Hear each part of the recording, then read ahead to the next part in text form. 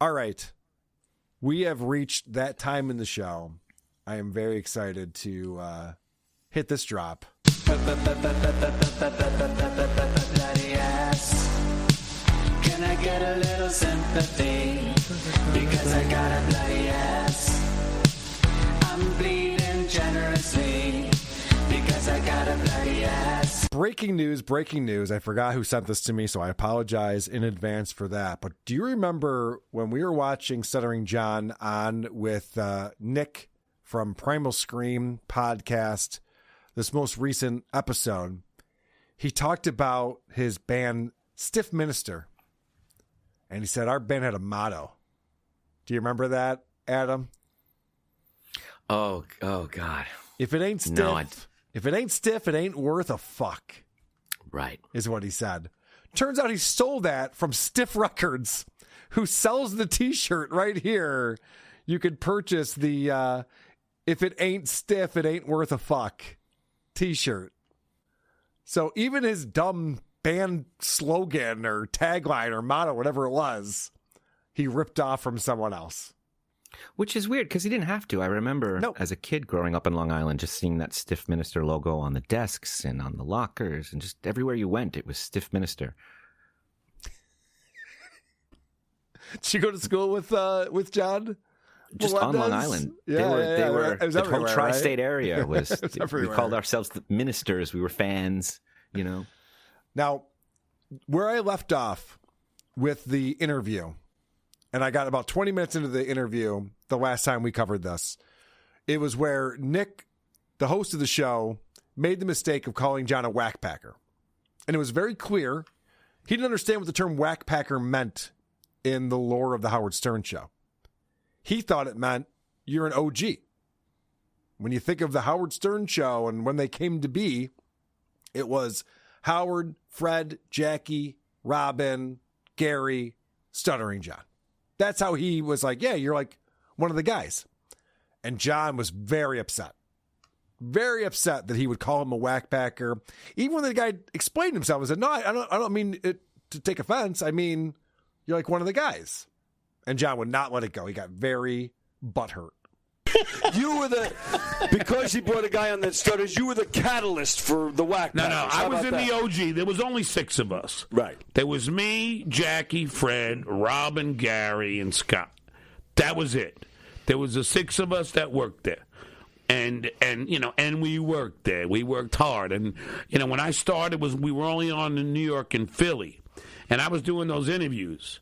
And those interviews became probably one of the most popular segments. That's what I'm saying. Yeah, but no, it wasn't part of the I don't think any of those guys could have done it other than you. Like I'm saying, like those parts. So he makes it clear. He was not a whackpacker as part of the original 6. Now, I would say there's an argument to be made that the only reason why John is, one of these guys who was like the original crew is because he didn't leave after his internship like most people did. Because the Howard Stern show had been around for close to a decade before John joined it. So this idea that, Private Parts, the movie, chronicles Howard Stern's rise to stardom. All of it happened before John was on the show. So you can see all the different players that were part of the Howard Stern show, but John likes to paint this picture that like, oh, no, I was one of the guys before everyone else got there, and I was one of the original 6.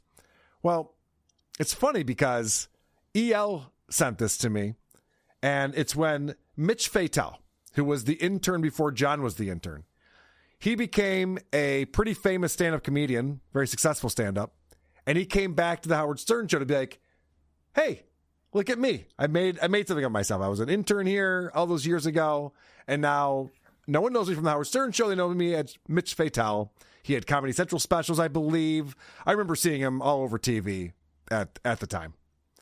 And so this is interesting as they talk. They're reminiscing about a time when Mitch asked Norman Lear. Norman Lear was having a Lifetime Achievement Award ceremony. And there was a presser. And so Mitch asked this crazy question of Norman Lear that threw him off. So Norman Lear glares at Mitch. I mean, glares at him. I'm in the back working the tape recorder, thank God. I have to push the record button down. Yeah. He glares at him, and he goes, there's a long pause, and he goes, oh, my God. He goes, I don't even, he goes, I just won a Lifetime Achievement Award. I don't even understand that question. Wow. And like, he wouldn't let it go. He kept going, oh, my God, oh, my God. So finally, somebody asked him another question, and he starts answering. He goes, I got to stop. I got to tell you. I don't get your question. Mitch is like shuffling through papers. Mitch did a lot of good stuff. Mitch was the guy who did the whole homeless makeover on our video. Remember that? Yeah. He did a lot of good stuff. So Mitch was asking John questions before John. Oh, yeah, definitely. Even Artie Lang points out, he's like, oh, so John wasn't the first guy to ask crazy questions to celebrities. Like, no, Mitch Fatel definitely did that.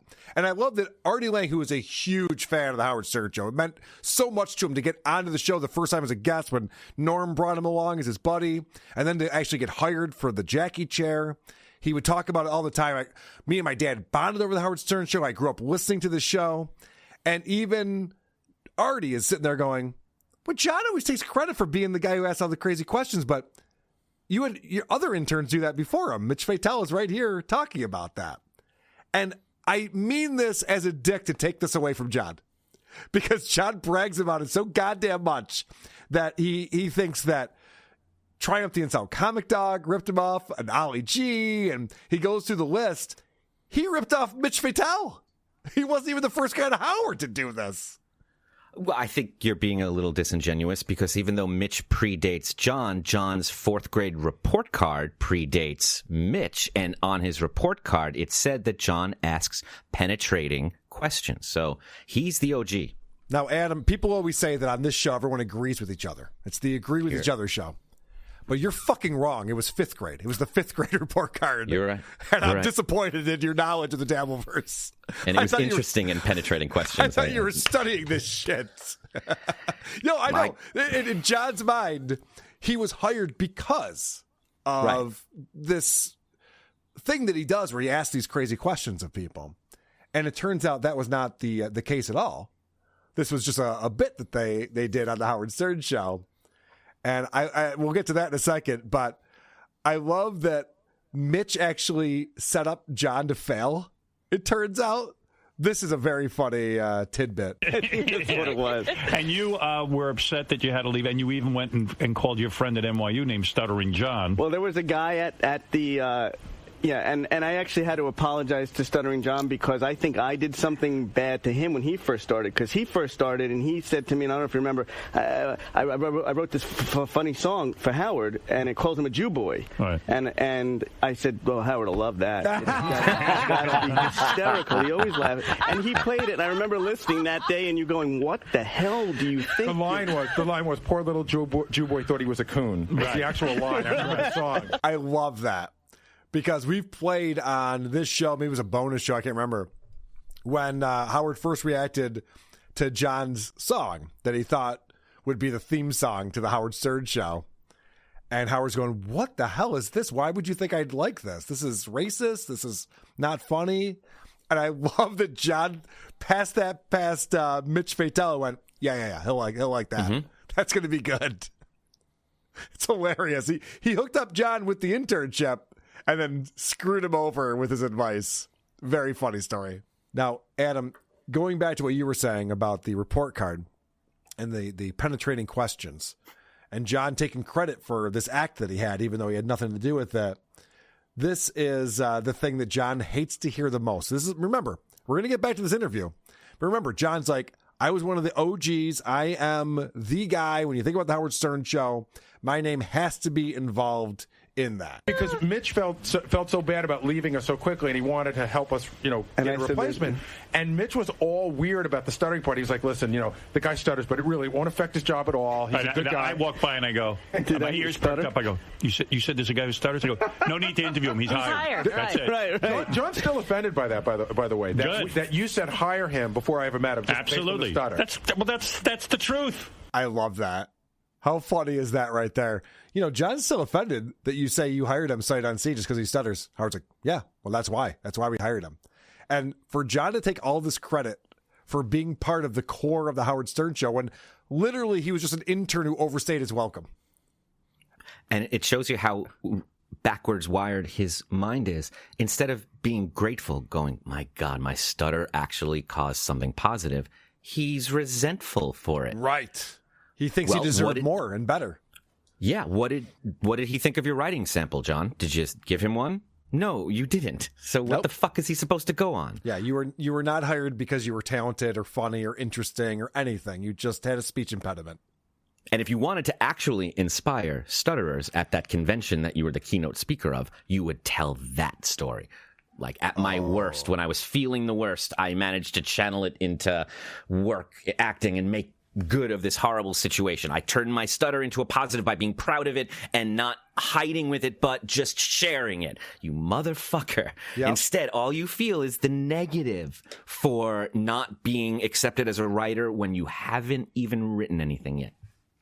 And he's even with this interview that he does with Nick, he constantly has to say, I was a writer on the Howard Stern. I was a writer. He was a call screener / stunt boy. And we've been over it many times, so I won't get into it too far. But we had Casey Armstrong on the show, a producer for the Howard Stern show, who told us John was not in the writing meetings. He wasn't even a part of the software we used to write bits. He had nothing to do with any of it. All right, so let's get back to this interview they did with Primal Scream. And they're talking about, Nick asked him, were there any questions that were written for you that you felt you shouldn't ask a celebrity? And so John has some examples here. A time when I had to interview Kathy Lee Gifford, and she was with Frank Gifford, and the kids were there. So I wouldn't. I wouldn't insult their parents to the kids. I felt that disrespectful. So that was nice, man. Like, in fact, when there's this fucking guy, when I'm pulling, I'm banging a left to come, on the road that's leading up to Governor's off of Division Avenue over there. Yeah, so coming off of Hempstead Turnpike. Yeah. And there's this fat fuck, and he's with his fat fuck kid. And they're walking, and I'm parked out, and I'm parked a little far out in the crosswalk. And the guy, he's no problem. He could get by me, and he's walking by, and he can't resist to open his fat fucking mouth to say something. And I was gonna roll down my window and go, "Shut up, you fat fuck!" And then I was like, "Ah, the kid's there. I can't do that." No, I'm not. That was nice of you. I'm not going to insult the guy's father, and I'm not going to do that. It's just, like people don't like. It's like I would never say something so insulting. Like I would never say you were part of the whack pack or anything. No, I wouldn't do that.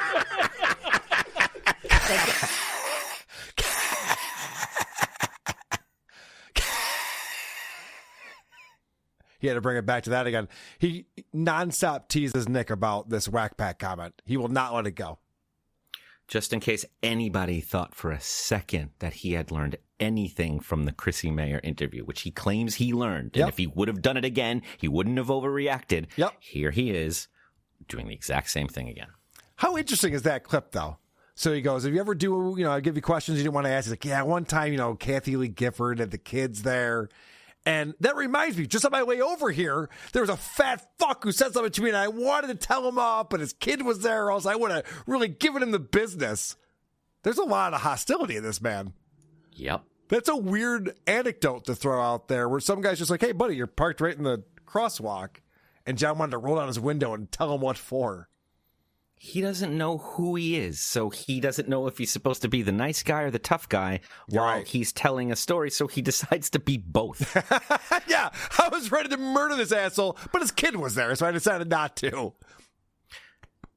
Thanks. Yeah. Congratulations. And you can tell this host has spent a little bit of time with him because he has the same way of dealing with John that anybody does who spends too much time, which is he's afraid of him. He's been with him long enough. I was like, wow, it's the guy from the show I liked, and he's telling me all these great stories, and we're drinking beers. This is amazing. But the guy said one wrong thing at some point, or did something wrong, and he saw John snap and do that whack-packer bit, and he went, oh, fuck, there's another side. And then every other moment you see from these people, you see it from his co-hosts, is just, I don't want that to happen again. How do I prevent that from happening? So they're over complimentary, and that doesn't help. And they try and they try and they try, but there's nothing you can do. He's a horrible person who's using you, so he doesn't give a shit. That sets up this next clip perfectly, because you can see that Nick is feeling so bad because he just got berated by John. I didn't play all of it, but we played it on the last show. We played some of it here, where John's just like very upset that he was called a whack packer. And so Nick's just like, he's like stumbling. He's like, oh man, I didn't mean it, man. Right. Yeah. He's not part of the whack pack either. No. Nah. No. I can't believe it. Now all my friends are going to laugh at me that I insulted Stuttering John. You know when I was what? Trying to No. Trust me, I don't care. So he's sitting there going, oh, man, I fucked up this whole interview. I screwed, it's the Chris Farley show all over again. Damn it. I screwed this whole thing up because this guy's an amateur, of course, but John should be the pro. And I mentioned this on the last show. John should be the guy who goes, oh, no, I wasn't part of the whack pack. There was John the Stutterer, but no, I was actually, on the show. I was a paid employee. And then just move on. Just correct him, move on, whatever. Instead, John's like, what the fuck? You think I'm a whack packer? Because John's triggered so much by that. Yep. This guy meant nothing by it. If I called John a whack packer, he would react the same way because he knows I'm doing that to insult him. This guy was not insulting him. And John can't take it in the context that was actually put out there. Because he doesn't live in that context. Right. He has no awareness that Beetlejuice and High Pitch Eric are more popular than the Howard Stern show right now. The word whack pack is something people who don't really know about the Howard Stern show, they know that. Like people that don't know the Grateful Dead have heard the phrase deadheads. So they meet Mickey Hart, the drummer, and they're like, oh, you're with the Grateful Dead? Are you a deadhead? Mickey Hart doesn't go, come here, you fuck.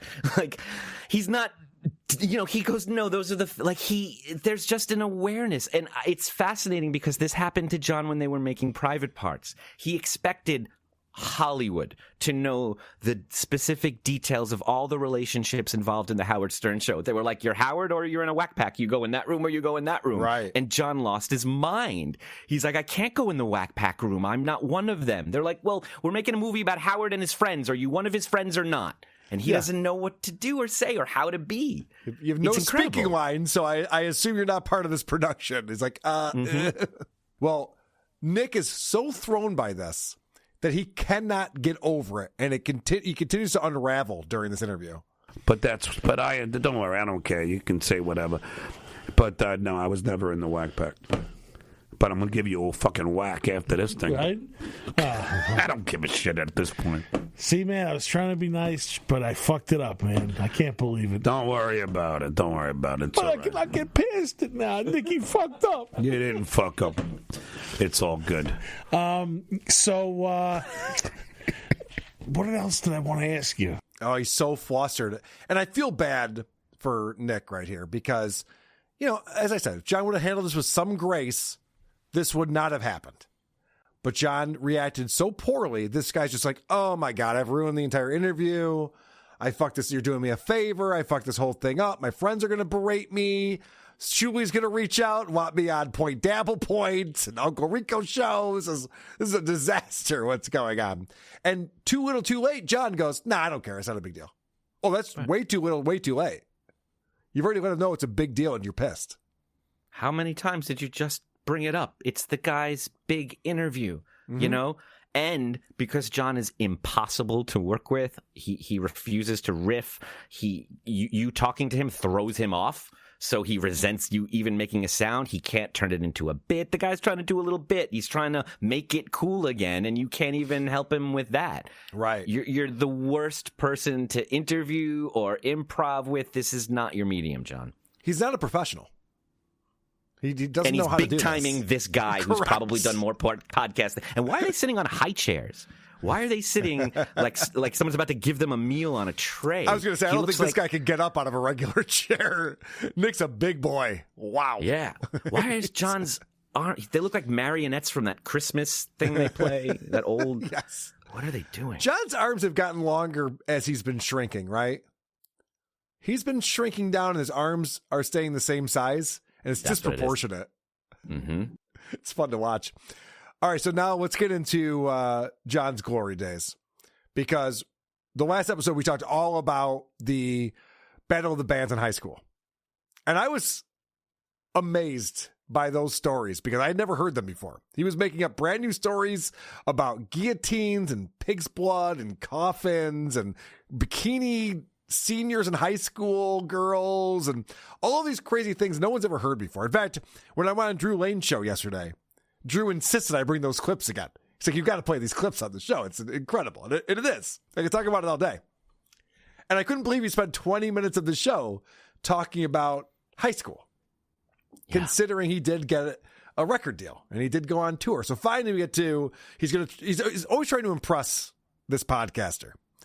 So now he's going to try to impress him with some of the names and the bands that he opened up with. And of course, they had a long conversation in that car ride back to Long Island where John drank 8 beers in the back of the car after ChillerCon.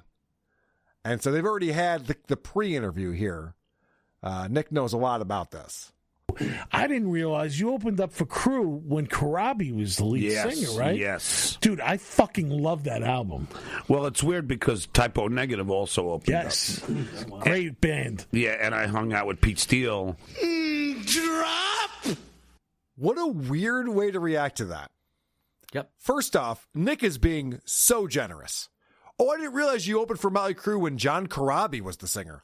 That was the worst era of Mötley Crüe. I believe I watched the documentary where I went, yeah, we didn't know what the fuck was going on. No one was coming to our shows anymore. It was a disaster. Grunge was here. Mötley Crüe was here. Their singer left the band. Like, it was a disaster.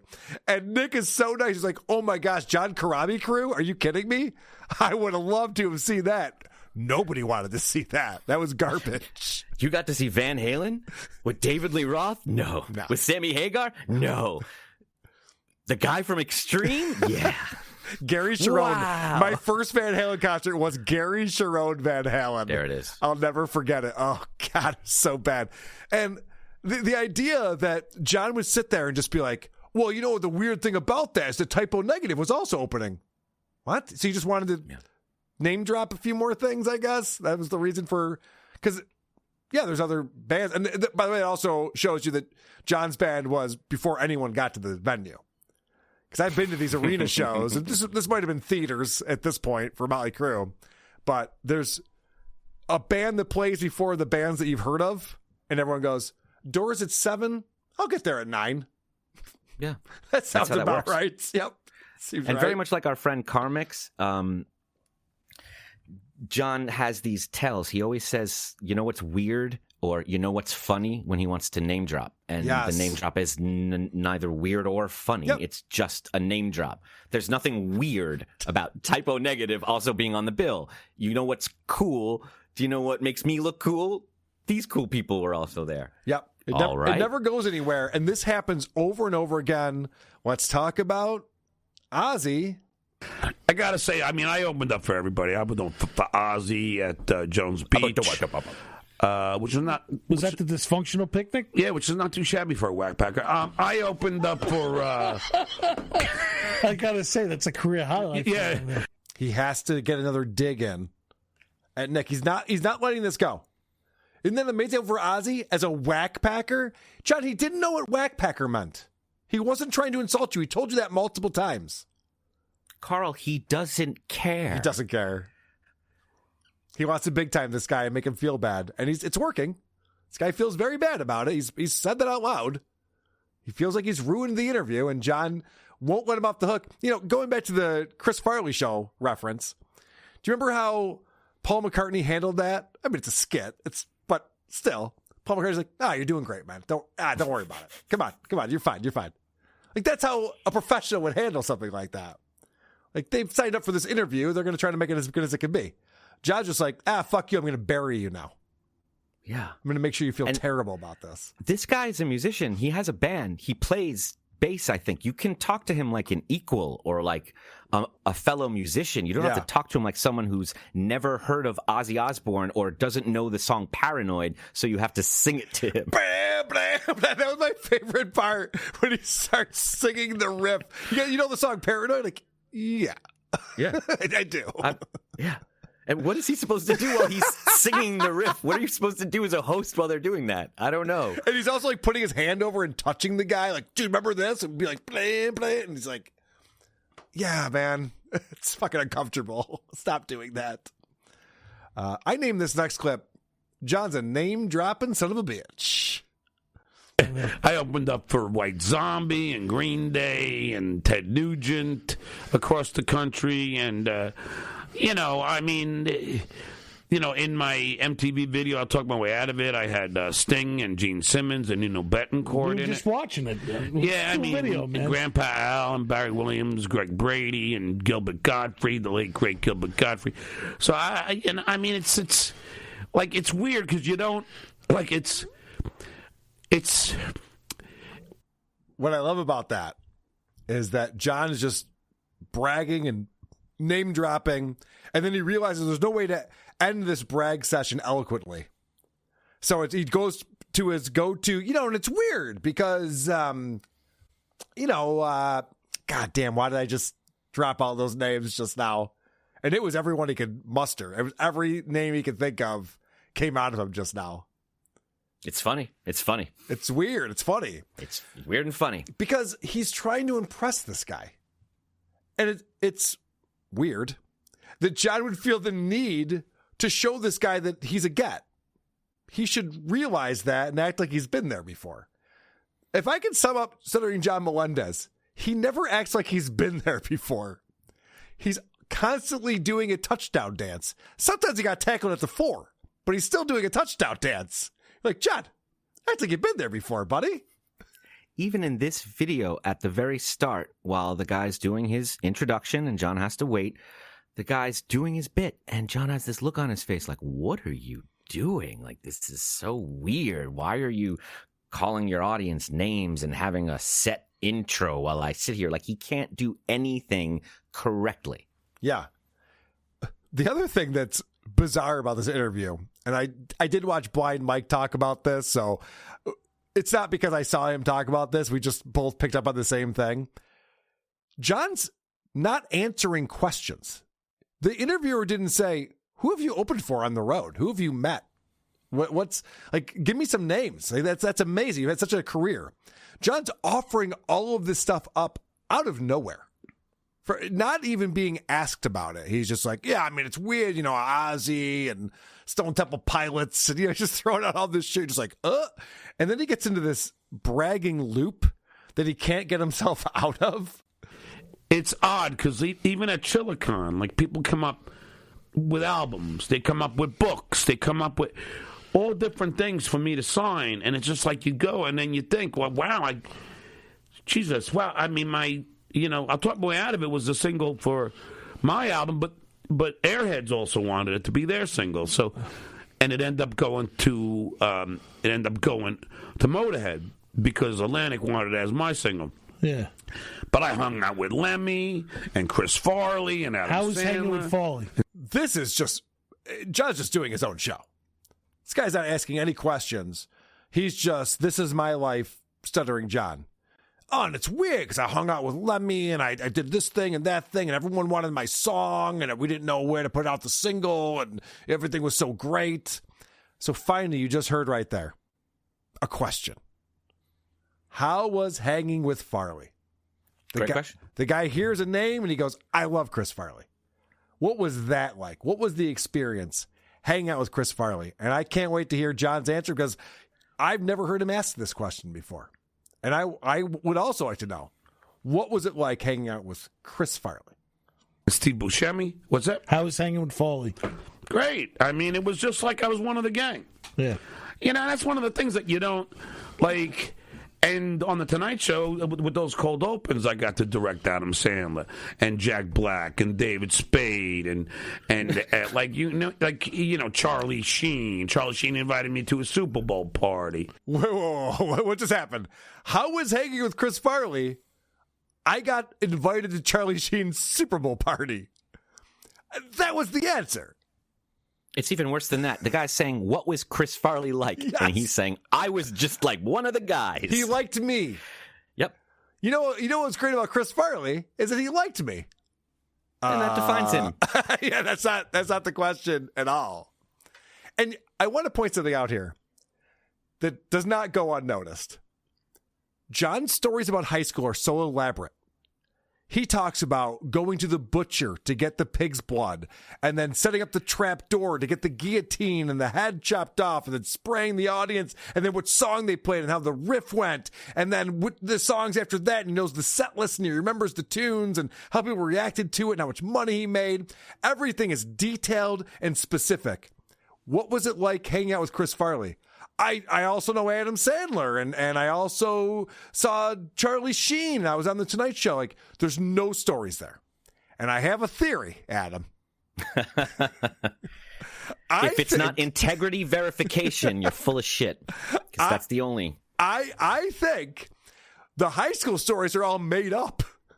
How dare you. And no one's going to call about it. But if he were to go out and just be like, yeah, Charlie Sheen and I were doing blow on his piano, his grand piano during the Super Bowl, someone might be like, hey, Charlie Sheen, John said this thing happened. You know, like, you can't make shit up about people who are well known, but you can make shit up about the hottest girl in high school. Like he likes to brag about banging that centerfold, but he only brags about the one who has passed away. And he says the name, but she's dead. So he can say that. I've got other hot chicks too, but he doesn't say that. Like, he never elaborates on things because he knows that he's lying about it. Like, there's nothing there. There's nothing to it. And he believes in the almighty potato that is constantly behind him and going to fact check anything he says. And that potato is on his mind when he says those things, and he reveals that later on when he tries to correct himself about who won the Battle of the Bands. Yeah. Well, that was the funny thing, too. I never said this because I played that clip on WATP and Drew Lane where they go, oh, well, you won the Battle of the Bands, right? He's like, well, they didn't pick a winner. After all of those lies, why don't you just be like, yeah, we won the Battle of the Bands? Yeah. Well, he hears himself say that and then doubles down, which is amazing. He goes, well, they didn't announce the winner, but... And he heard that. He's like, wow, I can't not have won after all of that. So, and he goes, you hear the fantasy? He goes, yeah, I mean, I was rubbing it into all the other bands, because every high school has like a dozen bands. There's always like too many bands. I rubbed it into their faces how sick my solos were and how the terrible girls they were. Yep. As an expert I played in a Battle of the Bands in my high school on Long Island. Beautiful. Now, so you have some experience with this. Direct experience, real life experience on this topic we're talking about. Howard Stern even mentions my high school in the first paragraph of Private Parts. So there's my credibility. And this was really badass. We said we were going to play one song, and then we played another Brick in the Wall by Pink Floyd. Oh, we don't need no education. You let that school know. Uh-huh. It was Adam, badass. Can I tell you something? I'm getting douche chills because I'm gonna tell you this.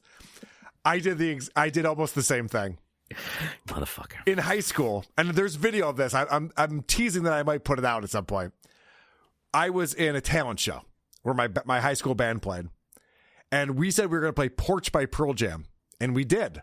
And then we went into Rape Me by Nirvana. We didn't tell any of the teachers. You did not. We didn't tell any of the teachers we were going to do that. And we got a circle mosh pit going in the auditorium as we were playing the Nirvana. And I remember afterwards, someone was like, I didn't know you were going to play that song. One of the teachers or something. We didn't get any trouble. It didn't matter. No one cared. How much were you paid for that gig? How much were you paid? A couple thousand? Exactly $0. Yeah, I made $0. It's how much you get paid to perform in high school. But I just want to take this a step further because the stories we both just told are very cringy and awful and embarrassing. Correct. But we didn't claim to have written those songs. Nope. And there's a movie by Noah Baumbach. There's a movie where this kid plays a Pink Floyd song. He plays like Wish You Were Here at the talent show, and it goes over really well. And the principal's like, wait a second, that's a Pink Floyd song. He said this was an original. And he talks to him about it, and he realizes the kid is delusional and not okay. He says to him, you didn't write that song. The kid says, yeah, but I could have. The principal realizes who he's dealing with. This man says to John, oh, you did the Alice Cooper thing. You did the big Alice Cooper bit. If this really happened as a high school kid, John would say, yeah, we were the biggest Alice Cooper fans. So we ripped it off and we did the whole Alice Cooper thing. It was so cool. Maybe I'd believe it. The fact that he says here, Alice who? He did what? Oh, I didn't know that. Anyway, back to the pig's blood. I got 6 quarts for $4.95 from Sam. Really? It's the funniest part. If you haven't watched the most recent WATP segment about this, it's the funniest part where John explains exactly Alice Cooper's show, a thing that everyone knows about that was 10 years before this talent show or Battle of the Bands. And Nick just goes, oh, yeah, Alice Cooper did that. John goes, oh, he did? I don't know. Anyway. It's like, it makes him look way. I love that Nick said that. It's so funny. Maybe He that's didn't why, just perform maybe another brick in the wall. He wrote it. Maybe that's why John crushed him on the Whack Pack thing, because he was probably butthurt about that, and he wanted to exact his revenge. Just a theory. Just a quad-father theory I'm throwing out there. I don't know. We'll probably only do 7 more episodes about it, and then we'll lay it to rest. There's no pleasing John. If this guy devoted his whole day to making his ego feel good, you can't fill John's ego. It can't be done. Well, this is a thing that John gets into in all of his interviews when he's being very braggadocious and he's talking about how amazing his career is. He has to take a step back and look back at all the things that he's accomplished. I had beers at the whiskey bar hanging out with Matt Damon. George Clooney comes up to me and says, and starts talking to me. Like, it's like, Jennifer Aniston comes up to me when we did the Tonight Show with friends. And, it's like, it's just such a charm. Jerry Seinfeld comes up to me. He's also from Massapequa. So it's like one of those things that it's like it's such a surreal life, Fuck yeah, it is. The thing that's surreal is that a man with no talent was in show business and got to talk to talented artists all the time. That doesn't happen very often. And so when he says it's a surreal life, it is a surreal life, because George Clooney isn't on a show going, oh my God, I had a conversation with Jennifer Aniston and oh my God, Seinfeld came out to me. George Clooney belongs. So he doesn't talk like this. And even that story where he goes, oh my gosh, I'm at the whiskey bar drinking a beer, and Matt Damon's there, and he says, anyway, we're talking. He has no stories. He has nothing. There's this is the worst anecdotes possible. It's just name dropping. People ask me specifically a lot about politics in Hollywood, and if you get influenced to believe a certain thing politically. Yeah, and I'm always do saying, you, Adam? I don't. Okay. I don't. But what John's doing right now, I do. This happens when you live here. Celebrities get projects made. They just do. If you can guarantee this celebrity will be there, the money shows up. Right. So when you say their name, the heads turn. And if you live in L.A. too long, you start to think the rest of the world is like that. When you leave L.A. and the end of your story is, and Matt Damon was there, and everyone on Long Island is like, and... Right. And you don't have anything else, you stop telling those stories and you realize, or I had a friend from Long Island that asked me, he goes, hey man, I love visiting you in LA, but when we go out, can you stop introducing me to people as what I do? I was like, oh, interesting. Yeah, you're right. I thought I was being a nice guy. He works in sound. This is a sound guy. Don't you guys want to? He does, but that's just an LA thing and you're being a douchebag. I just want to be me. And he was right. John has no friends to tell him this. He has no sober experiences to learn these lessons from. So he doesn't understand that it's cool, but it's not, we don't give a shit. It's not a story that Jennifer Aniston was there unless something interesting happens. It's very interesting that John has learned no lessons. He's been alive for 60 years and hasn't realized that we're not impressed. You were on the Tonight Show. I imagine you've met every A-list celebrity. I would assume you have. I'm frankly shocked that you haven't turned that into anything. I know you live near the Kardashians and they were at your New Year's Eve party. How have you not turned that into something more for yourself now? Now you live in Cape Coral, which is a shithole, according to some people. The fuck would live there? Who the fuck would buy a house in Cape Coral? What are you thinking with that? So then John, because he's always up in his own head, and even when he's on these other shows, he's thinking about Shuli. And so he just throws out a comment. But then again, then we go back to that kid sitting in the picnic chair. Selling, it's just always hustling, and that's who I am. Like, I don't fucking drop out of high school like some of these losers. I don't fucking, I told you what a gold distinctive effort thing. John's fighting a battle with Bob Levy right now. How did this happen? He was just talking about hanging out with Ben Affleck or whoever. He's throwing out all these A-list names. And, before that, he was on tour with all these bands. And he's throwing out all this shit. And then he's just like, and you know who's a real loser? Is the shit way. What? He's arguing with somebody in his head. Whenever he says these, proud accomplishments, he acts like he's saying it to someone who doesn't believe him. Yes. Even when the person's like, amazing. Oh, you're amazing. All he hears and sees is like pushback. So he's like arguing with this guy who can't agree enough. Right. It's never enough. The gold certificate, he brought that back again, too. It's at the point now, Adam, where why am I even here? You know what I mean? Like, I could just play Stuttering John, and it's everyone can come to their own conclusions. We all get it. This guy is retarded. This guy's a pathetic idiot. It's incredible how bad he is at life. All right, let's move on. John decides he gets an opportunity to insult his host Nick here. He decides that he's above that. He's not going to do it. I am. I'm part of the whack pack. Yeah. I can make a joke there, but I won't insult you. Do you know what the joke he wants to make is, Adam? I bet you could predict it. No, please tell me. He wants to call him a fat fuck. What? He wants to call Nick a fat fuck. When, he does a self-deprecating thing Nick does as the host. He's just like, yeah, I'm a whack packer, obviously. And John's like, oh my gosh, I'd love to talk about your weight right now.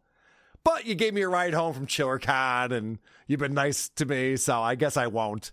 He's like, no, go ahead and make a joke. He's just like, well, it's not a great joke. It's just the words fat fuck. It's the joke I wanted to make. Yeah, he doesn't actually have a joke. He just has wants two to words insult, that sound funny together him. To say. Yeah. He's just hoping he can insult him. He wants to say it so badly, too. He's like, oh, that's all I want to do. He did this before earlier when he talked about what he wanted to say to that person crossing the street, but didn't. Well, as long as you have the feelings and you tell us about it, you don't get credit for not doing it. Correct. You still let him know you want to hurt his feelings. You don't get points for not doing it. You ready for braggadocious, John? It's one of my favorite versions. Oh, something new. Of Stuttering John. Oh, no, I'm not here to insult you, Nick. You were nice enough to drive us all the way back. I had a nice drive that day. I did, too. As long as there was beer, I didn't give a shit. And you got to admit, I drank, 8 beers on the way home? See? Yeah. Did I even seem the tad bit inebriated? Not at all. And did I even have to take a piss at all? No. Yeah, that's right, man. My liver and bladder are trained. That's good. From years and years of practice. No one told me there was going to be boasting. Why does a 60-year-old man feel compelled to talk about how many beers he drank in a car ride home? He thinks this is bragging? I think so. Am I wrong? Adam, what is going on here? A lot of alcoholics feel shame. Yeah. You think you'd be like, don't tell them about my drinking on the way home if you don't mind. Yeah. Let's keep that. Or they'd pour it in like a different cup or something and be like, yeah, and I'm just having a Coca-Cola. Look at me. My Coke. I keep thinking about, because I'm lonely, I keep thinking about when they left the con, and Grillo said, hey, me too. And John had to say, oh, fuck, I showed up with this guy. Can you give him a ride home too? Right. And then John had to tell the guy, not only are we going to Long Island from Jersey, but you got to stop at an open liquor store right now. When that guy gave any kind of pushback about that, when John turned on him, Right. And really, and that's what that guy's afraid of. Like, this was not a joyous ride home. This was like a hostage situation. Did this guy buy John the 12-pack? Did John offer any gas money? No gas money, for sure. This is why, we talked about this at Point Dabble Point. Shuli reached out to Nick to try to get him on the show. Nick has declined, doesn't want to be part of the Dabbleverse. But I have a lot of questions about that ride home. Mm-hmm. This would be fascinating to get him on the show to talk to him. That fat fuck. Why would he come on WATP? Oh, because John scared him.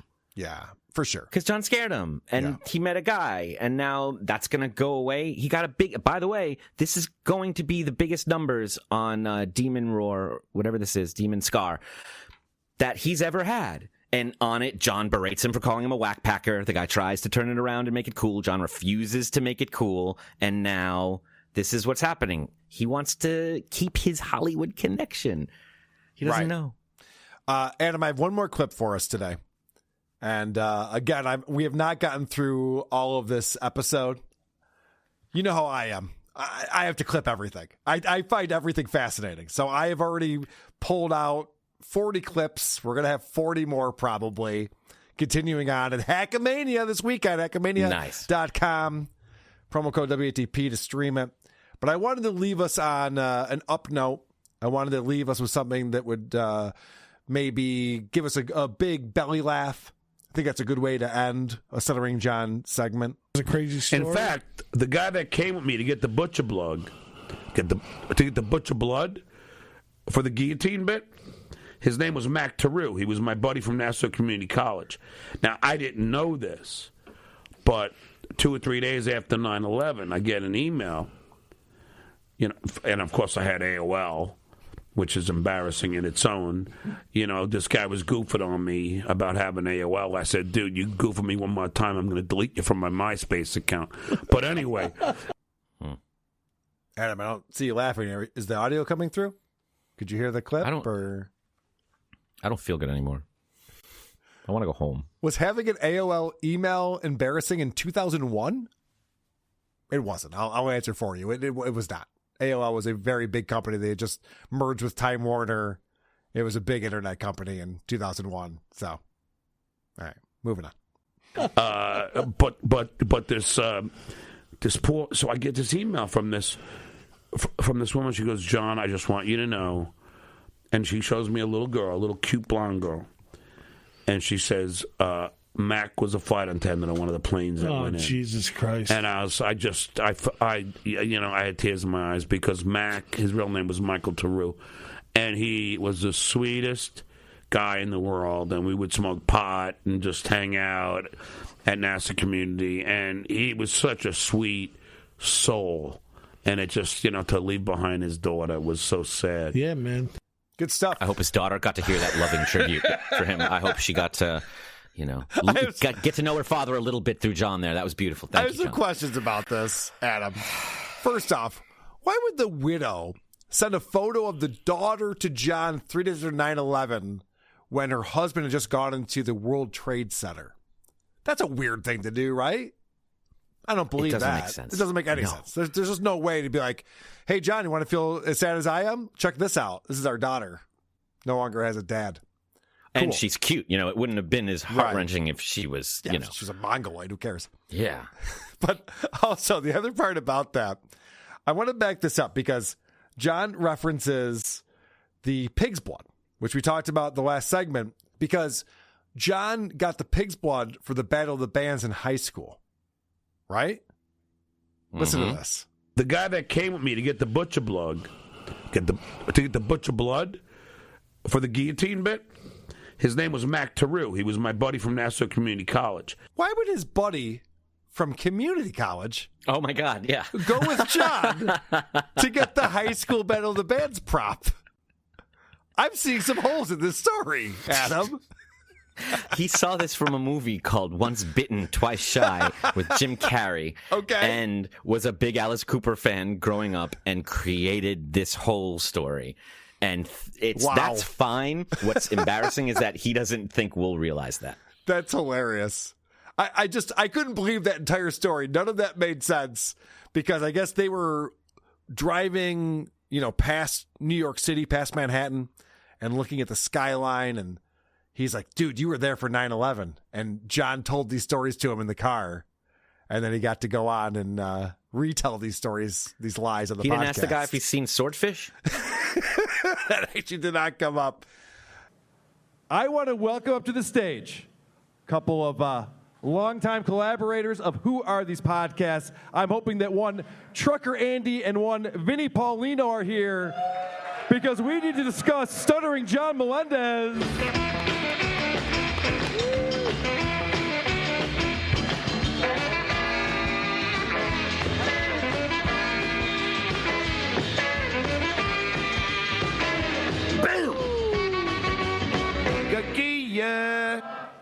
Now, as you guys know, Stuttering John just did an interview with Primal Scream, Nick Greystone, and we've been checking out that interview in little segments here, and where we left off last, I left off with a perfect part when they brought up 9/11.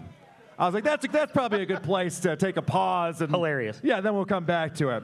So John segues from the 9/11 talk and to talk about the trolls, as only one Stuttering John could do. And I understand that, they built those buildings there, and they do have the memorial, but that's what we were really talking about. Yeah, we thought, well, what I thought is they should build the same replica. Twin Towers, fuck you, fucking terrorist. But we got a new kind of terrorism now. It's called internet terrorism, and then I get people canceling my stand-up dates, and it's really sad because even the mob has ethics in a way, and they don't go after they don't get the children.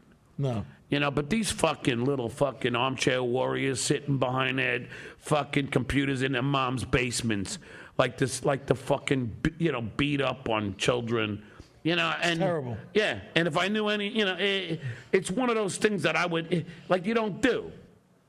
So much going on in this clip that I want to point out. So first off, he's going back to these people are going after the children.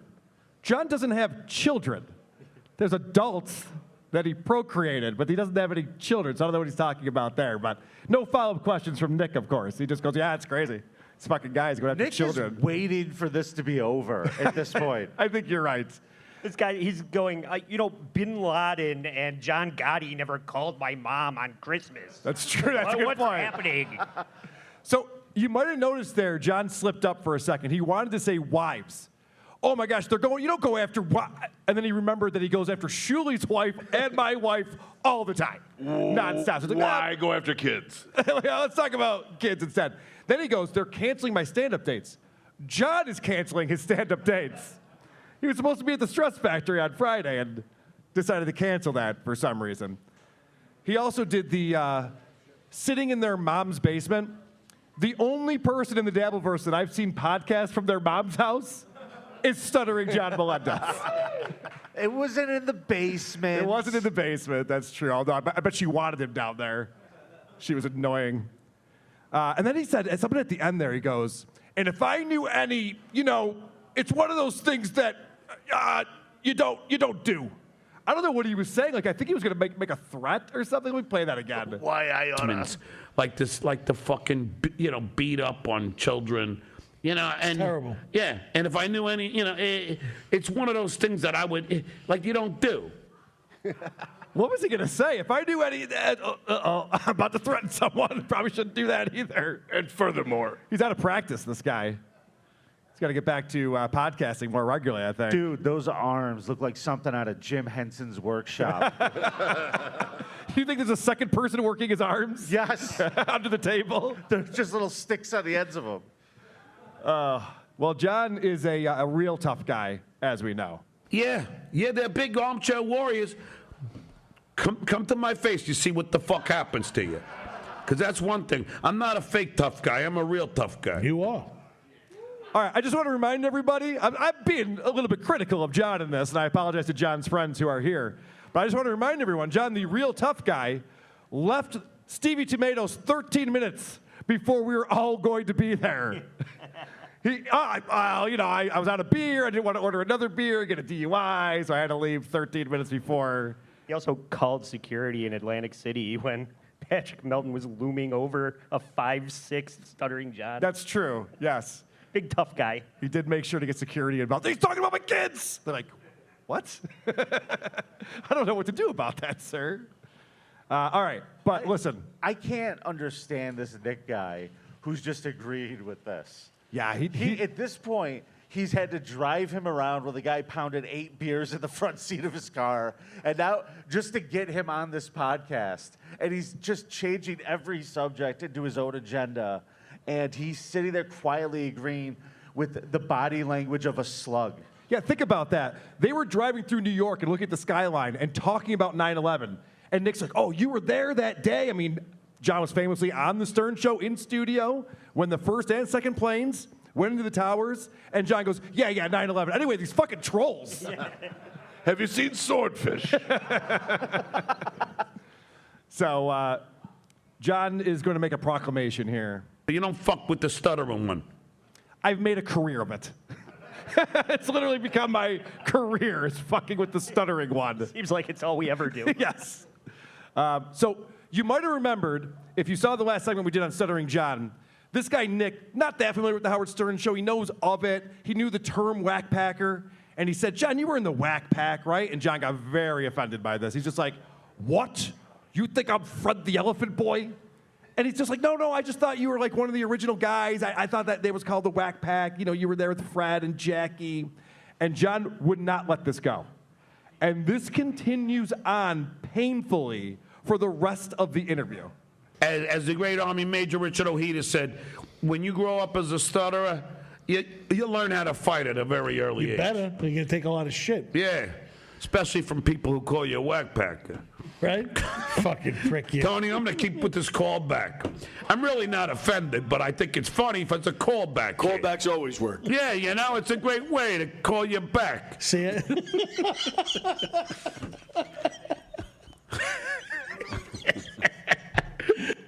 He's a poet. He's trying to imitate John Rickles with the face he's making. Yes. And this whole thing where he's just like, oh, it's a callback. It could be a callback once, maybe twice if you space it out a little bit. But if you just keep saying it over and over again, you're kind of driving it into the ground like he does right after this. Because the reason why Hero is stupid, where that started was me and Robin Quivers left, 600 Madison Avenue to have lunch because, you know, she always had lunch with the whack packers. And we went to have lunch. And so we're walking down the street and he can't help himself. I know. It's all he's thinking about is he got called a whack packer. And every single conversation they're having, he keeps bringing it up. Like, you call me a whack packer, just bringing it up, just remember. And then he's laughing at himself like, I just got this guy good. Yeah. No, because he was actually riffing right there. He's making up new, because he tells these stories over and over again. It's part of the telemarketing script that he does. So the fact he's ad-libbing now, he's like, holy shit. He's also invoking Richard Ojeda's, like, people know who that is. Nobody knows who that is. The guy's looking at him like he's when he becomes the congressperson out of South Carolina, we'll all know who that is, of course. But he's quoting him like he's Ben Franklin or something. It's like, so this is interesting because what John's talking about right here is his nickname, Hero of the Stupid. And, of course, the way he got that nickname is that there were all these construction guys yelling at John, and Robin Quivers quipped, you really are the hero of the stupid. And so John wears that as a badge because the blue-collar guys like John. And I go to myself, Nick, I go, okay, I would rather be loved by the blue-collar workers of this country than the white fucking collar workers. Because to me, I stand for the blue-collar workers, hence me working at the fucking warehouse. So I'd rather cops and construction workers and nurses and school teachers like me. And Nick, have you ever heard of Tahiti Village? John is talking about being the champion of blue-collar workers. He throws out, obviously, doctors. He took that one back. Nurses? Teachers? Like me. Are these people digging ditches during recess? What's he talking about? It's like a fireman running into a burning building. This guy famously couldn't hold a postal job. He can't. He's unemployable. But he's a blue-collar hero. Also, just nurses and school teachers have advanced degrees. These are not like jobs that you get because you flunked out of high school. Masters in film. That's not even close to true. He also called back to his warehouse. He's like, I'm a blue-collar guy. Like I was telling you how I worked at that tire warehouse. He was 14 years old. No 14-year-old has a white-collar job. That's how that works. You don't know how to do anything, so you just have to lug around tires all day. John also does this thing that a lot of these guys that we pick on do, where he just gets sayings wrong all the time. Good for you, man. Yeah, It's fuck true. them all, let God sort them out, right? Fuck them all and let God sort them out. That's the saying. All right. So dumb. Yep, he's pretty stupid. By the way, he was referring to white-collar workers when he said that. you know, yeah, you know, all the jobs that he's ever had, white collar workers when he was on the radio and on Leno and Stephanie Miller and those suits at NBC. Yeah, fuck them all. Fool me once, God, you won't get no. fooled again. Oh, this is funny. So I assume that he was doing this in the car a lot when they were driving around, when Nick was driving John from ChillerCon back to John's mom's house, because he's now getting requests. Oh, do the thing. You were doing it every day. That was classic. That was like the wake-up thing for every day, like coming into the room. What? Poor Nick. He doesn't know what to do with this guy. Do the thing. Yeah, that's a cool thing that you do. Yeah, the wake-up thing. Good. Pretty neat. Thanks, John. Is this At least over? he didn't do the elephant trunk. Oh, he did that before that. I didn't pull the clip. What a fucking asshole. All no the same offense, shit. Nick. Sorry. He's playing all the hits, ladies and gentlemen. All right, so John thinks up a brand new joke, and I have not seen this in a very long time. I watch a lot of Stuttering John stuff, and it really cracks him up. Him meeting John. I had a great weekend at Chiller Theater. Did you have a good weekend at Chiller Theater? And seriously, I don't have a problem being called a whack packer since I whack it every day. Me too. 2 or 3 times a day. The guy goes, "Did you have fun at ChillerCon?" And John goes, "Yeah, so anyway, you called me a whack packer? I just thought of a jerk-off joke for that." It's another callback. After yes. that, I would throw that microphone in the garbage. That. Yeah, let's see that again. This is when John's very proud of himself. He does this. Me too. 2 or 3 times a day. That mic cover smells so bad now. So John brings up something that Nick knows very well, jerking off by yourself. Well, hopefully by yourself. I don't know. I made that sound like it was worse. What is this guy, jerking off by himself? But so then John brings up how difficult it can be to jerk off when you live in Florida like John does now. You know, in Florida, It's against the law? In order to go on Pornhub, you got to show your driver's license. Get out of here. Yeah, I was all coked out. Oh, I'm sorry. I was all getting all horny, ready to whack off. I go to Pornhub, and I got to give him my fucking driver's license? No, Fuck thank you. No way. No way. Yeah, we have it like easy now. So instead I had to go to my spank bank, which I'm running low. Yeah. There's only so many times I can whack it to fucking Tabitha Stevens. Or Vanessa Del Rio? I don't even know who that is. She was my first love of roast beef. Love of roast beef? Yeah, that's what it looks like.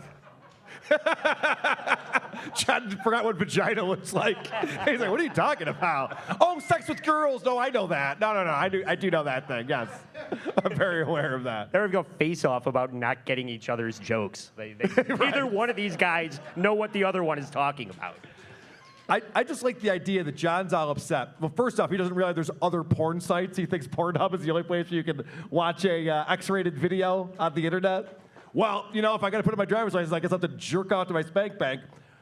Or Xtube or, you know, RedTube or any other site.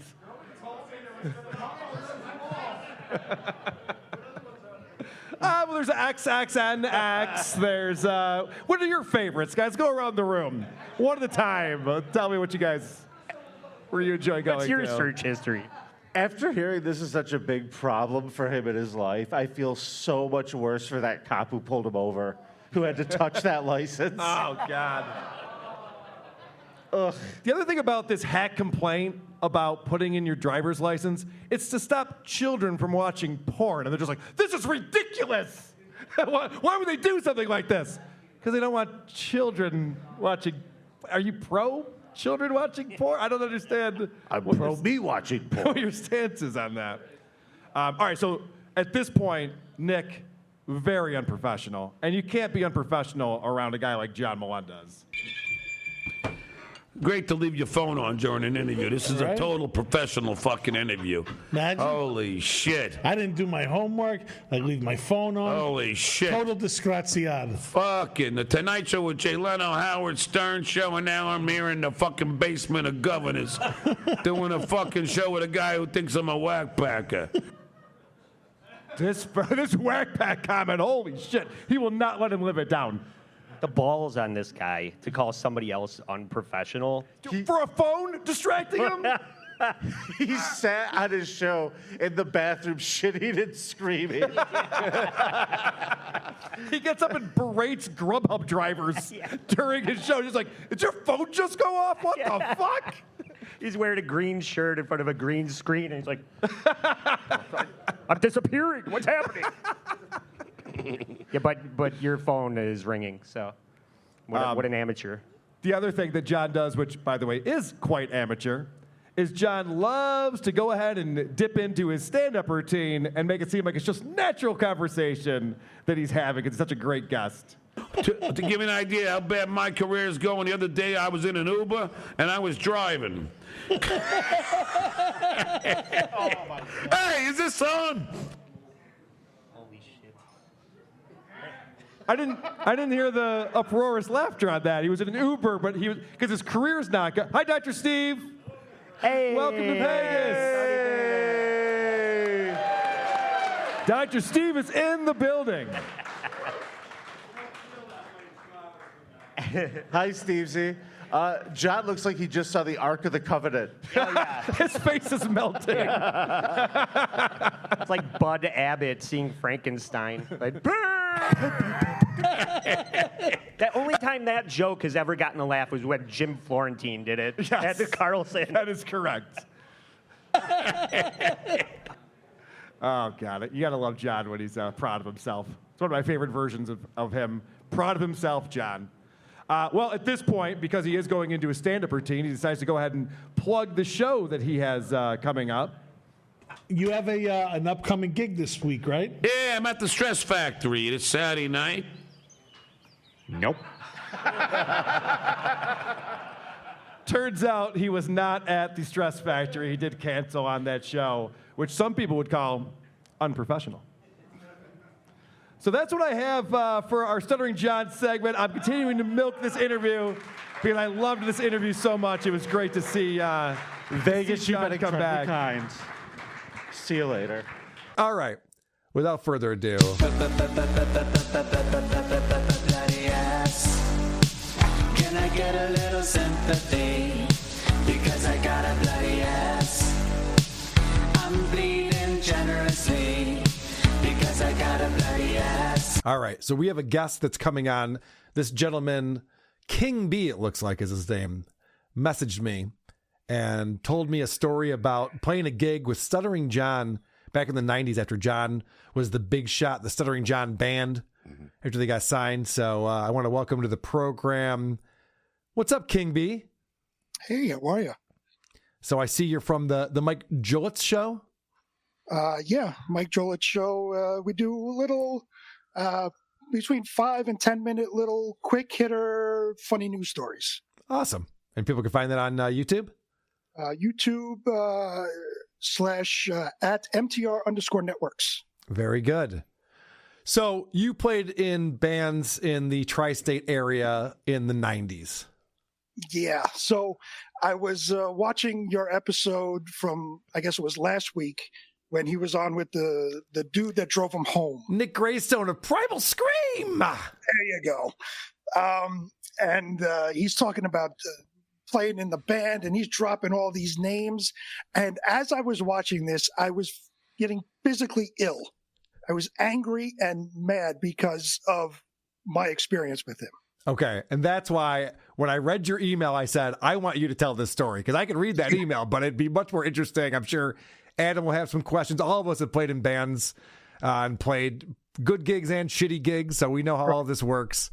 And your experience was one that we don't hear about very often, where you were actually there to support John's band. You know, John always brags about opening for Ozzy and Crew and everything, but you had the task of opening for the Stuttering John band. Right. So it was a club called Raw in Queens, New York. What was it called? Raw. And where in Queens? Bayside. Okay. Bayside, Queens. That's where my grandmother's from. Oh, it was up on Bell Boulevard, if you know that. I do. That's also where Ron Jeremy's from. Oh, I didn't know that. It's a very famous place.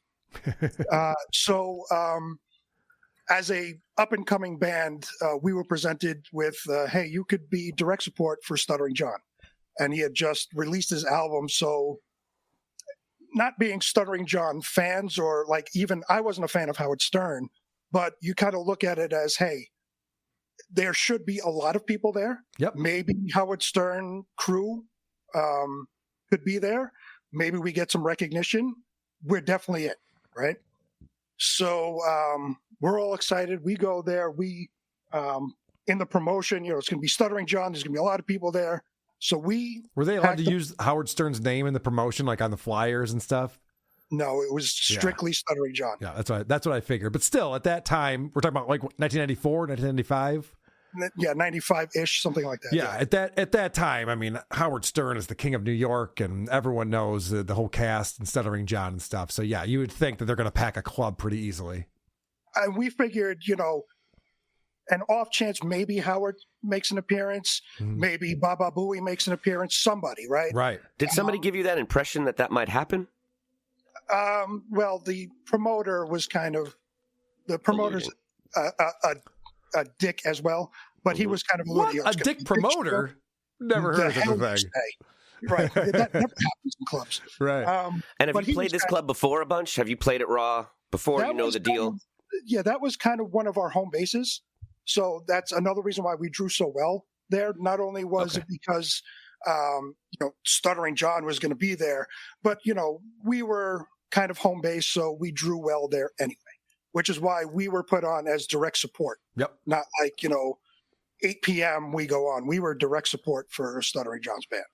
And I should mention that the club didn't have a lot of confidence in John's band. If they hand selected a band that they know is going to draw, that's what they'll do. They'll be like, well, we know these guys will bring in a crowd, because if Stuttering John is going to pack the place, they're not going to waste your guys' good night. It was either a favor to them or they needed the help and knew you would regularly fill the room. Right. Good point. Right. And keep in mind, Raw is it's a small club. We've all been there. It doesn't pack thousands. It's not a theater. How many you think? Maybe a few hundred. Yeah. Right? Okay. So, never mind what he was talking about. Oh, I played the Coliseum. He was playing a small club in Bayside, Queens. I should point out, just a quick aside, he always brags about that Ozzy show that he played. That surfaced online. It was an outdoor show that was sparsely attended at the time that John's band was playing, and it was still daylight. And we've all seen those shows where the bill has too many bands and it starts at 5:30 p.m. and no one's going to get there till 9 because the headlining act's at 10. Just one stage? Yeah, just the one stage. Right. Yep. So the night of the show, we get there and there's a buzz in the air because, again, it's Stuttering John, somebody we've heard on the radio. We're excited. Hopefully we get to meet him. Again, we're all looking for inroads, trying to promote ourselves. You get there for sound check, right? Yeah. And it's middle of the day? And early. we can load in and all that. So where the doors are like I want to say 7, just say, we're there at 5. Perfect. So, and we're expecting to Stuttering John to hang out with at least the bands. He's nowhere to be found. The whole night, he's nowhere to be found. We're waiting. The other bands go on, the opening bands go on, and he's nowhere to be found. We go to promoters like, we want to meet Stuttering John. He's like, oh, he's in the back and nobody's allowed to go back there. No shit. Yeah. So it's like they had a little backyard area where you could kind of go out, smoke a cigarette, have drinks or whatever, but nobody was allowed back there. Wow. At that night. So, all right, whatever. So we go on, we play, and again, we packed the house. And sad to say that we had a great show. We went off, and there wasn't a lot of enthusiasm to see Stuttering John, especially since he didn't bother to come into the club and mingle with anybody. So the club kind of emptied out after we left. Wow. Not after we left, sorry. After we went off. After you got done. So John saw himself as a big celebrity. And obviously the club played along with it because it's like, I don't need anyone back here in my area. Mm-hmm. And the fact that he can't even go out and like shake hands and thank people for coming out to the show. Nothing. I mean, that's the one thing he has as a draw is like, I don't care about his music, but he's going to be there hanging out. I can meet Stuttering John from the radio. Mm-hmm. And he can't even be bothered with that. And just to contrast that, if I can drop a name like Stuttering John does, Pete Steele from Typo Negative. Mm-hmm. We opened for Typo Negative, and then we opened for Carnivore, his band. Before Typo Negative, they did a reunion show. Pete Steele stood on the side of the stage, watched us play. When we got off, he was like, "Yo, great show. That was awesome." And just hung out and bullshitted with us for, a good half hour while the other band was getting set up. So to contrast that, Stuttering John in the back, nobody can touch him, nobody can bother him, leave him alone. It's not surprising, I guess, but you would think a younger Stuttering John like that would be excited, because nowadays he would love to be in a crowd of people that adored him and were interested to see him and talk to him. Would buy him beers. Yeah, would buy him beers. He'd be very excited about that. And to think at that time he was in the green room, locked off from everyone else. And I understand that with like big acts. Right. I've definitely opened shows for bands that were big national touring bands, and you don't have access to them when you're on the bill. But it's Stuttering John's band, and you guys are the main support. Right. And so, nowadays, obviously, his star has waned only just a little bit. Sure. But, back then, it was still the height of, Howard Stern. So I'm sure his ego was extra inflated. Mm-hmm. So, he just assumed that everybody was going to be there and love him and want to see him play and all this. As the club empties out, we figured people are going to, go outside, get some air, come back in as they're setting up. Well, they set up. They're about ready to go on. Very few people come back in. For the most part, who's there in the club is the bands, their girlfriends, been there. Friends that are just hanging out and we're drinking. Other than that, it pretty much emptied out. This is typical of a show with all local bands. Mm-hmm. The headliner, quote unquote, has the worst attendance. Yep. No one wants to be the last band on the show. That is 100% correct. Yeah. You want to go on at 10 p.m., Yep. not You want to be the midnight. middle act. Yeah, right in the pocket. Yep. Right. But you'd figure with Stuttering John, there's some notoriety there. You'd figure people would stay. Oof. Nobody cared. Because at that point, again, he didn't bother coming in. Everybody then realized nobody else from the Howard Stern show was there. So I'm not interested in listening to Stuttering John because he's a side character anyway. So a lot of people not a lot of people came back in. His band went on. We're sitting there. We watched his band play. Wasn't How good. were they? Not good? Not good. No. What about the rest of the band outside of John? Were they any good? Well, the musicians were good, but he's trying to be in between songs. He's trying to be hacky and do little bits. And, Do you remember any of them? No. We've watched concert footage from that time period. I've seen John try to do the shtick in between. That's where "Stutter, You Piece of Shit," that famous Cardiff drop. I'm sure you have it on the board over there. And it's interesting because at that show, it's very much what King B is saying here, which is that even when he does draw people, they're not fans, they're spectators. Right. They're going to see what's going to happen. They might end up liking the music, but usually halfway through, they just end up starting to heckle and create their own kind of fun. Right. Well, at this point, now it's getting late on in the night, and we're all tired, and we're waiting to get paid. Uh-oh. I don't like where this is going. Wait, hold on. They played for before you finish, they played for what, 40 minutes, an hour? Probably an hour, yeah. Did it get any thinner? Did it stay the way it was? Well, like I said, it was for the most part, it was the bands. So we all had to stay and wait to get paid. Yeah. Our girlfriends and some friends of ours, and the other bands that were drinking. Some left, maybe a couple others, stragglers that were still outside came in. But for the most part, it was very, very thin. It's depressing. Yeah, I've been there. Right. We've all played gigs where there's 12 people in a big kind of area that could hold 300, but there's 12. Yeah. That was kind of, and it's hard for the headliner to play a full set at that point. That's when I look around at the guys. I'm like, let's cut this one. Let's cut that one. There will be no encore. And could you 12 spread out a little? Just a little bit, right? And back then, for the most part, the clubs you kind of did the door deal. So they'd ask who you're there to see, and they would mark it down, and you get like $2 per head, whatever it was. Yep. And like I said, we drew the most, so we're expecting whatever it was, a couple $100. Yep. So we wait for the night. They go off. They tear down. Again, nobody's allowed to talk to them. As soon as they were done, Stuttering John went back out in the back again. I mean, he's a guitarist. He doesn't even take care of his own amp and shit. No, he left. He was done. He was gone. Okay. The band tore down whatever roadies they had was tearing down. But he was gone. Grillo. And so we're waiting. We go up to, usually the promoter will come around and, gather the band members, and we go into the back room and he divvies out the money. Mm-hmm. We're waiting. We see him. He's not gathering anybody. Mm-hmm. So we go over to him and we're like, yo, what's up? We're ready to get paid. He's like, you guys aren't getting any money. We said, why? He said, John demanded the entire door. Wow. We were like, what the fuck?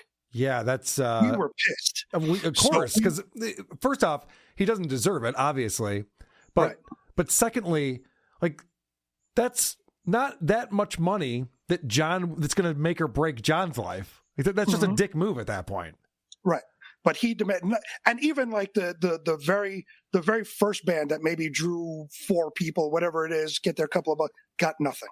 Wow. So we went looking for John. Let's go. We don't give a fuck.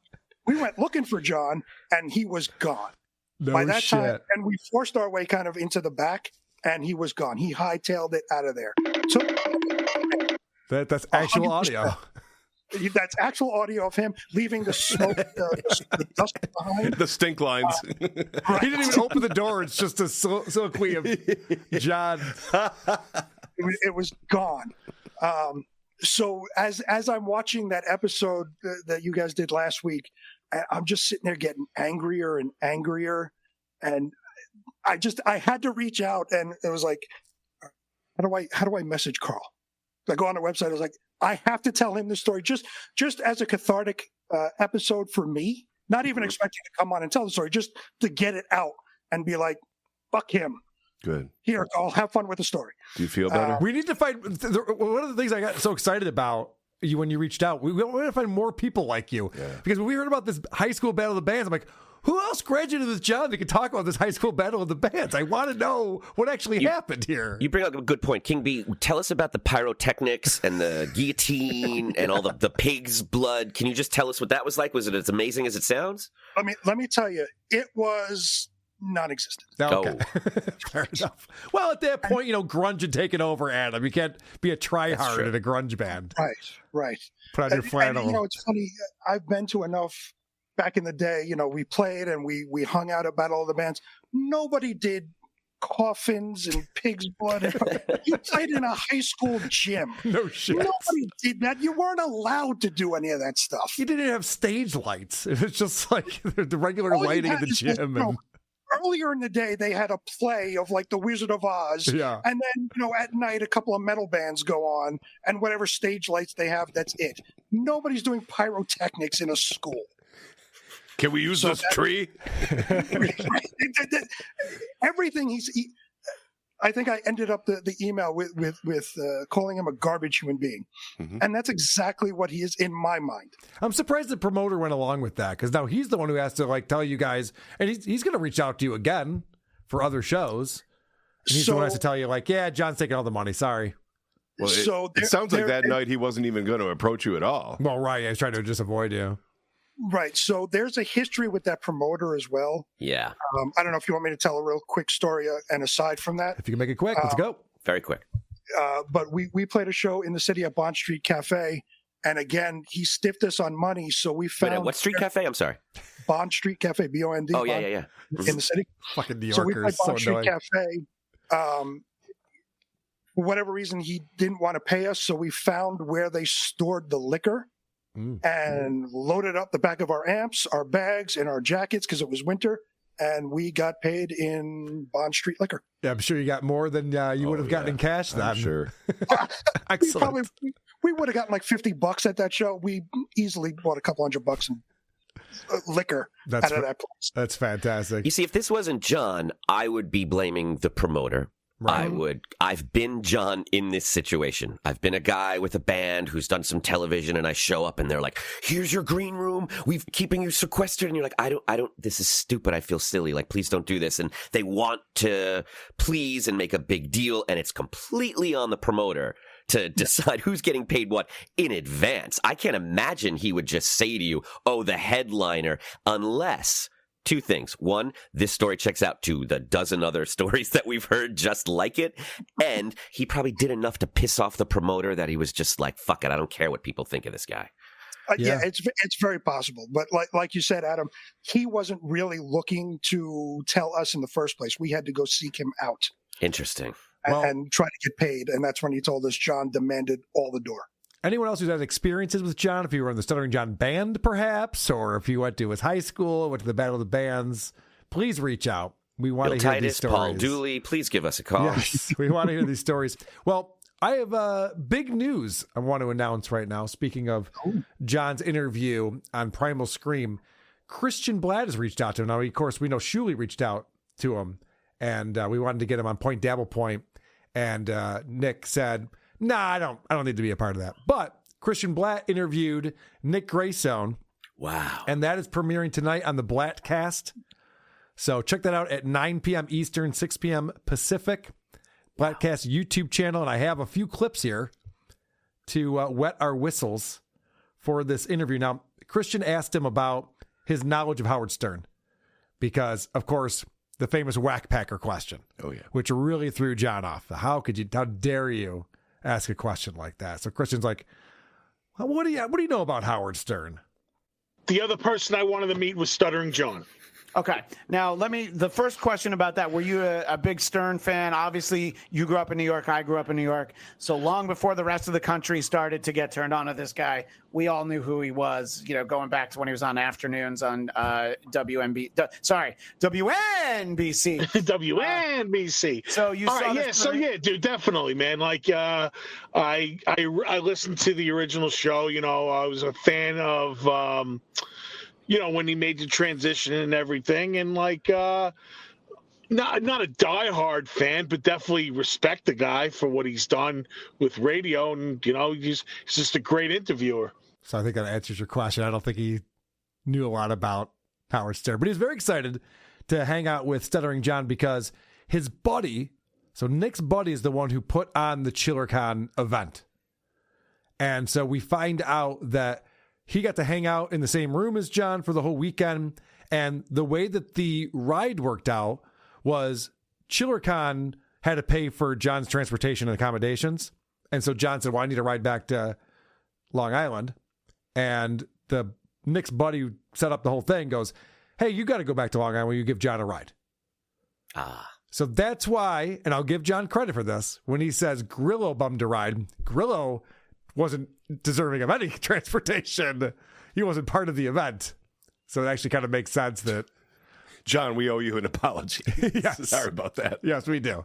But John did buy... Sorry for thinking beer. John might just want to provide his friend that came with him a ride home after he was helping him carry his boxes of unsold merchandise back to the car. What a fucking asshole Grillo is, right? Yeah, what a piece of shit. I don't think so. But we did find out all about the ride, and you'll see it in the interview tonight. But Nick talks about how he just wanted to do an interview with John while they were driving in the car, but then they exchanged phone numbers. He decided to hit him up and see if he wanted to come on the podcast, and so John agreed. And Christian asked him about this Battle of the Bands story. It's like, were you buying any of this when he was saying all this crazy shit about this Battle of the Bands? And Nick's like, no, I didn't believe a second of it. And I thought it was an interesting comparison that he has here. I don't care, dude. It's like Nikki Sixx, dude. Like, the way that I never heard of a fucking heroin addict ever keeping a diary, a very detailed diary of that on top of it. So, like, a lot of people say that his shit is bullshit. But you know what? I've already read 3 of his books about his diary, and I'll continue to do so because I'm a fan. And if John wants to tell me these fucking ridiculous stories about Stiff Minister, I want to hear it, man. What else he got? good for you, brother. Like, that's awesome. It's weird that he equates it to Nikki Sixx's book, because I've read that book. Yeah. The Heroin Diaries or whatever it's called. And it's fantastic. It's not very detailed. Nikki Sixx wrote like a sentence or two every day. So it's not like this long, detailed thing. I'm like, so I believe that is real, Nikki Sixx's diary. But Nikki Sixx also died twice. Right. Yes. John did not. I mean, that's what's so funny, that was what he came to in his head. He's just like, oh, all these rock stars make shit up. It's like, no. He was talking about having an Alice Cooper show at his high school Battle of the Bands. It's very different than Nikki Sixx dating Prince's girlfriend and being afraid for his life. Anyway, I thought that was an interesting comparison. What South Park character does Nick Greystone look like right there? It's definitely it's definitely a cartoon. It's their adversary in the World of Warcraft. Yes. The gamer guy. Yeah, gamer guy. And do you think he lives in that car? I think that car lives around him. There you go. He's wearing it. All right. So the question is about Shuli reaching out to Nick and why Nick didn't want to do Shuli's show. Furthermore, then I was hit up by Shuli to do his podcast, sure, which in turn was going to be, from what I learned, from John, a rip fest into him, because I didn't even know that so many people had a disliking for Stuttering John. Dude. Obviously, like, I don't get it. Like, Shuli has a fucking show with a couple of guys, and all they do is criticize everything he's done. Like, I feel like there's fucking mass murderers that don't get this much attention, bro. And like, he must have really did some nasty shit for them to do that. So like, I didn't want to be a part of that. Oh, I think I realize what's going on here. This guy's been bullied a lot. He's never been on the other side of it, where we're just like, now we're just some good-natured ribbing over here. Just letting people know that they're kind of silly. He's like, I mean, why are you focusing? This is like Stuttering John's argument about, like, George Clooney's more famous than me. Why aren't you guys paying attention to him? Like, no, you don't understand. You're uniquely mockable. That's why we do. It's like, serial killers are interesting. I do a show about them called The Creep Off, but they're not mockable. He's also the drinking buddy of the guy that runs ChillerCon. That was told, yeah, man, you can hang out in the green room with the celebrities, do your thing. I might ask you to, run some favors for me. And from all the people there, he had access to and made a connection with Stuttering John, which is what he wanted. He wanted to do something with a celebrity and have it help his podcast. So he does it. He wins. He becomes John's best friend. And now everyone's telling him, this is some bullshit and you got to stay away from that guy. And he's like, come on. He's a great guy. This is one more clip, a little bit more on Shuli Agar and the crew.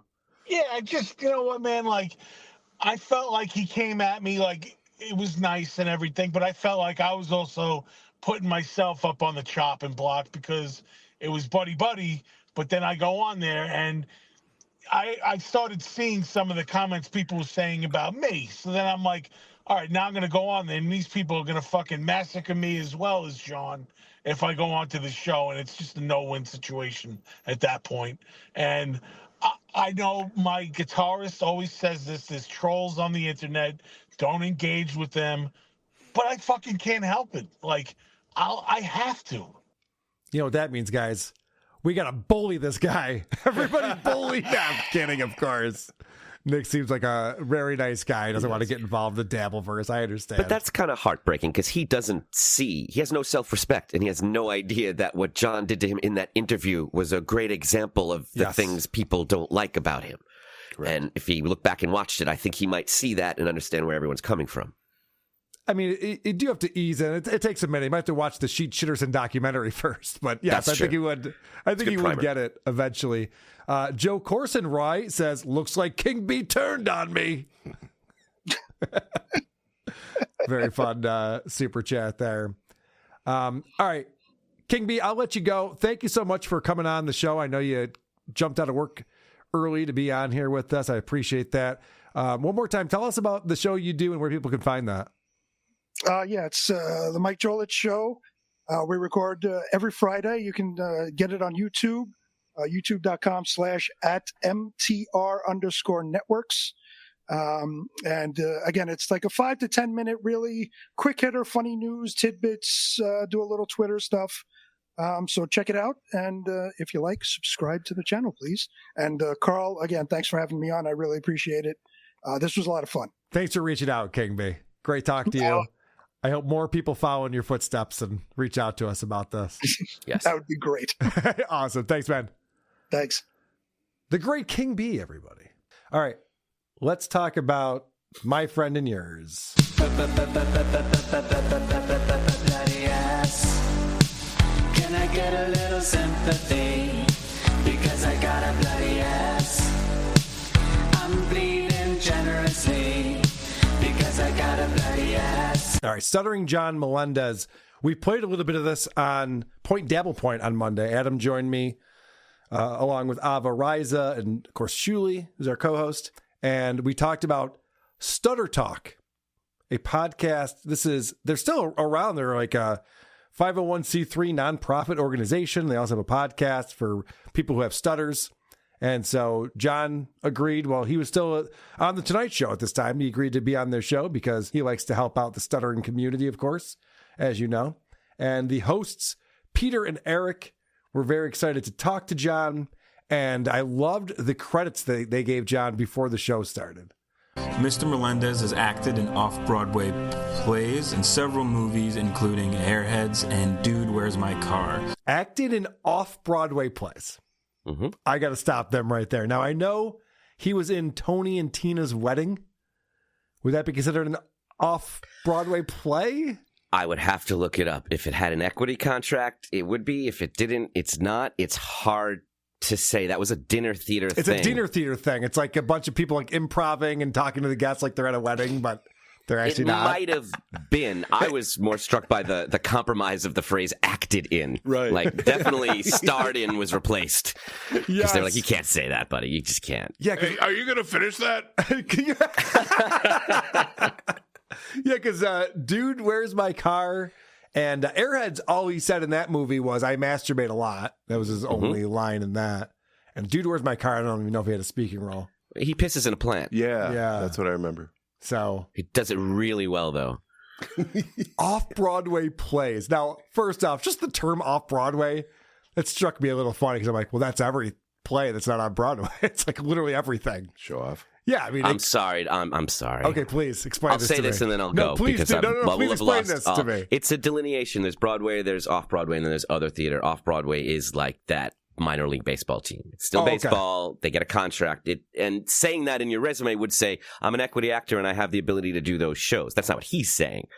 But even still, Tony and Tina's is like an improv ensemble thing. It's not like A Winter's Tale. He it's might not a be play. talking about when he was in second grade. Oh, he God. was in a play that was televised. It was so good. Oh, And the he carrot. Yeah, of course I saw that. He would tell the other actors what their lines were because he had it memorized so well. Little carrot seed. Yeah. So maybe that's what he's talking about. Would that be considered off-Broadway, Adam? That's just legend because I'm from Long Island, so of course I know that from the cable access that we were all forced to see. That was just a classic every, summer solstice that would come around. All right. I like when stutterers say things like, let's get into it. Because that's something that you say because you just want to all right, we're moving on, we're transitioning out of this, and we're getting into it. Let's get right into this here. John, can you tell us what your earliest memory of stuttering was? This guy's great. I'm a big fan of this show already. I'm so glad you paused it there because doesn't that give you a feeling? Doesn't that give you a feeling that's so different than when John stutters? Yes. Like you're immediately like, of course, maybe there's laughter. You feel a lot of things, but you're like on his side. You're rooting for him to get through it. You know he's dealing with something that he can't control, and you never get that feeling when John does it. It just makes you angry. It makes you go spit it out. Just say it, whatever it is, because he stammers. He doesn't stutter. That's a stutter. It's a real thing. Yes. Very different. And I think we're going to prove that. I have some clips on here that's going to prove that John is not a stutterer. I mean, think of the trauma. This is a funny clip because John's telling the story about whenever he's asked why he stutters, he says that his dad was violent and beat up his sister. And there was this one incident where he was beating up his sister and his mom came running down in her panties and had to jump on him to stop. him.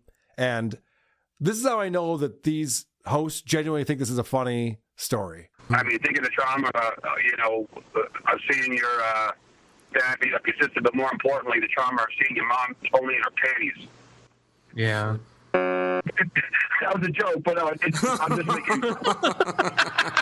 That's funny, dude. If only the comedy clubs he played worked that way. Hey, guys, that was a joke. Oh, sorry, John. We didn't hear you go. I didn't realize that was a joke. How funny. Anyway, I didn't see you laughing when he said that was a joke.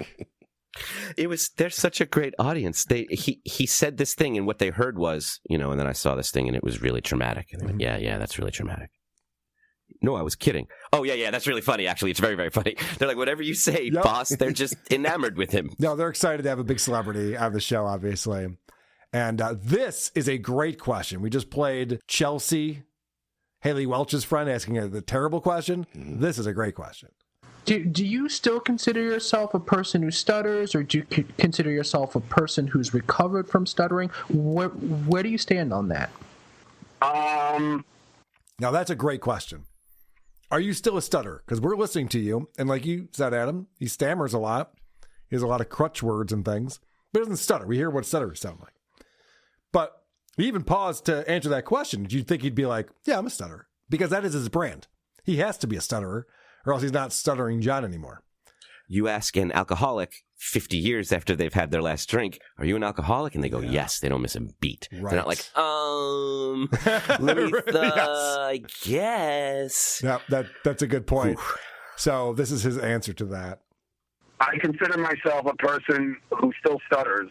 And, I mean, a lot of people think that I'm cured, but, I'm not cured. Just the other day I did a bit on the Tonight Show, and I stuttered through 2 jokes that I was trying to deliver.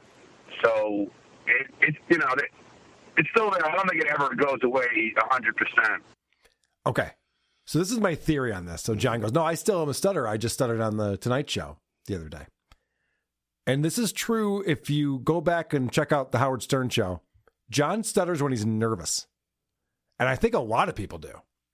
If you're on the Tonight Show and all the lights are on in the audience and you're live on television, it might be harder to say the joke you want to say. You might stutter a little bit. Because normally he shreds. Right. But you know what I mean? Like when John's comfortable, he's not a stutterer. Right. Well, what makes him comfortable? Beer. And it was probably difficult to get away with that on the NBC lot. It really is like, that's difficult.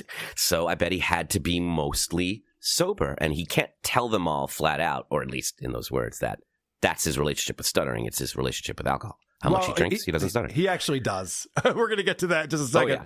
But he's talking about on the Tonight Show, he just stuttered recently. And this is very telling. When this happened on the show that I stuttered, we decided, they decided to edit out the stutters.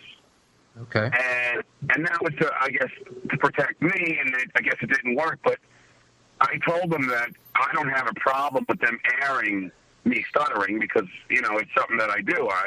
I've been stuttering all my life, but, I personally don't care if they air it, but this time I had better jokes after the ones that I stuttered on, so they used the, better jokes, so it all worked out, Now, what's very telling about that is that this is more proof that was a bad hire by the Tonight Show. Mm-hmm. The only reason why Stuttering John worked on the Howard Stern Show was because he couldn't talk.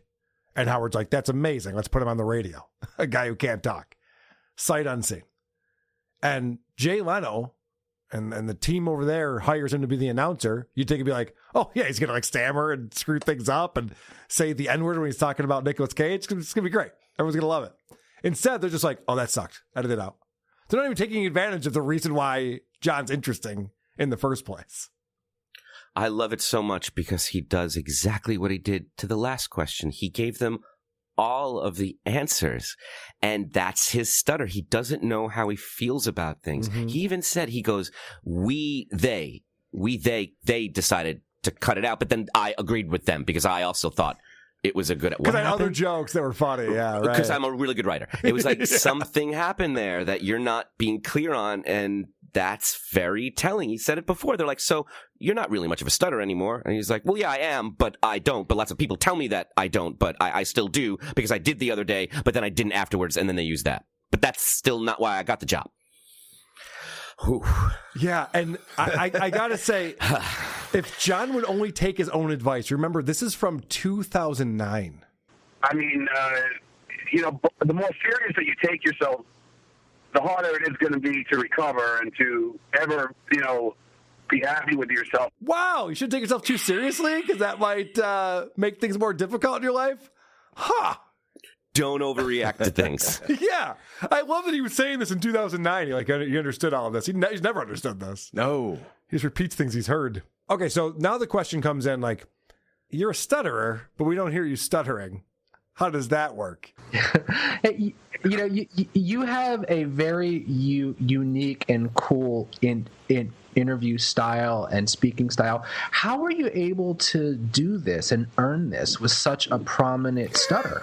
Right. Good question. I don't know. I mean, I've always seen, ever since I was a little kid, I used to ask crazy questions in class and stuff. And I remember my fourth grade teacher wrote on my report card to my mother that, that John tends to ask outrageous and penetrating questions in class and stutters when excited. That was pretty much my resume in fourth grade. Unfucking believable. Yeah. 2009. And these guys ask the question that he loves. This is like a woke dad question. Yes. Except it actually exists. Yes, right. The idea that this man goes around telling these same stories for decades. Is there any other celebrity on earth that we could find where they have the same anecdotes over and over again over decades of time?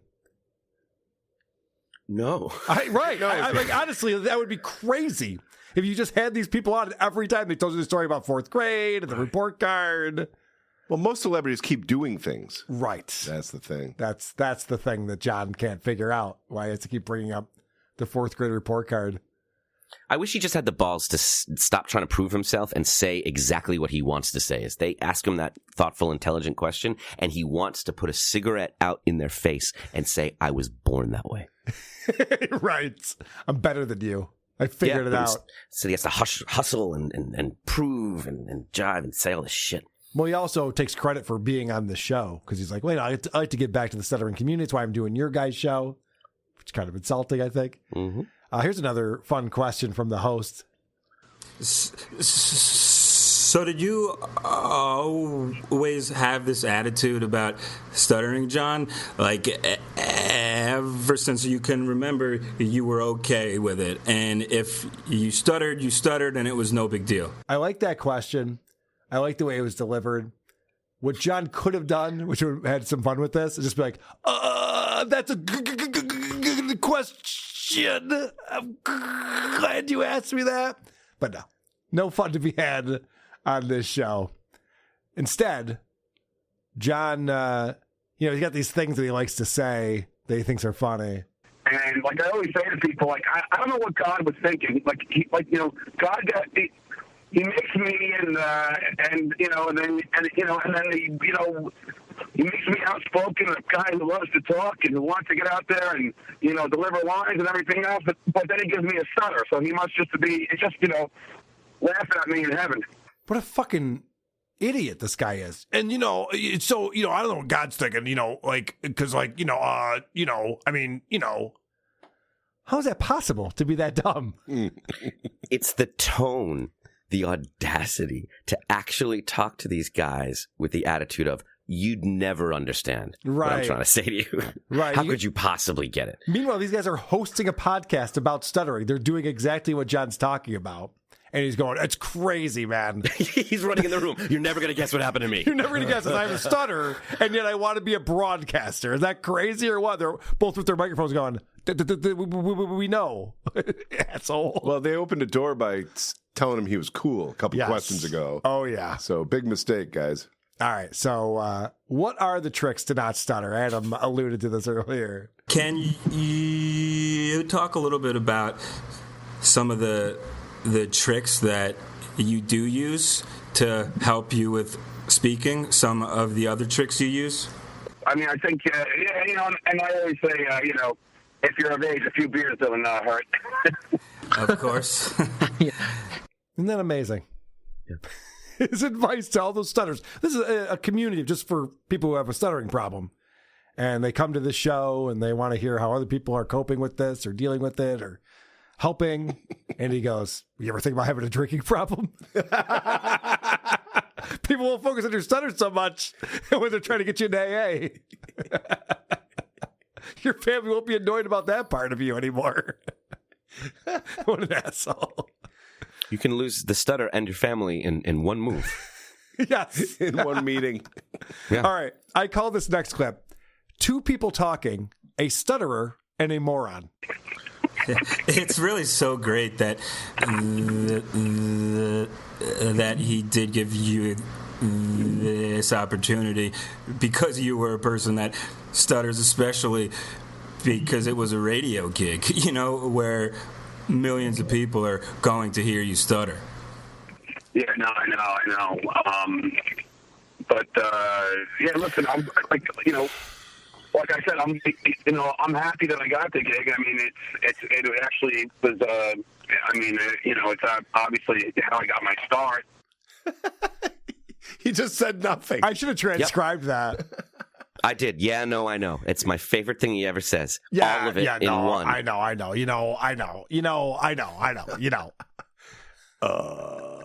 He's a musician, a singer. They go, yeah, or they go, no. They don't go, yeah, no. Yeah, I know. no, yeah, no.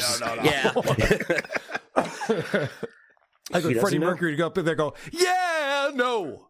No. No. I know. All right, here's some advice for the parents because he's constantly getting emails from parents whose children are stuttering. They're like, John, you're the guy we all go to figure out how to figure this out. What should we do? They, email me and tell me their children stutter and,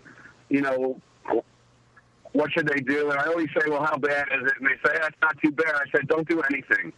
Don't even acknowledge it. Don't tell them to slow down. Don't tell them to calm down or, He's a miracle. Tell him to have a beer. he's a miracle. Parents come to me and they go, my child is a speech impediment. We're worried about him. What should we do? Absolutely nothing. Ignore him. Even before that, I go, how bad is it? Tell me. Show me the baby. Yeah, right. Send in I some want to audio. see. I'll play it on my podcast. And no matter what they say, I give them the same advice. Don't do anything. Don't do I'm anything. so glad I traveled all this way to meet with you, Mr. Melendez. Aren't there like speech therapists or other people you can talk to? Nope. Definitely not. Don't do anything at all. How comforting though is that for a parent? They're just like, oh, good. I was thinking about being a lazy piece of shit on this one. Thanks, John. I thought this was going to cost money. Yeah, I thought it was going to cost money. It'd be a whole lot to drive to places. I was so afraid you were going to blame me. Thank God. Whew, so it is their fault. Okay. Now, Adam checked out this show. He actually sent it over to me, and we were playing some clips, like I said, on Point Dabble Point this week. And one of the things that you picked up on, Adam, is that here we have actual stutterers with stuttering problems who want to get help, who want to figure out solutions for this. And then you have John, Stuttering John, who always brags about speaking at the stuttering convention and does so much for the community and to give back and to give people advice. But these people actually understand what this affliction is and deal with it every day. And John doesn't know what the fuck he's talking about. Eric and I are big proponents of something called voluntary stuttering, where when we're having a really tough day, instead of changing the word, we'll just stutter on purpose. Have you ever heard of that? What are your thoughts on it? Like I said, whatever works for you. I mean, I don't know. I mean, me personally, I guess it helps you get over the albatross that how we deal with our, stuttering. But I mean, I've always been so it's still embarrassing to me when I stutter because it's really hard to look confident if you're a stutterer. Like even when you're doing stand-up comedy, it's hard to look like you're secure and comfortable if you're stuttering. You know what I mean? Oh yeah. So the question was, have you ever heard of voluntary stuttering? Have you heard of that, John? There's a thing the technique that we've been using, and we actually are proponents of. And John turns that into, you guys sound stupid, and no one's going to take you seriously if you stutter. It's a real problem. Whoa. How did you get there? You could have said, no, I've not heard of that. What is that? That would have been a fine answer to that. Not a stutterer. Yeah, you could have gone, oh, that's interesting. Like, how do you practice something like that? What does it do for you? Yeah, I'd rather big time you. I'd rather talk about what an idiot you sound like. Sounds like you don't have any confidence, you morons. You don't do stand-up, do you? He's acting like someone who doesn't have a stutter, and he's acting above them, but also wants to be accepted by them, and he refuses to just be their hero the way they want him to. You can't compliment him correctly. So the fact that they see him as a breaking barriers because of his stutter, he doesn't want to be that. He wants to break barriers because of his exceptional writing. Right. That's so true. It's so true. This is so typical of Stuttering John Melendez, the answer to this question. Hey, John, do you have time for a couple more questions? Yeah, but then I gotta go because I think I just got lost. I'm trying to get to my friend's house, so I gotta call him. So what an asshole! Time for a couple more. He's helpless every fucking time. At any given time in his life, when we look at, like, what's John doing right now? Oh, he's fucking up. He needs other people's help in order to get through life every time. I got to go because I got to call my friend because I got myself lost, and he's got to help me out with this. Ma! It's crazy. Take it a step further. The only thing they've agreed upon this entire conversation is that making a stutterer nervous is not the way to help them. Right. He specifically tells their parents, don't make them feel bad about it. Don't put pressure on them. Just give them space and let them do their thing. So he's like, look, I got to go. So you got to make this choppy and you got to get it correct because I don't know what the fuck I'm doing. Yeah. Hey, Johnny, you have time for a couple more questions? Yeah, I guess so, but I got a bunch of other shit going on. Spit it out. Yep. Right. Not the way we're going. If you could get somebody else to ask them, maybe. I got to keep this on the board for when we go into ad breaks on WATP. Okay, great. Let's just take a quick break and we'll come back. I love that. Also for the isotopes. That's a good idea, yes. Between sets. We should have a stuttering announcer. I'm looking for work. It just sounds different to me. You tell me if I'm wrong. It sounds like they are frozen in something, like they're actually disassociating and like all of their energy is on stop stuttering, like get this thing to end when that happens. And whenever John does it, it doesn't feel like that at all. It feels like he just can't decide what to say. And his mind is racing so hard. What is it? Did I make it like that? He just can't say it. And that's a very unsympathetic quality. Yes, I agree. I have one more clip on here because it's a Stutter Talk ID that a caller called in and gave them. Now, I don't like dead air on this show, but I'm going to ask all of us to be quiet so we can hear this Stutter Talk ID. This is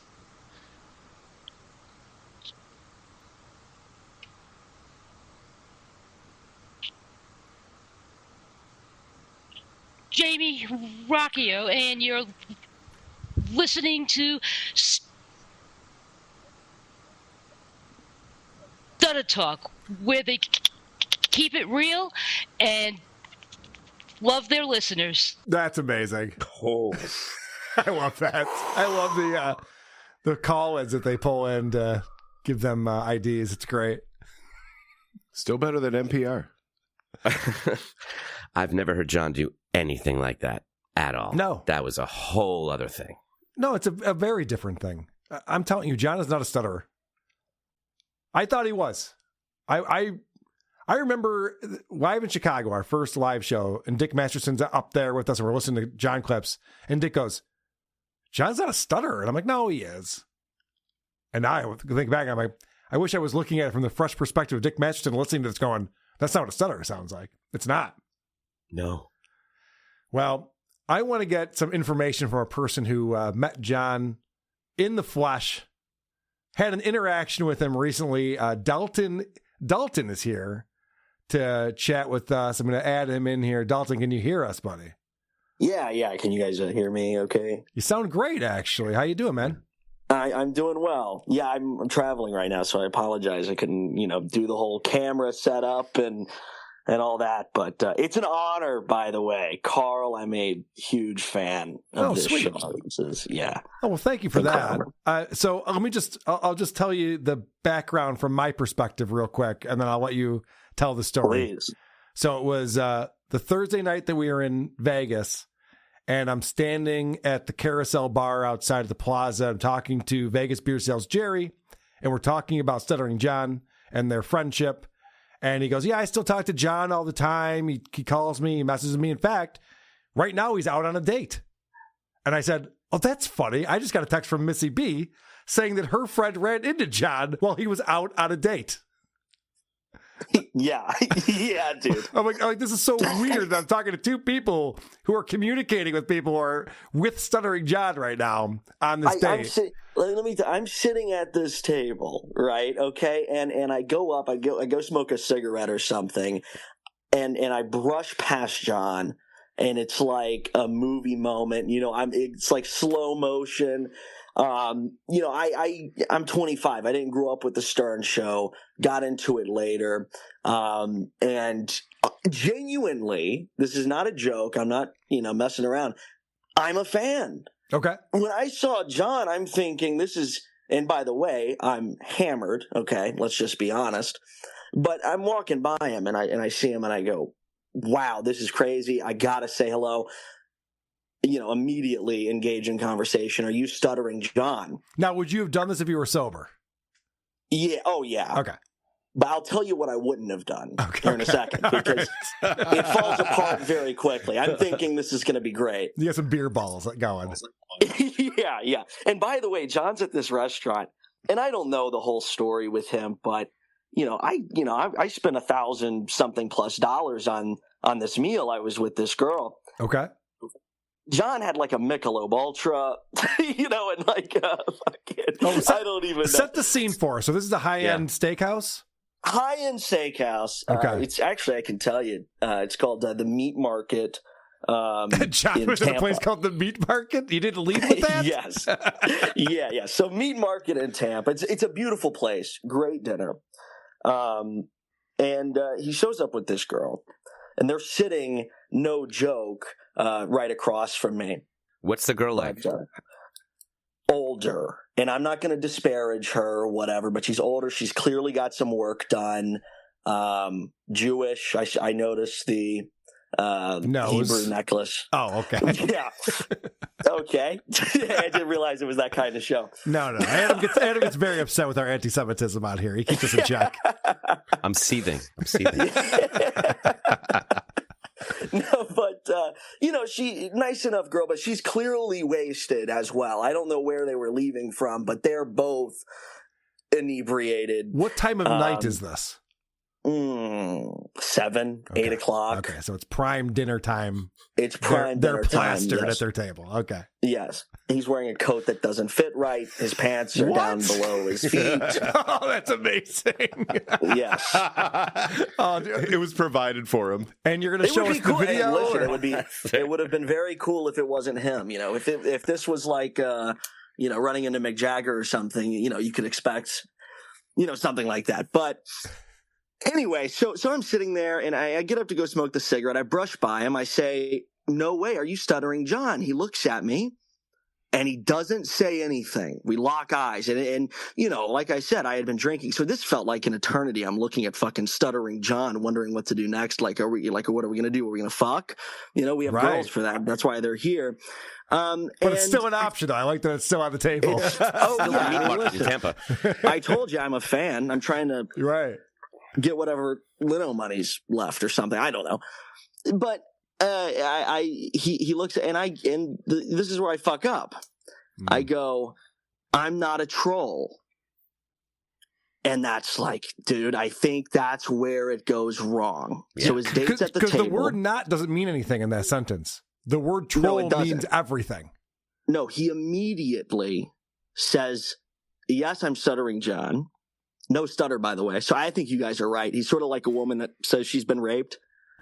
Jesus Christ. No, I don't think that's exactly the same. I see where you're going with that, but I don't know if it's exactly the same. We say Me Too'd on this show, all right? We don't use Okay, the I mean, hard that's R. pretending she's been. Or we Sorry don't say it about at all, that. but anyway. Sorry about It's a okay, yeah, my consensual bad. stutter, right? I apologize. Okay. No, but he says, why would you say that? You know, Mm-hmm. and I say, well, yeah, I know that you get a lot of shit online. This is, an intense thing. I just want to, say hello. I go smoke a cigarette. He walks away. It was a very brief interaction. He was ready to sit down. I walk back, sit down by my date. And the whole time I immediately call Missy and Anthony. I call Anthony up. That's his worst nightmare. I love this. And keep in mind, I told him I wasn't in troll, but I'm on the phone with, Missy and Anthony. Pocky says hi. Yeah, right. So I call up, I call Anthony. He doesn't pick up. He's playing Call of Duty. So I call Missy. Missy picks up the phone. I say, you won't believe who I'm with. Missy says, Stuttering John. How the fuck did you know? Whoa. She was like, I don't know. I just had a feeling. Woman's intuition. Wow. Yeah, wild. Long story short, because not really a whole lot happens in between that. I tell them that they're there. I say, should I get a picture? He just walks out. He tells the date that he's going to the bathroom, and then leaves. Wait, hold on. He left his date? Oh, yeah. And this is bad because she's been drinking. Oh, no. Yeah. Did he leave her with the check? Yeah. Yeah. Holy shit. He said he was going to the bathroom. And you overheard this?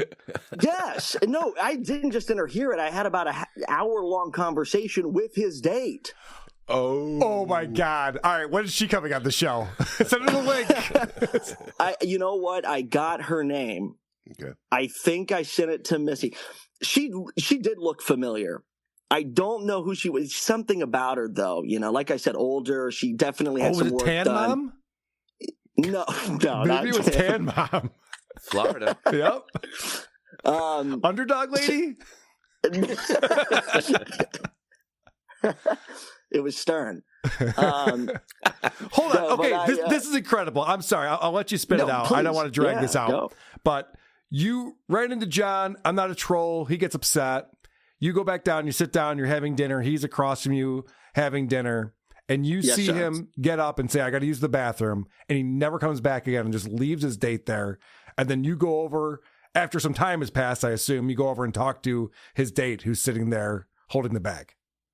Yeah. And it goes by. She doesn't immediately. He says he's going to the bathroom, right? So it's not like an immediate reaction from her. She doesn't just start bawling her eyes out. But she does eventually. Eventually. Oh no! This is okay. It's bad, man. I mean, this was like, and I'm on a date with a very beautiful girl. This was a romantic situation, and. You don't bring a slob to $1,000 steakhouse. And now keep in mind, by the way, just a side note, the girl that I'm with has no idea who the hell Stuttering John is. She doesn't know why I'm freaking out. She doesn't know who Anthony is. I'm on the phone. I'm calling. I'm like, I'm sorry. You don't understand what's going on. My voice is shaking. I'm so excited. And so he leaves. 15 minutes goes by, maybe 30. And his drunk date turns around and says, hey, did you see John leave? I saw you walk up to him and talk to him. What'd you say to him? And I said, I told him I was a fan. He's Stuttering John. And this was interesting too. She said she didn't know who he was, which makes me think maybe she didn't want to be seen in public with Stuttering John. I don't know why I get that feeling. He might have said his name was Pedro, because if you say I'm John Melendez, someone's going to Google it before they go on a date with you. Yeah, well, that's what I'm thinking, right? So anyway, she says she didn't know who he was. And by the way, he's got to be 4'10", 4'11". I mean, this guy is... That is a question I was going to ask you. He's very short. It's like a weird limp. It's like not a medical thing. It's just because he doesn't know how to walk or something. Okay. And so she turns around, says, well, I noticed the car's gone. Telltale I'm sign. like, we're sitting outside, by the way, so we're right by that street. And I go, well, I didn't see him leave. Blah blah blah. She begins to bawl and cry. My date is now consoling her, and it was just it's just a shitty thing to do. I mean, I don't know how else to describe it. Particularly because I didn't express any intention on messing with him, or I tried to be clear with him about that. Maybe that was the wrong move. But yeah, I mean, she was a mess. It's interesting. I believe the first half of your story. Where was the date when you went up to John? She was sitting down. So I guess he was getting I don't know, maybe getting a drink at the bar, coming back to the table. So she's sitting at the table. Okay. He's walking towards me as I'm walking out. And I brush up slightly again. I noticed him because I brush up against him. And I look over and I see fucking Stuttering John. Yeah, and I believe he would just stare at you. You know why, Dalton? Because you said you're 25. And he knows. He's been doing this a long time. You can tell what people are a fan of just from looking at them a little bit. And if you're 25, you don't know him from Stern. So he knows you know him from something else. Right. So he's staring at you, waiting for what he suspects to happen. It was the same thing when Opie had Shuli on briefly. And the first thing that Shuli said was like, what are you? You're acting like Stuttering John? I'm not going to troll you. All he heard was troll, and he left. So you said the word troll, which is what he was waiting for? Yes. And I believe he didn't want to come back. But she didn't see him drive away from the outdoor seating in the So he's facing the car. If you look it up, if people really want to get into the nitty gritty details here, if you look it up, we're sitting on the outside section. It's a 2-seater table. We're not at booths, and we're right by the fence. And John is facing towards his car that's parked on the street. She's facing away. Her back is towards us. He's facing us, me and my date. And I'm facing them. My date's facing away from them. So my date's closest to her, and me and John are sort of locking romantic eyes, across the room. Sure. It was just a weird, sad, an uncomfortable situation. How does it end? How does that end? You're consoling her. You've got possibly 2 dates now. Things are looking up for Dalton. I did kind of think about that. She had breast implants. That's interesting. What are you going to do? But by the way, significantly taller than him. That's, and she's in heels, which just means she's, fucking with his head. So yeah, anyway, the whole thing was just really sad. And I felt bad. I really did, because I'm a fan. I wasn't trying. I like to, fuck around or whatever and laugh at the guy, but I wasn't gonna, you think I was gonna, throw a roll at his face or something? Or, all right. So Dalton, I'll tell you that the chat is skeptical of this story. They were believing, believing everything up to the point where John gets up to use the bathroom and leaves, and now she's crying. Now, and I got to tell you, Dalton, you prefaced this with, I was blasted out of my mind. Now, here are very, very specific details. Yes. Well, they weren't super specific. I could... Where they were sitting was very specific. This is why I wish I would have gotten a picture, because I figured nobody would believe me. We believe you ran into him. I'm just trying to get all the details because we love this stuff so much. Absolutely. And I'm trying to think of anything... I can check my text maybe at some point after I get off, and with my the girl that I was out with at the time, maybe I could send it to Carl. If I texted her anything, maybe I have some text with Missy or something. But yeah, I mean, listen, it was just a bizarre. I just don't know how else to explain it. Do you remember anything else she said to you when you were she was crying and confiding in you? Did you say anything about how she met John, or what they were doing, or if she was going to meet up with him, anything like that? No, and that's something I wish I would have asked about, what they were, like, how they got there or whatever, because she said she didn't know him again, and that's like bizarre. It was an online date. That's what Jerry Beersales told me, was that they met through an app. Okay, but why would he be at such an expensive restaurant that's not John's style at all? It's surprising. Holy fuck, you just made me realize something. He probably told her not to Google him, because she told us that they agreed not to look each other up online. You just made like it sounds like this one was also just like, now. yes, please, let's not do that. At first, I was thinking maybe they're both like, maybe she's embarrassed, but no, it probably was him trying to cover up for, the shit he gets. Right. And I said, that's I'm like, you're with Stuttering John. Do you know the Howard Stern show? She goes, oh, yeah, I grew up with that or whatever. Okay. And, yeah, she was a mess. So the other question I'm seeing in the chat that I want to ask you about. So people are like, wait a second, this guy's calling up Anthony Cumia. How does he know Anthony? How are you friends with Anthony and Missy? Yeah, I used to do a podcast. I used to do a show, and interviewed Anthony once. It was a great time. People may know what America First is. Anthony went out to AFPAC.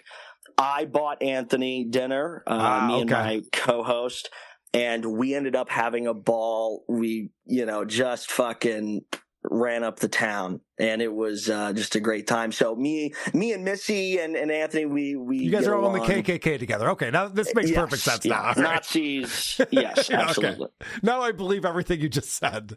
It all makes perfect sense. So this is such a wild story, the fact that John would skip out. Do you know that he skipped out on the bill? Did you see that the check came back and she was stuck with it? No, but I mean, he left, and there were at least she had a drink and he had a drink. So I would assume, I just assume that, to be honest. John's just eating baskets of bread. You want to go out for some nice bread? Oh no, they didn't. They did not get to bread. So really, it's not that big of a deal. They didn't eat. No, he was coming from the bar. They just got seated. Yeah, this was right when they sat down. Oh, so he looked at the menu prices and went, she's just not hot enough for this. That's another option. Yeah. I think that's exactly and maybe use that as an excuse to leave. Yeah, looking for an out. Like, this How guy did was nobody trolling see me. him leaving? How did they not? It's not a new car. Well, he said, she said it was a Mercedes. I didn't see the car. I didn't look at it. She said it was a Mercedes. And, again, she's facing away from it. I'm facing away from it. I guess the girl that I'm with, who didn't know who Stuttering John was, didn't really know what was going on. I just told her this was a big deal and that I was a fan. So I don't know. I thought I saw him get up and go to the bathroom. I did notice that because I saw him stand up, and again, I'm like kind of, I'm fangirling a little bit, Wow, what an amazing experience this was. I'm so glad you came on to tell us a story. Tiger Lily says, best story ever, Dalton. You've made some fans here. Do you still have a podcast, or you're not doing that anymore? No, I'm retired. I'm done. Retired? Still fair game, though. Still fair game, since you used to podcast. Yeah, right. Yeah. Well, I did radio. I did radio for 4 years as well, and so it's always been a passion. But Jesus Christ, this guy's 25 years old. He's talking about, I've been there, done that. Retired. It's a lot. I don't know how everybody does it. It's too much to worry about. But we just make it all up. Doesn't matter. I write the script. I send off to Adam and Chris, and then we just come out here. And it's easy. Read through it. I don't even know what I'm saying. I'm just reading it. I mean, this is why I wish I would have gotten a picture, because I knew no one would believe that I just watched Stuttering John abandon his date at a restaurant. It's just so crazy. Wow. Because you always, I don't know about your chat. I don't know about you guys necessarily, but I almost don't want to assume the worst of the guy. Like, I don't want to assume. And, he just did like the worst thing possible. He just chose to just fuck it up to the max. I'm like, holy shit. Wow. Dude. Wow. That's amazing. Thank you for coming on and sharing that. Hang out with us for a minute, because I'm going to go through some of the questions for you that are coming in. So if you can hang out for just a minute. But first, I want to talk about May 26th. Stuttering John has put out, wait for it, May 26th. And before he put out that date, he said he knows Cardiff, who he is, and Cardiff is not a victim, and he's going to finally dox Cardiff and put it out there, his name and his photos and stuff. But there's speculation, because we're like, what is he waiting for? If this happened in Hackamania, that was weeks ago now. Like, what do you mean? What are you doing? There is speculation. May 26th is actually going to be the day that he drops a lawsuit on Shuli and me for Dabble House. Could you imagine? it's everything a guy could dream for. I mean, if he tried to sue Sheely and me, oh my God, it'd be so fantastic. We have a few live shows coming up this year. Of course, Boston. We're going to be in Detroit in September. Yeah. There's another thing I'm working on with some creators that we're going to do in New York State, near the city. If there's a lawsuit, we got to add to our calendar. We're going to have to do a whole tour of the continental United States because this is going to be incredible. So I'm throwing that out there. The speculation. Why not get the rumor mill going on that? I just want to read through the transcripts out loud to anyone who'll listen. All right, let's get into Stuttering John stuff. I'm going to play the song that was requested earlier. Can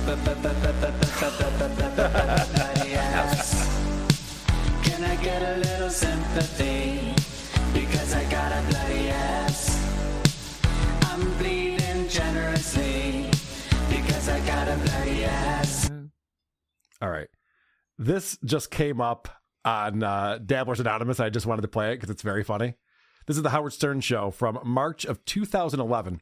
So John had been gone from the Howard Stern Show. He left in 2004. So we're talking about 7 years, right? Yeah. And this is them talking about John's work ethic, which is always a fun topic of conversation. Thank you to Majestic Risk 7 for posting this video for our enjoyment. All right. He's going to be involved. You know, ever since Stuttering John left, he has so much free time. Right. John used to keep an eye on him. And John never did his own work, so Gary had to do it. John doubled my work. I tell you, it's the only I got to bring him back. person hired where it cost me more time to work. Why did you have to? Why did he double your work? Okay, because he never did anything. When I gave him stuff to do, it was so fucked up I had to go back and do it. And my favorite thing was, we had a big sit down one day, and you were like, you put down the law, like everybody's got to pull their weight. And so John had to come to see me at the end of every show, and I would say, John, this is what I need you to do, and I'd hand it to him. I'd walk away, I'd go to the bathroom, I'd come back, and I'd see Jason doing it. And I go, what happened? He goes, well, John gave me this to do, and I would say, I know, but I gave you something to do as well, so now Jason has double work. So John thought he was both a writer and a boss for some reason. Even though no one reported into John, he's the one who's delegating the workload around there. He's got to be the lazy. I mean, we talk about how dumb he is and how drunk he is. I really think that laziness takes over all other aspects of his life. He's not lazy about taking a shit, that's for sure. He's constantly in the bathroom there.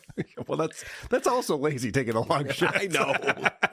Laziness is fear. I think he doesn't want to admit that he knows he can't do it well, or he doesn't even understand the task. So he thinks he's Huck Finn and like charming everyone into painting the fence for him, but he's just scared of everything. That's true. Would a lazy man get to the bar at 3 p.m.? Good point. Would a lazy person go right from the airport to the bar on Easter? No, that's a thinking man. Well, let's also remember that he had Vince buy him his Uber ride back to his mom's house when he flew in to visit his mom and was able to change the address to where the guy was taking him to the bar near his mom's house. Would a lazy man know how to do that? Nope. I'd have to go back, find someone to give it to somebody else. John was just the king of not fucking working. Here's the greatest story about John, about like his work ethic. He used to do that lunchtime show. Remember that lunchtime show? Yeah, radio show. Right. So Steve Kingston's idea was to put John on for an hour or two. At one point, he figured Kingston said to him, we don't want you doing this live anymore. We want you to record it. So when Robin went into news, John would go down the hallway and record the show. Right. And he would brag to all of us that he could be in his pool swimming by the time his show started, listening to it. Wow. That is impressive. He put a lot of work into it. Yeah. I mean, it was a lot of impressive. energy. You're right. Yeah. What I love about this clip, too, is that so Gary's in his office, and he's got a microphone in there so he can talk to the Howard and Robin. But he's, like, in the middle of his lunch break, and he doesn't realize, like, yeah, just stop eating your lunch for a minute. You're having a segment on the show. He says his thing, and he goes back and just starts chewing food again. Gary. They're also in a recording studio, but they gave him a drive-through window mic. I was going to say, it's the cash register microphone. And this is exactly what The Tonight Show did. The Tonight Show, after one or two live announcements, they were like, we're going to pre-record you. That's what they start talking about, Adam. That's precisely where they go with this. bragged about it. Is that the bane of his existence? Every show he gets, they make him pre-record it because they don't. Like, that's what happened on The Tonight Show. John got hired by The Tonight Show to be the announcer. Yeah. Within weeks, they decided he was horrible. Well, and had him went through this whole thing. I think they gave him coaching. We don't know the full story. How much of this story do you know, Gary? Because... Not much. I just know that at some point within... Yeah, I don't care. It's just like, oh, you're still talking to me? Yes! We're mayonnaise. talking about Stuttering John. What the fuck's wrong with you, man? Weeks. Not that long that they were making a pre-recording. Right. Wow. Which is really like, you're the announcer. That's your one... He immediately shoves food in his face again. Good thing it's not shrimp. I feel like they didn't tell him there's a camera on him. Yeah, right. It's like, this is what we make fun of you for, Gary. What are you doing? Good gag. Jesus, so stupid. Let's watch that again. Right. Wow. Which is really like, you're the announcer. That's your one big thing to do. And that's supposed to be your live thing. Now, why did they make him pre-recorded? Like he was going to be better if he was pre-recorded? No one really ever knew. We weren't sure if he was stuttering, if they just didn't like the delivery of the night, or... They soured on him rapidly. I mean, listen. That is true. All right. Well, that's a fantastic clip. And again, just reminds all of us that John's been a horrible employee. We got to get Stephanie Miller on the show. Oh, yeah. We got to get Stephanie Miller on the show. I'm sure she would love to dish because he made her life miserable. I'll try and reach out to her. That'd be great. That would be amazing. I want to find out about their kiss. Oh, right. Remember? Yeah. He made out with a lesbian because he's just so irresistible. There's no way that happened. No. I actually have audio of what she said to him. You know what? I miss penis. That's Stephanie talking about, man, I just missed the dick, man. Please give it to me. Okay. I went on the Uncle Rico show last night, and we talked about this demand letter that we received in the mail. Both Shuli and I received this, and this is fantastic. This is like Christmas Day for me. I am so excited. You know, John has left the Dabbleverse. He's too good for this shit. He shouldn't be dealing with it. He's too big of a celebrity. He's too famous. He's going to be in Tampa this weekend signing autographs and taking photos for money. We have a friend who's going to be there. He might be on Point Dabble Point on Monday. So I get this letter in the mail, and let me just read a little bit of it to you.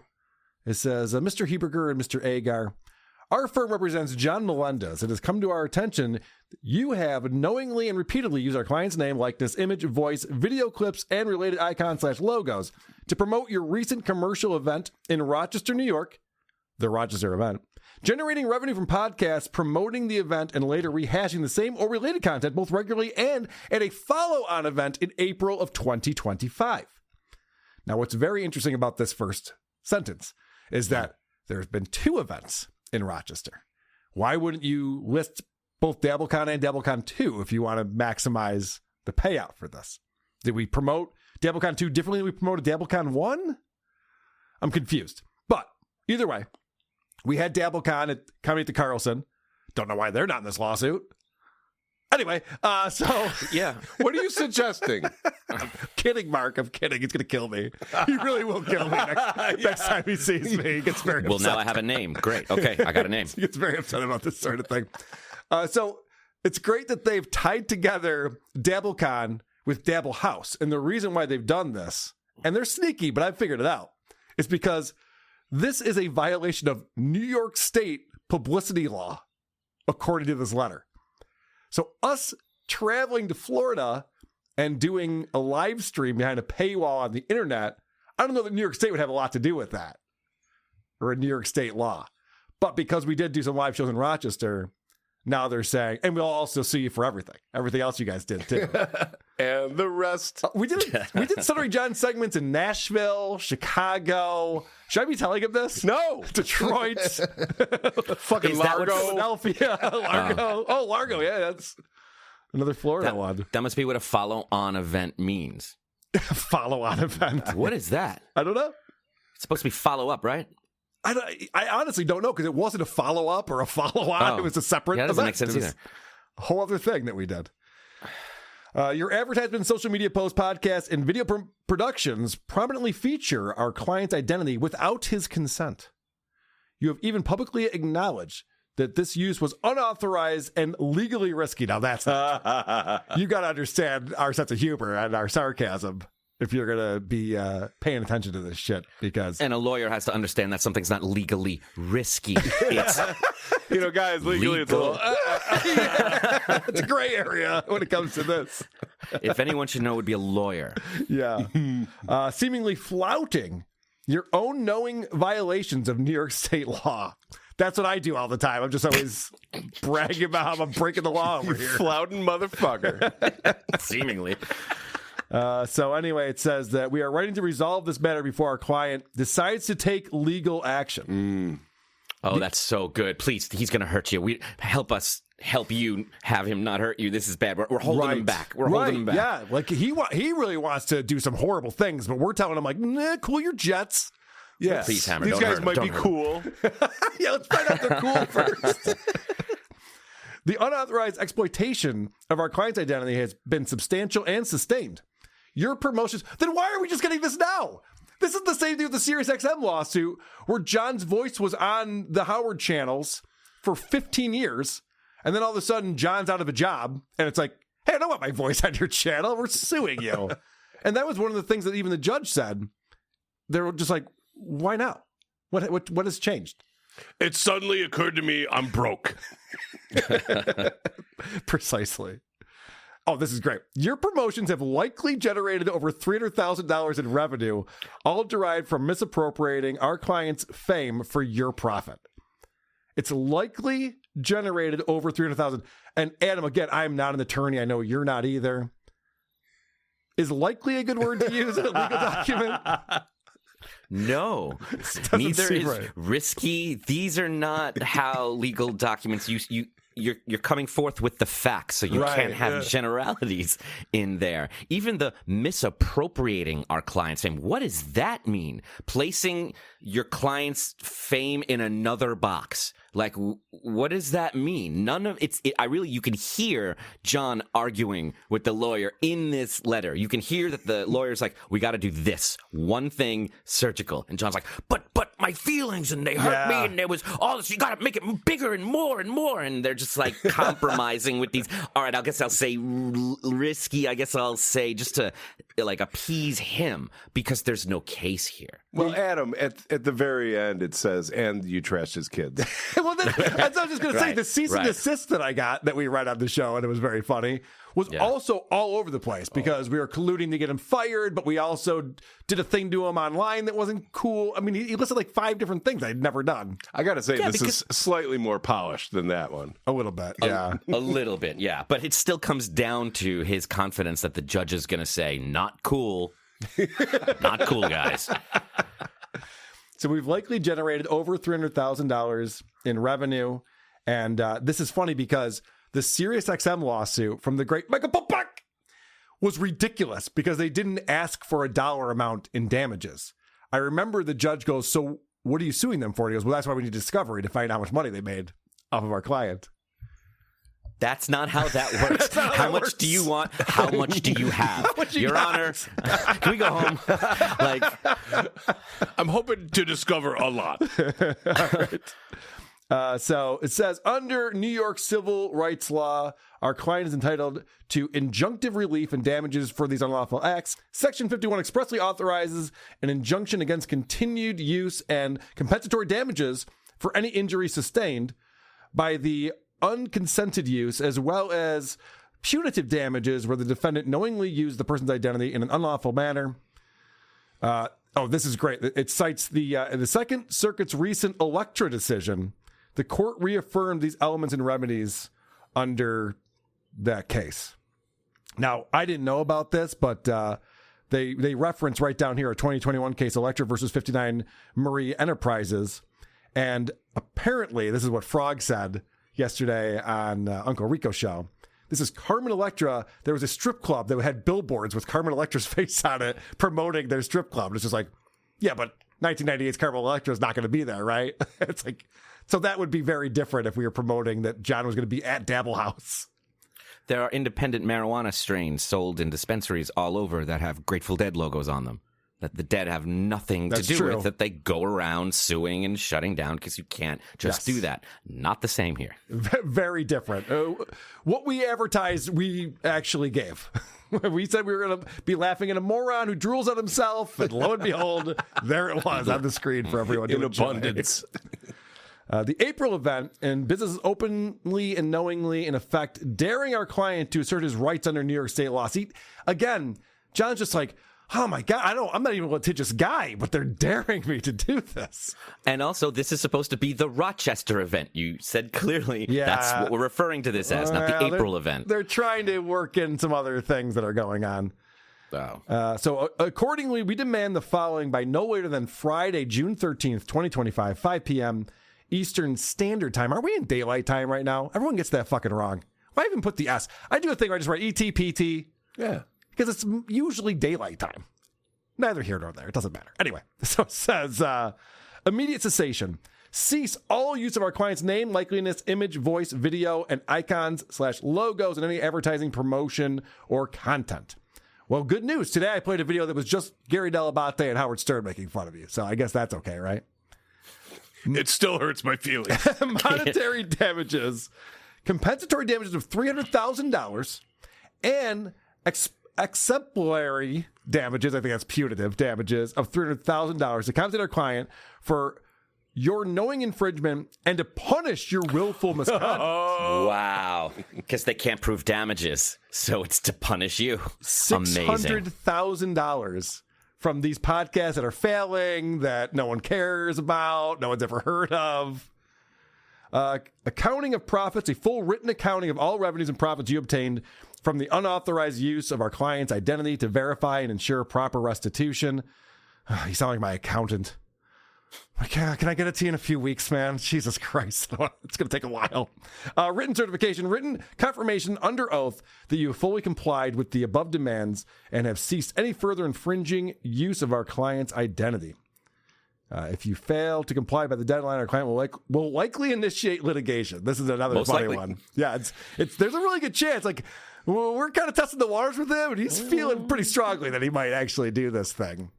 It's looking pretty likely. Probably. It's looking pretty likely. And then there's more like wording in here to try to scare us and be like, oh, this is definitely going to happen. There's a lot of other cases that prove that this is what's going to go down. And then the last page here is just all the shit that we need to give him, which is a long list of stuff. This letter serves as a formal notice to preserve all evidence related to this matter. Each of you, including your respective affiliates, employees, and contractors, must immediately preserve all potentially relevant information. Oh, maybe I should just get Alex Jones' attorney who just sends it all over to them without even being asked for it. Failure to preserve such evidence may result in severe legal consequences. Listen, I don't care about legal consequences, but I don't like the severe ones. That's a problem for me. Including adverse inferences, monetary sanctions, and other judicial penalties under applicable law. This communication is strictly confidential and made solely for settlement purposes. Whoops. You don't have any control for me, sir. I'm sorry. You can't just send me a letter in the mail and go, by the way, it's illegal if you tell anyone about this. Like, it's likely illegal. I'll likely be very upset. Our client expressly reserves all possible rights and remedies. Nothing herein shall constitute a waiver of any rights or remedies. Thank you for your attention to this matter. And then underline at the end, it says, if we do not hear from you by the deadline, we will assume that you are not interested in resolving this matter without court intervention. Correct. I want this. So this is from Tabor B. Benedict, which does not sound like a real name. No one's named Tabor Benedict. But I only want this to go to court. That would be the only thing that would be good to come out of this, is for this to go to court. Live from court. Yes. That's what's called a cold open. Can you go back to that last page for 1 second, right at the bottom? Yeah. It was just like, he was like, we're gonna win, you're gonna pay us. Yep. But also, in all this wording, you could just give us money. You could just pay for our attorney's fees or any further relief you want. You can just avoid all this and just PayPal, Rumble Rand, right, Facebook stars, like whatever you want, just give us money. Yeah, they're giving us a really sweet out. They're like, by the way, I mean, nothing has to happen here. we'll never even see each other in person. We just like send that money, Western Union, just pass it along to us. So, of course, everyone's looking up this attorney. I follow him on X now. And I should point this out before we go any further. It is possible. There is a world, it's called the Dabbleverse. There is a world where John had nothing to do with this. Some guy just pretended to be this attorney and representing John and put this letter together and sent it to me and Shuley. And it's all just a prank and a goof. And this guy's name got dragged into this and he has nothing to do with it. There's also a world where Vince, the lawyer, knows this guy, knows he's a scumbag, and went, hey, I got an awesome case for you. You'll definitely win. I got to work with my buddy John Melendez. He's got this case against these losers. So it's possible that he took the case thinking that he might make some money on it. And it's a Hail Mary shot or a lottery ticket, and scratch it off, see what happens. They don't know you at all. So if this doesn't have anything to do with Tabor, then that sucks. Because what we're learning about this guy is pretty crazy. This is from the New York Post. This is an article. I hate the New York Post so much. They're so difficult to read, these articles online. There's our boy Tabor right there. Is he related to Ray DeVito? People have thought that. Okay. Yep. There's been some questions about that. There is with some hot chicks. And it says, pompous ass Tabor Benedict sent out invites for his going away party. So let me read this article to you. Actually, Adam, can you read that? Are you close enough? Yeah. Okay. Read this for us, please. A pretentious Manhattan socialite hosted a swanky black tie optional bash in January, where he sipped champagne with his fabulous friends and boasted of an upcoming years-long vacation to Europe he was about to take. Tabor Benedict bellied up to the bar at Chelsea's Bungalow 8 with a woman on his arm and bent his friend's ear about the planned jaunt and all the places that he was going to visit. But the finance lawyer was hiding the real sinister reason he was saying his farewells. He was going to prison for nearly killing a man. Oh, boy, that took a twist. That took a turn right there. Yeah. About 2 years ago, the West Village denizen slammed his SUV into a Long Island dad after a night of hard partying in the Hamptons and left his victim for dead. Record show. That's not good. Not cool, guys. No. The January 24th soiree was just 4 days before he was sentenced to as many as 10 years in the clink. He lied to everybody about going to Europe, one of his friends said. But throughout the party, which began at 11 p.m., Benedict, 35, played it cool, said some of the 150 attendees. Wow. The socialite, who often appears impeccably dressed at charity events, who recently featured in a New York Observer story about Gats babies, described as preening prepsters who lure ladies and to the limelight as a lifestyle. People look at me and they're like, that spoiled prick, says Benedict. Well, the picture, yeah. Who says his financial law firm handled $25 billion in transactions. The scenester scored the space at Bungalow 8 for free because they know a woman who runs the door. You gotta love the New York Post. Said one of the attendees, so we're just going to run with that. Right, exactly. It wasn't later until that one friend heard that Benedict was making something up and that only a few people really did know the truth. The truth was that Benedict was partying at a friend's house in the Hamptons on July 4th, 2011, when his girlfriend demanded he come see her in Manhattan. Benedict took to the road at 8 a.m. with a 28 blood alcohol reading. 0.28 blood alcohol reading. That is dangerous. Wow. Yeah. At 8 in the morning, more than 3 times over the legal limit, law enforcement said. While driving along Montauk Highway in East Quogue, Benedict drunkenly plowed his GMC Acadia into Steve Dorn, 45, a high school teacher and the father of 3 daughters who was cycling, court records state. So he hit a guy just riding his bike while he was wasted at 8 a.m. driving into Manhattan. I don't know why they keep referring to this dad as a thing, like a noun. They keep downplaying that it was a person. Right. This Gats baby then fled the scene as the dad lay severely injured along the highway. 2 other drivers on the road, identified as Bernac Daly and his uncle John Daly, not the comic, who were in separate cars, sped up to Benedict and blocked his SUV so he would stop. How amazing is that? He tried to just run away from the scene of the accident. He plows into this guy on his bike and just, whoops, gotta go. Thank goodness these guys were like, no, you're not getting away that easy, motherfucker. I'll be able to buff that out. My car's fine, guys. Thanks, though. The jet setter pleaded guilty to 10 total charges, including aggravated vehicular assault, DWI, and leaving the scene of an accident, and was disbarred from practicing law.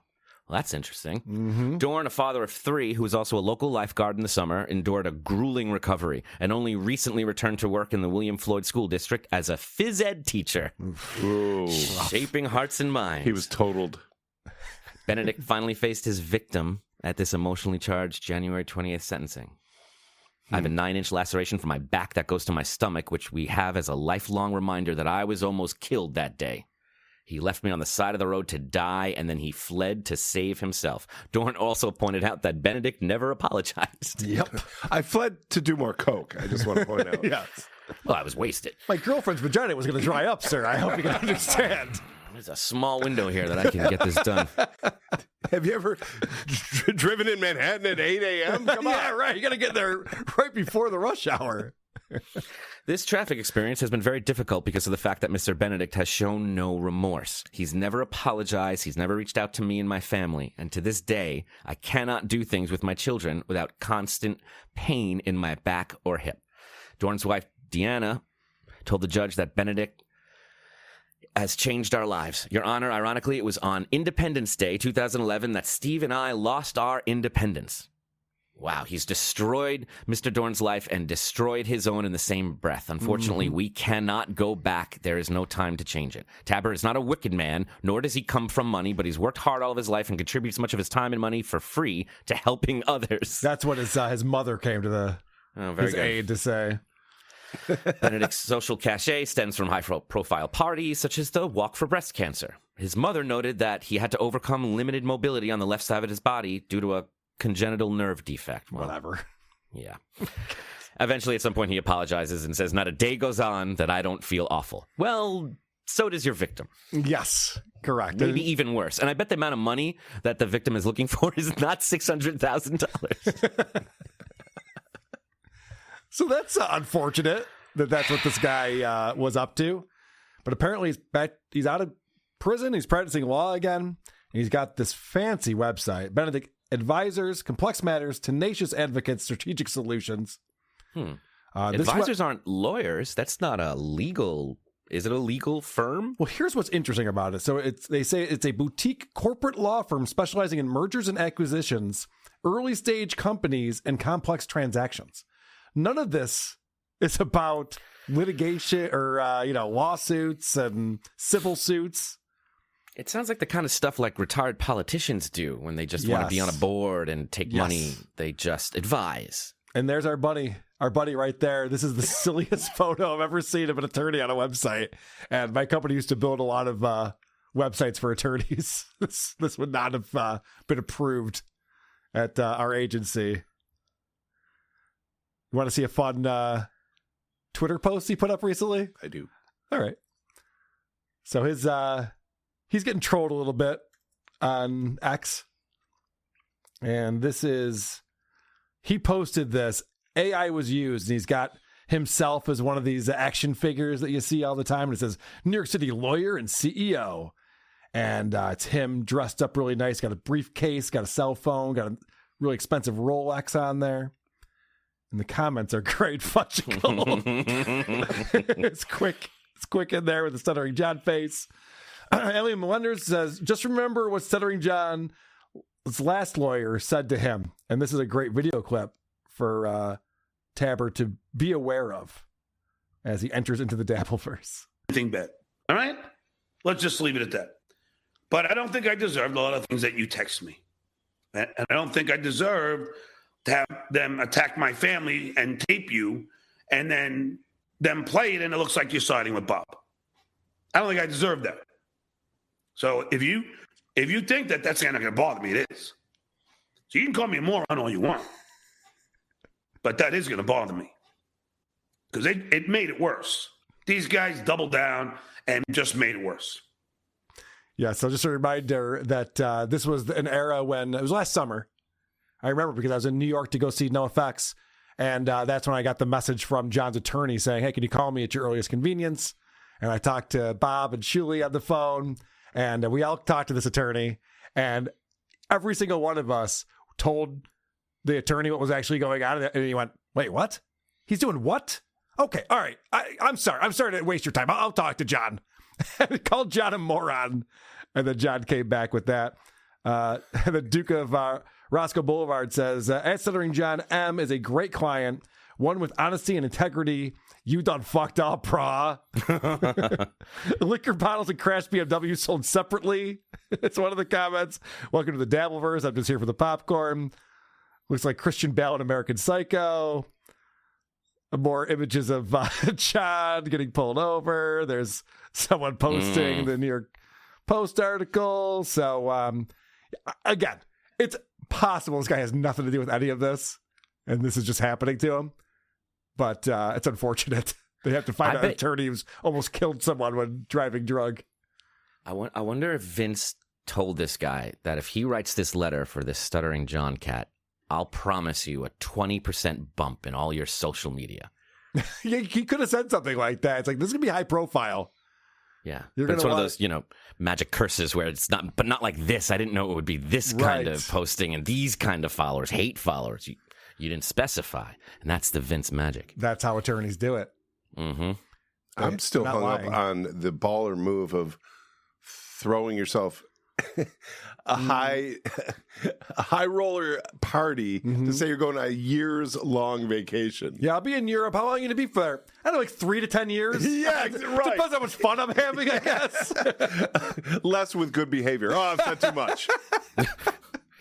Also, what's the thrill of making a cool CEO, high profile New York City lawyer action figure of yourself when that's what you do? Like, if that's you, if that actually this is isn't you. a cool AI fantasy. Like, look at me. Could you that's imagine, what you guys? do. Guys, could you even imagine? Me in a nice, well-fitting suit? That's great. Guys, we got to talk about Stuttering John. He just did the Tampa Sports Expo this past weekend. And once again, I love when he does these expos because he's very bored. There's no one going to see him. Lonely John. So he did hop on a podcast, which is great. We're going to talk about that. All right, let's get into the latest from our buddy Stuttering John. He just went live. Who did? What? Stuttering John. John's live right now? I called this yesterday. On Twitter. His monetization is about to run out. He is live right now. He's got a black screen. Oh, okay. So he's not doing anything. Live to keep the channel alive. Okay, gotta go. There he goes.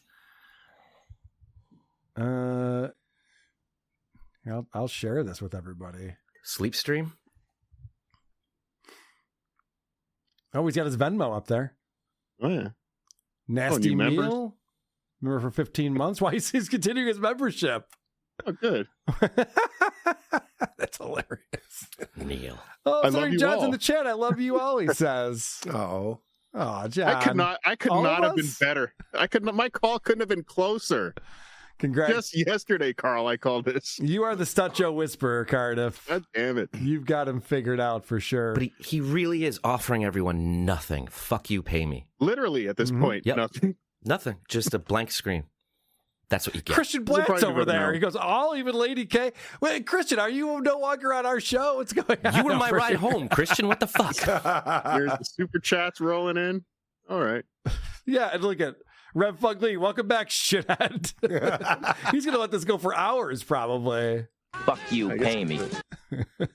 He should be on Super Tips because you could just run this with Super Tips auto-interrupting. He doesn't have to be there. Yeah. Oh, that's funny. Yeah. We can. You mean I could be lazier? Yes. It's hard to do. Hard to believe. All right, let's get into the Stuttering John stuff. Bloody ass.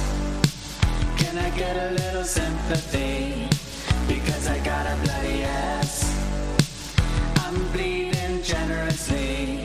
Because I got a bloody ass. So Stuttering John, during this interview, he was listing people he's met through show business and going through who the good ones are, Larry the Cable Guy and all that kind of stuff. And the interviewer, Peter Blake from On the Sports Web, or the Sports Web, I should say, in Tampa. Peter doesn't ask him, like, what do you hate about Howard Stern? Who's a shithead in Hollywood? But John offers this information up. I did a lot of this interview. I covered it on Point Devil Point this week, where he's so bitter about Howard Stern. The guy just asked, like, what's it like working for Stern? A question anyone would ask. And John just turns it, oh, he's cheap. He was a prick. He just goes through all these different things. Just like, not a single compliment for this guy that you should look up to and realize he created this amazing career in radio. So what's it like working there? You're right. He just has to bash people. So this is his own transition from the good people to the people he wants to shit on while he's on the show. And Doug Stanhope couldn't be a cooler dude. And Larry the Cable Guy, another good friend of mine. Right. His real name is Dan Whitney. That guy is one of the nicest people you ever meet. Now I can talk about the a-holes I met in the business. Sure. Always be bashing. John doesn't even know how to talk about someone he appreciates. No, he doesn't know how to talk. But he can't talk. But he just goes, listen, you want to know who's great? Doug Stanhope, Larry the Cable Guy. Can we talk about people who suck now, please? He's like, yeah, I guess so. So... But even the Larry the Cable Guy thing, why? His real name's Dan Whitney. Right. Yeah. Like, we watched him learn that on his fucking show. What's the DW stand for? Yeah, he had a W on the back of his shirt. He goes, what's the W for? Well, that's my name.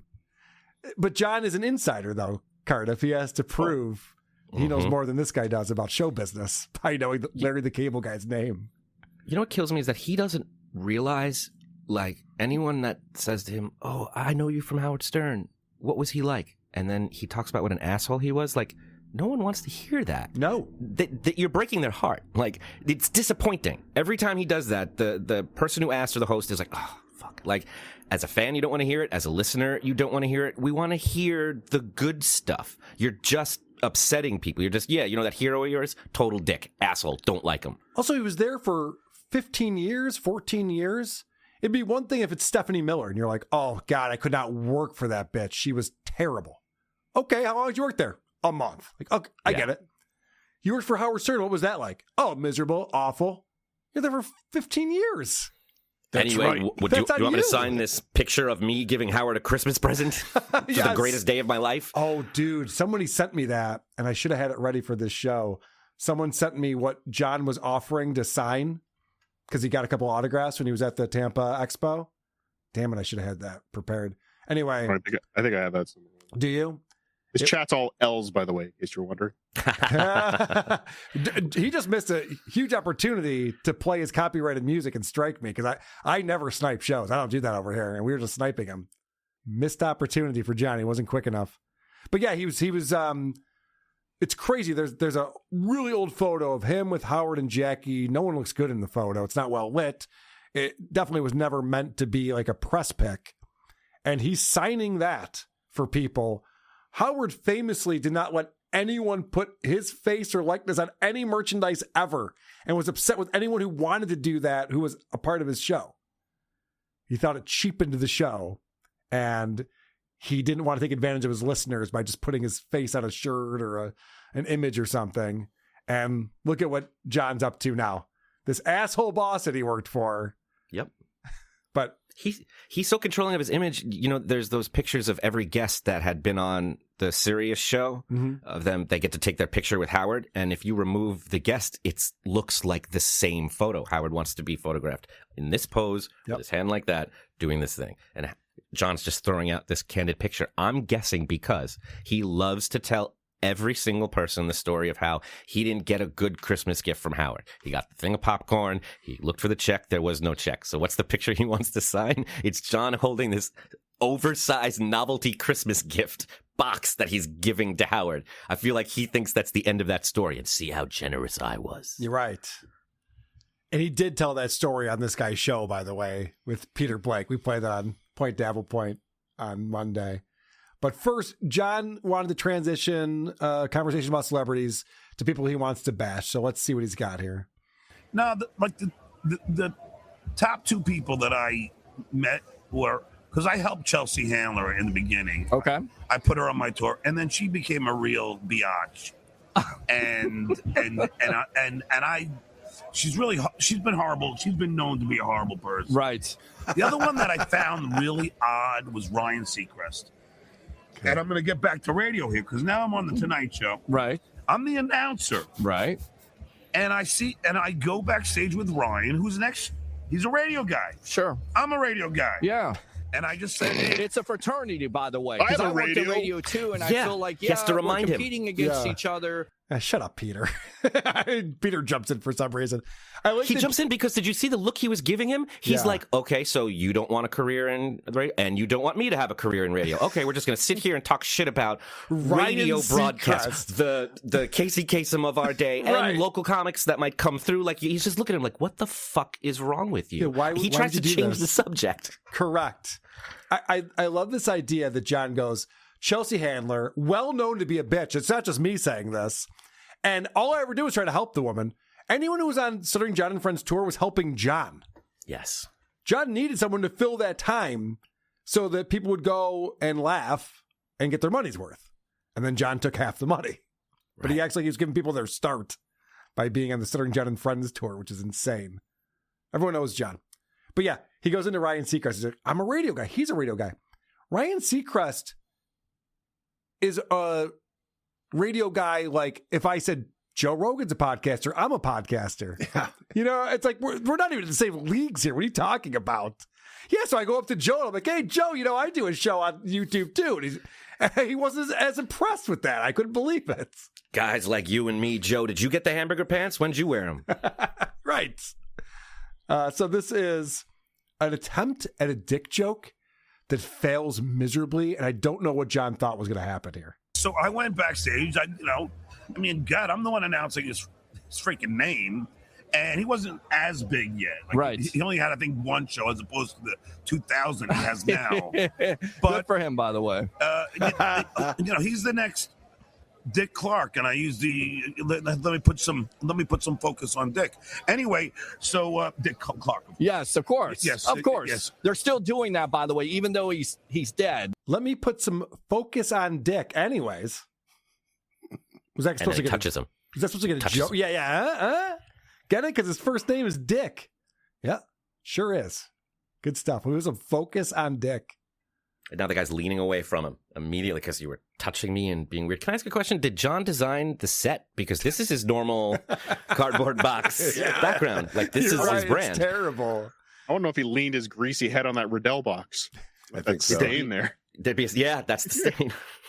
Yeah, so this is from the Sports Expo, obviously, because there's just a bunch of boxes and football helmets strewn about. So this is what the Sports Expo should be. Not Stuttering John. Yeah, that's what it's about. Right. Yeah. Can I take some of these boxes with me? I also did you guys notice that John goes, so Ryan Seacrest is on the Tonight Show before he was like super famous. Right. Ryan Seacrest was the host of America's Got Talent. Mm-hmm. I would American imagine American Idol. Or American Idol, thank you. American Idol. Right, thank you, Eric. So American Idol was the biggest show on TV. It was like 30 million viewers were tuning into it every day. Ryan Seacrest was... So was that Humperdinck guy, but he's gone. Dunkelman, yeah. We don't know him no more. But well, John tours with him. John did tour with them, yeah, for a minute. But yeah, so it's weird that John's just like, he wasn't that famous back then. As if like Ryan Seacrest is supposed to be desperate for camaraderie or companionship with Stuttering John. But John doesn't know why he says things like that, except that he's always bashing. Yes. Mm-hmm. So he's Carl, you know how Ryan Seacrest was famous at the time? How's that? He was a guest on the Tonight Show in the early 2000s. Right. That's how you know he's famous. Yeah, he's famous. That's very funny. Correct. And this John's guy trying to Peter's- downplay it. Yeah, Peter's looking at him like, okay, you're shitting on Ryan Seacrest and you're praising Brian Dunkelman. This is not the horse to bet on. Like, Right, it just right. communicates, get away from this guy. He doesn't know what he's doing. And John has the balls to say, and I'm the one announcing them. I know, as if that's not his just job. Right. Like, you're going to sabotage his appearance because he wasn't nice to you? Any contact John has with someone turns into like some favor he did. Yeah, he's doing a favor, right? Yes. Yeah. Chelsea Handler doing a set of comedy for a set price is not a favor, it's a job. When you got the job on the Howard Stern show, that was a favor. That was doing something nice. How many times he takes credit for putting Shuli's calls through on Howard Stern? And, Again, his writing job. Shuli's material for him, too, obviously. So he's obviously still writing for Shuli. Adam, I'm glad you're picking up on what's going on between these two, because Peter is kind of in radio still. And Ryan Seacrest is a pretty big deal. He's syndicated all over the United States. And so John just bringing him up to bash him, you'd be like, all right, this must be like a story. John must have a really specific story about Ryan Seacrest and what a douche he is if he's going to bring this up without being asked. So I went back to Ryan and said, hey, man, you know, I was in radio too. Just want to say hi. And it blew me off. He looked at me like I had 3 heads and just was just so conceited. That was the story. I'm so glad you shoehorned that into the conversation, John. A guy didn't treat you the way you wanted him to treat you before his probably first ever appearance on The Tonight Show, which some people get nerves about, and they're maybe looking through their notes or they're thinking through their stories and talking points. I love that he thinks he's spilling the tea instead of exposing himself for being the insecure douche that he is. Yes, that's how Peter's looking at him like, oh, yeah, I bet Seacrest was the problem. So this is like John Coy. This is someone figuring out who he is in real time. Right. Love it. But this David Feldman explained on John's show why the dog Triumph was rude to John before the show. The monologue you were about to launch into, Carl, about maybe Triumph was nervous. Maybe he was getting ready. Maybe it wasn't like he got John to see and realize that he was being selfish and wrong. And John immediately, once he got to that point, said, yeah, well, fuck that guy anyway. And now has drank himself into a stupor ever since then and is still right back where he started. He's learned nothing. There's nothing you can do to help him. Card, if any new updates, I see you monitoring multiple screens over there. Oh, yeah, it's still a black screen. Okay. Still collecting super chats. Oh, good for him. He's earned it. Yeah. All right, so then he tells a story about when Gilbert Gottfried and Billy Bob Thornton were both on The Tonight Show and the interaction between them. And Peter sees an opportunity to get some comedy out of this guy. He's got a comedian on his show. It's normally sports talk. Let's get some comedy out of him. And Billy Bob is complimenting Gilbert, praising him, like just, you're the best. And Gilbert is so awkwardly uncomfortable. I'm just laughing because Gilbert can't. He's just like, Can you do a Gilbert Gottfried impression? Hey, no, I can't. No, I'm not a big impersonator. But yeah, that's great. That's great. That's terrific. That's terrific. He's trying so hard to turn this into something. I know. Peter is getting his money's worth, or he's earning his paycheck. I should say. He's really working hard to make this interesting. John's anecdotes just fall flat every time. Billy Bob Thornton liked Gilbert Gottfried. Cool, I do too. I mean, he could have, even with the Ryan Seacrest stuff, he could have gone the route of, the Kardashians. He's involved with them. We came up with the idea for that. Like something can make a connection. No, it's all brags. It's bragging disguised as anecdotes, bragging disguised as jokes. It's just, or bashing. Like someone has to be the asshole that he's better than. And in this instance, it's Gilbert Gottfried, right?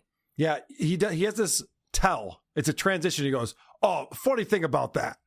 Whenever he says that, he is going to drop a name, possible 3 or 4 different celebrity names. And it's never a funny thing. It's not a funny thing. It's not going to go anywhere. He just wants to tell you he ran into Ryan Seacrest once. He was conceited. Well, let's talk about sports. John's a sports fan. They're at a sports convention. They're on a sports show. So finally they transition. Let's get some sports talk going. Maybe John will do a better job with this. I told my friend Jiggs, I said, listen, they're not going to win until they change their helmets and uniforms. And as soon as they did, 1997, they won. They did. And now they're bringing it back. And every time they have Jeremy Shockey, too. They didn't have Jeremy Shockey. No, Keyshawn Johnson. Keyshawn Johnson, who was a Jet. Yes, but I'll tell you. Your buddy there, Shockey, was a Giant. Yes, I know, but I thought he went to Tampa, too. No. No, no. Keyshawn. Jeremy Shockey. No, not Jeremy Shockey. No. No? Oh, no. Oh, for some reason I thought he did. That's okay. But anyway, I'm a Yankee fan. Okay. They're in Tampa. This is a Tampa sports show. John doesn't know what he's talking about. He's like, yeah, they changed their uniforms, and then they won, something a woman would say about a sports team. And then he references Jeremy Shockey, who never played for the team. And he's like, oh, really? What? Are you sure? Cotton jerseys. Who would have thought? Let's talk about the Yankees. They're like, yeah, man, let's talk about the Yankees. It's great. I love when you tell John something he doesn't know or he gets wrong. His only response is, I know. Right. You don't He know. wants That's to why we're argue saying more, it. but then he realizes there's two different people telling him that he's wrong. So he's just like, all right, maybe I'm right. I'm not going to argue this one. Agree to disagree. Yeah, agree to disagree. I'll deal with you later. Pretty much. All right, so he was on a show, Jason Galern's Divorce Podcast. And this was in 2017. He was on the show. This just surfaced. Someone posted it on YouTube, and Dabblers picked up on it. And Adam, I know you listened to this, and it starts off. I'm going to play the first clip I have. Jay, the guy who's interviewing John, who has this podcast, struggles having this podcast about divorce because he's also a comic. I shouldn't say also. Jason Galern is a comic, and he's doing this show about divorce, and it's hard to make that funny. It's actually quite depressing.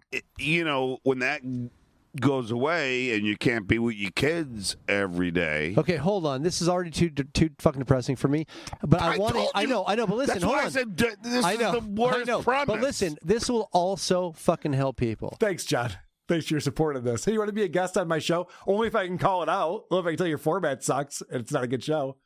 Sure. All right, then come on. Let's do that. There's also something unique going on here, and that's that John and Jason Galern are friends. Yes. Their wives know each other. They have a history, so they're comfortable with each other. And the other thing of note is that John is wasted, but he insisted on getting Jason stoned, and Jason is not used to being this stoned while interviewing. And it causes some train wreck moments, but it causes some great moments where Jason won't drop it and insist on getting an answer from John, which we never get. So that's really great. That's great. But John is just a supervillain through all this. I have one more clip before we get into the stuff that you picked up on. And John drops the hackiest joke possible. John is just a hack in every way. Can I say your wife's name? Yeah, of course. Okay, cool. Okay. Susanna is... I usually call her a witch, but okay. This is depressing comedy. It's a whole fucking thing. A mixed bag of fucking. Yeah. So just she's not allowed to be near water. Well, here's the situation. Is that a Wizard of Oz reference? I believe so. Is that a thing that witches aren't supposed to be near water? Or is it just Wizard of Oz, right? Is the only you throw them in water. You throw them in water to see if they float or something. Oh, there's that. a thing. Yeah, there's Salem witch trials, but or she a gremlin? Yeah, something like that. Jesus Christ, that's the worst joke. Her name's Susanna, right? Yeah, I call her witch. Do ya? Okay, good stuff. What went wrong, huh? This era of John is so frustrating. We've been watching it a lot these last few days. Yeah. And he needs everyone to laugh along with them. And that's his signal to be like, I told a joke, and now it's your turn to laugh. It's brutal. So what your clip number one here, you want to set it up for us, Adam? Well, it's 5 minutes in, and they finally get to the first question. So, Johnny. Yes. I want to hear about the fucking good times because I've even asked you this before I started thinking about doing this fucking podcast. Like you and Susanna, everything was okay. Was everything amazing? First question is genuinely, was there ever a problem when you met where you thought to yourself initially, there's a problem there, but I'm going to fucking look by it? No. Or someone told you something? I fell deeply in Incredible. love with Susanna. Okay, so tell me all about those fucking rad times. Did he have their first kid out of wedlock and later married her? And he's acting like they were always deeply in love and love at first sight. And I don't know if that's really true, but all right. You're going to hear this because it's his friend and he's comfortable. He instinctually, like a tick, has to say no to everything the guy says. Everything. And almost everything he says no to, he either immediately or shortly thereafter says the opposite, which happens in the next clip. I should try that technique because on this show, we agree with each other way too much, I'm told by Kevin Brennan. Well, then write the script differently. I'm just reading what you wrote me. I don't have any opinions. You know, I took it to Hawaii because I did. You met how in a we play? met in Tony and Tina's wedding. Whose? Tony and Tina's wedding. It's an off-Broadway show. Tony's way. And the sheer arrogance of he's like at Tony Tina's wedding, and the guy's like, "Oh, who got married? Right, the off-Broadway show." Oh, you're not familiar? Yeah, yeah. No, I'm not waiting for Godot. He's not a person, you dumb fuck. Right. Sorry, How do you John. not know about Tony and Tina's wedding? His wedding. It's an off-Broadway show. Okay. Oh shit. In New York, and we met there. And it doesn't matter what we were playing, but we fell in love. I'd rather meet at Yakov Smirnoff's dinner theater. A better story than that. I'm in Branson. She's in Branson. It was unbelievable. Yeah, right. What a country fried steak. And what a cunt on this girl. And during the fucking play, you were an actor and she was an actress in the play. Amazing. Yeah, and we fell deeply in love. So there's not one part of me that doesn't or will never not care about her. Incredible. Mm-hmm. That sounds like there's not one part of me that will never not care about her. I'll still care about her more in my little pinky. What is he talking about? What does that mean?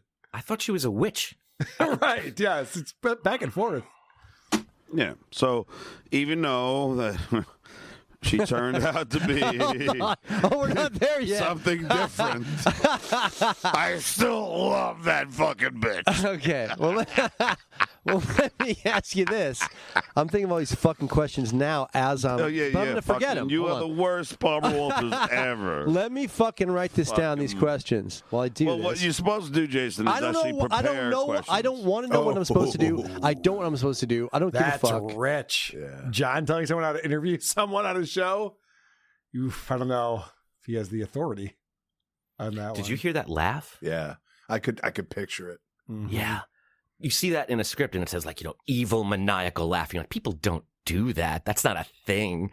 Listen to that. That's but he does. That's not normal.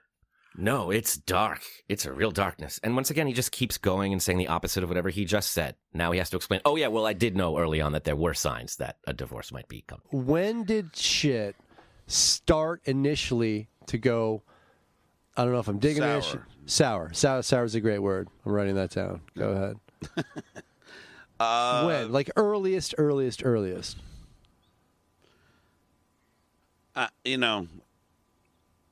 And exactly what were the situations? What happened was, I remember once we were in a cab and she was pregnant with our first. Uh-huh.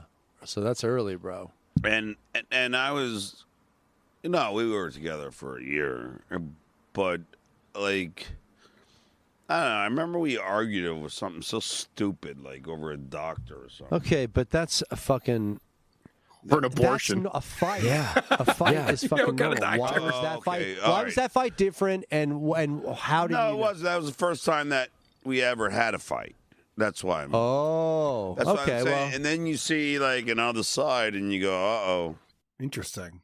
They were deeply in love. There was never any doubt.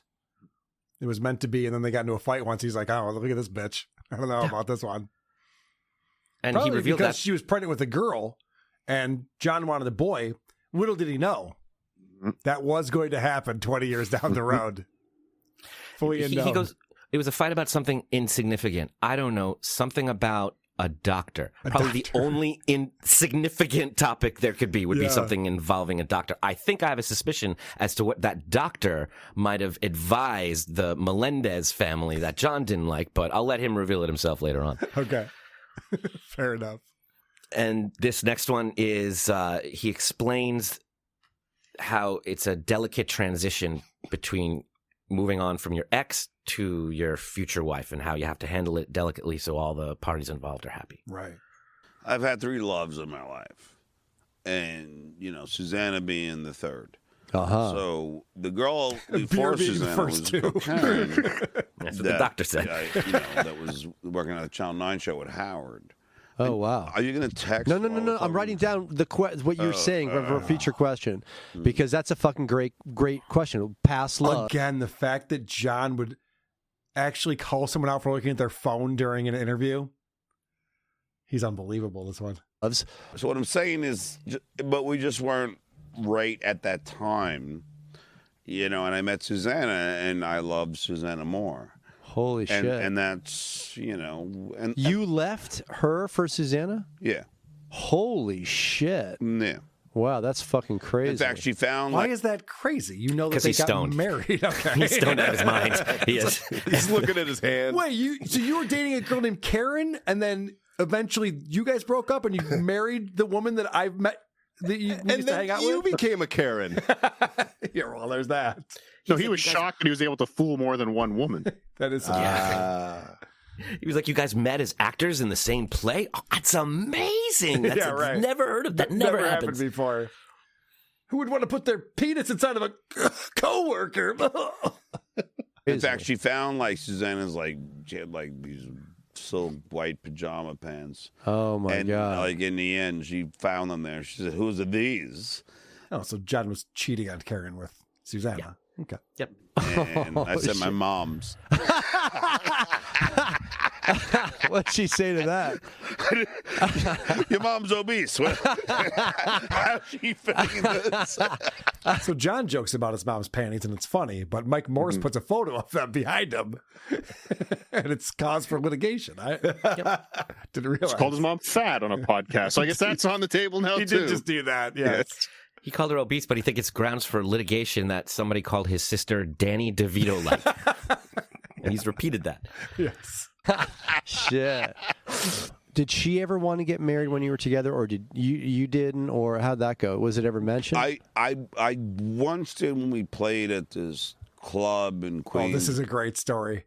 I pointed this out, I think, yesterday on Living in the Past with Stuttering John, which you can get on our Patreon or our YouTube channel if you become a member, a bonus show we did. John tells these anecdotes. The anecdote that he told on the show that we played yesterday was playing a video game that was at Royce's Arcade that the guest brought up. And John's story was, oh, yeah, I used to play that game when I was drunk with my friends. Like, every story has to be around drinking and being drunk to remind everyone how cool he is, I think. And I had friends. Yes. So this is another example of that. This is, asking if him and Karen ever thought about getting married. Club in Queens with my band, and then we were driving home or whatever, and we had to pull over because I had to puke. And I told her that I loved her. No. I mean, I told her that I wanted to marry her. But I mean, did you ever talk about that sober? Get married? No. So it took you having a drink till you puked to fucking propose. Look, I mean, that's what... Take what you can get, bitch. I think there's a billion people who can relate to that. Yeah, well... Unfortunately, they won't be listening to this shit. Married or not married. So... Do you guys think that actually happened, that John was coming home from a gig with his rock band, and he was so drunk they had to pull over and puke, and then he's like, we should get married, bitch? I don't believe any of that. I think he just wanted to talk about how he was playing bands and he was cool, and he got really drunk, and he'd be vomiting because he'd be so drunk because he's such a cool drinker. I believe that 100%. I believe he asked her to marry him with vomit on his fucking shirt. Yes. That does sound likely, actually. It does. What's great about that little story is that no matter what, whether it's the truth or a lie or a combination of both, it's all like the worst thing you could tell. Like, it all makes him look so bad, no matter where it came from. He has no idea, but he thinks it makes him look cool. Yep.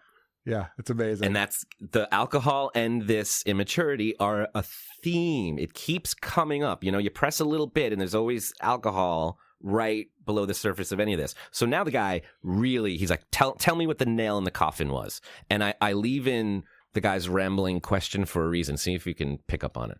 I want to know, when were you initially okay, this is too many fights, or fuck this, or I could see possibly separating, or what? The initial part of it. Was it in California? No. Again, Jason, like every marriage, you start, you get into it and everything's fine. You get in a few arguments, whatever, but you still love that person. So I loved her and I still love her. But when we were in California, is when oh wow, he goes, no, it wasn't in California. But actually, what happened was when we got to California, he just wanted to say no. Wow, I kind of knew it was over. Holy shit! But but she did too. I mean, there were just a lot of problems I'm not going to get into because it would bore the crap out of it. Well, that's gonna be. Can I translate what's happening here? Yeah, the pizza wasn't as good. John gets to California.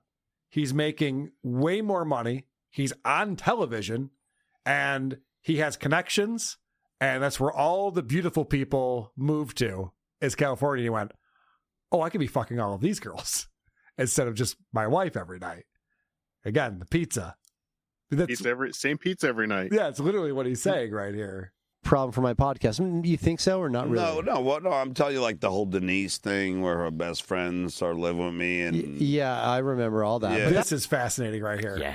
This gets really interesting. So let's learn about Denise and what Jason knows about Denise. Because again, these were all friends when John was still married to Susanna.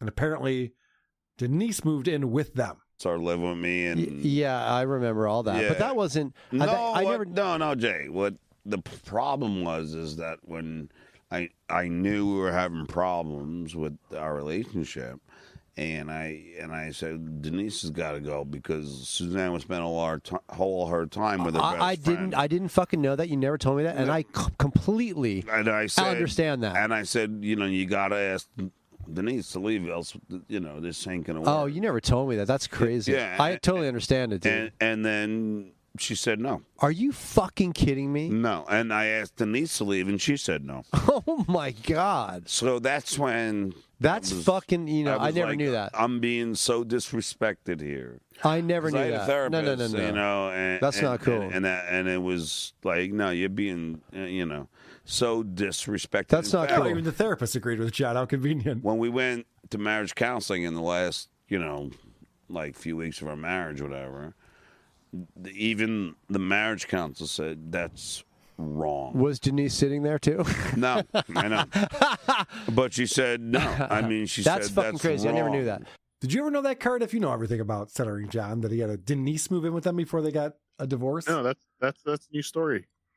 I thought so too. Yeah. And I pulled a clip on here that is so telling because you have this guy, Jason, who used to hang out with them, knew Denise, knew Susanna, and this was his interpretation of what was happening. For the people listening, I met Johnny had this fucking assistant, which was amazing. Yeah. Denise! And she used to bring you beers and shit. No, she's not. Not an assistant. It was now I don't like her, but she was nice at the time. But then again, I let her live in my place for free, and then. Do I even need to comment on this? This guy saw Denise as his personal assistant. This was his wife's best friend who moved in because Susanna was bored out of her mind or whatever the situation was. And this guy was hanging out with them and went, oh, Denise, that was your assistant.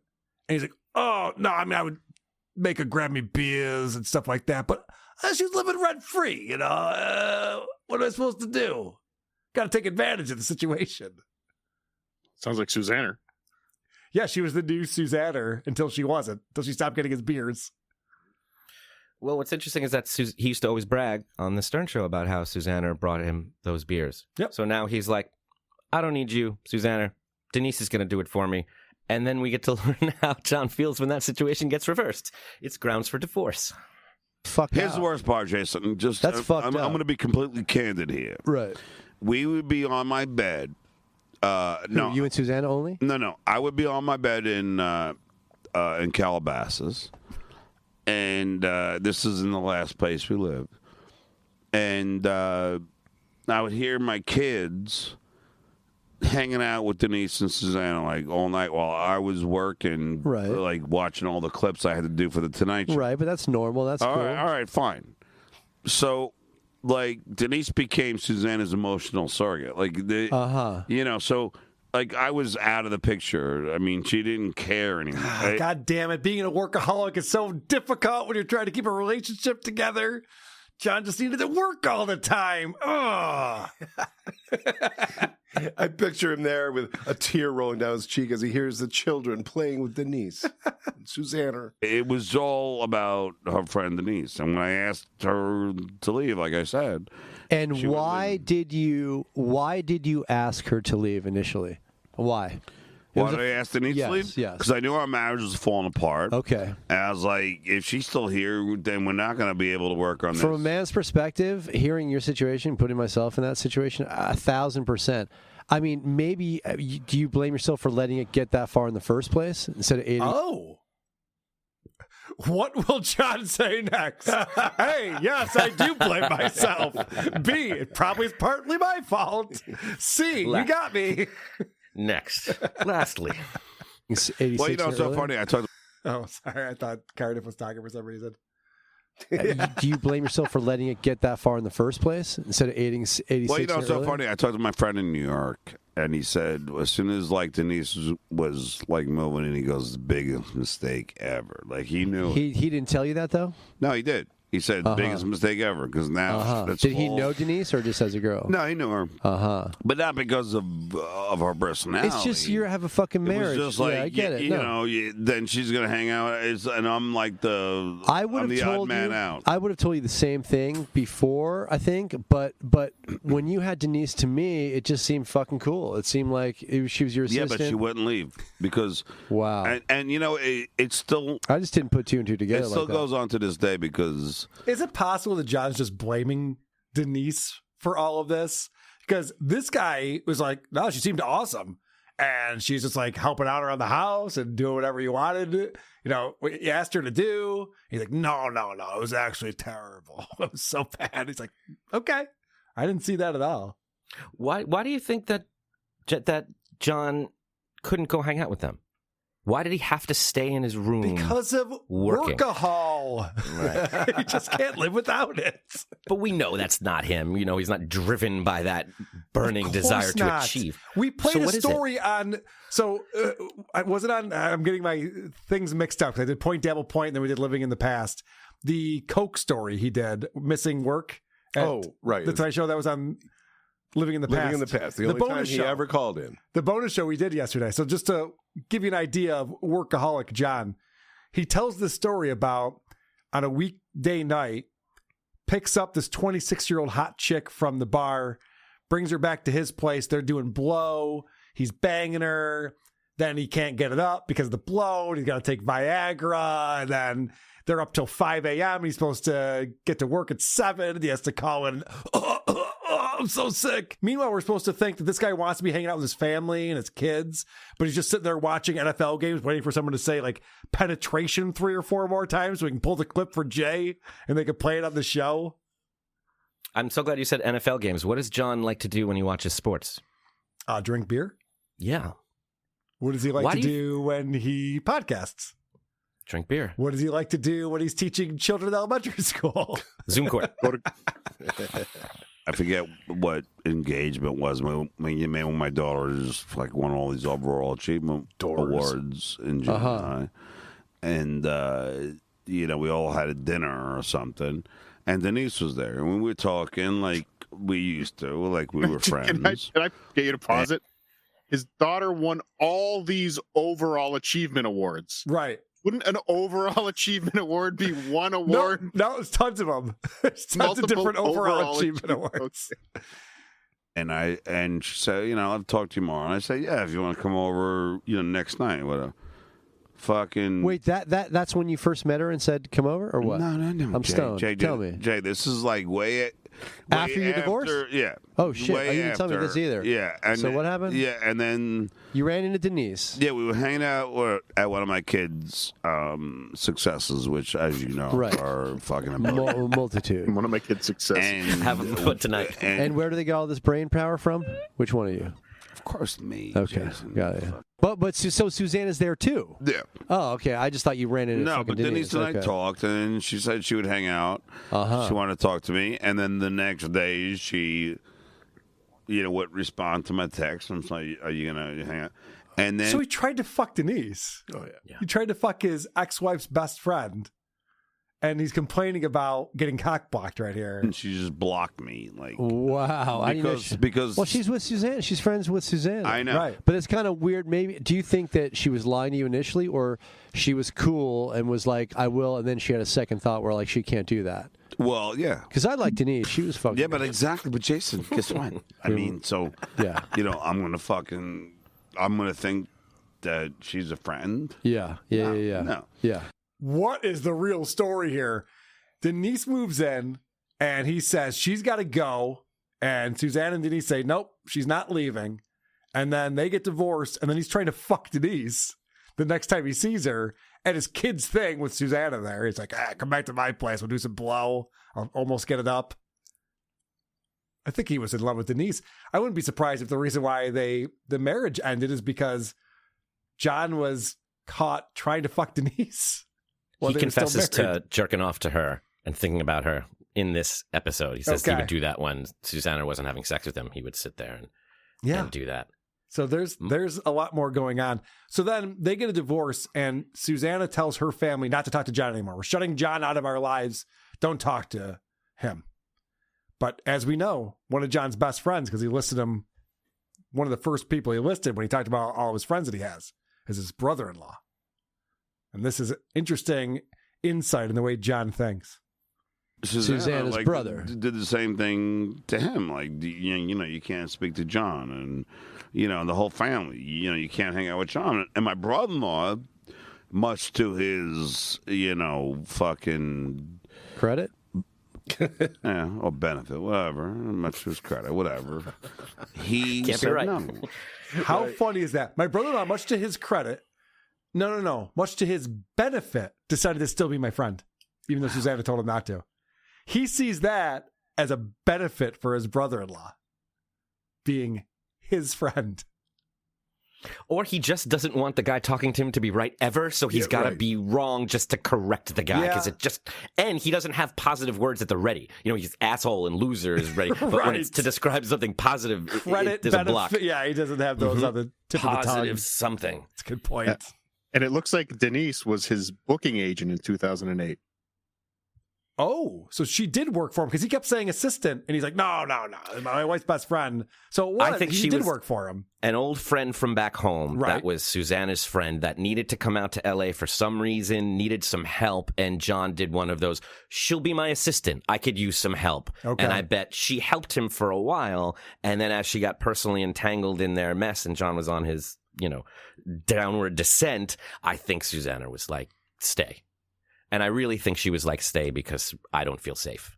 I think someone wasn't safe. That's when you move someone in. You're like, okay, if I can't leave, I don't trust you alone with these people. There's a story John told, you played it on your show a long time ago, where he says there was the last Thanksgiving he had at his house, and his in-laws were there, and he was giving a speech, and his mother-in-law stands up in the middle of the speech and says, "You're drunk."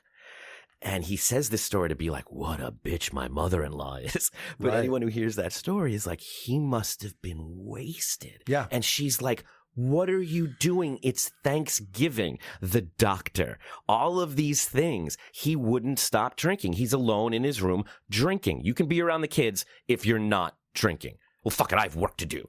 So he goes, close the door and does his work.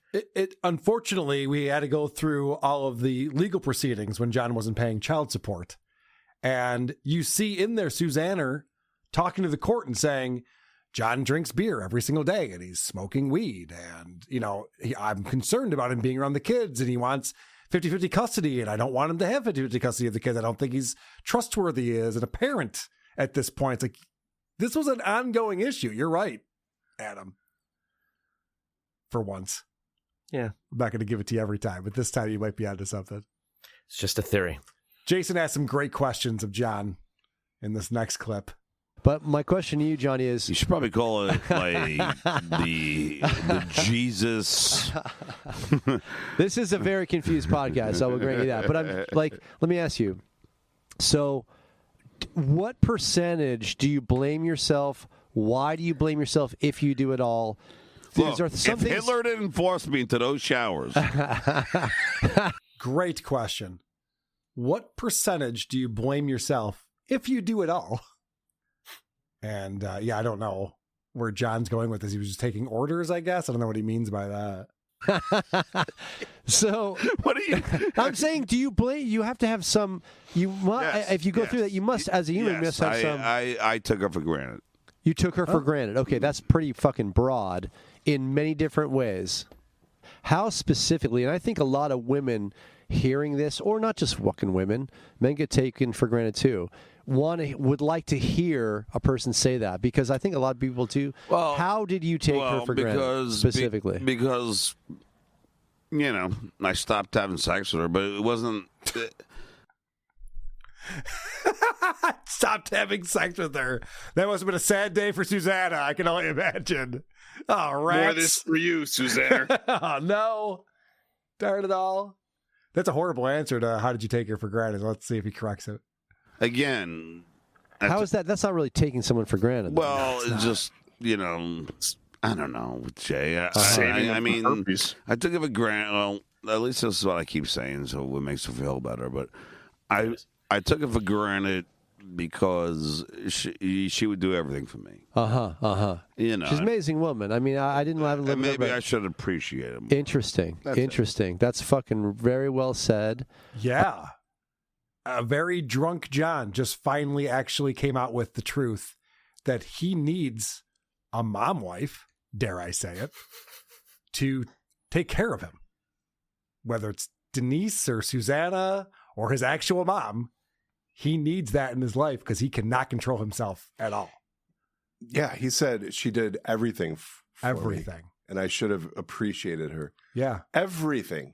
I didn't realize that having registration in your car would be so difficult to do, but apparently couldn't pull it off without Susanna. I took it for granted. It also smacks to me of like the one thing they made him acquiesce to in couples therapy, and it was the one thing they made him say, and that he kept, like, they kept jamming into his head, that he kept trying to implement. Yeah. But he makes it clear he didn't know what it meant. He just knew it was like words, like, I was told to take responsibility, so I keep saying I take responsibility and then do nothing about it. Right. He mumbled something about that. That's what I kept saying it to make her feel better. Like, he doesn't. Yeah, after the sex thing, he's like, well, that can't be what it is. No. Yeah, and he still right. hasn't. That was the thing, so he goes with that, and that's all he's got, because there's one real reason that he refuses to mention, but thank God this Jason guy is just stoned enough to hammer this home. I think anyone would like to hear that, and I'm sure Susanna would like to hear that. I've told her. It doesn't matter. Well, but again, we're still close, but she's got a boyfriend now. Yeah. Not like I would ever want to be back. Let me ask you about that. Like, I know you, and you have been with many, many, many women since your divorce. All right, so you hear John brag about banging chicks. I know you, and you're always talking about banging chicks. And does it bother you that she is with another person? Because I could see, that's amazing to me. No, I don't care. No. That's incredible. And what an honest answer. I've had it. I've had sex with a Jay. Oh, what a gross thing to say. Does it bother you that your ex-wife, the mother of your children, has found a new love and is happy? I already tapped that shit. Who cares? What an insulting thing to say. He doesn't even realize it, too. No, he doesn't, because he just said, my heart was broken listening to her laugh with the babysitter. Right. It destroyed me. Fuck it, I've used tissue. I've been there. And let's not forget that at this time, 2 of his children were adults. Right. And one was rapidly approaching adulthood. And one was way smarter than John already at this point, because Oscar's a genius. Correct. One more clip out here, the moment of truth. This is it. Do you want to set this up, Adam? That's all you need to know. As is the theme here. You bring people to these moments of actualization, and they acknowledge it, and then they run in the other direction. So listen, let me ask you this then. What would... Tell me one, and I think you've been very honest, extremely honest, Johnny, extremely honest, and that's why I want to do with you, because you just put shit out there. So what would one thing that Susanna would say is great about you, and one thing, not blaming for the marriage, but one thing that you did besides taking her for granted that she'd be like, there was a... Is this like inside the actor studio? Because if it is, ask me my favorite curse word, and I'll say you're a fucking dickhead. That's not how the answer to that question would work, John. All right. Rather use Keith Sutherland's answer. Yes. Let's not get into that right now, Cardiff. The one thing. Well, just one thing. Give me something positive that Susanna would be like, John's amazing at blah, blah, blah, blah, blah. Because you're a great dad. You know what? Honestly, if Susanna, she'll say smart, loving, you're a great caring, dad, too. Great dad. Like she would say. How could he take her for granted and be loving and caring? It can't be both of those things. And smart, don't get me started on smart. She would not say that. All those things. Uh-huh. You know, there's not, I mean, the only bad thing she would say is like drink beer too much and I'm an alcoholic, whatever. Uh-huh. What was that? What was that? Kind of trailed off. That's a big one right there. Abused the family, alcoholism. Killed a bunch of people and buried them in the yard. That's incredible. Let's hear that again.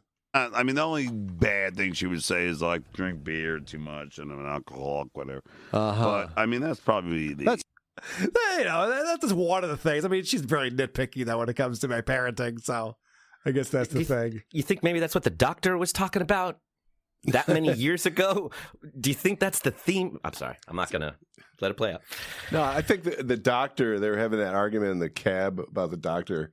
Doctor was like, "Look, I know I'm just a doctor, but I think you guys should get a divorce." I'm not a therapist, but I've just been watching your interaction. Yeah, I'm a vet, but you guys shouldn't be together.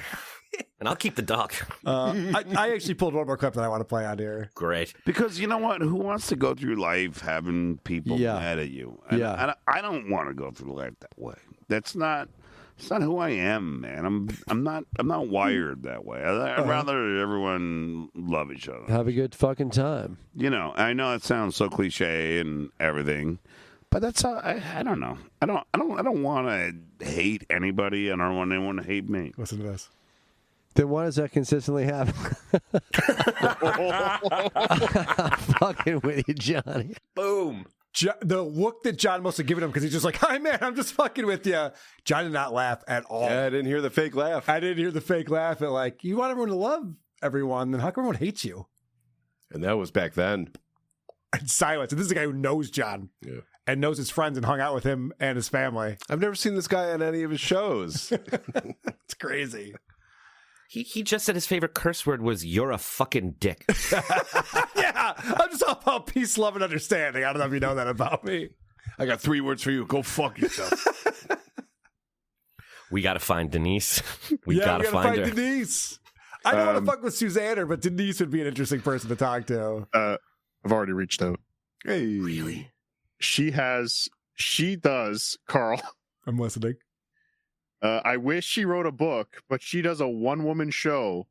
Lessons learned, the time of my life. She just finished 5 days in Houston, and I'm hoping she comes to a town near us. Does she have a YouTube channel? She must. She does not. She does not. One of the few. Still acting, but yeah. Because I said so, that's why I take a nostalgic journey through decades of wood-paneled wisdom in blank. I won't say her name. Lessons learned in the time of my life. Wow. That's amazing. Yeah. I'll go to that. Field trip. That's like a Tom Myers title. Yeah, Lessons learned in the time of my life. Yeah. Me and Adam are interviewing her tomorrow night. Yeah, please do. You can blow off Joey C for that. Can I sit there and I love say how anything? all of John's achievements or things he wants to do are things he stole from other people. Of course, Denise has a one-woman show. Good point. Yes, that's where you learned it from. Stuttering John actually made 2 appearances this week, and one of them was on TV on Gulf Coast News, ABC 7 in Naples. Have you seen this yet, Adam? I've seen some of it, yes. This is very exciting. I always like when John's being interviewed to promote a stand-up gig because he feels like he has to be on, he has to be funny, but he also is always flirting with any female that's on set. He's always being very flirtatious, and we could all draw our own conclusions, whether that's part of like an act that he does. Are you not buying that, is what you're saying, Chris?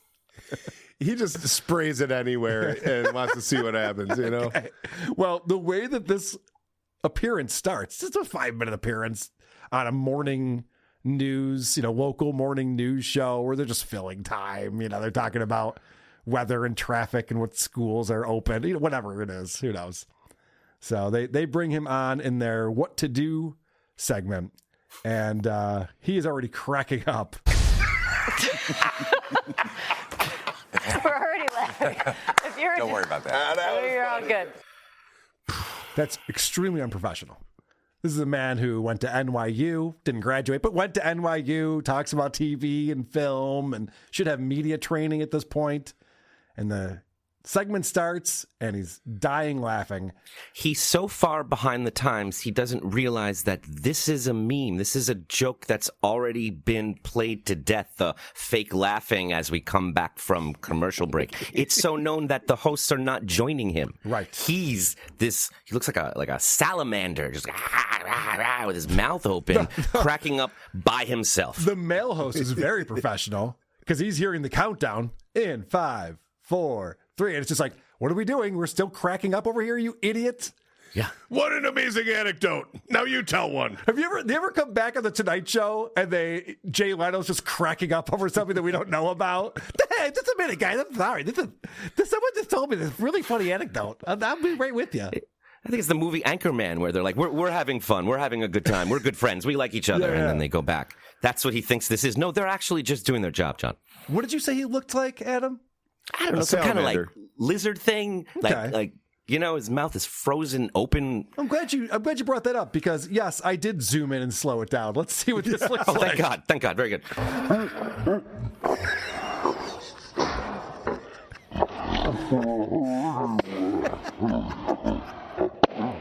Yeah, That's the kind of laugh that only comes out when John's cracking himself up. I guarantee he said something that he really tickled him. Well, if you're watching, check out the posture afterwards. He's so insecure. He's like this. Yes. Oh, yeah, his posture is awful. And he lives in Florida, so his nice clothes should be with him. It's not like he had to pack a button-up shirt for television on this one. All right, so John has bought a boat, as he keeps telling everyone who will listen. Has he? No, but he keeps telling people he has. And so he wants to brag about that. John Melendez. Hello, everybody. Hello. Welcome to the neighborhood. Yeah. You moved here. I'm so psyched. I just moved here. I got here in July, and I'm loving it. I just bought a boat, and as we were just talking about, it's so cool that when you're on your boat cruising and the dolphins are just jumping right behind you, it's just amazing. Oh man, this dye job. Yeah, he what's really going on should have there? got a glaze before these TV appearances. Old man John over here, not looking great. So they go, how do you like it here in Florida? You're living down here now, right? How do you like it? And he goes to a thing that just happened to him. I was on a boat and there were dolphins that we saw. It's like, if he was enjoying his time in Florida, that would not be his first response to that. Right. He got there in July, so 11 months, and that's the freshest thing. That's the only thing he can think of that makes it good living in Florida. It's what you'd see on the postcard from someone Right. visiting there. That's all he knows about it. Yeah, that'd be like your vacation highlight. Like, oh my gosh, dolphins were jumping. I got a video of it. Cool. Yeah. But you live How here. do you like living How do here? you like These living here? It's How's a that local going? news show. Hit us with some commentary, buddy. Yeah.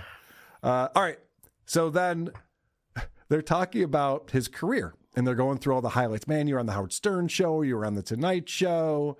It's pretty impressive. And so he follows this up with a question. And I was watching this on the Uncle Rico show last night. Anthony Cumia was on. They were watching this, and they had the bingo cards out. And they had all the different, what are John's canned answers? What's he going to say? I don't even think they had this on their bingo cards because they were not expecting it to go in this direction. Did you mean for this to happen, or did you just kind of like keep going? And I was in first grade. I was a star of our play, and always in all district band and all district chorus, and always like the battle of bands in high school. Sure. Like, it's unbelievable. Our play in the first grade. Our play. I was a writer. He co-wrote it probably. Yeah. It's the play in the play. Could you imagine? I would think, Adam, you probably started acting at a pretty early age. We saw you on television at an early age, but on our show, on our TV show. Yeah, right. So I assume that you did some acting in elementary school, probably. I did. At what point do you stop using that as a credit? I can't remember. I know I did something. I know we I know it was something. I don't remember what it was, but I'm sure I stole it. It was brilliant, and the reason I'm here now. It's mind-boggling. That's where John's... So, did you plan this whole career out the way that it's played out? Well, it's funny you asked that in first grade, and then in second grade. It is just dawning on me now that he actually thinks the further you go back, the more impressive it is. He does. Yeah, because it used to be fourth grade. Yeah. Now it's first. Now it's first grade, yeah. Of course, because what he wants to say, he wants to grab her by the lapels and go, it was destiny. Yeah. I was born like this. That's what he's trying to say. I have no control over this talent. Ever since I was born, it just, they throw these roles and things at me. I've never heard another person who's successful in life ever refer to first grade. Not even once, let alone every time. Even a first grade teacher. I mean, people with Broadway shows on right now don't call it our play. It's just not what you say. This is really bothering you.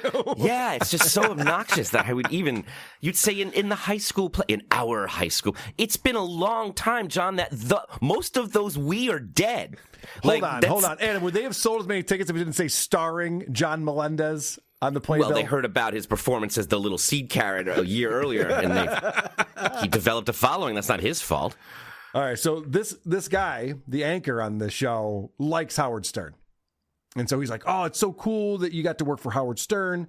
So John has to now pivot from his normal Howard bashing and talk about like, oh, yeah, I'm Howard and I are cool. Yeah, Howard, he was a very close friend. I mean, I was in his inner circle. Like, I would have dinner with Ozzy Osbourne. Oh, that's crazy. Crazy everything trainer. else. But everything else. Everything that comes along with that. Drop! Why did Ozzy Osbourne get brought up? He brings up Howard Stern. He's like, I was in his inner circle, which is something that you talk about if you're in the mafia or if you're in high school. I don't get this whole I was in the inner circle. Like, it's fine, man. You worked on the show together. I'm sure you guys spent some time outside of the radio studio. But no, he immediately goes to, oh, man, me and him were such close friends. We had dinner with Ozzy Osbourne. In the same sentence. And by the way, he was on with Mike Kelta the same morning. Ozzy gets brought up there, too. Without being asked, it's not like Mike Kelta. It's like, you ever meet Ozzy or have dinner with him? No, that wasn't the question. So, John, Ozzy, go. Tell us more about Ozzy Osbourne. It is very rare that he brings up a memory that isn't currently a clip on YouTube. Right. And the stuff on YouTube is like 10%. Oh, that's interesting. He's going back and rewatching it, and that's what's giving him these memories. That's all he's got is the stuff he's watched. Nothing else comes up. Yeah, and that's why like he repeats his own lies and they become the truth, because that's what he's bringing in for his intake of media is him lying. And he's like, oh, I keep hearing this thing. I guess Carl posted my audiobook.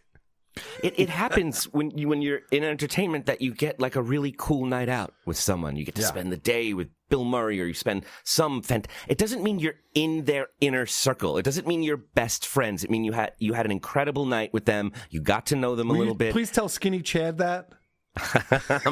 When you get a chance. I'm kidding. I will tell Skinny that we accept him and we love him and support him. And that's all I'm going to say. Mm-hmm. This is, it sounds like somebody stretching. It sounds like a kid who had a good date claiming they're his girlfriend now. And everybody can see that but him. So you're saying he sounds like he did after the Kate Meany date? I mean, that's what you just described. I'm pretty much, yeah. It's the same kind of stretch. We spent a night in a room. We're married, right? Howard hung out with him a couple times because he was an employee and somebody told him you should do that for morale. So he did it. He regretted it. And now they're in an inner circle together. Yes. All right.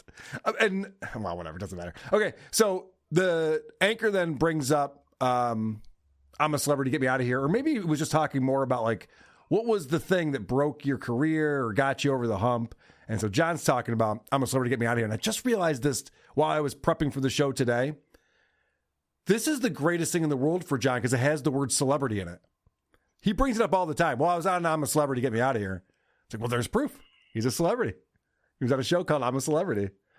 And so they're talking about that. And then he talks about going on The Tonight Show.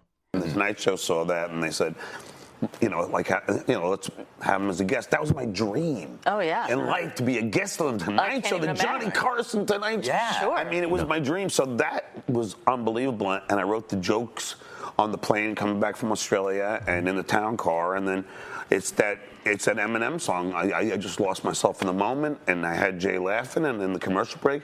Yep.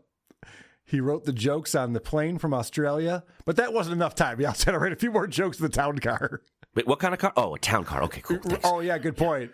He had to throw that in there because he was going to the Tonight Show, obviously. Didn't mention what kind of boat it was, but we know it's a town car. He goes, my live stream was to be on the Tonight Show. In what capacity? Were you promoting a film that you've acted in, or maybe one you've directed or created? Are you a comedian? You doing a stand-up set on the Tonight Show? Like, what capacity was it? Oh, well, that didn't matter. And the real reason why I was on there is because I was on a game show that was meant to humiliate the contestants. He left that out. He left that part out. Because when we went through his book, everything he ever did, he's like, that was a dream of mine. Becoming a boxer was a dream of his. I'm like, almost everything he's ever accomplished, he claimed, like creating a movie and selling to National Lampoons and like everything. Becoming a father was father. A dream of his since he was a child, apparently. Yes. Being estranged from my children. Everything's Always a wanted that. dream to him, but it doesn't make any sense to just be a guest on the Tonight. I always wanted to be interviewed by a talk show host. Well, you tapped into the tragic flaw of John is that he thinks he's a celebrity, and he always wanted to be a celebrity. He didn't care how, as long as they treat him with respect. That's what he wanted more than anything. So that's all he talks about. And he doesn't realize that these people he's talking to wanted to be newscasters or broadcasters. So they've done a couple interviews. They know what you're talking about. You can relate to them as people instead of as you're this better, you're this elder statesman telling them what showbiz is like. They know, and they have one up on you because they have a skill that they can currently capitalize on. Yeah, current gig, right? Yes. Yeah, good they would love point. to talk about it as a broadcaster, like you said, as a comedian. Instead, he's hitting it as a celebrity with this assumption that everyone on the planet is just in awe and in love with that by nature, and that's not true. And then he cracks himself up with a line that's not even meant to be funny, I don't think. And I'm the first stuttering announcer ever. You sound great. You're doing a comedy show. Was she fucking with him? You sound great. You sound great. You smell terrible, but... Can you imagine what it smells like when he does that laugh? Someone should animate that. He could get two people hammered with that laugh. It sounds like when you're on the spaceship and the airlock goes off and it's like... Yeah. It doesn't sound human. It's like, did John just tell a joke somewhere? I think I'm hearing something. All right, so we finally... I've been wondering why John's doing this comedy show. He did it last night. A guy reached out to me. He was going to go. I don't know what happened with that, but hopefully we'll get a report at some point. But he did a stand-up show last night at this comedy club, and we find out why it was a Tuesday night and a one-off show. Captain Brian had off the hook. I've been asking him, and he finally said, all right, let's do it. And I appreciate it. So I'm going to be at Off the Hook Comedy Club in Naples at 7 o'clock tonight. So John had to wear him down to get a Tuesday. I've been bugging him, and finally he said, sometimes John says the quiet parts out loud. Yep. I love that. He's proud of his effort. He doesn't realize everyone who plays that club goes to meet these two people. They promote it here. It's a deal. They've done this interview a million times. So yeah, even they're surprised that you're doing a lone Tuesday night. The segment isn't called The Main Event. It's called Things to Do. Things to do, yes. So John also doesn't realize that most people booked at comedy clubs have a manager book these things for them. Yeah, you don't have to wear anyone down yourself. Yeah. I am representing Mr. Melendez. John, how's Tuesday for you? We know it's you, John. Oh, this is John Moore. Excuse me. All right, so John is always trying to fuck every woman he talks to at all times, and Jen here is no exception. I can't wait. Are you going to come? Come on, Jen. Well, I can't tonight. I've got to be here at 3 a.m. tomorrow. Oh, well, yeah. Oh, tell me about it. Right. Oh, you know morning shows. Oh, yeah. I used to get up at 3:20. Yeah, okay. That's later than when she has to be there. So whatever. You're one up at her. It's not working. And how many years ago, John? When you were an intern? How many years ago? Yes. We're talking about the late 80s. Mm-hmm. And so she's talking about today. So John's going, hey, you going to come to my show tonight? And she's like, well, no, I have to work. And tomorrow, and even if I didn't. Well, yeah, no. It's like, do you think Tuesday night comics get laid? No. Friday night comics get laid. Saturday night comics get laid, not Tuesday night comics.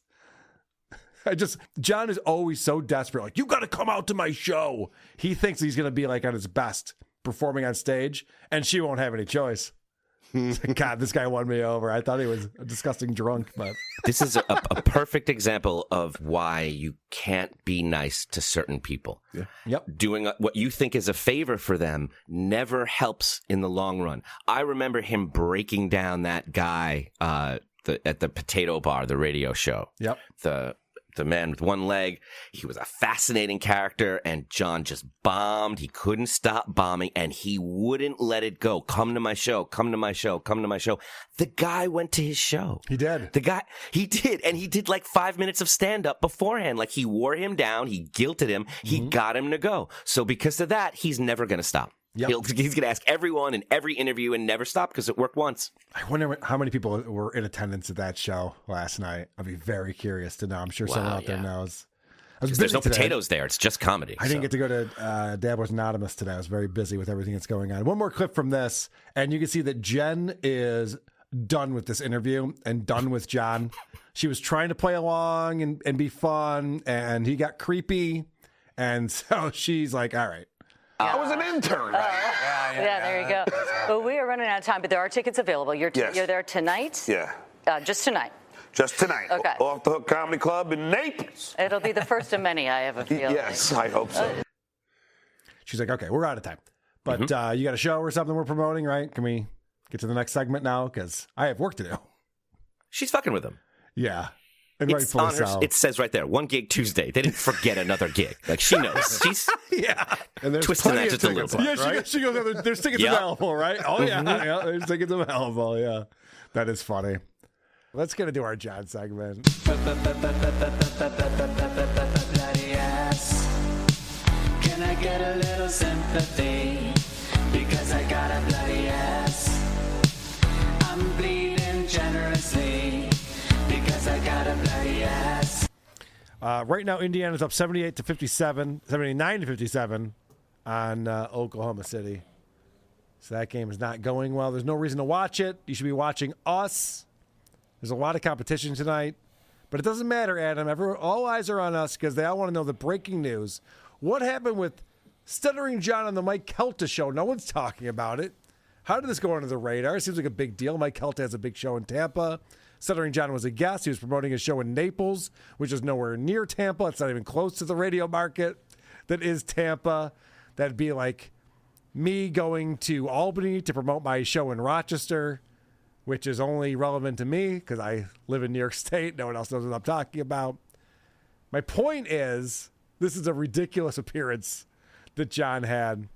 And it starts off talking about John's weekend in Tampa, because this would have made more sense if he had gone on the week before and said, hey, I'm going to be doing this sports expo, and I'll be there hanging out, signing autographs, taking photos with people. But instead he went after that, after he was in Tampa, to promote a gig in Naples, and Mike thankfully asked him about that. What were you in town doing? You were doing an autograph signing over here? Yeah, in Tampa at the Tampa Fairgrounds. Yeah. How was that? It was okay. I mean, but it was more like it was more like all these sports baseball card people, you know. So I was, you know, I mean, I was like a nobody there, but hell. Wow. It didn't go well. Yeah. Shocking. Why would it have gone well? John is at this event that's for athletes and sports memorabilia. And it's John from The Tonight Show and Howard Stern. So I have to, because we checked this out on WATP. I showed, or maybe it was Point Devil Point. I showed you that he was there all 3 days, Friday, Saturday, Sunday, for hours every day. No one else, except for John or whatever, Michael Papa John or whatever the guy's name is. He was the only other guy with John who was there the whole weekend. All the other athletes, all the celebrities were there for 1 day. You go there that 1 day to see that one person, then they're out. John was there all weekend and no one cared, which shows you the value he puts on his time at this point. Conventions are a good place for him to be. he probably has no reputation and no agent in that world, and it is its own world. With its own, you know, there are people that are like celebrities in that world because they put on a good show or they created a thing with the fans that they love coming back to. There are sci-fi fans and sci-fi conventions. There are 90s. Remember the 90s with Cardiff conventions? There are like places he could do better, but he doesn't have that relationship yet. So he's got to build it by being an extra at this sports thing. Like there will even be at a sci-fi convention like a little not sci-fi area where just people that sell wares that are local just want to be a part of it. He's like that. They're like, we'll have some celebrities, we'll have some people there. He could have said the same thing to Mike there, but said, oh, it was great. It was awesome. I'm a sports fan, so it was cool that there were all these sports guys there, and I was like the only comedian, so I felt really special. Anyway, how you doing, Mike? You're right. Because the whole point is to build these relationships. I don't know if he realizes he just talks shit about the convention on a radio show they're going to hear. They're going to hear because they're in Tampa. This is the biggest morning show in Tampa. He might have been a bomb at the convention, but if he actually said some nice things about them on this show, it would have gotten back to them, and they would have loved it and remembered that instead of this bridge burned. And I don't think I have the clip, but right after that, Mike Kelta goes, I would imagine there's so many Stern fans. You guys could do your own Howard Stern conventions. All the ex-employees on there, and you could have whack packers and, you know, gonzo shitcock guys who called into the show or were parts of the show. You could have all those people go to a thing. And he might be right about that. He is. He's right. In certain markets. You could do that on Long Island. You could do that in Philadelphia. There's certain areas where you could be like, remember the Howard Stern show? And you get to hang out with Grillo and Stuttering John and Casey Armstrong. And that could maybe do something. And he asked him about that. And John's like, anyway, so I'm doing another thing coming up in a little bit. John could put it on. He could do it with this guy. They could make it happen. No, he couldn't. No, he couldn't because everyone hates his guts.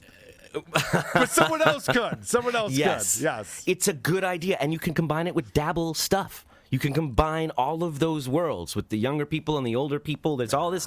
I'm not lending my name to this shit. No. Oh, come on. You'll just have Wendy on the show, but you won't go up here with her? Come on. You're thinking of Tukey. Better than that? I don't have Wendy on my show. That's Tukey you're thinking of. But yes, I would actually be a part of that, and I would endorse it. It'd be great. So what I love about this appearance of John and Mike Kelta is that John goes on these other shows, and we break them all down. And it's all people who don't know anything about what's happening in John's life over the last 5 years or 7 years. And they all just want to talk to him about the Howard Stern show and the Tonight Show, whatever. And Mike Kelta's paying a little bit of attention. I was on Mike Kelta's show back in December, I think. Yeah. Because we were making fun of Mike Kelta's podcast with his wife. And he reached out to me. He's like, Carl, I like what you're doing. Come on my show. And I was a call-in on his show. So he's paying attention to this stuff. Wow. He knows about the Dabbleverse. He knows what's going on. Mm-hmm. So he brings up Chad Zumach. And now Chad Zumach, of course, is a Tampa resident. And so he's on Mike Kelta's radar. And this is hilarious. Speaking of Chads, let me ask you about this. What is this eternal fight between you and Chad Zumach? Who is that? Oh, come on. I listen to me. There's no fight on my end. I mean, you know, but I saw a thing the other day. I don't know. So I don't know. Listen, I know that there's a group of nerds, and Chad Zumach is one of them, that go on the internet and make fun of other people's podcasts and all that. They did that to me. I don't care. I blow that stuff off. But I did see a video the other day of you saying that you would fight Chad Zumach, and that I would like to see. What I love about this clip is that he goes, what about Chad Zumach? That's his fight against me. I don't give a shit about that guy. And then Mike Kelta goes, that's funny because I saw a video where you were challenging him to a fight. Mm-hmm. And I'd like to see that. So that puts John in a weird position where it's like, are you above this or are you a part of it? And if he was really listening, he would have heard that Mike just told him, I'm aware of these shows. If I know what WATP is and I've searched that name, I know what they're doing to you because I know you and I obviously check that out. So like a good broadcaster, he's holding his cards close and he's seeing how this guy reacts. And he reacts with like bullshit and lies and just craziness. And John responds with like, Chad who? Yeah, I don't want to give him any air. I'm not fighting with him. Meanwhile, John called the cops on Chad. Chad left a note taped to his front door, to John's front door, and John's instinct was to call the police, which is crazy. I just want to explain this to everyone. If Chad Zumach comes to my house and leaves a note at my door, the last thing I do is get the police involved. What if it had mean words on it? I would imagine it would. I doubt there'd be a lot of compliments on it if Chad Zumach was the one who wrote that letter. And even still, you wouldn't call the cops? No, I definitely would not call the cops. I know. Wow. In fact, what I would do, Adam, is I would go, oh, I got something to talk about on the next episode of WATP. Which is exactly what Mike just explained to John. Yes, he was like, yeah, they attacked me, and I had some fun with it. I'd but, be excited about it. Yeah, how did you handle this, John? Well, so John explains that he doesn't want to fight with Chad. Oh, I would. Oh, believe me, if I ever ran into him, it would be his worst nightmare. I can arrange. Okay, so I'm sorry, I didn't set that up correctly. John explains he would beat the shit out of Chad, which is so weird because he's threatened me. He's like, if I ever see Carl in Cape Coral, which I will run into John in Cape Coral. This will happen, unless he dies in the next couple of months. But it will happen. Cape Coral's not a big place. We go to similar places. I heard him invite Mike Kelch to a place that I go to all the time. So I'm like, okay, well, I will run into John. And John always claims he's going to beat everyone up when that happens. Which is a weird thing for a 60-year-old man to do, in my opinion. He's made it clear, and you really see it here, that he's scared. He'll always run. He'll always show up a little early, a little late. Oh, yeah, well, right. That did happen at CB Tomatoes. Yep. Oh, I would. Oh, believe me, if I ever ran into him, it would be his worst nightmare. I can arrange that. The guy came to my house and put an anti-trans thing on my door when he knew I was in St. Petersburg doing stand-up, and I have a transgender child, and he thought that would be funny, but no, I don't take it that way. So yeah, you don't mess with people. You don't mess with people's kids. Now, I will never stick up for Chad Zumach, who I think is a giant piece of shit. But Chad wrote, your son is a pussy boy. Or something like that. I'm paraphrasing. Only because John was calling Chad a pussy boy at the time. Right. Mm-hmm. Which is a weird thing to say when your trans son has a vagina. And we've all pointed this out to John. They're like, you probably shouldn't use the word pussy boy. It's not appropriate considering your circumstances. And John understood, and he apologized, and he hasn't used the word since. No, he called the cops. Oh, okay. Yeah, and he goes and cries to everyone. This cry bully who nonstop was talking about like going to Tampa to beat up Chad. Oh, I can't wait to fight this guy. He's a pussy. And then as soon as Chad does something, he just like calls the cops and then goes on everyone's shows and cries about it. Can you believe I'm getting bullied? Is it interesting that he had to say he left an anti-trans message on my door? My son is trans. Did he have to say that part? Like, why did he say that? Couldn't he have just did he think we think he's trans? What is he? Why did he have to qualify that? And if it's so mean, why would he again point to his kid? I'll tell you why, Adam. Okay. Because outside of the world where his daughter came out, his daughter came out as gay, and then later trans. Outside of that world, he goes, yeah, someone put this like transphobic thing on my door, and I can't wait to high five him. Mike Kelch was like, that's pretty funny. He's like, yeah, I know, it's pretty good. But because his family has that, he's just like, that's offensive to me. Oh, interesting. You think Mike would have been like a Long Island guy? Like he likes to bust everyone's balls. He used to use the F slur on the air on the Howard Stern show. He doesn't give a fuck. He's not this liberal he pretends to be.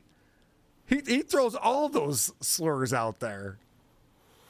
Well, if only everyone could have a son or a daughter, right, like John, then we could all learn to accept everyone. Maybe Chrissy Mayer can someday have an Avariza and learn. I think she could. I really think she could. She might. Given the right circumstances, I think she's open to it. It might happen anyway. That's a whole other story. Mm-hmm. Adam was on with Chrissy Mayer this week. We'll talk about it at some point. Mm-hmm. So what I love about this is that Mike Kelch is like, I saw you wanted to fight Chad Zumach. I can arrange that fight. Why is he not jumping at this opportunity? I can make that happen. But I would love, if you and Chad want to fight, I would love to arrange that. Yeah, but why would I want to even give him an ounce of fame? No, I get that. I get that. I understand that. You know what I mean? If it was ever going to happen, if it was ever going to happen, it would not be, where he could actually make money because the guy is broke. Yeah. Yeah. So John's response after he challenges everyone to fights is, well, why would I wouldn't want him to make any money off it. He's broke and he's a loser. I thought you hated him and he put a thing on your door and you're pissed at him. You don't want to fight. So now you don't want to fight. You were challenging him to a fight. You don't want to fight him because he's broke? How's that make sense? Anybody that's watching this and understands it has in their mind already a dozen memories of John saying any place, anywhere, anytime. I'll come to you. Pick We it, can meet I'll halfway. come to you. I'll wherever. pay you. He was like, I'm going to send you money. So this radio guy he's desperate to connect with and have a relationship with is like, let's do Crazy Cabbie .II on a national radio show. Mm-hmm. And he goes, why would I ever want to do that? John just completely chickened out. Mm-hmm. That is the definition of chickening out right there. It's like, oh, I saw you wanted to fight Chad. I can arrange that.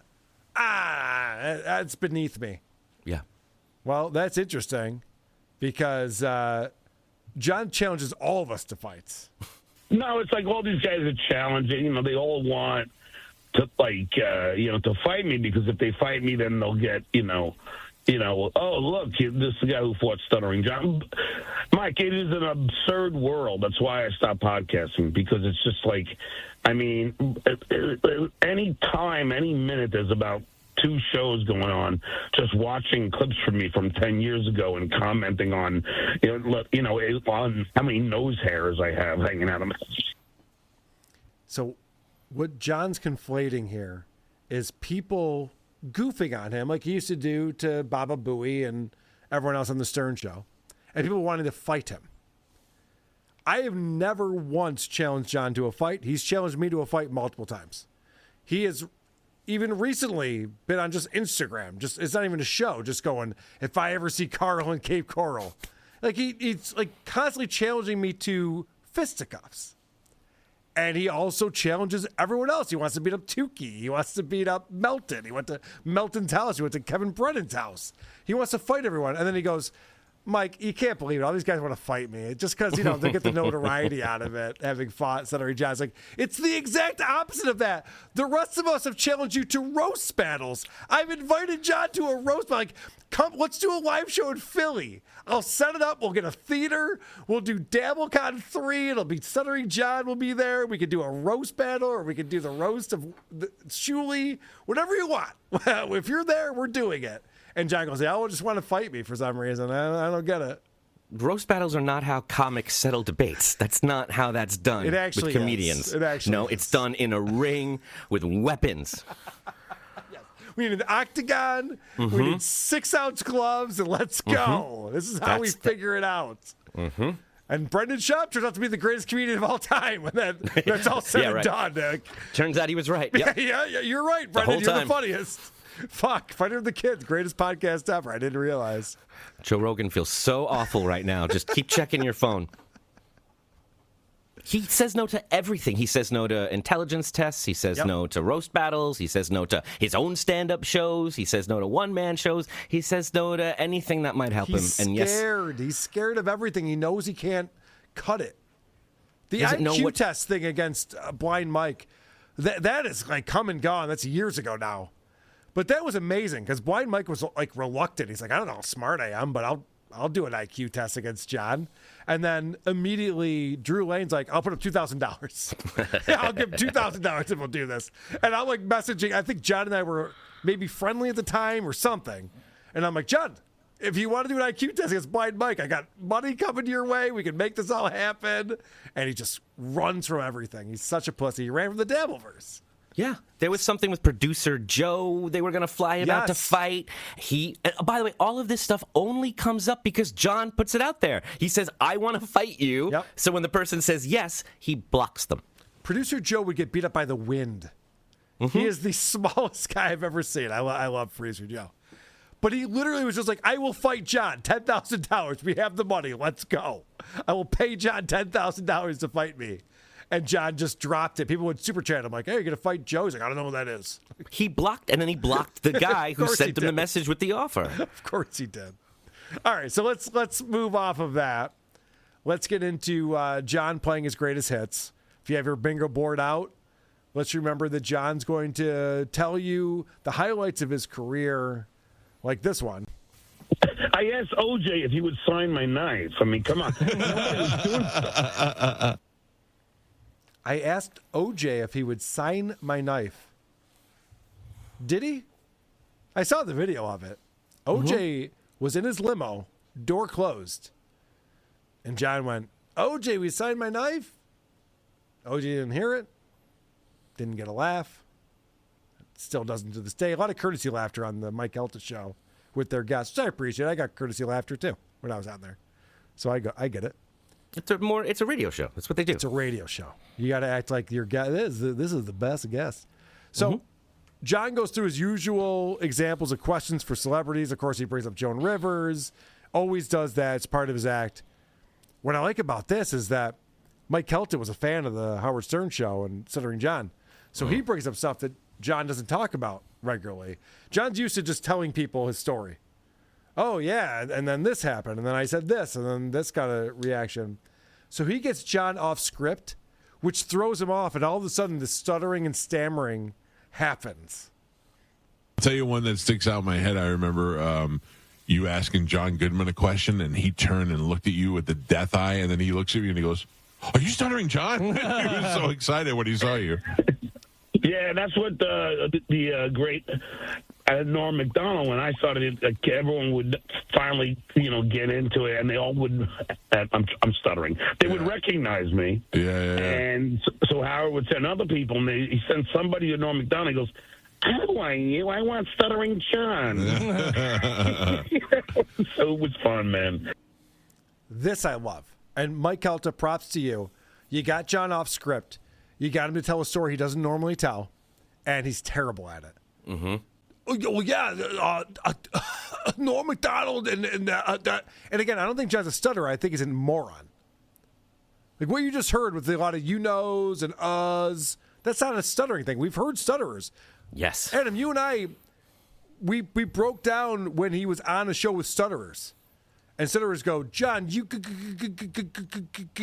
got to do a lot of great interviews. That's what stutterers do. John's just they know what they're going to say immediately, and they're having trouble getting it out. John, you can tell, does not know what he's going to say. He heard this, moment, and he had no memory of it because it's not on YouTube. And if it's not on YouTube, John doesn't know what happened. And he immediately just panicked and started speaking before he knew what he was going to say. And while he's just searching for it, it's just insecurity. It's not a stutter. Yeah. I hope he does more interviews with people who actually know the Howard Stern show and ask him real questions.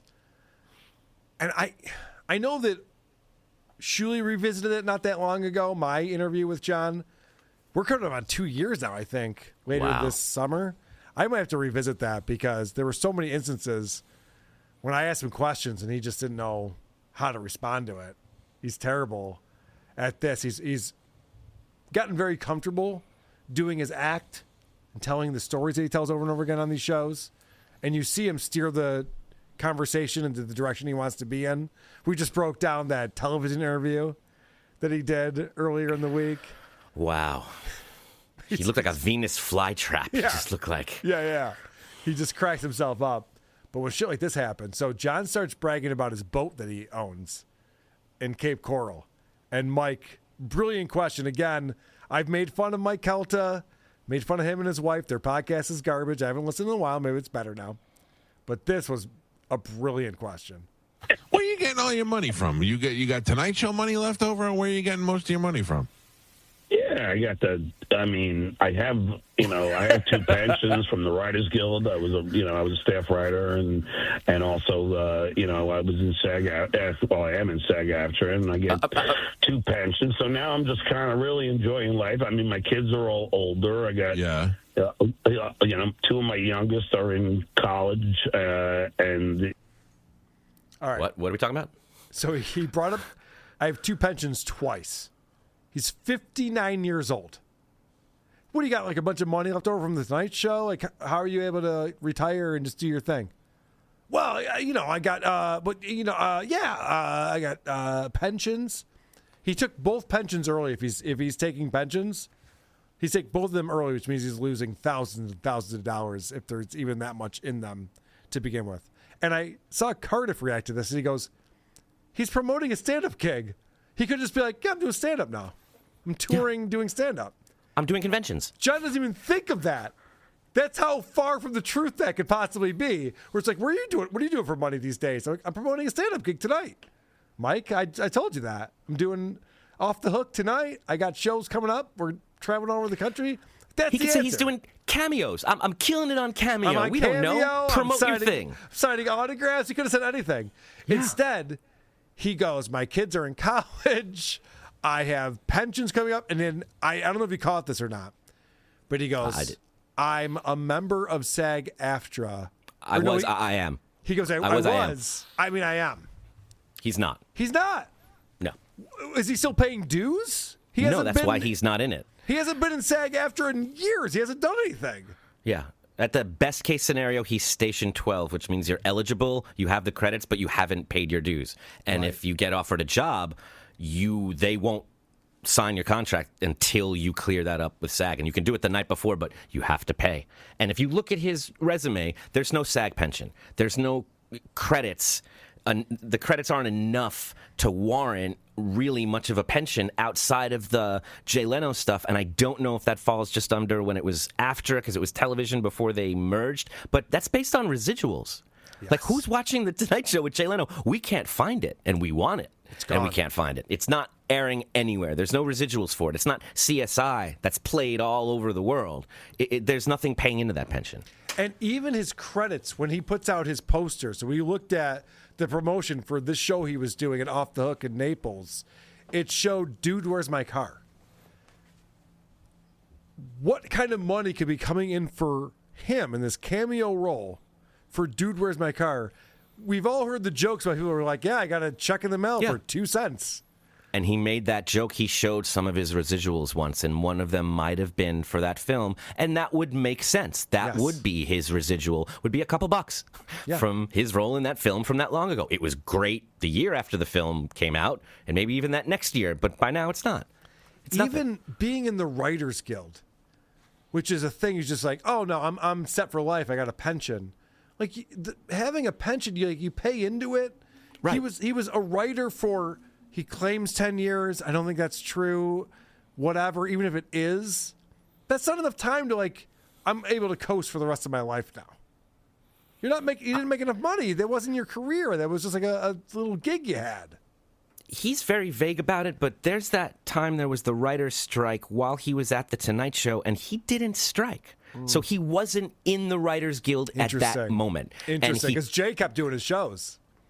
And he wrote them himself. He did it without his writing staff.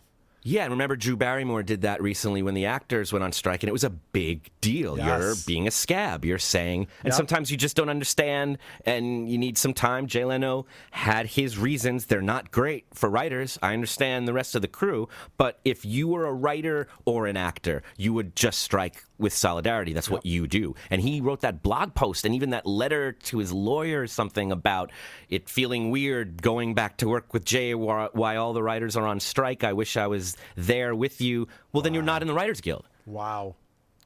Because the union went on strike and you didn't strike with them. So they either kicked you out or you weren't there. When was that? 2008, 2009? I don't remember. Something around there. Yeah, around then. And he was already at the Tonight Show for years at that point. So John claims that he was a staff writer. He was brought in as the announcer. He failed.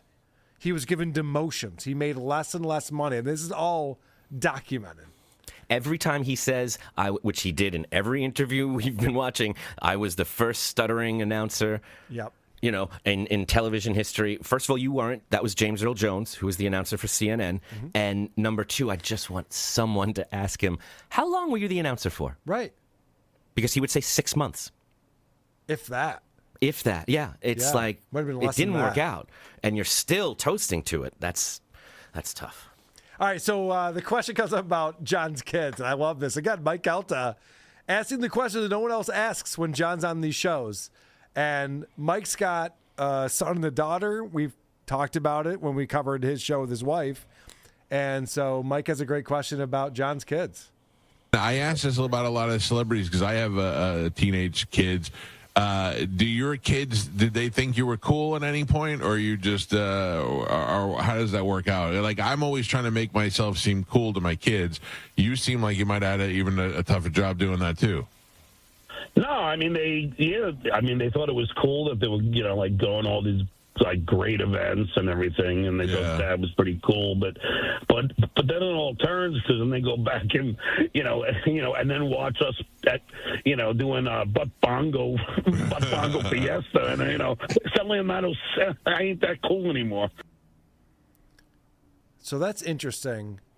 That John goes, no, it was great for a while. We moved up to L.A. I had all these celebrity friends, and that was probably pretty impressive for them. And then instead of saying the Dabbleverse, my alcoholism, humiliating myself on the internet, all my detractors, a whole subreddit clowning me for years, Butt Bongo Fiesta is when his kids went, Dad's not that cool. Yeah. Which I believe his kids wouldn't like that. They're progressive, and that's probably very anti what he pretends to stand for. But to pretend that that's the reason why his kids don't see him as a cool dad. You know what young kids also don't think is cool? The Tonight Show with Jay Leno. Yeah. It's like a famous thing that any actor or artist with kids has a kid that doesn't think they're cool and only thinks you're cool when you tell them you met Sabrina Carpenter or something. Mm-hmm. That they think is cool. Like on every talk show, the celebrity says, they were excited I worked with this YouTuber. They were not. And it's a true thing. It is true, yeah. It's your father. You're just not cool. You're always not cool. So for him to say that when we know it's not true, there's nothing he did that would appeal to kids, and put it on Howard. It was Howard's fault. If only Howard didn't have that kind of taste. That's incredible, isn't it? Wasn't that a pay-per-view special or something? Why are your kids watching uncensored pay-per-view specials? Right, yeah. It's like that's not even, it's neither here nor there. The Dabbleverse is what your kids are seeing. It's why the kids don't talk to you anymore, or at least one of them. I don't know. I don't know all the answers. What I do know is that we have a thing called supertip.gg/WATP. All of the kids are talking about that. It's the biggest news in the Dabbleverse, and I appreciate Joe for hanging out over there. You an abortion guy? No, but I heard some podcaster whose name starts with a K is. What was his name again? Carlos? It's Carl, you stupid idiot. Quit being a wise ass and just say it. Thank you very much, Joe. Anonymous coming in. I drank lots of Heineken. It wasn't for me. I drank lots of Coors. It wasn't for me. I drank lots of Jenny Lights. They were just right. P.S. Everyone loves a battle of the bands. Good point, John. Thank you for that. Anonymous with $20 coming in. Adam and Carl, the great Dabble duo. Thank you, Anonymous. Thank you. I wouldn't want to show my face after saying that either. I get it. We appreciate you. I wanted to fight Carl. It wasn't for me. I wanted to fight Chad. It wasn't for me. Now I am lining up a Lucy Tight Box main event. Well, good luck with that. Everyone's trying to line up a Lucy Tight Box main event. It's not for everyone. She's busy representing Skinny Chad in the Dabble Court. That's true. Raper Butt, $5. How much does it cost to slap the National Lampoon name on a movie? I donate to National Lampoon Presents The Dabbleverse. It wouldn't be expensive. Raper Butt, it wouldn't be expensive. Let's make it happen. And that is what happened. You can purchase that. Yes. Mark Turnquist, $10. Will you be doing any special coverage of Steel Toe's sentencing, an emergency pre or post sentencing show? Maybe I would. Yes. Watch this channel. Watch for this little piggy.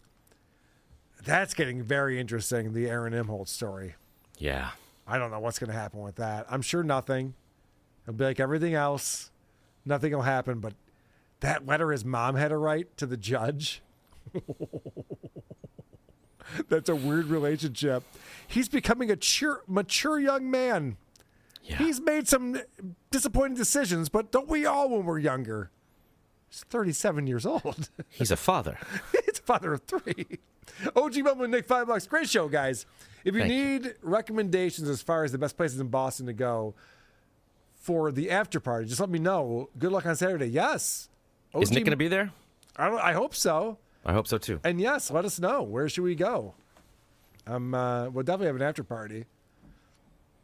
Edward Epsler says, John gets his money from the SAG-ASA fund. Or OSA. SAG-ASA. It is OSA. Yeah, but the joke, the SAG-ASA fund, sounds like AFTRA. It makes more sense. I don't know what I'm doing here. Killing it. It's an emergency show. This was an emergency. We don't know what we're doing. All right, let's get back to this interview. And John does this thing. He always does this with hosts, especially people he respects and looks up to, where he tries to get them on his side. Where he goes, you couldn't blame me, right? Wouldn't you be doing the same thing? And this is him doing that with Mike. So let me ask a question, Mike. So if in fact you did have a transgender child and some nobody like a hack comic came to your door and put some anti-trans stuff to your door, wouldn't you want to do what I was I would do if I was So, Mike, let me ask you a question. I'm justified in my crazy actions, right? Let me ask you a question, John. What if a established doctor of note came to your door and was well respected, and he taped an anti-trans letter to your door? Would you then, why do you have to set it up like it's this horrible person? Yep. What if it's, what's the difference, John? Yeah, no. And this came back around for no reason, too. He's like, now, I brought up Chad Zumock earlier. Mike's the one who brought up Chad Zumock. Don't you think I'm right in hating this guy? It's just like, I don't know, man. I'm not fighting your fights. You do what you want to do. And Mike already said it. The Carl and those guys, they made fun of me. I brushed it off, moved on. How about you, John? Yep. Well, this is funny because Mike starts taking little shots at John, and he's promoting a Tuesday night gig at Off the Hook in Naples. We're talking Stuttering John, John Melendez, who is going to be doing comedy tonight at Captain Brian's Off the Hook Comedy Club. What do you just have a one-nighter there? Yeah, just a one-nighter. It's the first time. I mean, I just moved here in July, and I love that. So what are you doing, just a one-nighter thing at a comedy club on a Tuesday? Yeah, just a one-nighter. I just moved here in July. Neither here nor there. You're Stuttering John Melendez from the Howard Stern Show. Why are you playing just a Tuesday night at Off the Hook in Naples? Well, I just moved here in July. Oh, that makes sense, yeah. July. This is the second appearance where they made the same comment to him because they're used to doing these, and that's surprising to see. Right. They promote these comics in the local area, and they know, oh, okay, well, good luck. Usually, when they have a comic on their show, and we're talking about the TV appearance he did, and then Mike Kelta, it's like, all right, catch John. He's got 2 shows Friday, 2 shows Saturday. Yeah, maybe a show on Sunday or maybe a show on Thursday. Like, they're used to telling their audience, like, you can catch them all weekend. Instead, just like, so it's just the one show tonight? Well, I just moved here. And as we found out from the other show, John's been bugging the owner of this place to get him on ever since he moved there. And the guy finally broke down and said, I'll give you a Tuesday. Let's see what you can do. I still haven't heard reports. I haven't checked that was anonymous. I still haven't heard reports back on how that show went. John told us that information by choice. He did. He didn't have to say he wore down the booker and was given this Tuesday. He could have just said, I'm so happy to be there. What a great club. Correct. I couldn't do this weekend, so I did a Tuesday instead because I'm busy this weekend. Or whatever. But this is going to suck. If he can't go to his local club regularly, this is going to be difficult for him. Honestly, Gilbert Gottfried used to come to Rochester and just do a Tuesday night at the comedy club. And Tuesday night, as everyone knows, is band practice night for me. And I'd have to cancel band practice. I'm going to see Gilbert Gottfried. Because Gilbert is a guy who's touring and he's playing every weekend. So to get him, so if he's like between Buffalo and Philadelphia, and we can get him in Rochester on a Tuesday, great. Let's get him. He'll sell out the room, and we'll all be there. Makes perfect sense. John lives down the street from this place and is playing a Tuesday night. Very different scenario. And had to convince the guy. It wasn't easy. And wear him down to do that. All right, so this is where John wants a friend. John needs friends in Florida. He doesn't have many of them. And so Mike Kelta is just up the road in Tampa. And John's like, oh, maybe we could be friends. I want to come out on the boat. Where do we go? We go fishing? What do? You just hang out? Yeah. Yeah, anytime, Mike. I would love to. Do you ever come to the Cape? I do. And so next time, I don't know how far you are from Captain Brian's, but every once in a while, I'll get a buddy or somebody who's doing stand-up down there, and I'll come down there and hang out for the weekend. So for sure, next time I come down there, I would love to hang out. And you can stay at my house. I mean, I got a great house, and thankfully my house is built in 2023, so so it's hurricane-proof because we're like, I was on the, Okay. John's such a stuttering mess. He's such a stammering idiot on this show. Mike, if you're listening to me, Mike Kelta, I think I have his phone number. I'll text him. You have to go to John's house. I need to hear Mike give us the play-by-play of stepping into John's house and witnessing the horrors firsthand. It would be amazing. And the fact that Mike goes, I'll come out on the boat with you. What do? Do we go fishing? What do we do? The answer is you drink. Right. You're on the Gulf of Mexico and then you drink is the answer to that. But the fact that John goes, you can stay at my house, and he wanted to explain that he has a brand new house. So he goes, it's a 2023 build, which means it's hurricane proof. Now, Adam, I live in this neighborhood. I know a thing or two about it. Many of the homes are hurricane proof. Hurricanes are not a new thing to the area. It's not just like in 2023, they're like, should we start building these homes so that they can withstand a hurricane? Yeah, it happens every year, it seems. Yeah, it does. Maybe we should start doing that now. Does he actually think the Culta was on the fence about staying with him until he knew that they'd be safe in a hurricane? No, he wanted to say he's got a new house. He wanted to brag that he's got a new house built in 2023. It's a new house. It's already trashed, John. We've seen it. We saw what happened to your house, unfortunately. Does he not know that most adults or people his age, professionals, don't want to stay with other people? Like if they're coming in for a trip, they like having their own space. Generally, if they can afford it, it's a thing. No shit.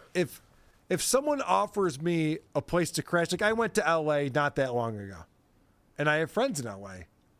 Christian Blatt, obviously Dick Masterson, a couple other guys that I know and had meetings with. What was staying with the Blatts like? What was that like? Yeah, I got an Airbnb. Yeah. Jen and I stayed in their own space, and we got a rental car, and we actually didn't get a rental car because that's a ridiculous thing to do in L.A. We took Ubers, and we went to visit people and had meetings and stuff.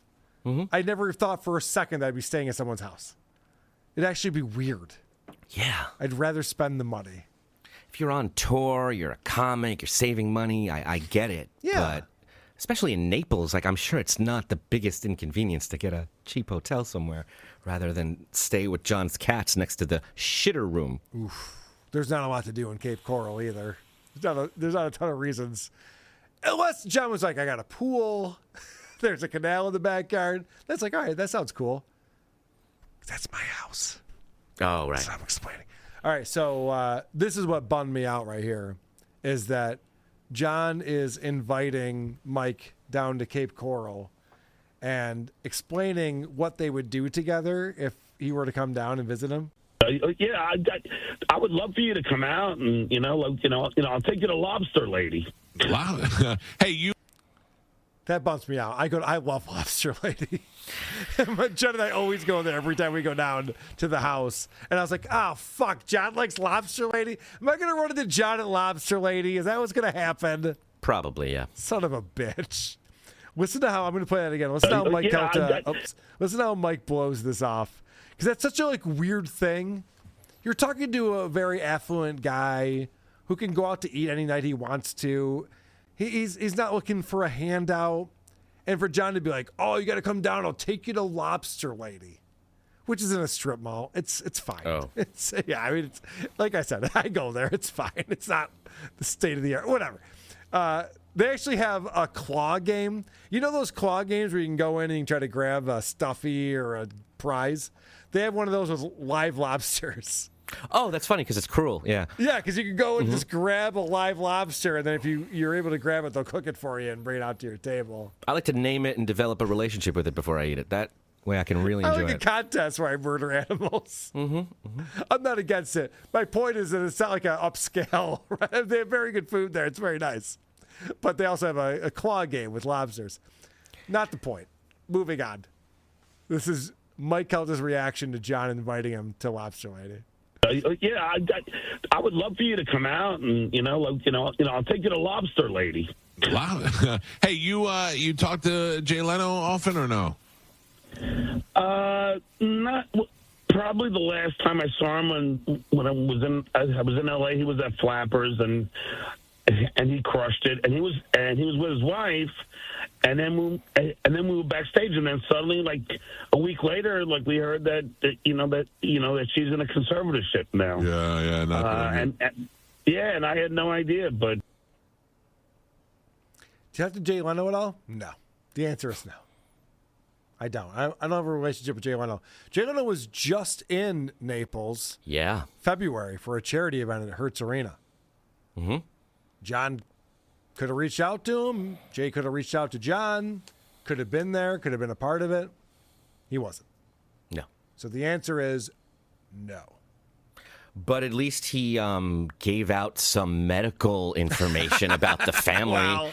That is pretty well known. It is pretty well known. But why would you even say that? The funny thing is, I just saw his wife and she seemed fine, but turns out she has dementia. Yeah, that's really funny, John. These are the kind of jokes we can expect at your show. Good stuff. Well, then they start talking about Jay, and we find out that Jay Leno is a mensch, as we all know. And we find out why that is. It's because Jay paid John money, which makes him a great guy. And they were like, well, Jay, would you step down? Jay said, yeah, okay, I'll leave. But on the one condition, you pay the staff, the 150 people that worked for him, you pay them their full salaries up until September. So, yeah, and then I got a 6-figure check. All in a lump sum, and Jay did that for us. Wow, that's great. That's something that Howard would never, ever do. Always be bashing. So John's talking about what a great guy Jay Leno is, and it's all because he paid him money. So Jay's a great guy, and completely unnecessary, just goes, Howard wouldn't do that. What's most moving about what Jay did for John is that he did it for John when John was a nobody. When John had no credits and was just a lowly kid on Long Island, Jay Leno was like, I believe in this guy. I'm going to... Wait, was that not Jay? Why are you laughing? No, I think you're thinking of Howard, actually. Oh, that was the asshole who screwed him over. Okay, I see. Without having any credits or anything Took going a real on risk, I see. in his life, yeah. It's crazy to me that John can't stop bashing Howard Stern. He's just... He can't get out of his own way with this. Even though... As we've seen in the other interview, he's like, oh, I love Howard. I would love to hang out with him if he called me. I'd love to come on the show. It's like he's the one who burned that bridge. And yet he acts like Howard's the problem. I know a kid who interned for a famous director when he got out of college. And then the director was very mean to him, didn't really teach him much, was kind of a dick. Had him run errands, and that was it. Okay. And now this kid went on to become a very famous director. And people have asked them, hey, we heard you interned for this famous person. What was it like? Do you know what this guy says? I bet he says something like, he's fantastic, and I taught me everything he knows. Yep. Taught me everything he knows. And now they're working on a project together. Because this guy knows business. Why are you shitting on everybody, John? It's not good for Calta. It's not good for you. You can make jokes. You just don't have to shit on everyone and give up their medical info. Well, so Mike says, I heard that Howard Stern's been calling all these people that he's wronged in the past, and he's trying to make amends. And he goes, has he called you? And I know this for a fact, like, Howard called Brother Weeze and apologized for what he said about Brother Weeze's kid. And I know he's gone through and called a lot of people and been like, you know what, I was a dick. I shouldn't have done this. Like some weird 12-step thing that Howard's going through. And so this is John's response to that. I love his wife, Beth. I mean, she's great. And if Howard ever asked me or called me, it would be totally. I would love to hear from him. I don't have anything. Look, I mean, if you work with someone that long, and I was in his inner circle. I was sleeping at his house in Southampton, and I was, and I was having dinner with him and Ozzy, and it was. I mean, he was a great friend. So what about Gary? You don't talk to Gary either? Probably. I would. Gary's a nice guy. I don't really have anything bad to say. Even Fred. He's not answering any questions. No. Has Howard called you? I was in his inner circle. We were tight. What about Gary? You still talk to him? Oh, Gary's cool. And even Fred's great. The answer is no. John talks to none of these people. He's burned every bridge. They all hate his guts, and rightfully so. Because John decided to take his platform and turn it into the bashing everyone he ever worked with channel. He could have said, I felt bad even before that and reached out, and it might have been Beth, but we cleared the air and we sent some messages and everything's cool. Like, just say that so the fans feel good, you feel good. Howard, if he were to ever see it, would be like, oh, that was better than I expected. You don't have to do all this stuff. We just heard you shitting on him. We just heard you calling him cheap and saying he doesn't compare to Jay Leno. I'd give him a hug when I saw him. Why? Yep. He's a cheap guy who held you back. Yeah, no, none of it connects. It just depends on how he's asked the question. If Mike Kelter would have been like, I heard Howard's tough to work for, it would have been, yeah, fuck that guy. Mm-hmm. Boom, boom, boom, boom. Instead, Mike Kelter was just like, dude, I was a big fan of Howard Stern. What was it like working with him? And John, oh, yeah, no, he's great. He's really good. Like, John doesn't have, like, a strong stance about anything. He wants to bash. That's his instinct. Yes. He's hoping to bring other people in, like, yeah, Howard's a prick. Leno's great. Leno gave me a bunch of money. Howard didn't. So he's great. Howard sucks. And he doesn't seem grateful for anything in his life. And that brings us back to the point of this whole thing and tying it even to who are these podcasts, is that we're reviewing podcasts and shows and appearances and interviews. And this guy, John, is not doing a show. He does not care about the audience. He doesn't care about his fans or cultist fans or promoting his show. He just needs the person he's talking to like him and respect him and get their approval. And that's all he's doing at the expense of everyone and everything. He'll burn it all down. Just tell me you love me. Yes. Now, I went on Drew Lane's show on Tuesday. This interview happened Tuesday morning. I went on Drew's show Tuesday. And the main thing that I pointed out about his appearance that we didn't talk about at all just now is that there's this chick, Sandy Carmen, who goes by Carmen on the show. And John had this recurring bit where he was hitting on Carmen. Oh, your voice sounds so hot. You must be so hot. Oh, did you know I have a house at Cape Coral and a boat and I have a comedy show? And he's just constantly hitting on this chick. I'm not even kidding. I have those clips. I did it on Drew's show. Check it out on the Drew Lane show on his YouTube channel.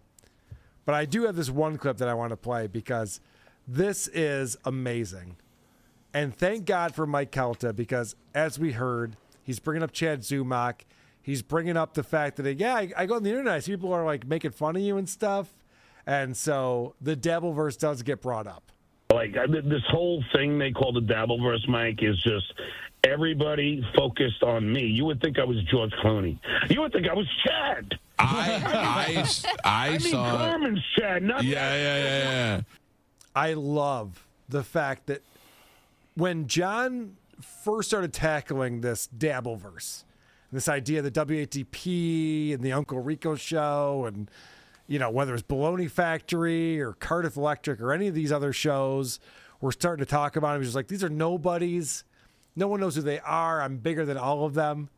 Now he's going on shows, and that was early in the interview, bringing up the Dabbleverse. This is what his life has become. It is the Dabbleverse.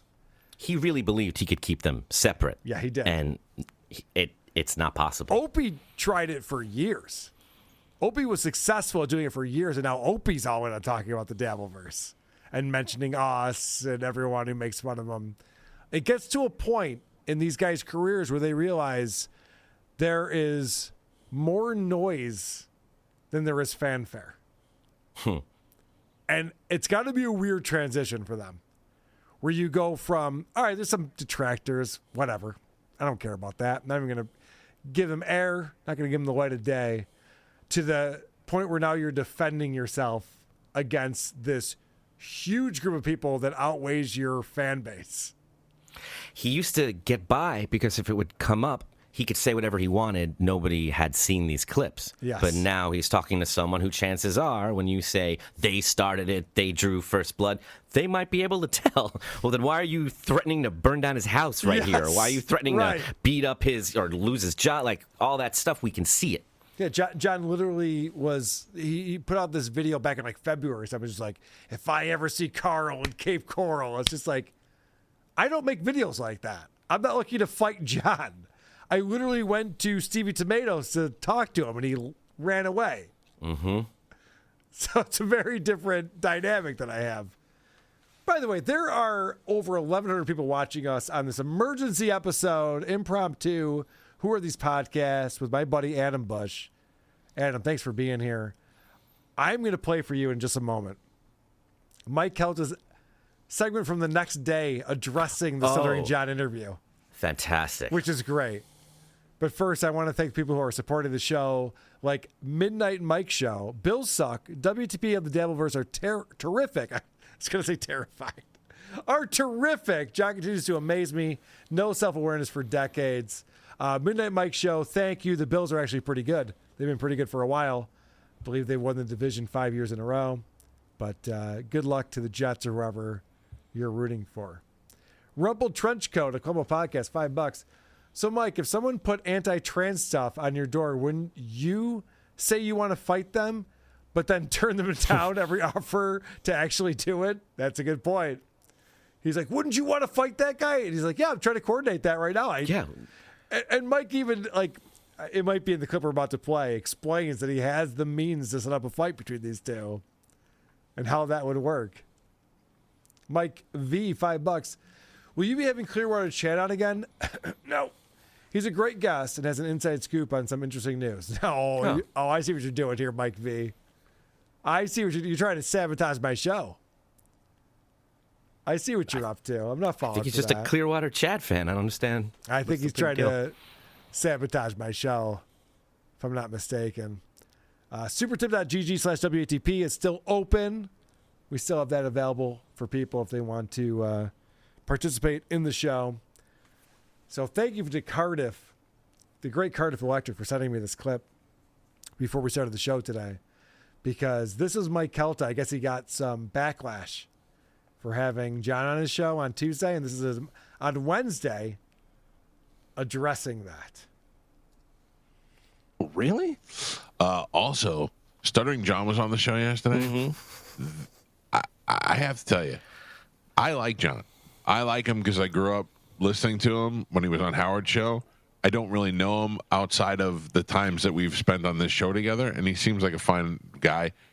I know that there is a contingent of people that, I mean, you're a loser. That's your life. If that's your life. It's wild. I'm not even defending John. I don't really care. If you want to fight with John, fight him. But the amount of, I just checked my Twitter for the first time since yesterday. Oh, my God. There's like a whole little brigade of people who hate Stuttering John. Somebody DM me, do you want to comment on your interview with Stuttering John? I'm like, comment to who? About what? What do you want? What are they hating for? Idea. I don't know. I guess if they're on this guy's side or that guy's side. One of those things. Yeah. Unless the guy was like touching kids or doing some kind of committed some crazy crime or something. Who the F cares? No, I just anyway. That is one of the things that they accuse him of. Oh, really? Grooming.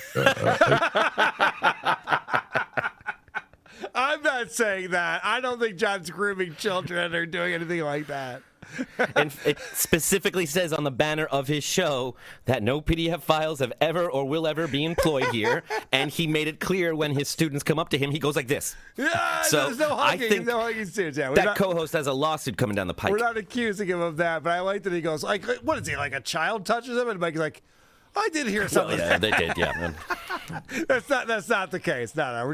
We're just clowning a guy who sucks at life. I promise you that. If it got that serious, we wouldn't be having so much fun with that, obviously. A young person. I don't know. I think people are stupid. Yeah. But the big thing now is John was on the show yesterday and said he was on a boat, and he had a boat, but now people are telling me that it's not his boat, it's his neighbor. This is hilarious. This is the thing, the feedback that Mike got, and we just played all the important clips from the interview. The feedback he got was, Mike, you idiot, John doesn't own a boat. Which is a very funny thing that he got so many messages he had to address that. I get messages from people all the time about things I mess up on the show, and if I feel like it's egregious enough and I was out of my mind, I'll address it.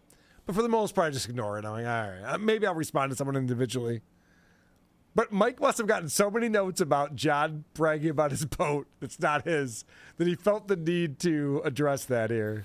Well, it was so easily avoidable because John's the one who said, I just bought a boat. Yep. I bought a boat. Since I just moved here, I just did this expensive purchase. You got to come with me on my boat. Which led to, where are you getting your money from, John? Yes. So he could have just said, I love Florida. I love going out on a boat. I love the dolphins, me and my buddy. Yep. But he had to or just brag. Right. And now he's getting called out for it. Yeah, as you he know should. what, Adam, that's a good point. Because I see John through a whole different lens now because of my relationship with him and how well I kind of know him at this point. Any celebrity who's on a show never tells you what they own. They're actually embarrassed by it. Yeah. It's actually a weird thing where you're like, I own a boat. You'd be like, well, yeah, you're Stuttering John from The Tonight Show. I would hope you'd be able to buy a boat, you know? You would say, I bought one. Like he has to lie. I bought one. That's the one thing you didn't do. You have access to one. We all know it's a lie. But even a celebrity who did buy a boat would say what you just said. Oh, I'm going out on the boat. It's so much fun. There's dolphins jumping around. My buddy, like we're hanging out. Yeah, because they'd be telling a story where who owns the boat would be the least interesting or important part of the story. Correct. This is the only point and part of the story he cares about. The dolphins are made up and an afterthought. Like he just wants to brag. Yes, you're right. But the big thing now is John was on the show yesterday and said he was on a boat, and he had a boat, but now people are telling me that it's not his boat, it's his neighbor's. I don't give a rat's ass whose boat it is. Carmen, can you take that interview down? Yeah. I don't care. Are you serious? It's not his boat? Some guy actually said you should do some research. What do I care whose boat he has? Oh, my gosh. I mean, moron. I feel like that changes everything. I did not know it was not his boat. No one's ever been on a show and lied about something before. Or did he? Who knows? I mean, that's insane. Had you known about the boat, I imagine you would have canceled the interview. The only thing I did bring up was Chad Zumach. Yeah. And that's because him and Chad seem to be fighting with each other and wanting to make it physical. Yes. And I get John's point where he doesn't want to give any credence to Chad. No, Mike, you were right. They were both talking about fighting each other, talking about where they're going to meet up, when they were going to fight. All of this is true. So you were completely right to bring this up. Physically fighting him and elevating his status, but Chad seemed to be aggressive about it, and my thing is just selfish. I don't really care about either one of them fighting each other. It's just that I can't do the punch out with our employees fighting, but I could do it with other people fighting. So if I had John and Chad agree to fight each other at the punch out, well, we might be back in business might be back in the. Yeah, so this is the whole thing. When Mike brought that up, he's like, I saw a video of you challenging him to a fight.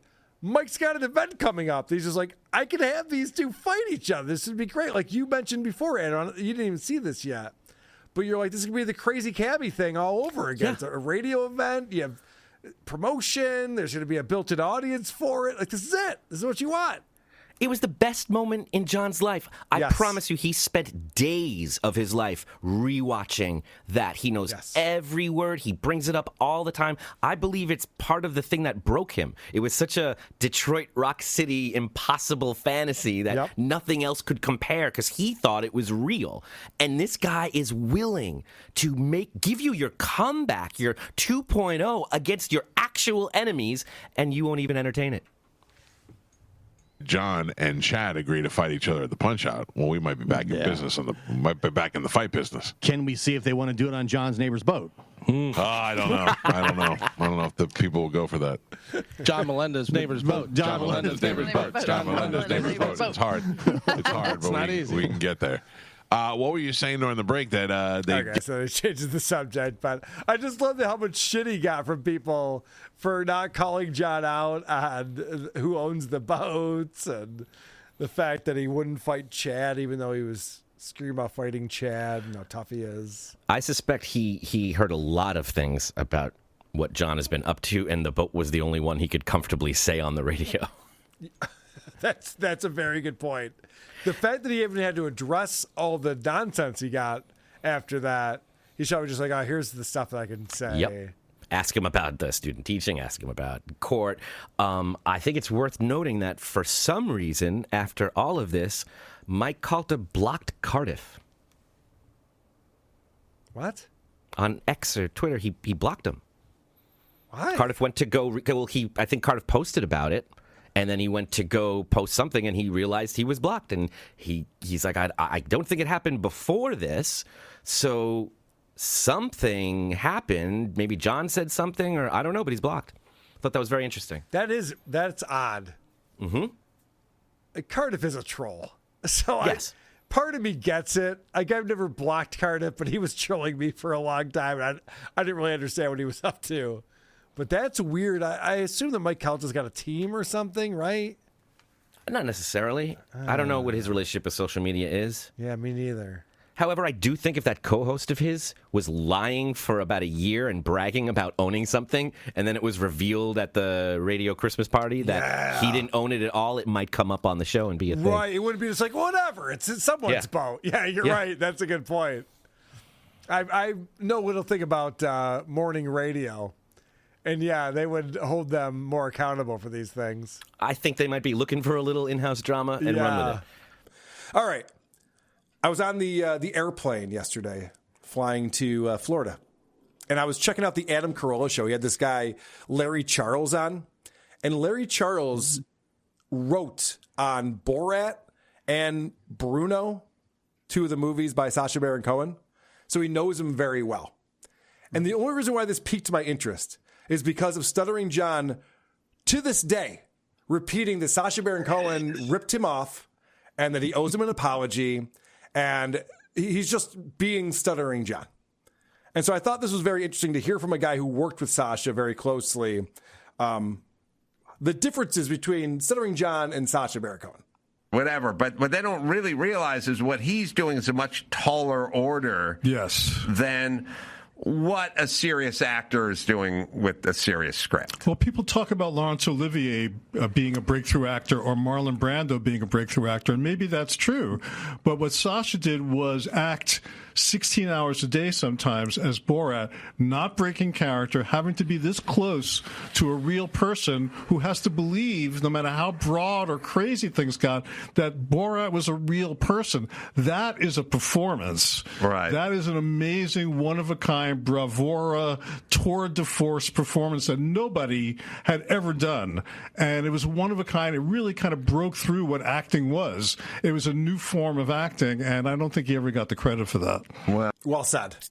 So, okay, wait. I'm sorry, Carl. You're telling me, or this guy's trying to tell me, that acting 16 hours a day is different than drinking 16 hours a day. Well, John acts like he's a celebrity 16 hours a day, so maybe there is a similarity here. Yeah. Right. Okay. Maybe I'm the one who's off on this.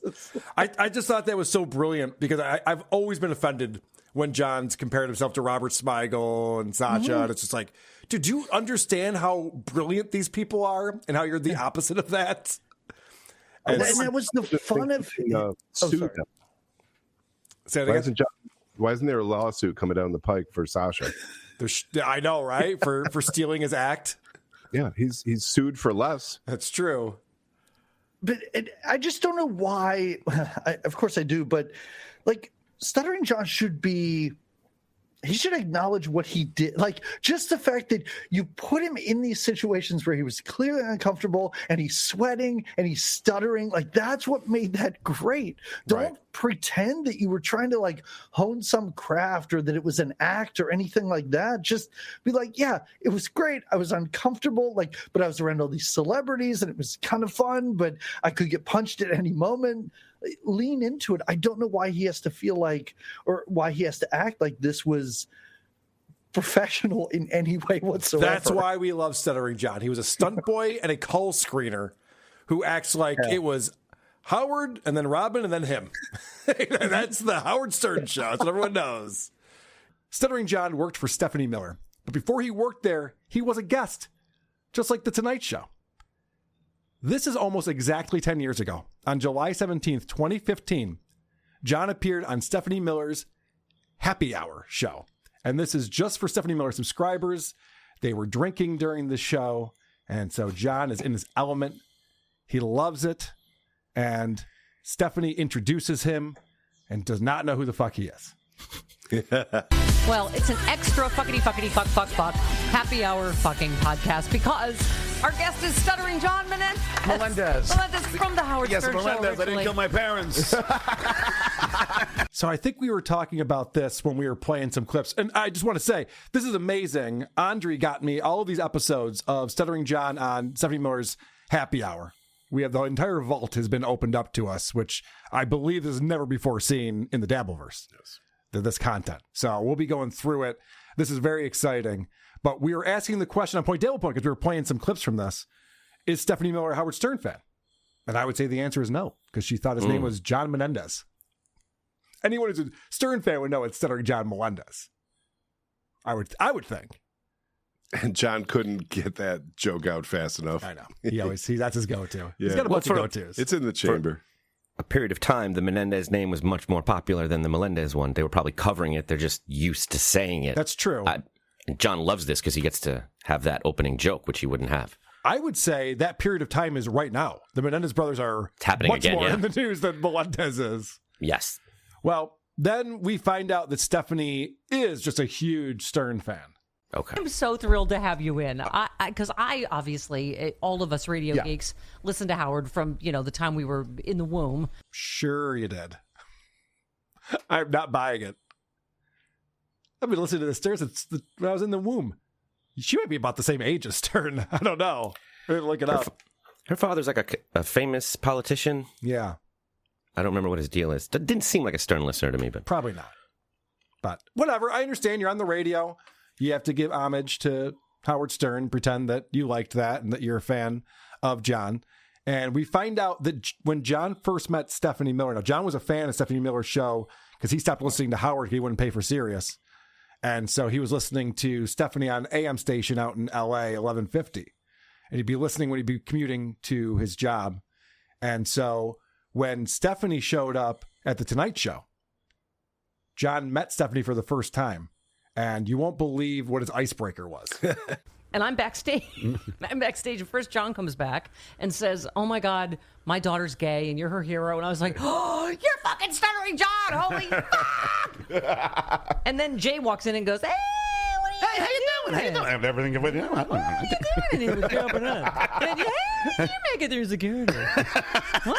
John faces himself a Jay Leno impressionist. But I got to give this one to Stephanie. She actually had better material. Yes. She can hit the high notes. Yep, that too. So John's icebreaker is like, "You're gay, my daughter's gay." Cool. Sweet. You like the Dodgers? My daughter likes the Dodgers. Like, what are we doing? Well, she loves that, his daughter. She's always like, "Tell him I'm gay. Tell him I'm gay." Right, yes, of course. So then she talks about this awkward conversation she had with Jay Leno about stealing a bit. Apparently, on Stephanie Miller's show, they did this thing about the Simpsons bunch during the O.J. Simpson trial, and it was like based on the Brady Bunch. And then later that night on Tonight Show, she saw the exact same bit, and so she had to talk to Jay about this and have this awkward conversation. And I'm sure this has happened to Stern. He talks about it all the time. It happens to Jay. People go, "Oh, that's my fucking joke. I told that, and that ended up on blah blah blah." Well, the reason why I pulled that clip is because we played a clip on Point Dabble Point on Monday, where we discovered the origin of the Mexico parade joke that John tells nonstop. And this is, I'm going to play it again. Craig Shoemaker was a guest on the show. And now what we're watching now is before John worked for them. This is him as a guest. But now we're going to fast forward to John actually being a booker. He was booking the guest and he was on mic personality. And we see this. Ladies and gentlemen, happy fucking happy hour. The Love Masters here. Yes. Oh, yeah. Craig Shoemaker's in the house. Oh, yeah. Well, that's right, baby. Yeah. One night with me, you'll be sweating like Donald Trump at a Mexican hat dance. That's right, baby. Yeah. I see. Yeah. So John would go on to change that to Mexico Parade or something. He's not very smart. No, he's not.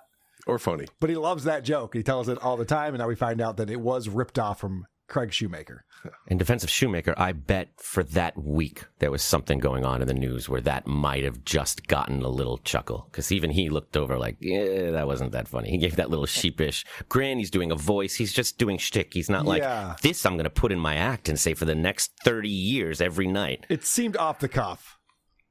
Where John's never off the cuff. And I have a hard time sometimes clipping these old appearances by John because he repeats all the stuff we've heard him say a million times in these interviews. And sometimes I want to call him out for it. And other times I'm like, I don't know, man. It's like we understand his deal at this point. Mm-hmm. The guy is not original. I just sat through an interview and I had to sit through the whole thing to find 2 minutes of him saying something new because they asked him a random question he didn't have like a Tourette's tick for that he just automatically goes to. So he was forced to say something, and it's hilarious. It's great. No, well, we'll play that next week. I'm looking forward to that. But first, they're talking about, remember, this is 2015. Mm-hmm. So I think Trump just recently announced that he'll be running for president as a Republican. And no one was really taking him seriously back then. Everyone knew Trump, but they were not happy about it. And so they're talking about all these Trump memes that have been going around. Yeah, we shall overcome. Yes. Have you heard you can Trump your cat now? People are putting little Trump toupees on their hat on their cats. And I'm kind of friendly with Donald. Yeah, because I've talked to him. I mean, he gave me real estate advice, and The last time we had Joan Rivers on, she just couldn't talk enough about what a great guy he is. And she's just done The Apprentice and blah blah blah. No, I mean, I'm like, oh. No, I mean, he's just a whole ass, in my opinion. Oh yeah, not even a half ass. I think he loved that other day. That we had the longest day. It was a second longer, right. Which gave him another second to look himself in the mirror. He was very ecstatic about it. Wow. All right, so I had to get to that joke. What a tag! He was very ecstatic about it. Oh, the same joke again. Yeah. Good job, John. He doesn't have confidence in that joke. No, nor should he. Remember that day that was a second longer than any other day? Yeah. Got it. Looking in the mirror. It's funny to me, though, to go back in time 10 years because he wasn't Hitler yet. Right. You know what I mean? Yeah. So they were like making jokes and sharing memes and giggling about it. And then fast forward a year and a half and the sky was falling and Russia was taking over the country. But that's old news. Speaking of old news, let's talk about John growing up with a stutter and how difficult that was. I was called Stutterface, Skip. Wow. Oh, Skip. Okay, that's kind of funny. MC Stammer. How did you turn out so fucking nice? Because you really would have every reason to be a fucking asshole. Yeah. or a psychopathic killer or something. Yeah. Something. Yeah, no, I know. I'm just very humbled, about. Yeah. Yeah, he said that right. I was so excited. They're just like, how did you turn out so nice? I guess you haven't gotten a demand letter or a cease and desist from this man? All right, well, I'm sure somebody would have a different opinion these days. What's amazing when you're going back this far and listening to him, you can drop the needle anywhere, but you don't know where to pick it up. Yeah. Because I actually clipped the same thing, and I stopped it after asshole, and then I kept listening. I'm like, oh, this gets better and better and better. Yeah, I love that John just goes, well, yeah, I'm just a humble guy. It ain't easy. Yeah, I'm just a humble guy. That's why I'm so cool. And fast forward a little later into the interview, John shows how humble he is. Like after the joke was done, they cut to Obama, and he was laughing his ass off. Yeah. So I made the president laugh. Yay! Awesome! Yay! I can die. He had to tell his joke about the Tonight Show dropping. Obama was laughing at the thing that John did. He had to tell a lot of jokes this episode. He had to explain how cool he was a bunch of times. This is something you guys will be amazed by. But I was the kid that always asked the questions on my 5th grade report card. Shut up.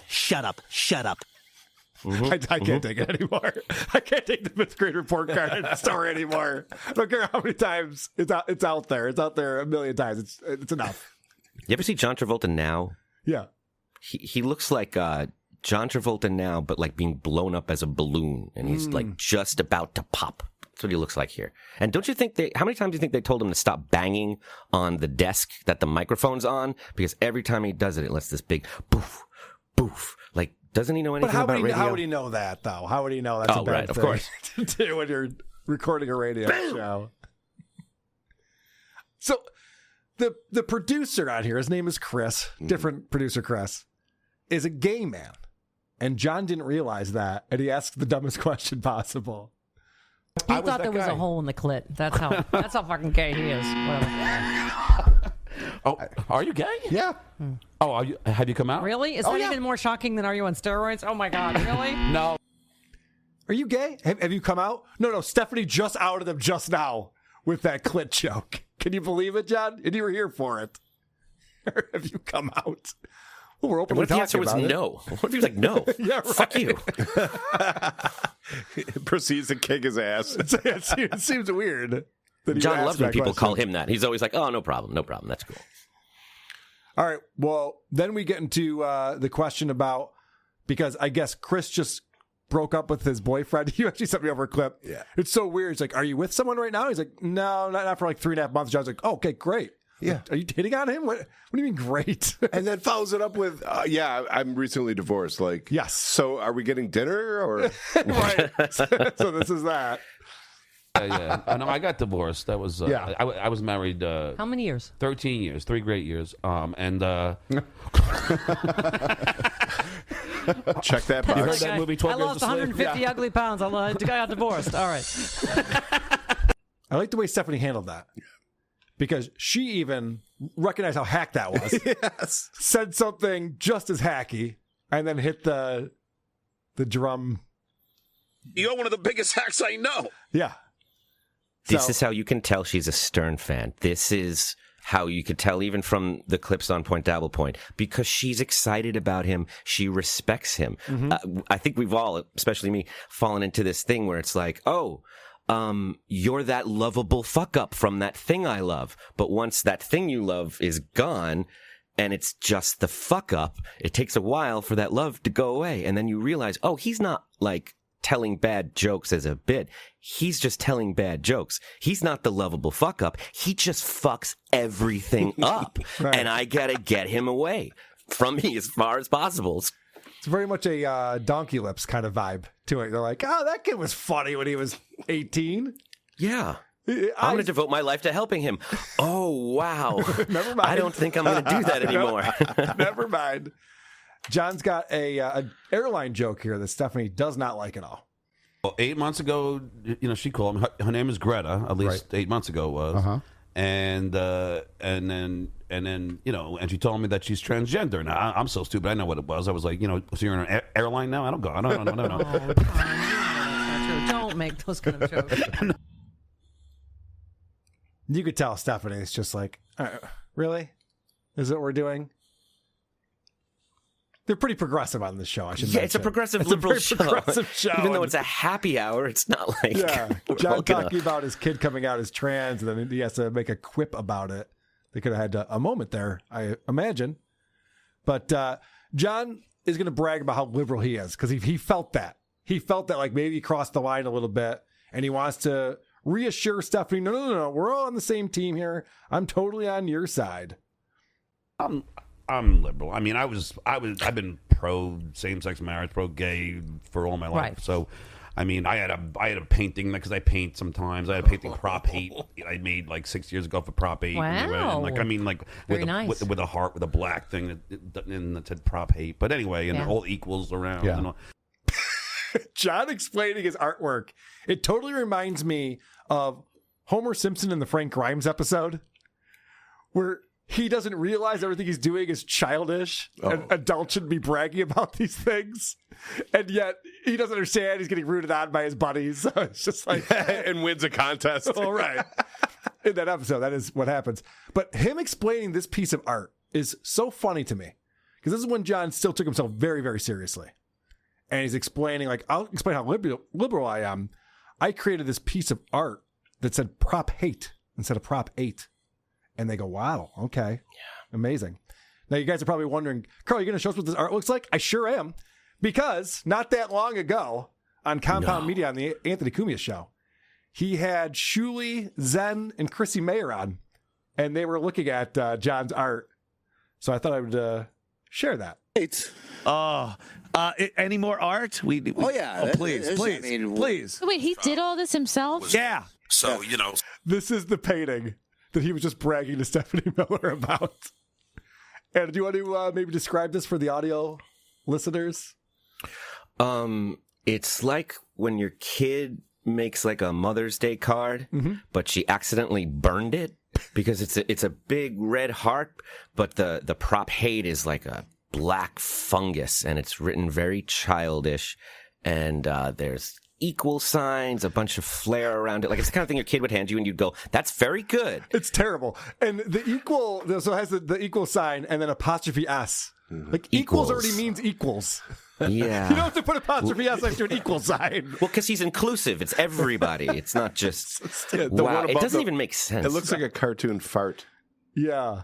No, it's terrible. It does look like somebody had a heart and then somebody farted all over it. And the prop hate, it just looks like, hate is the key thing you're seeing here. You're seeing the black and the hate. It's not a positive feeling thing. And not for nothing, if it's a knockoff on Prop 8, wouldn't it H8 be better than spelling out the word hate? Wouldn't that be a little more clever?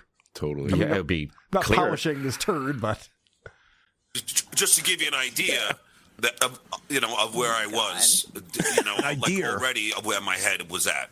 So which is why, Unfortunately, not so under a car tire. But thankfully, they had wouldn't fit. Their mom and I are very liberal in our Their thinking. Their mom and I. So that's bad. It was hard to find that art. I really had to scrub through the internet to find that piece. John doesn't have it posted on his Twitter anymore. I love when he's talking to Stephanie Miller. He's like, "Yeah, I'm liberal, and I'm that." It's very dismissive. Yeah, like, yeah. I'm one. You know me. I know all about you weirdos. Right.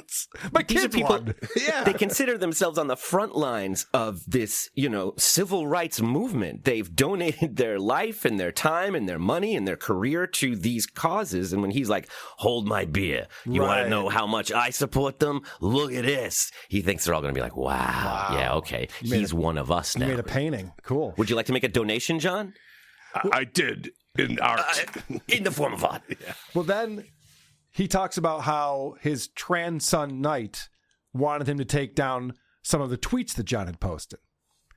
And John, being the great liberal father that he is, took those tweets down, but then goes on any show that's broadcasting and tells you exactly what was in the tweets that offended his trans son.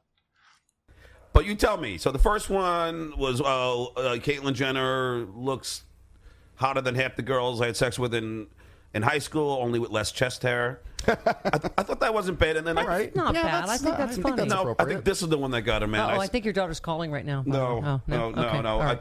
I think this is the one that's that got her, man. I said, now if Bruce cuts off his penis, and the only original cast member from Keeping Up with the Kardashians who has a penis will be Khloe. Okay, that's funny. So wordy. That's right out of John's act, too. He still talks about Khloe having a dick. There's just an easier way to get there. You don't have to say the word penis twice. No. for sure. It's a shitty joke. They're doing damage control. They looked at each other like, if we don't laugh, this is going to sound really mean. So we got to act like this is all in good fun. Right. See how liberal I am, guys? Yeah. Okay. And those are the ones that your son didn't want you to have a repeat again? Got it. Cool.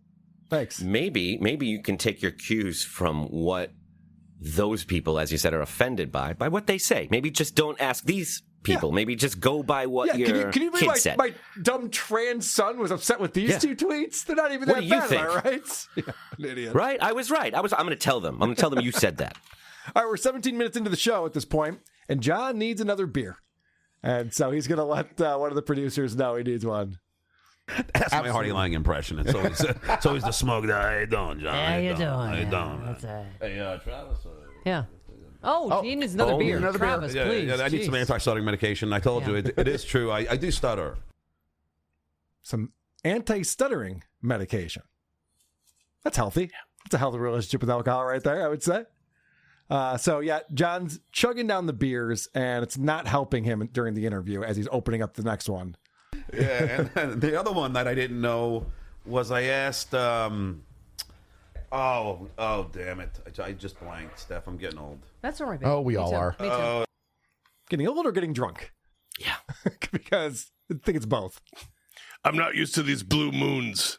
Well, yeah, he's reaching for a bottle opener. It's like, ooh, fancy. Yeah, cheers. which actually says that the help doesn't care for this guy. That's a good point. Yeah. They would take the bottle cap off. Yeah. I'm so sick of him using his stutter as a crutch. He doesn't stutter. The only time he says he stutters is when somebody says, why don't you stutter anymore? And then he talks about how he still does, or he shows you how he still does. Mm-hmm. And that's how you know. Because I'm just guessing here, but if I had a debilitating stutter and over time I cured it, I would probably be proud of it. Right. I wouldn't be rushing to tell people. I used to stutter. I don't anymore, yeah. But now I don't. Because I know how, and let me help you learn all of those things that he claims to do but doesn't. Well, he would take pride in that. When we were doing the Living in the Past on our Patreon and YouTube membership show, Joe Coy's like, yeah, you don't stutter anymore. And John goes, well, that's because I'm really comfortable here. But yeah, that's not what a stutterer deals with. Yep. You're talking about someone who's nervous. So if you all would just get comfortable, stupid, if you all would just relax, right, yeah. You'd be fine. That's not how that works at all.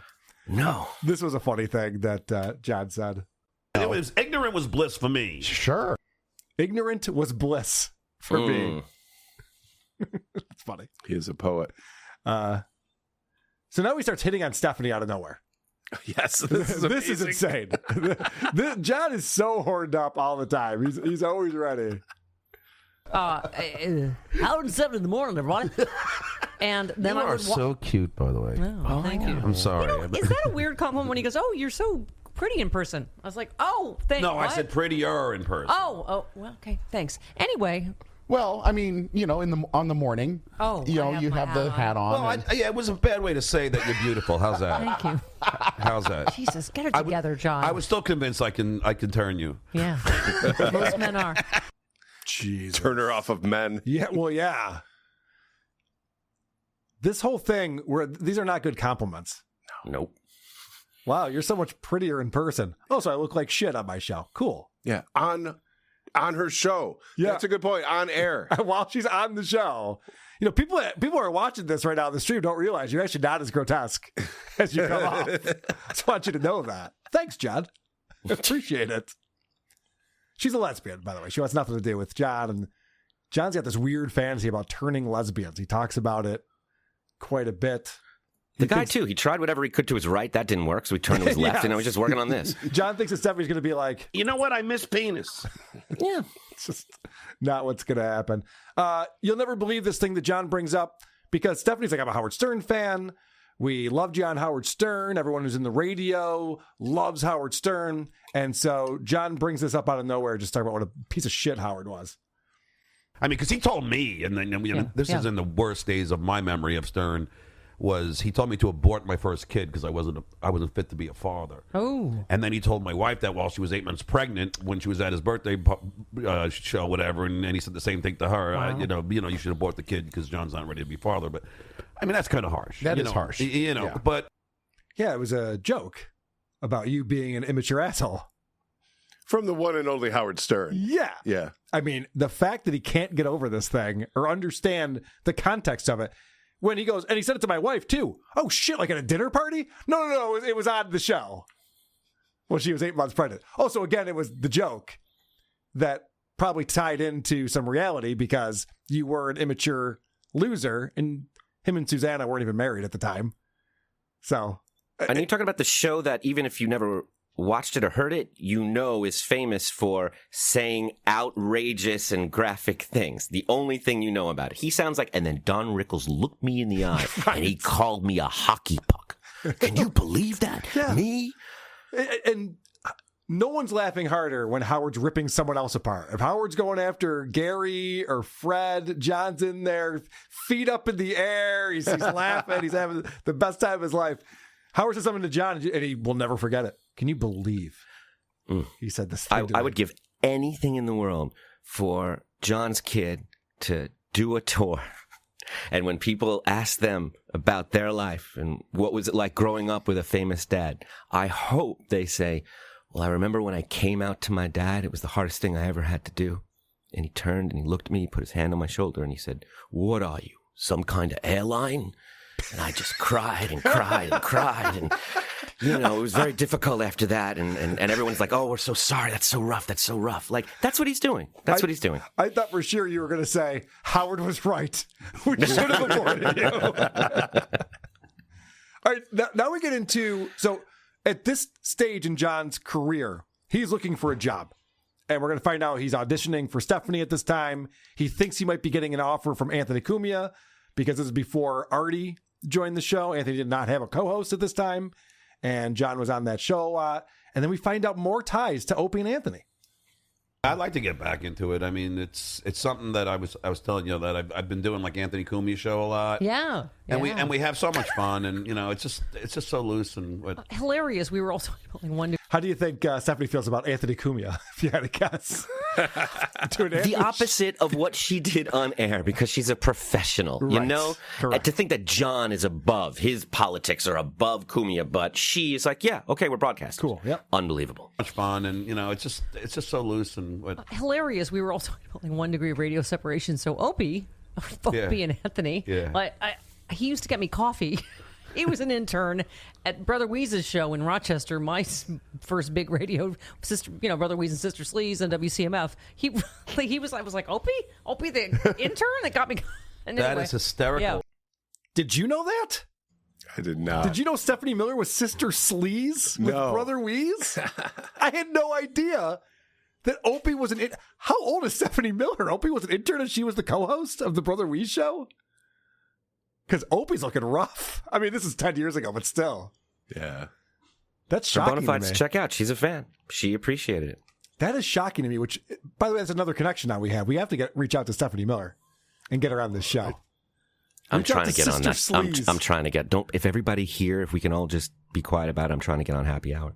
Guys, can everyone just be cool? Just don't blow this for me, please. I need this. Can we just be cool for once, everyone? Come on, guys. That won't be like last time. So I was shocked by that. I didn't realize that she's coming from Rochester Radio. 96.5 WCMF, the home of rock and roll. And John wants to get back on the radio. He's looking for any kind of job he can get, and he makes it very clear.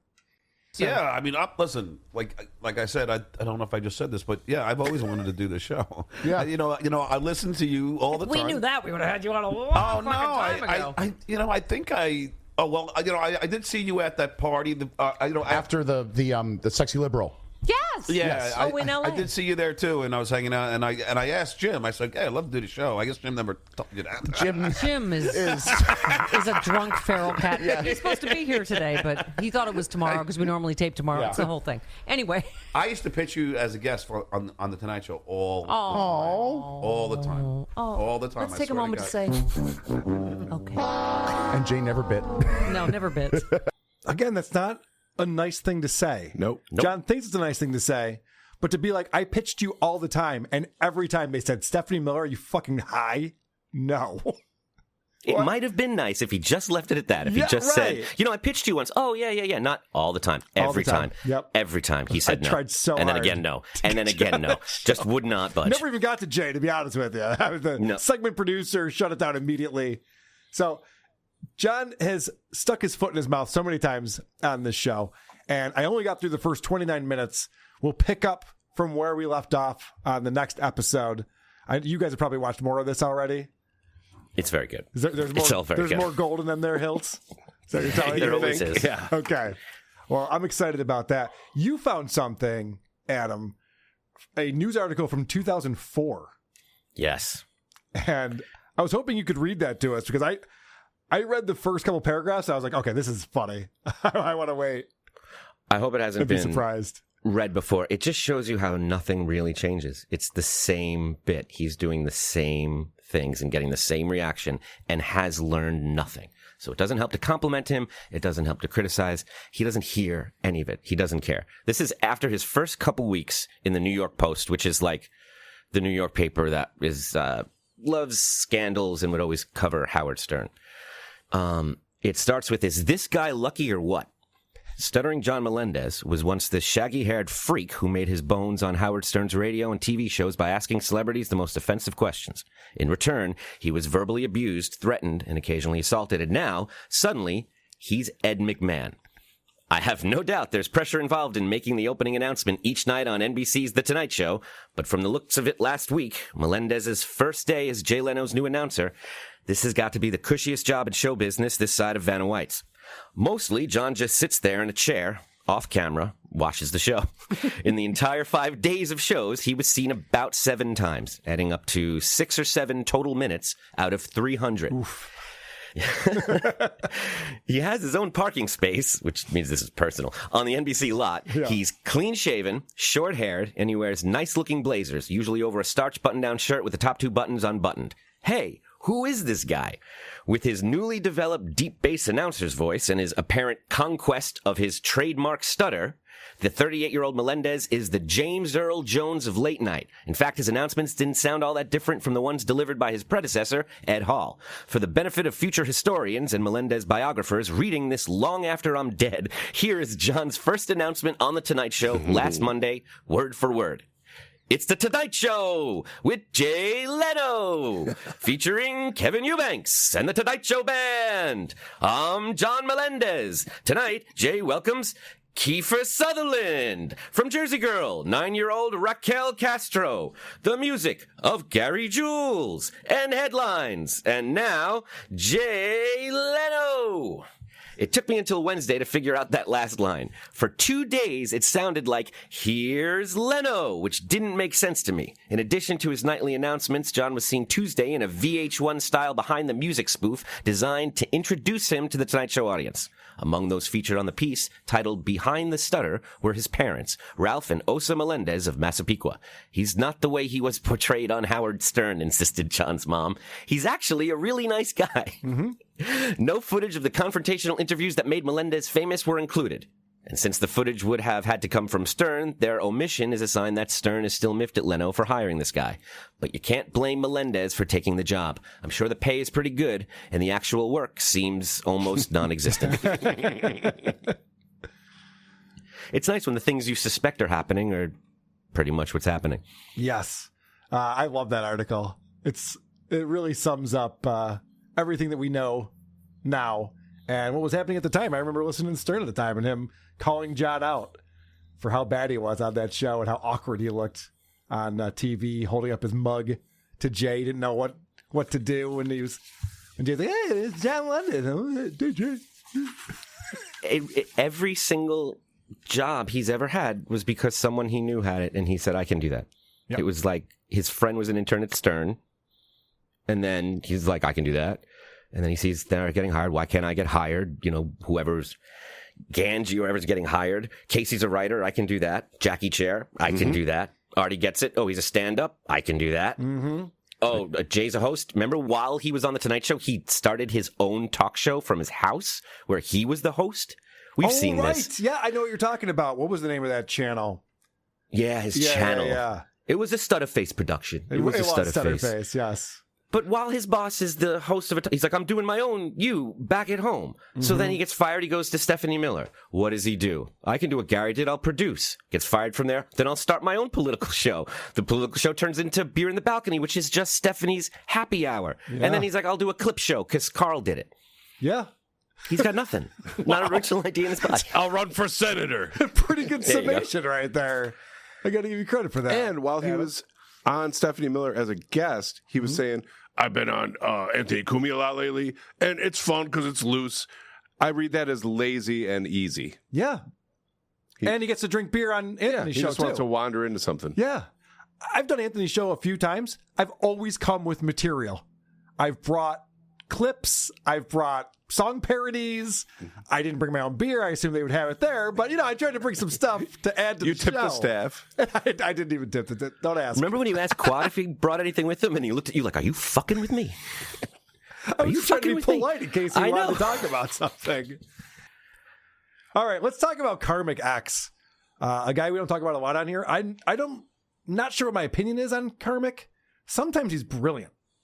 Sometimes he says things and I go, that's interesting. And then 98% of the time I go, what the fuck is this guy rambling on about? But he gets a question about Stuttering John, what he thinks about Stuttering John. Stuttering John was the master of asking questions that were written primarily by Jackie Martling and Fred Norris. But Stuttering John had the balls to say fuck his own career, mind you, and shit on all these celebrities and these massive fucking industry names. So I agree. And the very first time we ever covered Stuttering John, that was the first thing I said. I'm a fan of Stuttering John. He had some amazing interviews. I played some examples of interviews that I enjoyed. And so you can't take that away from him, his role on the Howard Stern Show, especially with the celebrity interviews that he was doing. What I disagree with from what Karmic just said is he was like, fuck it to his own career. He was an unpaid intern. When he first started doing these celebrity interviews, he was just the stunt boy who had nothing to lose. So it wasn't like John was mixing it up in Hollywood. No, he's never gone after anything. And then they're like, hey, can you insult some of these people? He's just like, I don't know. They're my friends. It's like that was never the case. John likes it to sound like it was his bit and that he came up with it since he's been doing it since childhood. Like he came there with this bit and that's what he brought to the Stern Show. Not that that's how they utilized an intern. But I do appreciate that Karmic knows the history of this. He asked questions written by Fred and Jackie, and he had balls to go up and do that and ask those questions. A lot of the part that was funny about it was the fact that he couldn't spit the question out.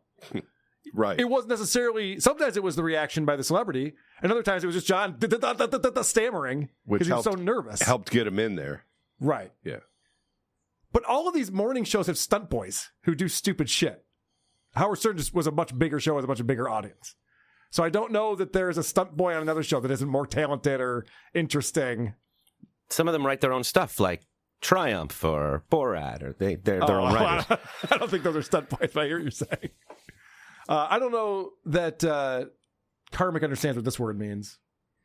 So I think when Stuttering John got that offer to be on the Tonight Show, that must have been like a golden fucking parachute to the guy, because he went places against Hollywood, against celebrities, against big names and everything. A golden parachute. Do you know what that refers to? It's when you're like the CEO of a company or you have a high position and you fuck up and they have to remove you from the company, but they give you a huge payout. All right, man, you're out of here, but here's a ton of money and go away. That's a golden parachute. It's not going from one job and then getting promoted to another position somewhere. Anyway, am I being too nitpicky on this one? No, No, it's a theme where he thinks he knows what he's talking about, but he actually has no idea. And I'm a big fan of his like free form poetry and just the idea of comics. But he tries to be so bold and daring that sometimes you go so far out there, you go back to the beginning and you're actually square and wrong. He's trying to be bold by saying everyone's wrong about Stuttering John. But he gets it all wrong, doesn't understand what he's talking about, and he doesn't really even mean it. We've been here longer, Carmen. He tries to sound very intelligent. And he does not, and he doesn't know that, and that's embarrassing because he knows some words from books. You know, he reads this dictionary and he thinks that gives him a vocabulary, but it doesn't. It doesn't. Shuley has no right to question Stuttering John. Neither does Carl. These are two pissant motherfuckers. Shuley and Carl, they're pissants. They're weak. They have nothing. No gravitas. So when they discuss other men, I just look at them and say, who gives you the right to discuss what a man is? I think the irony might be lost on him. Yeah. Well, you didn't tell me you had no gravitas. I'm sorry. I was trying to pull the wool over your eyes. You did. The only thing I would say to Karmik on this one is that I've never cried on my show. Yeah. Karmik cries on a regular basis, and he's saying that I'm not a man. But all right, sure. And you know how to sit upright. Yeah. You know how to sit upright. Pretty good at that. But yeah, he might be onto something. You know, who am I to say? So then he brings up seeing Stuttering John on Pat Dixon's show a couple of years ago, and this is an interesting theory that he has.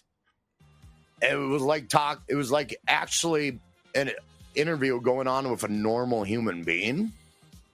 So I seen that side of John, and I'm kind of like, yeah, he's playing it up just for get on Shuley and Carl's easy to grasp radar, which is very low hanging fruit, mind you. So I feel Stuttering John plays into it, and these fucking losers, Shuley and Carl, they eat it up. Oh, we got to talk about Stuttering John. Fucking Carl, you suck. You're a pissant loser, man. Who told you that, Rob Saul? Who's talking to this guy? He's giving the 411 on me. This is ridiculous. If anyone actually saw the interview of John with Pat Dixon, you would think Karmic X is a fucking moron. That is not what happened at all in any way. You have no idea what you're looking at. And I defy you to show me a moment, create a moment where Stuttering John turns it off for you and you get to see the real person. Ask him to not do any of those stupid things for a minute straight on the air. He's incapable of it. Wait, so Adam, you're saying this theory that Karmic has, that John is being a buffoon on purpose because it's a trap that he's setting for Shuley and me to then play clips of his show and make him an even bigger star, is not true? Even though he ran off the internet away from us because he couldn't take it anymore? Like maybe Karmic's entire argument is moot? Not only that, but how would it benefit John for you and Shuley to make a very good living off of embarrassing him and not being able to stop it for years? I know you're trying to be like anarchistic, you know, but you just sound like an uninformed loser. I appreciate the that you think you're at like an open mic poetry slam and you just got to like fill this thing with a lot of words, and as long as people hear, you know, something obscene every 30 seconds, they'll keep watching, but you don't make any fucking sense. I haven't heard a take that dumb since, well, 2 days ago when Quad was on Point Devil Play. It's the same shit, and he'll do the same thing. He'll come on, he'll rail about the same stuff, he'll have no points, there'll be nothing to back it up but, you know, a low register and some random pretty words. Mm-hmm. Well, it gets even more nasty. You really the fuck are. You just don't equate to what a real man is, I'm afraid.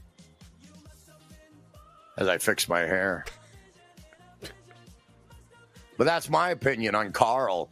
Just a subhuman fucking sludge trying to do good. His audience are composed of subhumans too. Jesus. Is that true, guys?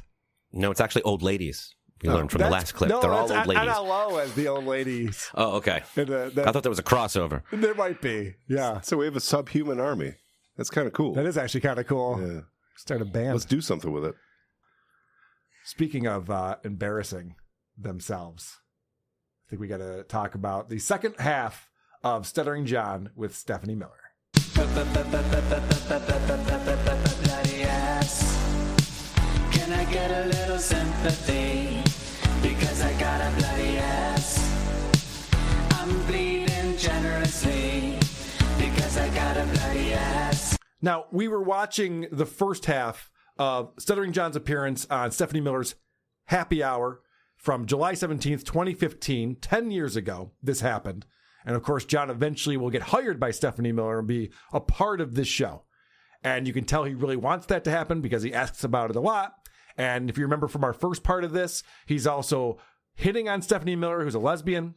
And John's very horny. He's very hard up for work. He's very horny. And he's trying to impress these people. And so I want to pick up second half of this interview where Stephanie's trying to ask John about how he got on the Howard Stern show. And she has the answer. Because eventually she has to go and read it herself because John won't answer any questions. It's bizarre. She'll ask a very straightforward question. How'd you get the internship? And John just starts talking about the band that he was in at the time and tries to crack them up with the hilarious band names that he came up with.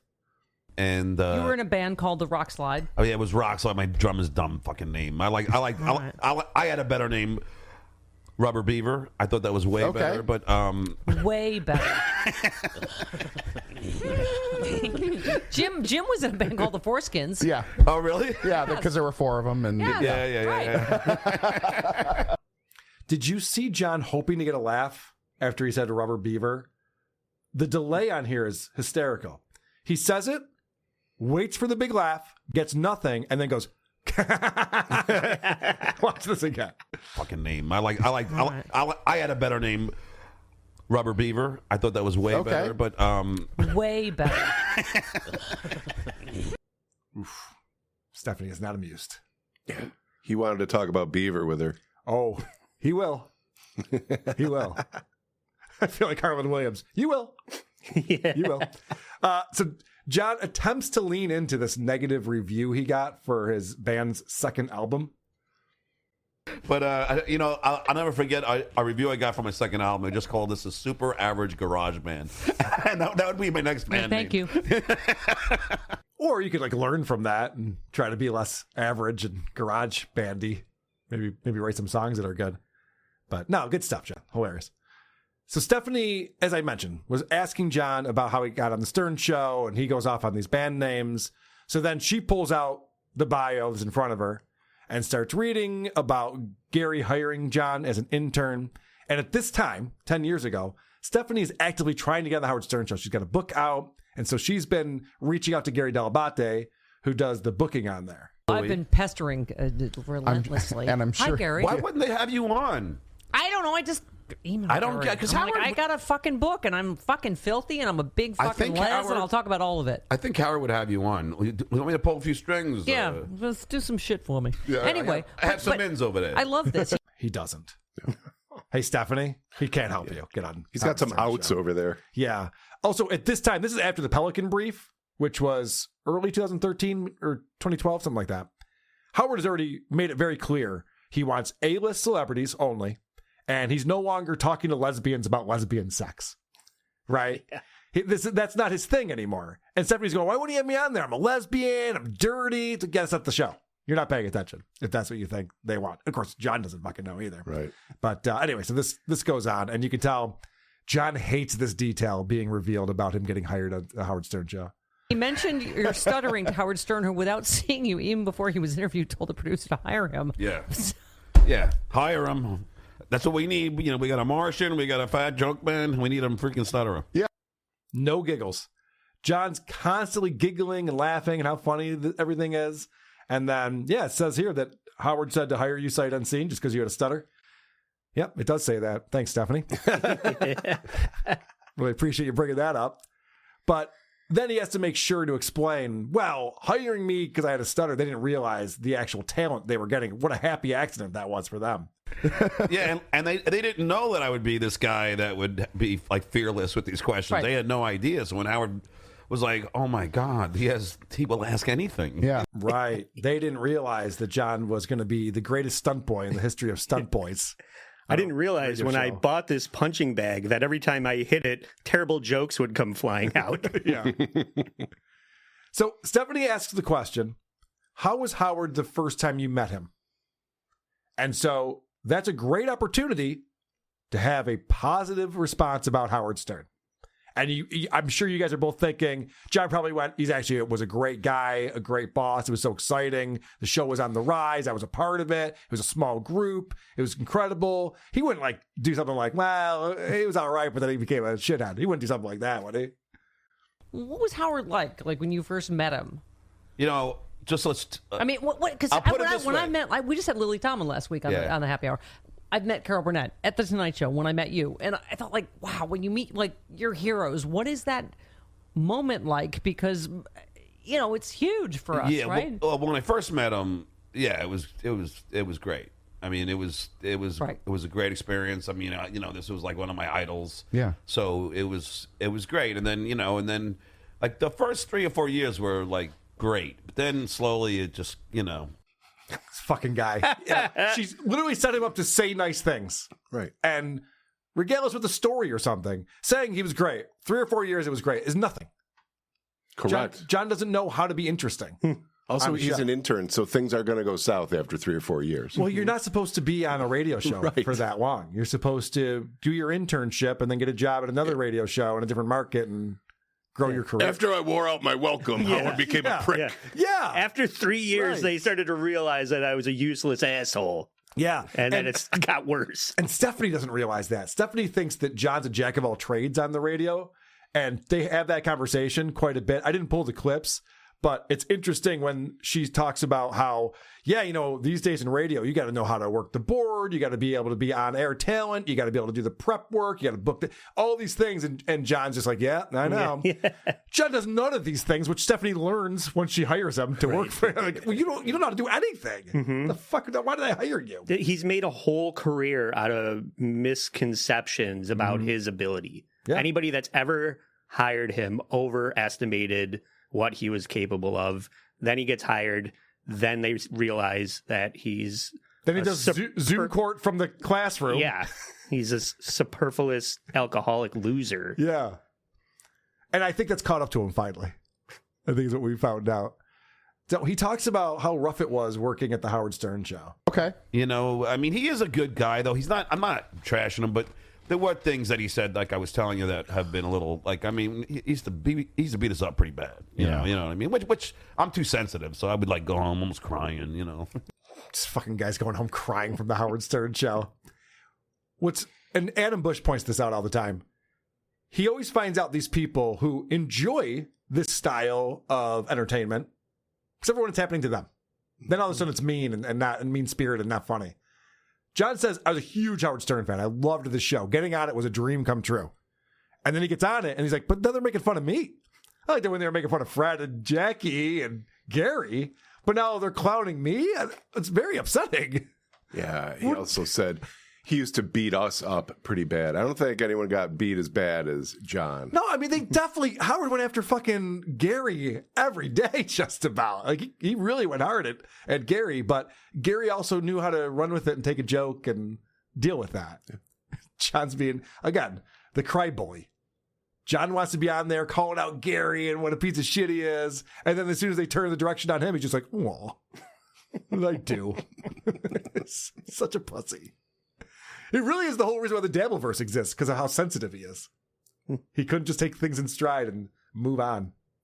And the guy Chris, the producer on the show, he's going, okay, so Howard was hard to work with or for, but he's also the most successful guy in morning radio. So do you think there's a method to his madness? Maybe there's a reason why he treated you guys that way? Good question.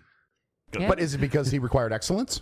What? Is it because he required excellence? Is that why he would beat you guys up? Well, no, just to say, John, the only thing you do well is stutter, and, you're an ingrate, it's okay. those kind of bullying kind of...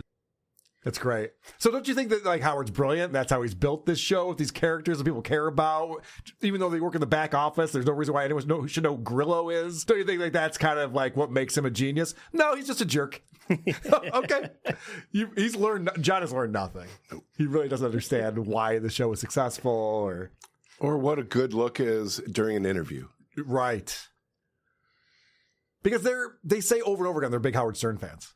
And we talked about this when he was on that sports show not too long ago down in Tampa, where the guy's like, hey, Stuttering John from Howard Stern, what was it like working for Howard Stern? That had to be amazing. And just like, hey, he's a dick. And fucking, it's like, dude, he's not looking for that. Yeah. He's a fan. Well, it goes to show, what was that guy's name? Chris, yeah. Yeah, that he really doesn't know the Stern show that well or Stuttering John that well, where his assumption is that Stuttering John is on the show because he's great at his job, and that's his value added. Not that his value added is being a punchline for Howard and Fred. Remember the part where they said they hired a stutterer sight unseen? Howard's not looking for perfection. Right. He's not looking for greatness. He's looking for doofuses that he can clown. He's not requiring excellence from some buffoon that he hired off the street. All right, I'm gonna need to hear him stutter, and I want to know his IQ. That never gets brought up. Does he know WordPress? Right, he doesn't care. So then John asks Chris, how is Stephanie as a boss? And, of course, this is 2020, being able to go back in time and see this. John will eventually tell us that Stephanie was the worst boss he's ever worked for. This is 2020? No. I'm saying 2020 vision when we look back. Hindsight's 2020. Yes. Thank you. I messed up that phrase completely, and that's very confusing, so thank you for that. But so we know that John eventually is going to say Stephanie is even worse than Howard Stern. And he asks Chris, what's it like working for Stephanie? And listen to the way his voice changes. Chris, and if I could ask a question, sure. How is Stephanie as a boss? She's great. Thank you. I mean, I wouldn't. I've compared to Stern and Imus. How am I doing? I've been with her for 19 years now.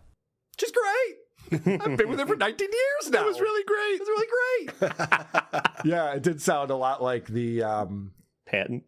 That was a great episode. That was really great. That's how you know it's insincere completely. The posture that we're going to see from Stephanie here, she does not like this line of questioning. How's it like working for Stephanie? And it's like, we don't need to go there. These two have worked together for 19 years, but off and on, we find out. It hasn't been consistent. And apparently, they butt heads quite a bit. Look at Stephanie's posture during this. Such a great thing. There's no. Well, no, we always joke like we really are. We're family. I don't know that's what it seems like. I don't know how it was when you were at Stern, but we fucking fight. Yeah, we fight.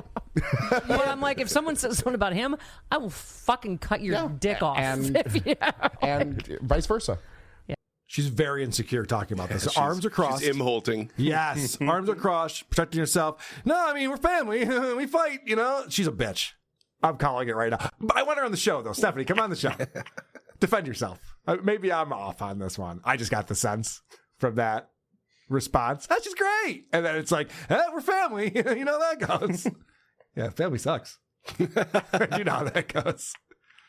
So John starts talking about how he works with kids with stutters and helps them out. And this is the most insane thing anyone's ever said to John Melendez. Never say it again. You're like, God bless them. That they're like thinking, God, I'm never going to have a life because I've been fucking traumatized by my childhood. And you probably saved lives. Yeah. You saved kids' lives. I appreciate that. Or you could say, no, I've not saved any lives. I'm trying to help kids who have a stutter get through life easier. You probably saved lives. Yeah, I mean, true. Good point, Stephanie. The fucking idiot. He really cannot be humble. If you compliment him, he can't wait to accept it. He's waiting for the next one. Mm-hmm. It's crazy. Have you heard the rowboat story? Saved 2 kids' lives. I know, he doesn't bring that one up as much as he... Didn't he save someone at Action Park, too? In the wave pool? I remember him telling the story about an older gentleman in the wave pool that he had to run over and save his life. Yeah, he hadn't cultivated that brag at this point. I think that's right. He didn't remember it yet. In a few years, he'll remember that one. So, of course, John's through his second beer. 40 minutes in, he's ready to start his third beer. And he brings up again, if you remember the first segment of this, he goes, "Oh, I didn't know Chris is gay. Did you come out?" Right. Yeah. But Stephanie says that he's gay. She exposed him. Right, which is so stupid. Well, for some reason, John again reiterates, this is the same interview, just 15 minutes later, he brings it up again. I feel like I'm talking We too got much. nothing but time. We're in my basement fucking drinking. Yeah, this is I'd be here drinking anyway. Speaking of which, Travis. Another beer? Travis! Oh, I love this man. I love him too. He's a good looking heterosexual boy, huh?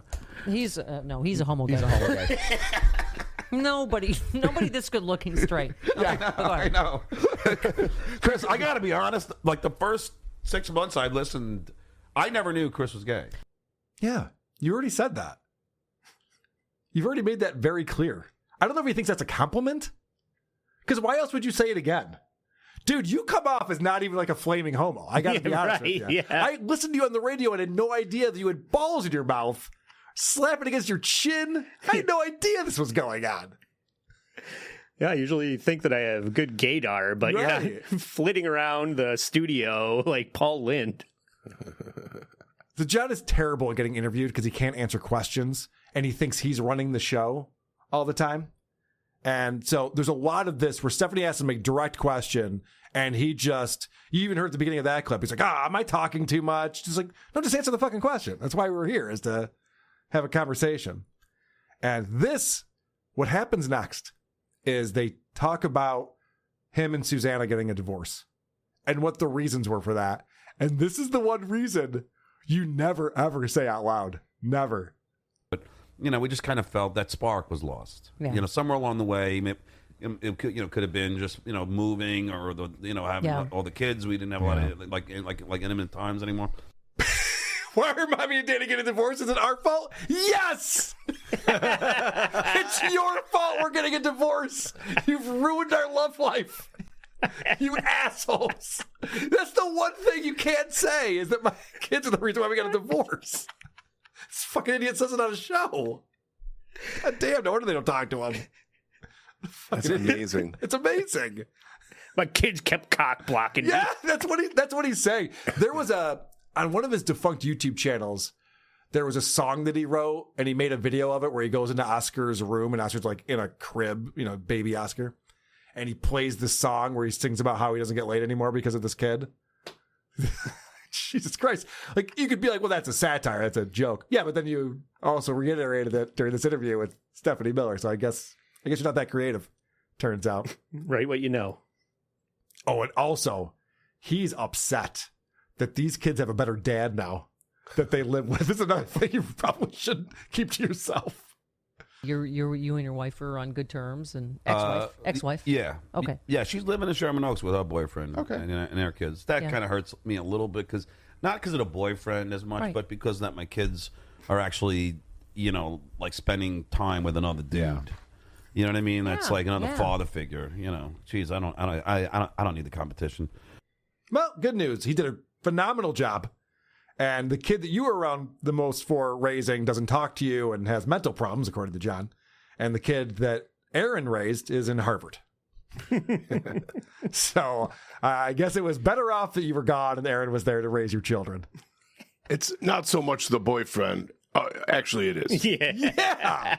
The things that he's saying right here, give him some more beers. Yeah. Let's keep talking about your personal life, you idiots. It's not that my wife left me for him. It's that my kids like spending time with him more than me. Right. Yes. They cry when they come over to my apartment and I have to drive them back home. True story. So then they start playing the dating game for some reason. And John is just so horned up. Like he really wants to fuck Stephanie. Really. Or Chris. Or Chris, yes. Somebody fuck me. What are we looking for John? I would do all the things that a girl would do, only more.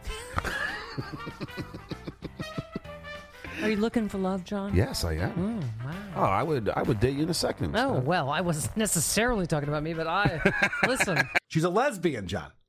Jesus. He's so liberal and open-minded, but he does not know how gay works. Doesn't understand that at all.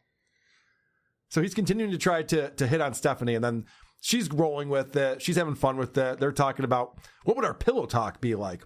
And then they get into all these political things because, they're both super liberal political commentators.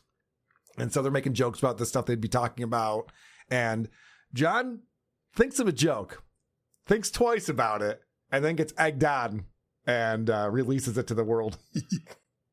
That's weird. That's weird, that little improv. And now can I? No, forget it. I'm not going to go there. No, go ahead. No, do it. It's a happy hour. No, I was going to say, well, now since we pulled out of Iraq, pulled out of Afghanistan, is it time for me to pull out? Because I'm about to come. No! Hey! No! Let's go for it. Oh, my God. We've never had anyone come on a happy hour. That would be awesome. Would it? No, it wouldn't. Stephanie's trying real hard. She's earning her paycheck today. John just talked about fantasizing about coming on Stephanie Miller on her show. Look at her face. He's being extremely flirtatious with this woman. It's odd, this behavior. It's graphic. It's graphic, yes. Let's stop thinking about it now. John brings up, at this time, John didn't know what he was going to do. He's fresh off the Tonight Show. He's looking for gigs. He thinks he might get hired by Compound Media, be a co-host with Anthony. He's looking for other opportunities with TV. Whatever Jay Leno's doing next. Yeah, if Jay Leno can hire him to hang out at his house or something. Maybe be the valet. Move some cars around. You need me to wash your cars, Jay. Yeah. But this is interesting because he has a manager back then. And this is his idea for what his next gig should be. Well, I told my manager, I said, get me a terrestrial show. I think they need a show that's people... I'm not saying people are going to listen to me, but at least a cool thing to listen to on terrestrial radio. Like, I think that's why I loved having you guys on there. Right. Yeah. Because I don't go to Sirius, and I don't, and as much as I love podcasts, it's just it's so the market gets so niche. Yeah, like so much smaller. Right. John's such a visionary. He's like, I told my manager, just get me a job on terrestrial radio because that's really where it's at. This is 2015.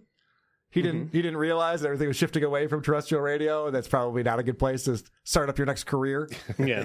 Also, how did that go, John? Did your manager get you a gig?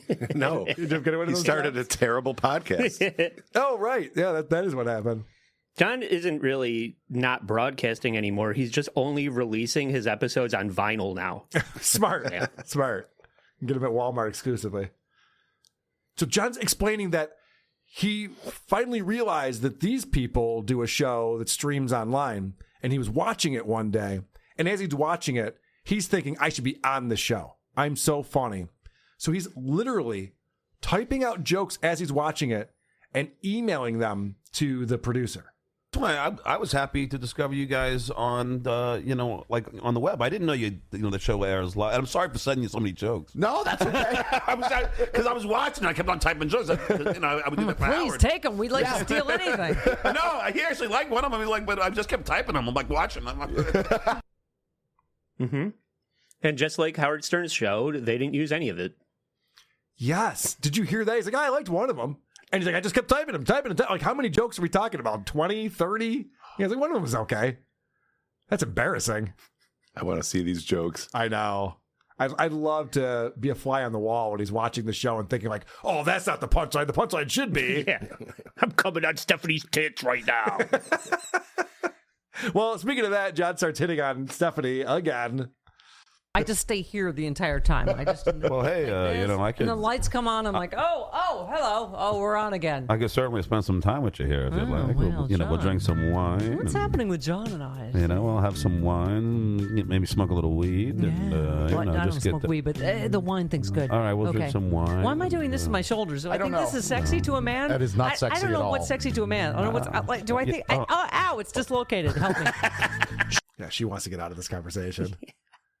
You're imagining John's putting his hand on your shoulder. Yeah. You're trying to get it off. Yes, right. She's trying to wiggle away from him, squirming. His clutches. She's squirming in her seat as John continues to talk about like getting high and drunk and naked. She doesn't want any of these things. There's nothing more fun than, like somebody that you're not attracted to is insisting on hitting on you. Everybody loves that. Everyone right? loves that. It's great. It's not uncomfortable at all. They start kissing John's ass, and he's loving it. Like I was talking about earlier, where they think that John did so much for the Howard Stern show, he's jack of all trades, and he's also doing all this other stuff on top of it. And so that's when John brings up, I'm also a stand-up comedian. I totally agree. And, and I do stand-up all the time, too. And I'm like, you should definitely come see me. I would love to. Yeah. Where do you do? Yeah, Where do you when's do? your next stand-up gig? You know what? This is so funny. This is how old I know I'm booked, I think, this weekend in L.A., but I can't remember where. Okay.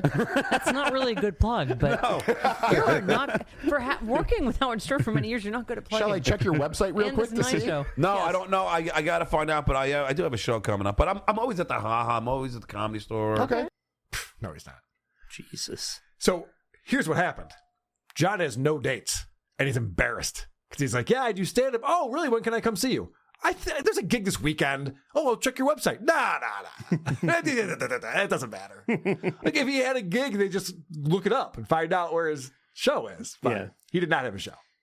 I'm going to go hang out at the store and wait to not get up. Yeah, the last time he went to the store, he complained about paying $12 for a bottle of beer. No one recognized him. No one cared. He left. Unfortunately, all the comedians showed up that night, so I didn't do anything. That's too bad. Can I have my $12 back? John brings up the bit that I don't know if he came up with it or he thinks he did, where they were going to weigh Jay Leno's head, and then they were going to play a game, what weighs more. And John tells this story because they're talking about like funniest things that happened when he worked for the Tonight Show. And I don't know why he thinks this is a punchline. I don't know what he's cracking up about when he ends the sentence. I'm the verbose one, so I go in. I go, Jay, look, I have this idea. What weighs more in your head, like your head or a pumpkin? And he goes, I don't know. What do you think? I don't know. And I go, yeah, that'd be funny. I go, so I had this scale. So in his office, you lie down and put your big fucking head on the scale. I swear to God, I watch this and plug my headphones. What was that story?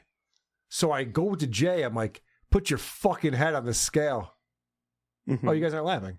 That was maybe I didn't deliver it right.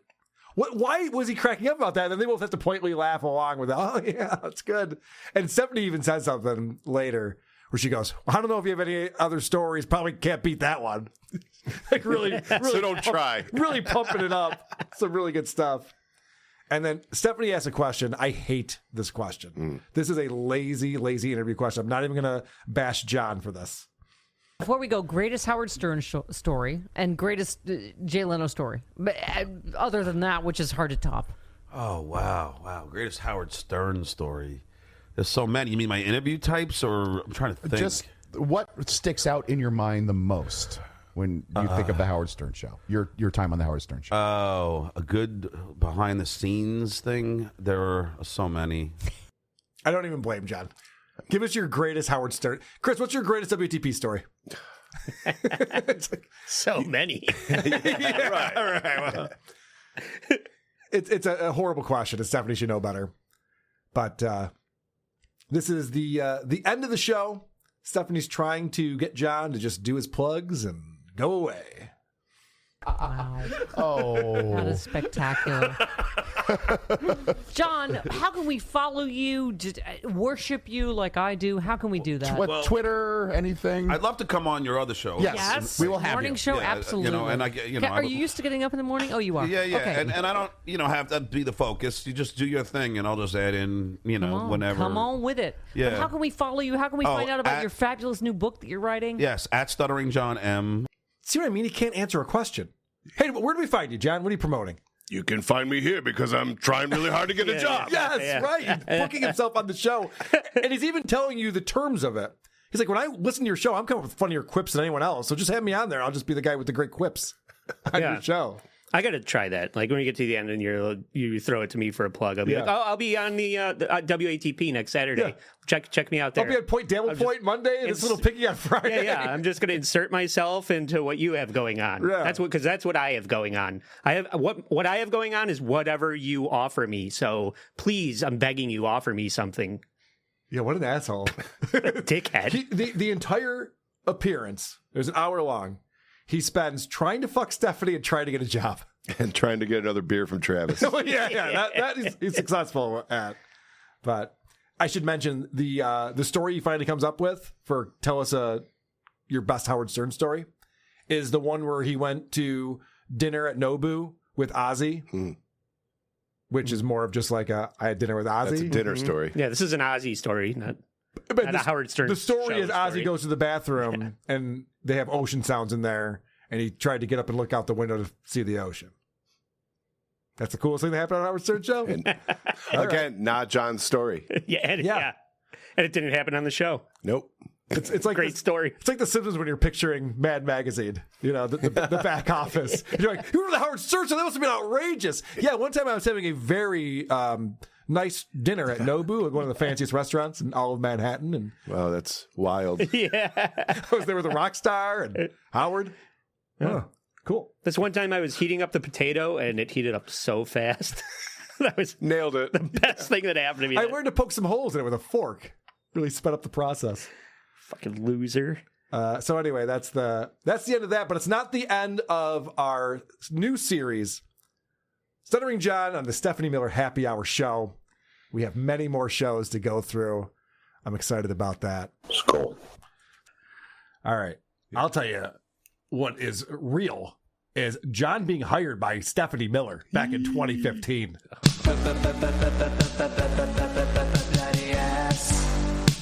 Can I get a little sympathy? Because I got a bloody ass. I'm bleeding generously. Because I got a bloody ass. All right, so John was interviewed by Stephanie Miller in July of 2015. Then November of 2015, he is now working for her. And this is his debut as a producer on the Stephanie Miller Happy Hour Show. And for some reason, they have him working the board.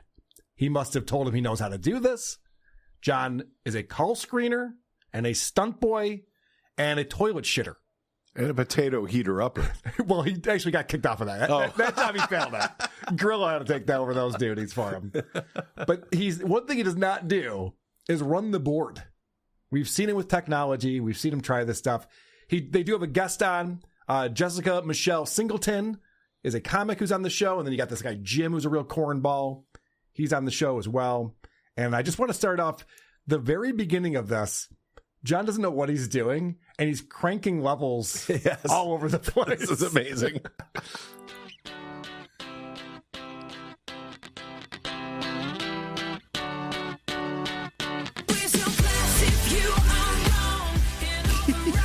Smooth. Yeah. We will never be How do you know these lyrics, Jim? Because I've heard this song 1,000 times Because now. we're dirty little fucking freaks.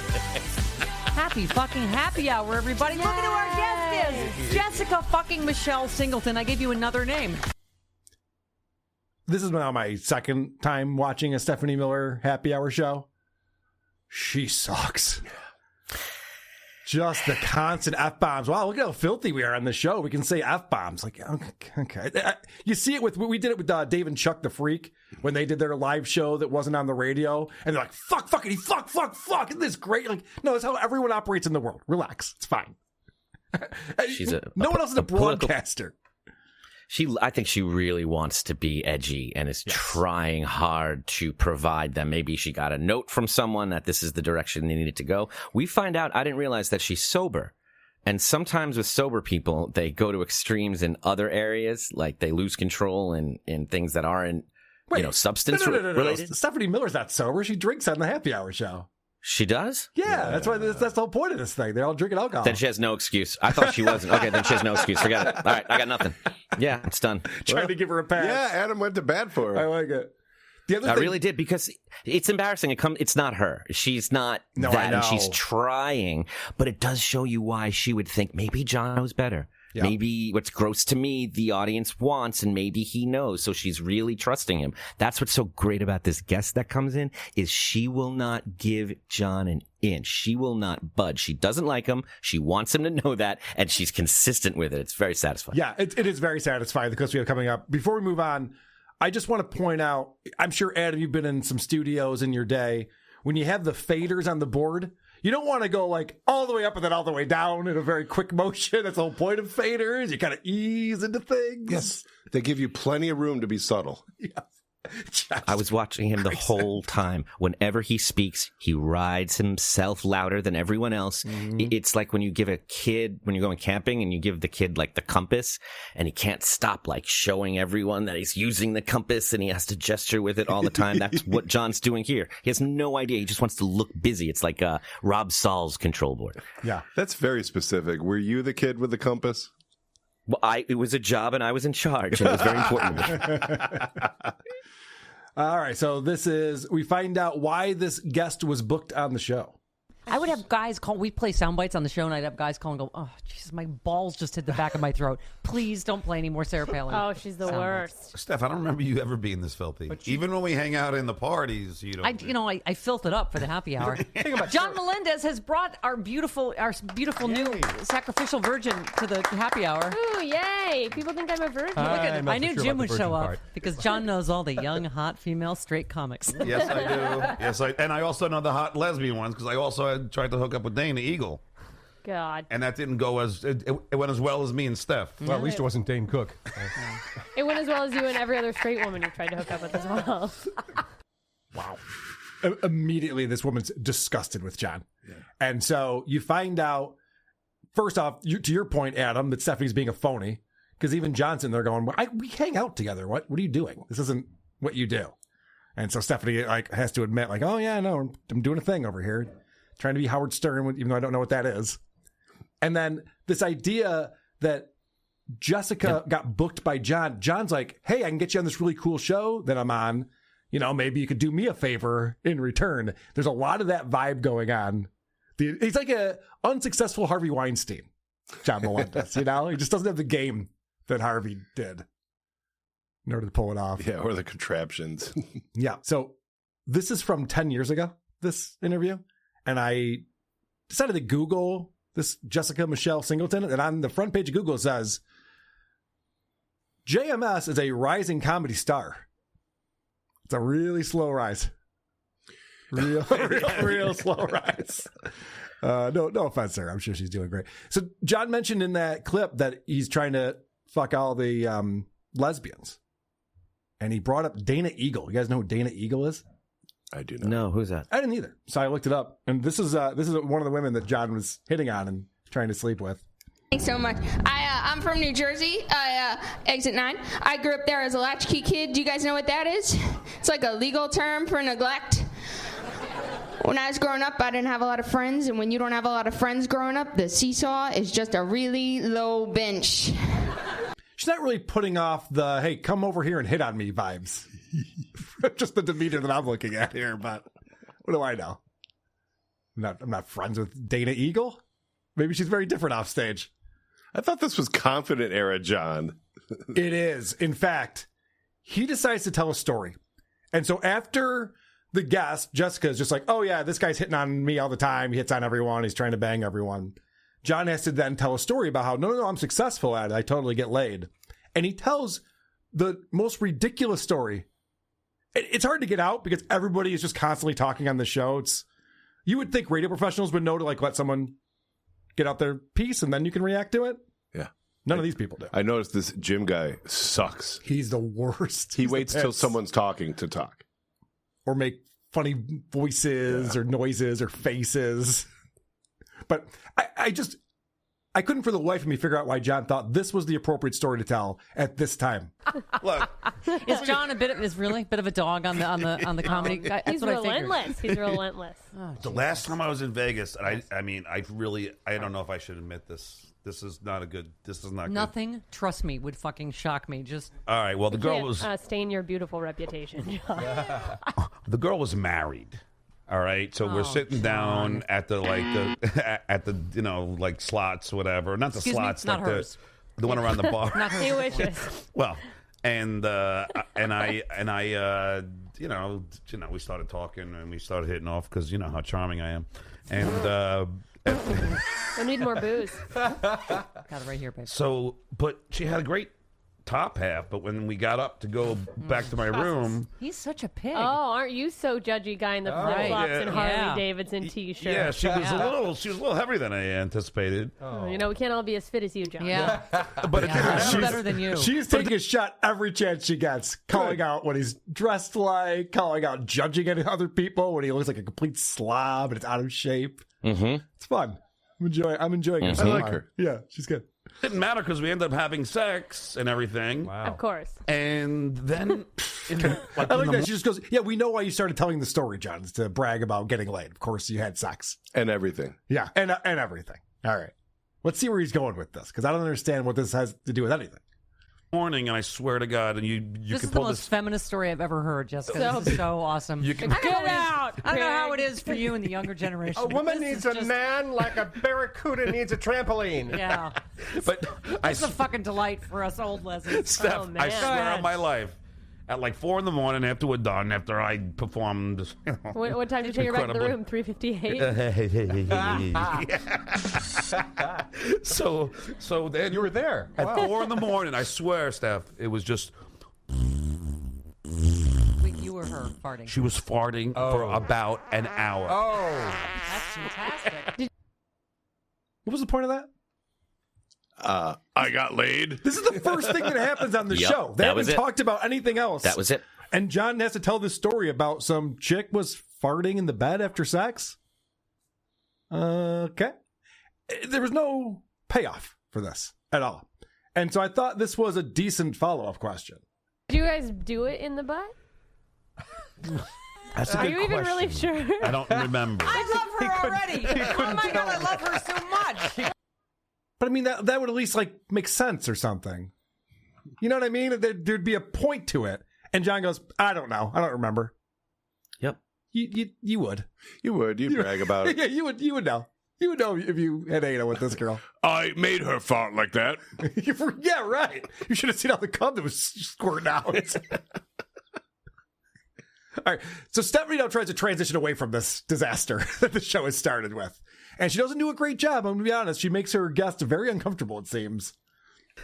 Yeah. So, well, that was a delightful story. Jessica,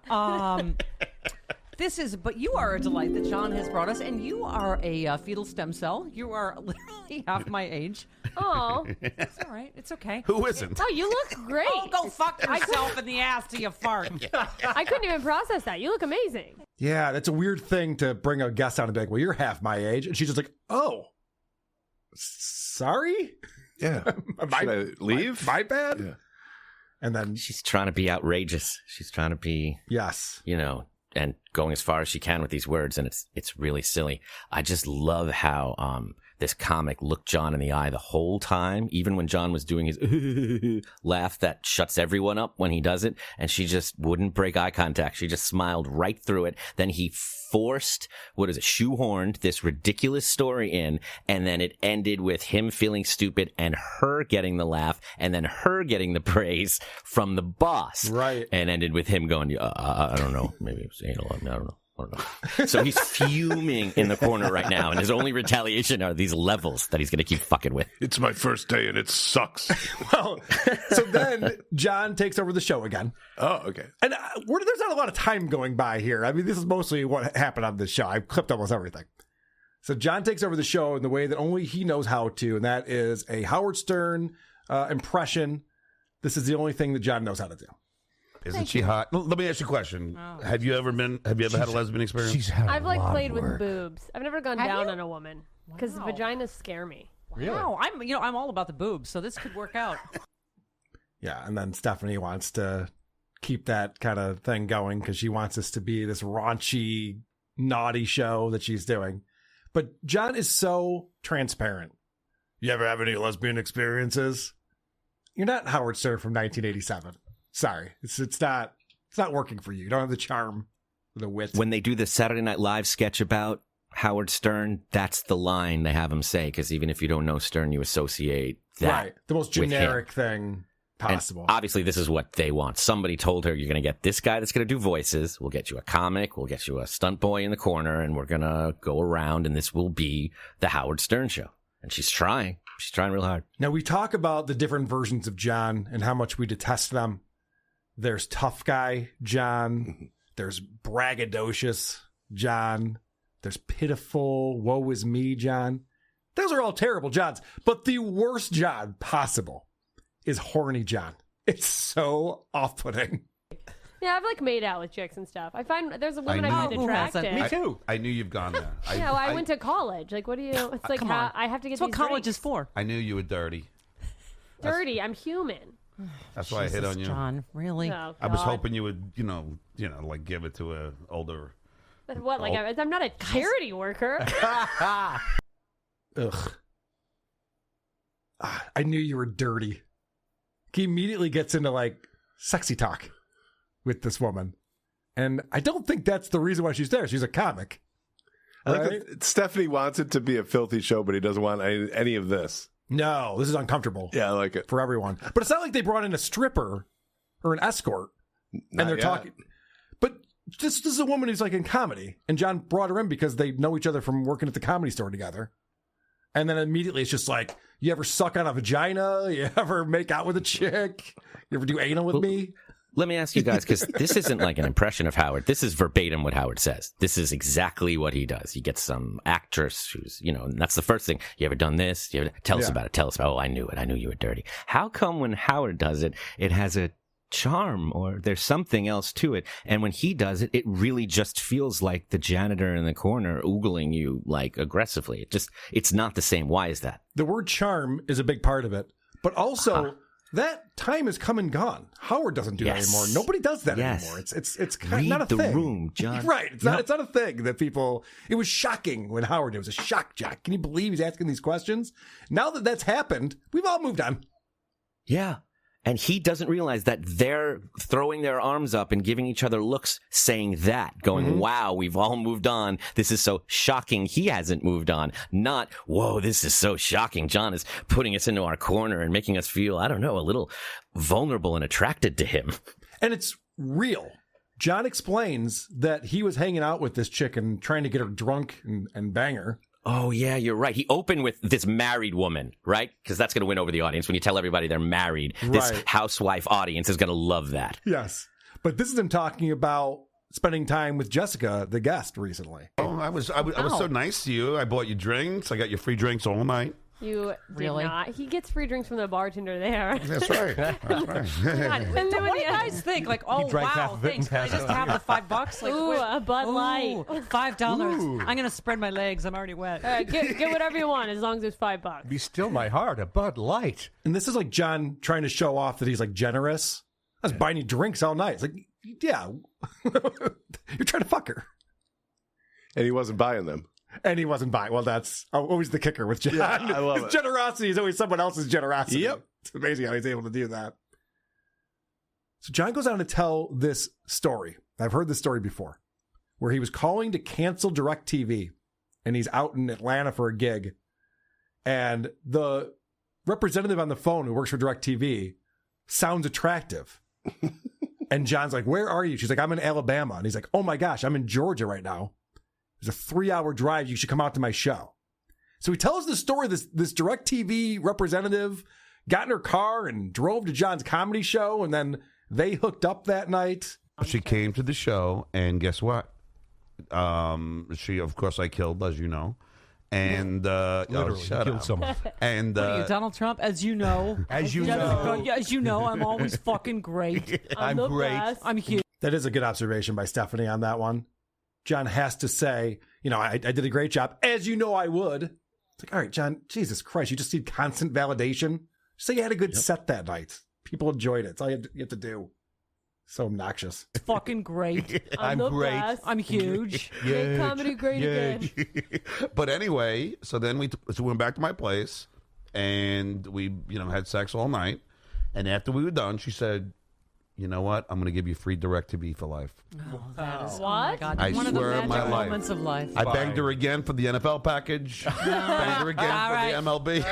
Okay. No, I swear to God, it's true. So That really happened? I All swear. night? So I still have free I DirecTV. mean, how low was her bar? She's not buying it. I don't blame her on this one. Doesn't seem like a realistic story. Would a customer service rep have the ability to do that? I doubt it, right? Why would they have that? And by the way, if there's a certain guy who's really charming on the phone, go ahead and just give him this promo code. That'll give him a free DirecTV for the rest of his life. Yeah, but only if you fuck him. Right. Only if he really does a good job of the sack. You got to drive 3 hours and fuck a stranger. What a stupid story that is. I'd be so embarrassed if I was telling that story. Especially because he has jokes built into it. And then I fucked her again for the NFL package, but he has to circle back. But no, it really did happen, though. I know I'm hilarious, but no. That really did happen as well. No one laughs at their jokes better than John. Here's John wheezing at himself. Did you want to eat her ass? I think it's how often was she at the bar? I didn't even get that joke, so I couldn't provide more context. I had no idea what he was talking about. Different uses of the word bar and how, that word is perceived. He was playing with that, and that's enough. Doesn't even have to make sense. That's enough for just hilarity. Can you believe this motherfucker? Like, you have a band. You ever invite a musician to sit in with the band? We got this song that needs a sax. We brought this sax player, and she's cute, and you spend the entire rehearsal in front of everyone, either hitting on her or berating her. Either competing with her, trying to make her feel small, shitting on her, making her seem like she's not good at what she does. You brought her here. Yeah. Like, that's your guest, and you're talking shit about the host, and you're talking shit about her, and you're talking about how great you are. I've never heard a story involving a stand-up comic saying, yeah, I met this guy after my set, and amazing set, by the way. Like, maybe Bert Kreischer, like, as a joke. You can't even do that. Who would do that? I know. And we're so used to John, and I'm glad that you kind of hit the reset button on this, and we're so used to John that we're just like, yeah, this is John. He brought in this person. Yeah, the first person he booked is a chick he's been trying to fuck for a while. And he brings her on to brag about how he's a stud and all the girls like him, and why don't you like me? And what does this girl have in common with who's the total opposite, by the way, but what does she have in common with the last guest he booked that we saw? I don't remember. It was the Glowzilla girl that he was trying to fuck on air. He was trying to fuck her. I forgot about that supercut. Yeah. Just putting his hands all over her. Could not stop touching her. Like, they're all watching this. Maybe that's why they put it behind the board. Because it's just like, here, keep your hands on this thing, okay? Yeah. Play with the... Play with all the dials. He's too busy raping the board. He won't stop touching it and leaving it alone. But that's a great point, Adam, because not only does he invite her to be a guest on this show, that you would think they bring a comedian on to be funny and to make the show better and be interesting for an audience, have a different point of view on there. But he brings her on to make fun of her boyfriend. Yeah, something like that. What'd you meet in Vegas? Where'd you meet him? No, I'm not you. She met him at the candy store. He's a comedian. I met him doing comedy. Who is it? Yeah, his name's Danny Jollis. He's very funny. Oh, I haven't heard him. So there, take that. I haven't heard of him. All right, now, okay. So instead of becoming a serious... What an asshole.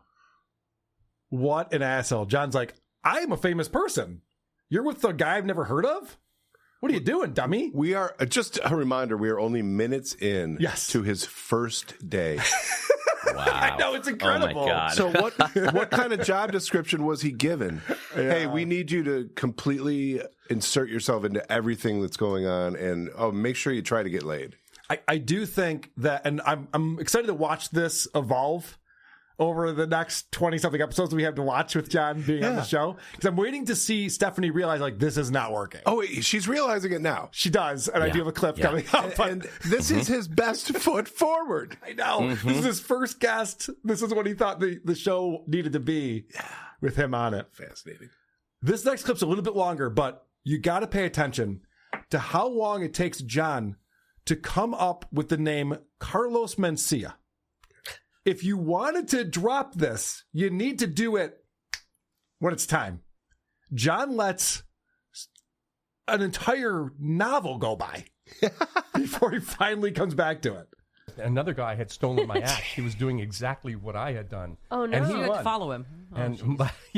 But he won, and I didn't. Oh, no. And this girl there that was really into me, and I would have gone after her, except my sister was there. Was his name Carlos Mencia? Creo que no. No. No. You know that reference. Oh, who? Yeah, of course I know that. No, but he's notorious for that. Oh, yeah. It's weird to me to think anyone doesn't know that, but I guess he still like sells out casinos, so people don't know. See, this is why I thought you'd be perfect for happy hour, because you're a filthy little fucking cunt like I am. Yes. Right? I am a filthy little fucking cunt. Yes. Yeah. What the hell is going on right now?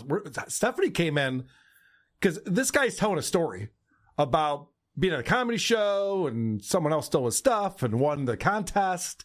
He never gets back to it because John goes, Carlos Mencia. It's just like, yeah, I'm talking about something different now. The stealing the jokes thing was a while ago.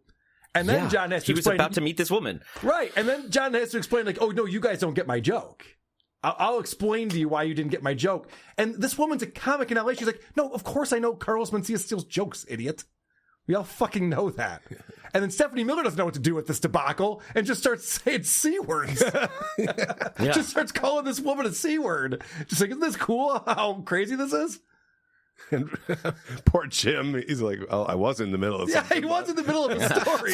Tell you how I met my wife, but never mind. Today's our anniversary, but whatever. It's still done that.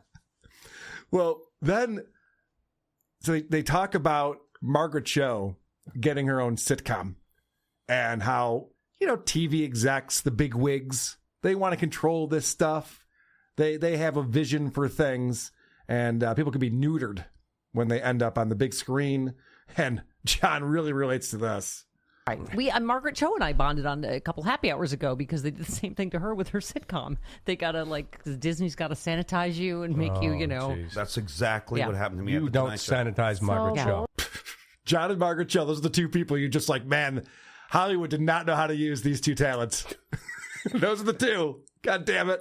Just let them do their thing. Get out of the way is all you got to do to be a good boss over here.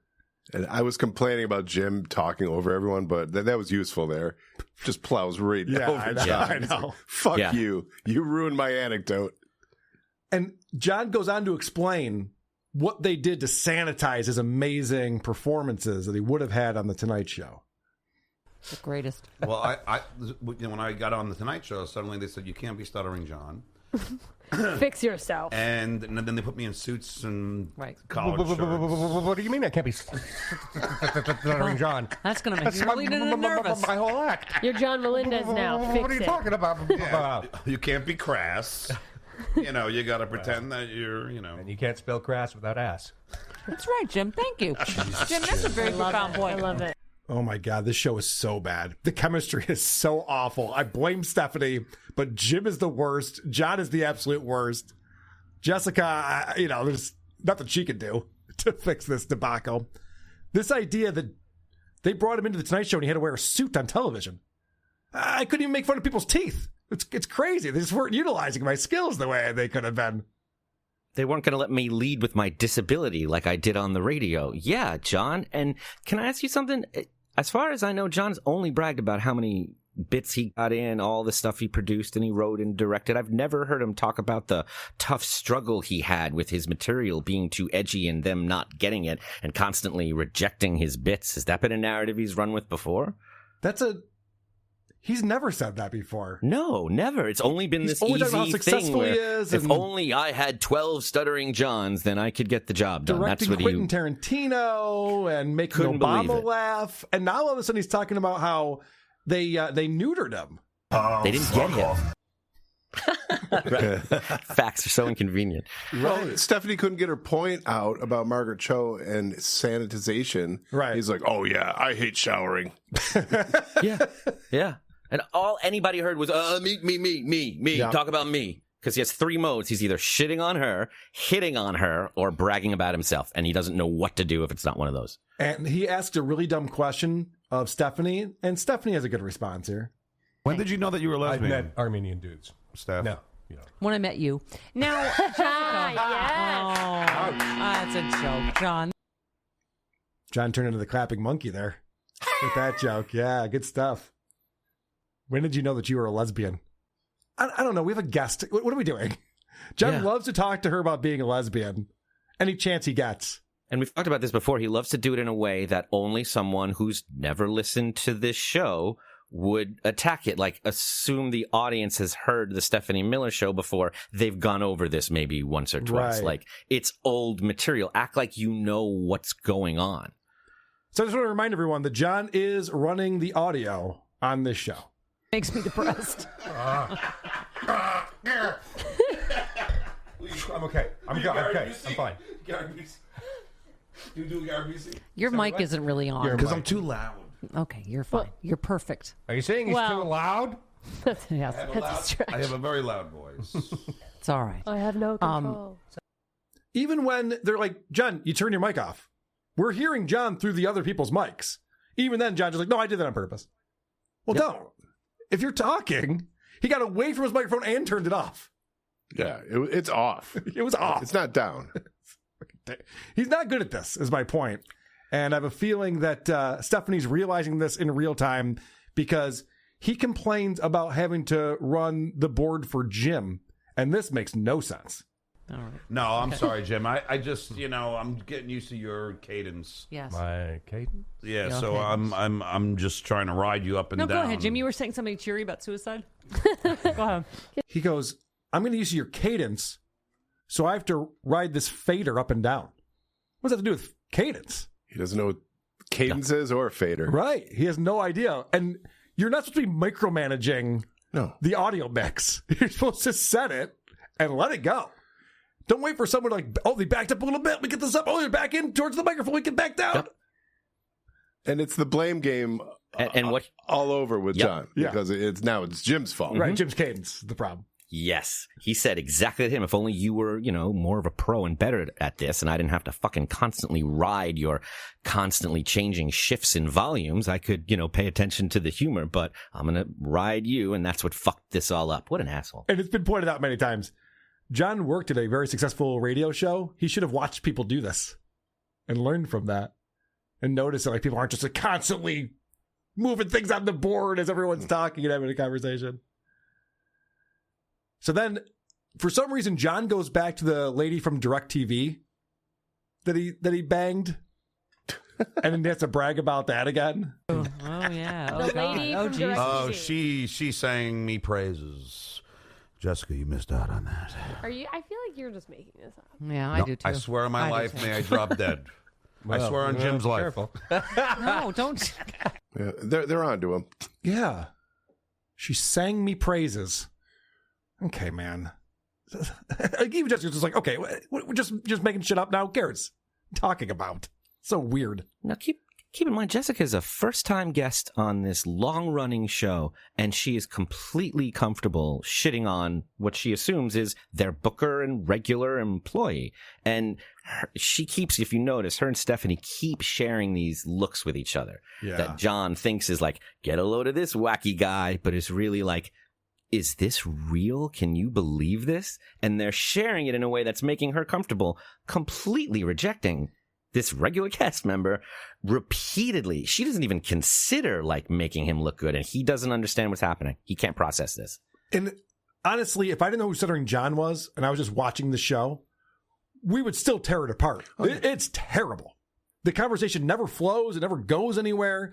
They finally start talking about SSRIs. I guess Jessica had a really rough childhood and suffers from depression, and Stephanie has similar things. So they start talking about Prozac and different medications, and John interrupts to say this. And this is really where you see Stephanie Miller might have some buyer's remorse hiring John Melendez. And we're like 28 minutes into his first shift. By the way, you just spit. I just wanted you to know. And Sorry, I did. No, I found it hot. But I will tell you that I'm not usually. I take Viagra every once in a while, when I'm doing coke. And What? You know, I won't do I pharmaceuticals. really did not scream well enough for this job. I don't know. Just there was nothing. Yeah. Yep. That's my conclusion. Just as well. like Howard. Yes. Right. But you could tell that Stephanie really is just like, what are you doing? They were having an actual conversation for once, for the first time. And John has to talk about This is using the Viagra when third he's on hour. coke. This is the third hour I've heard of this show, and for the first time, it got good. It got listenable comparatively. Like, it was interesting. The suicide thing, they were admitting times, each one of them in the room was talking about times they wanted to kill themselves. Yes. Honestly and openly. And John just tore right through it like a bull for no reason other than he needed attention.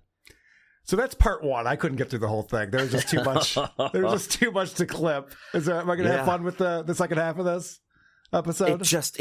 I love every minute of it. It's why I'm here. I live for it. Every breath is a battle for life and death. He's fighting with his boss, with this woman, with the co-host. He feels like he's constantly being attacked and at war and having to put everyone in their place. And everything he does makes it worse, and he doesn't see it. I love it. I love it. Oh, this is fantastic. And I've seen like him on future shows. I think they take him off the board at some point, and then they move him over to different places. So I'm really looking forward to just the kids' table, continuing to follow this saga of John fucking up his opportunity with Stephanie Miller. Well, speaking of things that are gone.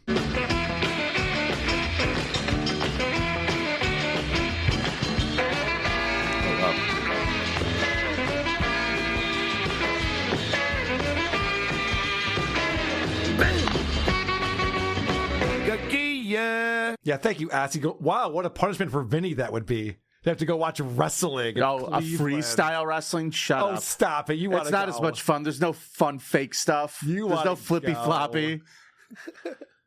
Guys, Stuttering John was just on the radio a couple weeks ago in Philadelphia. It was a pre-recorded interview with this guy, Steve Trevelise. And John talked to Steve Trevelise when he was doing that sports thing down in Tampa. Yeah. And I guess they did another interview and he was on again, and it was like nighttime or something. And some guy heard it and recorded it somehow and sent it into Cardiff. Cardiff covered it yesterday on an emergency show, and Cardiff also sent it to me so that we could check it out. Oh, what a good potato spot. he is. Yeah. So I'm not going to play a lot of it because it's a lot of the greatest hits from John, a lot of the stuff that you'd expect to hear. And this guy sets him up for it too. Just like, what are some of the funniest things you ask celebrities? Well, Ringo Starr. Fuck, enough already. It's incredible how much John reminisces about things that happened 35 years ago. It's really sad. But if you want to hear it all, and I recommend you do, go to Cardiff's channel. It's up there. You can check it out. What was interesting to me was this specific intro to the clip as he asks John about what he's been up to. This is the question I wanted. Like, John, what's a day in the life of my buddy John Melendez at this point? Sports Radio 94 at WATP, Steve Trevelise. For years, we heard him on these airwaves with Howard Stern. Then The Tonight Show with Jay Leno. I'm a celebrity, get me out of here. Most recently, pranking President Trump as Senator Bob Menendez, which got him a visit by the Secret Service. Most recently, pranking President Trump. That was in the first term. And there was another term in between the two. That's a long time ago. Holy shit. That's his most recent credit. Yeah. It's true, but it's sad. Be at the Stress Factory in Valley Forge, August 6th. Stuttering John joins me. How you doing, my friend? I'm good, Steve. Thanks for having me, brother. Dude, what have you been up to? I'm just living a life. I was at a convention, and I did ChillerCon in Parsippany, New Jersey, and then I just did one at Hospital Long Island, EternalCon. And then July 30th, I'm out to Chicago for a 3-day convention. And it's fun. Steve, I don't know, like, I never knew really that much about these things, but apparently a bunch of celebrities just go, and then people come and, and take pictures with them and get signed autographs and stuff. Who knew? So John is like loving his life right now as he's just doing the convention circuit. And what's incredible, and we know this, like ChillerCon is supposed to be about horror movies. He did that sports one. There was all these ex-athletes, professional athletes, and John's just showing up for some reason. He's doing the EternalCon, whatever that I believe that's means. a comic book one. Most of them are comic book ones. Right. He's really found, and I can't believe I didn't predict this. This is the laziest and least lucrative thing he could possibly be doing with his life. Well, there's no money in this. There's no money in it. He has to wait for somebody to show up and want to give him, was it $30 for an autograph or $30 to take a selfie with him? Yeah. So he has to wait for someone who's there to see athletes or is there to see Freddy Krueger or whatever to be like, oh, John from the Howard Stern Show. Yeah, I just spent my last $30. Ah, damn. Really would have been cool. But anyway, good to see you. No, wait, don't go. No, how much do you got? I gotta find out if he gets a guarantee. That's the only way it could possibly be worth it, is if the people who are putting this on... They probably fly him in and put him up? Maybe. 2 Hopefully. beers. Maybe. I mean, depends on, maybe the first time. And that's always the thing. Yeah. Because, like, this is a, what do you call this? Like a run. These guys all do the same different conventions all over the place. There's a bunch of them. They're all on the circuit. Mm-hmm. So if John shows up and he brings in a bunch of money, the terms get better for him for the next one. Sure. The more you do and the less you bring in, the less favorable your terms become, until you end up being just like you show up, you get a table and you're kicking up 20% or whatever, and they're just like, leave us alone. But it's incredible to me that this is what he's fallen into, because if you remember back in December when he was quitting the Dabbleverse, it was to write his one-man show. And this was going to be the story of his life, and this was going to be his new big opus. This is what everyone was going to know John for. And instead, he's doing something where he has to do zero prep and sit around for days. That's all. He goes to Chicago and sits around for 3 days in a chair. Do you think he's more productive doing that or teaching children? I'd rather him do this. Sure, fair enough. I believe the children are our future, Vinny, so yes. Yeah, okay. I'd rather him be doing Well, no, I'm just saying he did the same thing while he was doing both. He sat there and looked at his phone. I know. I got Zoom court, but it's fine. I'll just sign autographs after. Yeah, he's doing Zoom court at the convention. Hey, buddy, I'll tell you what, I'll give you $10 off if you act as a character witness. Just say, this guy would never speed yada. Just tell him you're my sponsor and I don't drink anymore. All right. We got to pick up where we left off. The Stephanie Miller show. John's first day on the job. Oh, God. He's sitting in as the board op. And you got Stephanie Miller, you got that fucking cornball Jim. Jim might have to be a new character that we focus on in this show. He sucks. They let him run the board, Carl. John is running the board, Vinny, and he's running the faders as they're talking. So the levels are all over the place. Like, that's not how you run a board on a show. Yeah, but it's fun to do this. Yeah, right. It feels good on my fingers. Fidgeting. And then he's got drops too. And he gets real excited with like a certain drop. He'll just hit it over and over and over again. But the worst part, Vinny, he keeps trying to hit the one to the right, but he keeps hitting the one to the left because of his crooked finger. Damn it. The worst part is that he's the one who books the guests for the show. So he books this young... What? Yes. That's how we got the job, we found out. So we've got Army Major... Hell Sparks is a baby. Vinny, the way he got the job was by touting all of his Hollywood connections to Stephanie Miller. He was on The Tonight Show for 10 years. He knows all the big celebs. So Stephanie Miller's like, great, let's get some celebrities in here and comics and stuff. Because this is the happy hour show. It's not supposed to be political. It's supposed to be about saying the word fuck, which Stephanie Miller is so obnoxious too. Yeah, she just learned the word, it seems. I only want to pull John clips as the John segment, but maybe I'll go back and just make fun of these other idiots on this show because they all suck. But Jessica Michelle Singleton, you know who that is? She's a comic. She's a comic. Yeah. She's 25 at this time. It's from 10 years ago. Okay. And John books her as the guest. And the reason why he does that is because he's trying to fuck her. And it's apparent to everyone, including Jessica. And it's really annoying. So we're going to pick right up where we left off. Where we left off last time was they were talking about clinical depression and how to treat that and being on Prozac and trying different things. And John interrupts that with, sometimes I take Viagra when I'm doing coke. And, and Stephanie's like, Dr. John. Oh, what? Okay. And this is picking up right from that point. No, nothing. Why are you taking Viagra? Nobody fucks you. Oh, good one. Damn. I just love your relationship. This is why I love her. We're gonna bond over this because he's my new annoying work husband. I love it. He drinks out of cartons. He leaves his shoes upstairs. He fucking doesn't know how to make drinks out the of his bed. shoes sometimes. He asks me for coffee. He thinks I'm they're like, cartons. So he's already annoying the hell out of Stephanie. He asked his boss for coffee. Yeah, he's already annoying the fuck out of her. Drinking out of the carton at your boss's house? That's so John. Of course he would do that. And so Jessica's continuing to give him shit. And I like Jessica. On this show, she's just nonstop ragging on John for being gross. And she's like, why would you need a Viagra? No one's fucking you.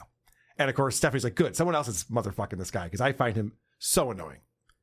But John's trying to be so cool. This is an era, 2015, John's still riding the high of The Tonight Show. He's still living in Hollywood. He still thinks he's a big celebrity. And Jessica's telling the story about how she likes to take her pants off at different locations. And she's talking about how she did it at the White House. I did get one in front of the White House. Nobody cared. No. I was like, none of these Secret Service people are worried about They're me. all like fucking drunk and banging hookers and doing blow. They don't care. Yeah, it's true. What's so bad about that? Whatever. So, Jesus. What's so bad about that? I like to do coke and bang hookers. I'm pretty cool, right, Jessica? Whatever. Jessica, back to you. Yeah. There's a lot of dismissiveness. Did you hear something? And remember, this is his first show ever. And so Stephanie's trying to do this raunchy, old school Howard Stern style show, and she thinks she's got the right guy for it. Yeah. And she's kind of slowly like, okay, maybe I'm the one who doesn't understand radio. You know, she's trying to give him the benefit of the doubt a little bit. But then John just keeps fucking with Stephanie Miller's show. Stephanie's trying to get big celebrities on the show. So, but you know, it is interesting. Like Chelsea Handler does a lot of these, which I think are hilarious. These nude photos. She did like a parody of Vladimir Putin on the horse, but she's like, Which is like naked? topless. She's yeah. I mean, but it's a whole new day for women in comedy. Yeah. It's just I not love it. when we. She's funny and she's hot and she's No. Chelsea Handler's an evil woman. No, she's not. Don't say. I don't know her. But... Although I do get like, and this is purely like the bitterness of having like weird Steph. tits, is that when like, excuse me. Why not just let it go? They were going to move on. John couldn't let them bring up Chelsea Handler without saying that woman is an evil person and she sucks. It's like, you're on someone else's show who might want to book Chelsea Handler someday, you idiot. Why would you do that? Because she wasn't nice to me that one time. Yes, because she doesn't think John's funny. My mind cannot escape that this is day one. This is day his one. First day, and we know that he was there, 6 months? 6 months, he makes it. 6 months. How many episodes? It's already about taken. 26. It's once a week. Okay. Yeah. Okay. I know. It's very exciting. Yeah. But imagine, like, do you think Stephanie wants to be enemies with celebrities? She brings on this buffoon who's just like, oh, Chelsea Handler fucking sucks. Like, because he's a child and he only thinks of himself. Keep that to yourself. Yeah. Keep that to yourself. So Jessica starts talking about how her body is weird. And so, of course, John has to start hitting on her some more. Jesus. He really cannot help himself. it's funny when I do it because I don't have a body. My butt is really, but you know what? I'm sure Listen, people you're going to have to show us. Look, I would hit that. Oh, good. You would hit anything. Wow. I don't know if you noticed this. I forgot to point it out, but he was hitting that one drop over and over again when he was talking about banging. Bloop, bloop, bloop, bloop. Yeah. And so he keeps hitting that. And John has no game. When she's just like, I don't know, my butt's gross. I don't know. People would, I'd fuck you. She's like, girls don't like that. That's not a turn on. They're not into that. Yeah, that's the game that like a homeless guy has. Yes, right. You're looking fine today. Yeah, women love that 2 a.m. last call small talk. I mean, it's the definition of you. no game. And it's no wonder she's disgusted by him. But he has to constantly be a big shot. And so he shoehorns in Kardashian talk. Because he's not that far removed from being friends with Kardashians, as we all know from his stand-up set. And he has to bring that up. Who do you think is... I'm sorry. Go ahead. Who do you think is the hottest Kardashian out of all the girls? Of all the girls, Courtney. Well, all right. That's my favorite. Courtney, Kim seems too superficial. And Chloe? Well, you know, Chloe. A Kardashian? Wow. That seems relative. Which Kardashian? Let's Kardashian. That's the best. You know, Jim, which Nazi? I'll be honest, Steph, because I used to hang out with them before they were famous. Caitlyn Jenner. No, she's the hottest. No, I used to hang out I'm with pandering. But she still has the junk, which, you know. So I sped that up a little bit because, as you can see, like they're ready to move on with the conversation. John keeps, no, hold on. I got to tell you how I hung out with them. Hold on. She's making jokes. She's like, no. I want to tell you I hung out with them. Back to me. Weren't they? I'm sorry. Weren't they like children around the time that he hung out with them? Funny you say that. So it's kind of a bizarre way to say this. Which one do you think is the hottest? Funny you say that because listen to where this is going. With them before they were famous, and Well, that's right. You lived out in Calabasas. Calabasas. because I was friends with Bruce from I'm a Celebrity, Get Me Out of Here. The only reason anyone knows any Kardashians is because of OJ. Because OJ fucking killed someone. Yeah. Thanks a lot, OJ. Yeah, thanks, OJ. Yeah, but I was I'll tell fine with you until the Kardashians came along. But I'll tell you, Jessica, that Courtney would lie out by the pool, and my God, her body was perfect. Wasn't she like 12 then, you creep? Oh, Jesus, you get creepier. It's like, back in the 80s. All right, never mind that. Which Olsen twin do you think is... holy shit, Stephanie Miller's face. She's just like, I can't believe what I've welcomed into my home. I love that you called that. Yeah. You called that, Vinny. And the fact that John's story was, I used to gawk at this young child when she was laying out by the pool. That's what he need to keep interrupting to bring the conversation back to? Something to brag. He's going to interrupt again in a minute. Oh, yeah, by the way, did I tell you guys about the time I asked OJ if he'd sign my knife? He's going to get there soon. I know, it's coming. No, this is all about him trying to pick up this chick, trying to impress her. And talking about the OJ knife didn't fumbling. Do it. Yes. And so Jessica goes on to talk about how she knows John because they worked together in Vegas. She was his opener. And what do you think happened after the comedy show, Vinny? He tried to fuck her. You want to get a drink with me? So she starts telling this whole story about how John is just hitting on her incessantly the entire night and doing that thing where just like, if you want to come back to my room, I'm kidding, but unless I'm not kidding, like that kind of thing. It's it's never going to fucking work. And so then we find out what John's pickup line is. Because she couldn't remember what it was, but he does. No, Steph, the actual line I said to her was like, look, we both know that you want to be with me.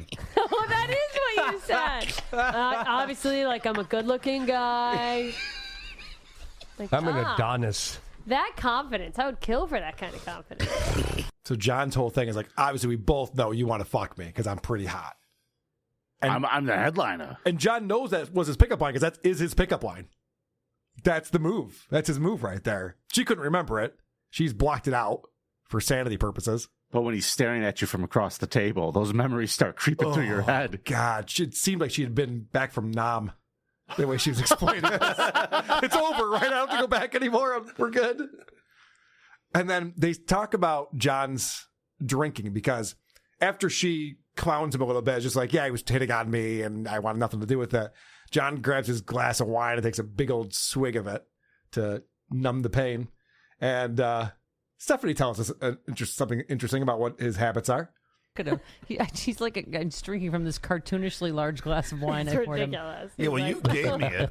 And he's already been through 17 beers. They're all in my non-recycling Oh, you bin. couldn't even get the right bin. No, I've only had 6 beers since noon. Are you okay? Jesus, Jim, shut the fuck up. He's so obnoxious. He's the one going gluk, gluk, gluk, gluk, gluk, gluk, the whole time that they're talking. I swear to God, I thought John was hitting the soundboard the whole time. Me too. No, that was Jim doing that because he's such a comedic genius. John just admitted before the show started he had 6 beers and now they're drinking wine. That is hilarious. On his first day on the job. I don't know if you guys remember this, but there was a time that I said John would get drunk at work.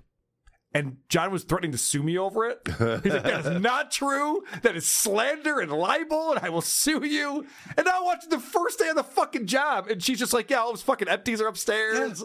And it's funny that she's bitching because it's called happy hour, so he must really be overdoing it. Yeah, right. They're all drinking You're wine. invited to drink. Yes. It's part of the show. She hired him for the wrong show. 2-drink maximum. Yes. All right. So then John has a question for Jim. Now, Jim is a married man. You can tell he's an older guy. He looks like he ate Jay Leno. He does. And so John has a question about Jim's personal life. Let me ask you a question, Jim. Since you've been married so long, what do you do? No. What do you mean? No, Thanks for harshing all our buzz. No, I'm serious. Do you... How do you keep the romance alive? Yeah, do you have sex a lot? It's literally, are you fucking? I got a question for you, Jim. You fucking? Hey, do your kids fuck up your relationship? I'm just curious. You ever want to get a divorce because your kids are so annoying? Like me? Wow. John's question is, are you fucking? Now, Jim did not like this question. It's highly personal. Jim's been married a long time. And so John senses this and decides to apologize in the way only John can. I just want to punch him in the nads. All right, I'll punch him in the balls for you. Oh, I'm sorry, Jim. I didn't mean to because at the end of my marriage, we never had sex. Yeah, but she was married to you. Well, exactly. Good one, Jessica. So John's now implying that he's in a sexless relationship. First he asked, and then he's just like, I'm not answering that. He's like, oh, so you probably are in a sexless relationship. I get it. Yeah, right. Dude, you're making it worse. What are you doing? Why would you do that? You're right. In only the fashion that John can muster up an apology. Yeah, he fumbles it every fucking time. So we're both losers. And then this gets real sad. You can tell Jim is going through something with his wife right now. Well, she's going through a rough time emotionally now. I'm sorry, Jim. I can't. That happens. So that happens too. That happens. That's part of marriage. Life happens. You stay. Jim, I didn't know that. People go through rough things, and that's. Do you see? That's such a narcissist thing to do.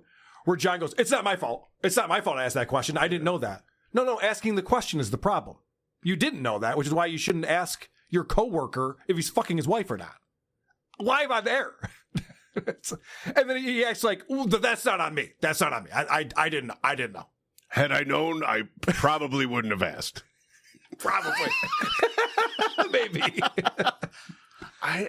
This is all from the first fucking episode. This is the second part that we're going through. I've pulled 50 fucking clips from this thing. 6 months. I can't Thank you, Andre, for finding this, for opening the vault. You know how you always said about him, the thing with John is he just always wanted to have friends? Mm-hmm. The reason why he's like so kind of friendless is because of this shit. Because of shit like this. Because he just says shit that's so inappropriate. Yeah, he's unpleasant to be around. It's abrasive. Everything is fucking abrasive. So then John, in order to switch the sympathy from Jim to himself, goes, well, my father just passed away this past weekend. He brings that up. He wasn't fucking my mom either at the end. That would have been funny. He didn't say that. But he does bring up an ex-girlfriend that he had when they had the Channel 9 show on the Howard Stern show. And how hot was she? We'll tell you, Steph, that my ex-girlfriend, the one that I was telling, I don't know, did I tell you this on the air about how the producer of the Channel 9 show told me to stop hitting on her? Do you hear how he's writing the fader as he's talking? Yeah. Could you imagine if I'm just over here going, oh, you're getting a little loud. Okay, now you're not loud enough. I feel like Stephanie was trying to ask him something, and he just drowned her out with that fader. He just turned her mic off. This on the air about how the producer of the Channel 9 show told me to stop hitting on her. She was a producer of the Channel 9 show. Yeah. Stop hitting. So the producer of the Channel 9 show had to tell him to stop hitting on her. Do you see a pattern? Is there a pattern that's going on? It always seems great to talk about your HR incidents at your new job or your first day on the air. But John learned nothing because he hit on her for the entire first year, and then by the second year, they were dating. So he's like, this is how you get women. Incessantly hit on them until when they're trapped. Right. Until they eventually just go, fine. Stop hitting on her. She was a producer at the Channel 9 show. Yeah. Stop hitting her. Stop hitting her. And then she was your girlfriend by the next season. Yeah. So she was she's my girlfriend. But she came to my dad's wake. Oh, that's really nice of her. And man, did she look hot. Oh my God, this is like you're drooling on yourself. Remember at the end, Jim says something funny, and it's just a fact. Yeah, right. Just observing what's going on. Observational comedy. Can you believe that John, he needed the sympathy. My dad just passed away. Like, oh, sorry to hear that. My ex-girlfriend was there. Fuck, I want to fuck her again. What? No, I also have hemorrhoids. All right, I'll bring it back to this. I can't tell if he gets off on making everyone uncomfortable or not, or he legitimately thinks he's being funny. He's so used to it. He's an ass. He knows no other way. He thinks he's being funny. Okay. Similar to Opie, he's been surrounded by people who make him interesting for a very long time. Right. And similarly, they're both alone now. Yes. When John was on the Howard Stern show, people point to those segments when he was in studio, and they're just like, oh, I love that. Yeah. Because Howard's trashing him, and Jackie and Fred. Yeah, that's funny. It was great when Howard was calling you retarded. Yeah, when Artie Lang was calling him out for being cheap and never buying lunch and shit. Like, yeah, that was how John was funny. And now John, left to his own devices, is just a creep and making everyone uncomfortable on the show. And they start talking about the Kardashians again, or Kim Kardashian's ass again for some reason. Jim is the biggest cornball. I was trying not to clown Jim too much, but I couldn't help myself with this one. It is like its own planet. Right. I feel like if someone were to look at us from outer space, Planet Kim, like another right planet, they'd be like, it seems to have some sort of other. Stay away from that planet. Gravitational Gravitational field too strong. They just think it's a mountain. So, Jess, The house is too big. Your boyfriend, what are you thinking? You're 25. Oh my gosh, Stephanie was trying to move on, and he was still going on. Stay away from that planet. This cornball. You got sucks. The dork and the drunk. Great casting, Stephanie. I know this show, I don't know who this show is for. This show is garbage. It is so bad. And I know she's trying to have like a loose like hang show. This isn't the show proper. This is for members who like the Stephanie Miller show. So it's like, hey, this is where we say fuck and it's cool and we drink and stuff. But this is a debacle. How'd they find Jim?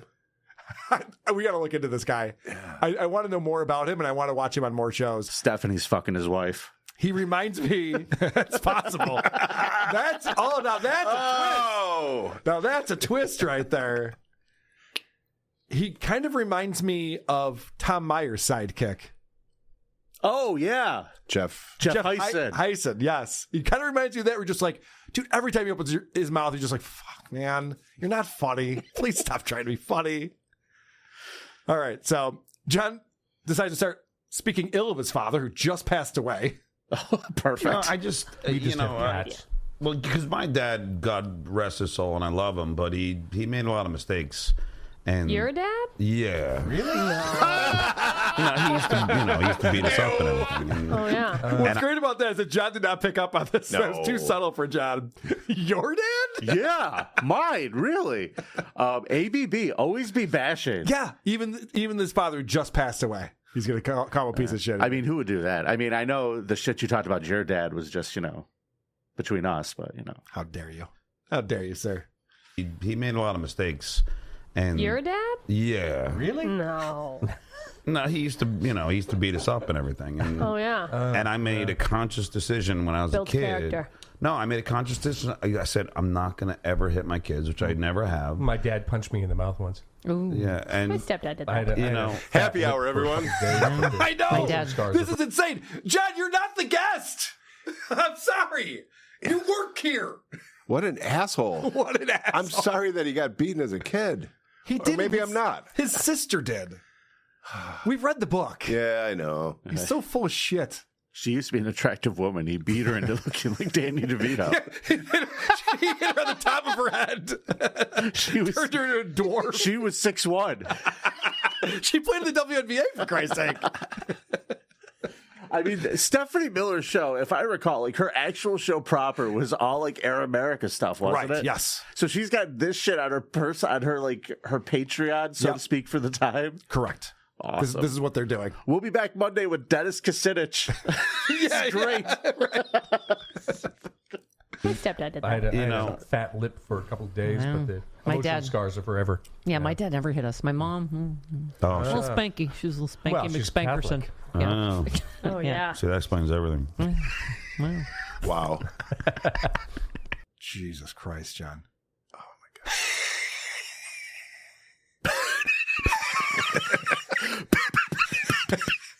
The Wolfman is in there.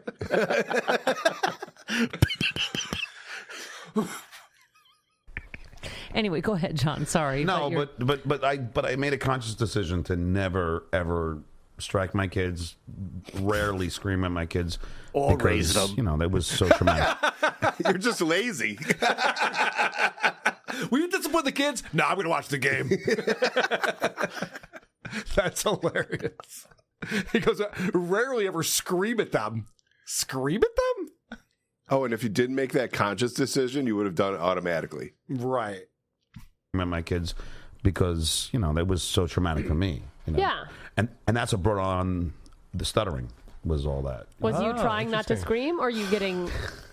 No, because my because your dad. Because I'll never forget. I was 5 years old, and Jesus Christ, Jesus, John. This isn't your therapy session, idiot. This isn't your shrink you're talking to. It's the Stephanie Miller happy hour. Happy hour. I do love Jessica on this show. We should reach out to her. We should get her on WATP, see if she remembers John hitting on her back in the day. He probably still does. He probably does. Yeah. Every now and again, she just gets a drunken text. Could you imagine? What are you wearing? Is your butt still weird? Prove it. All right. So John brings it back to sex. Oh. Which they've gotten off that topic. We're talking about beating children. It's interesting to go from beating children yeah. to sex. Yeah. And John asks one of the dumbest questions. Oh, Can I ask you a question? Did you ever have bad sex? Was there ever? Ever? Yeah. See, I don't. A lot of men are bad at sex. You don't think you've had bad sex because for men, you have. For men, is just you're not fucking you. Is Did why. I come? Okay. Men are like, oh my. Did everyone give you free cable? No, they didn't. No, but well, everyone doesn't work at DirecTV. I also have I have a great free DWP. Well, you should work for from the girl I DirecTV. banged From the guy who from the came girl I in and banged installed that DWP. But no, honestly, what is bad sex for I a girl? should get a job at DirecTV. I mean, and Steph, you could. I don't know, not coming. I don't know. It's just like some guys will just like get in there and do this like jackrabbit. Like some guys are real selfish with sex. The fact that he has to ask if a girl has had bad sex and then what is bad sex tells me that John is terrible at it. Oh, you think? Yeah, I sure do. You're right, Carl. That guy tried to cram that erect TV joke 3 times. I was more infuriated by that than anything else that happened in this clip. I couldn't listen to anything. I just was watching that goof. Oh, Jim, you're still here. No shit. Vinny, I don't know if I would do this to you, but I almost want you to watch this episode, or maybe he'll be on other episodes and we can talk about it, because it's incredible how bad this guy is at this. And I want to know, maybe he's like really good with politics or something, and maybe he's like Brian Karam. He's on Stephanie Miller's show. He's not good at politics. I agreed, but like Brian Karam's like a political pundit who fancies himself an entertainer. Right. I think I'm getting those same kind of vibes from this goofball. So maybe this guy's like a real professional dude, and he's just trying to cut loose and have like silly time with the people. You know what? He's also... And he's an awkward dork. He also, I think, is trying to pretend he's Jay Leno with that fucking denim jacket. Maybe that's how he got the job. Maybe Stephanie was drunk. And John found this guy on the street. He's like, you kind of look like Jay. Yeah, right. All right, so one more clip. They're trying to wrap up and end the show. This show was so bad. And it's John's job to play the music so that the show ends. My illegitimate comedy daughter, I love you. This has been such a delight. This is such an honor. Thank you so much for having me. Thank you. You have to bring up the what do you call it? That same Thank thing. you for having Damn it, John. Bring up the John. pink thing you did in the beginning Stupid. for the end of this, John. Oh, John. God damn it, John, you fucking asshole. It's the pink song with the same thing we started it with. Yeah, but I guess... Stinky Pinky. Jesus, Sean, right? What the fuck? It's like working with Sling Blade. What's... It took him that long to find the song that he'd already played to start the show. You can tell he's terrible at computers. He's just a slow, dim-witted dum-dum. He really doesn't know anything about technology. He's terrible here, and he actually gets worse. It actually gets worse somehow. So that's John's first day on the job. It's amazing. The Stephanie Miller Show. As technology gets easier, he still gets worse. Yeah. And he worked real jobs. He worked for radio stations and NBC. He'd have a computer and an email address, and people be emailing attachments. He still hasn't figured that out. Do you remember what Casey said, when he claimed he was a writer for the show? He didn't know how to do the notes. He never learned how to do any of that shit. Yep.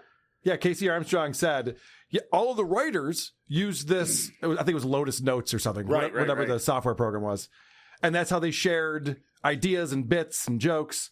And John refused to learn it, and so was never a part of that. He's just the laziest man. That's why his new job is sitting around. Fly me somewhere and I'll sit there for 3 days. He's the laziest man ever. And we've had this debate. Is he more lazy or is he more stupid? And yes. Yes. The answer is yes. I don't think they fly him. He's not driving to Chicago. Well, I think he flies himself. Okay. And then, like, for example... I don't think he has a credit card. Well, Chiller was in Jersey, and then the other was in New York. He was staying at his mom's house. Right. For those two, yes. Yeah, and then the other one was in Tampa, which is like an hour away from his house. Mm-hmm. That's a lot of overhead taken out of the proposition, and that's probably the only way it could possibly be profitable for him. Yeah, and maybe his mom's buying him airline tickets, because I'm pretty sure John does not own a credit card. His credit score is garbage, and I don't think he can be trusted with a credit card. Well, one of the... when we booked him for the club, the reason why we booked him for the date that we did was, we had talked about doing it. Yeah. Was we were like, hey, we're going to give you the money from the door. We weren't guaranteeing any expenses. Yep.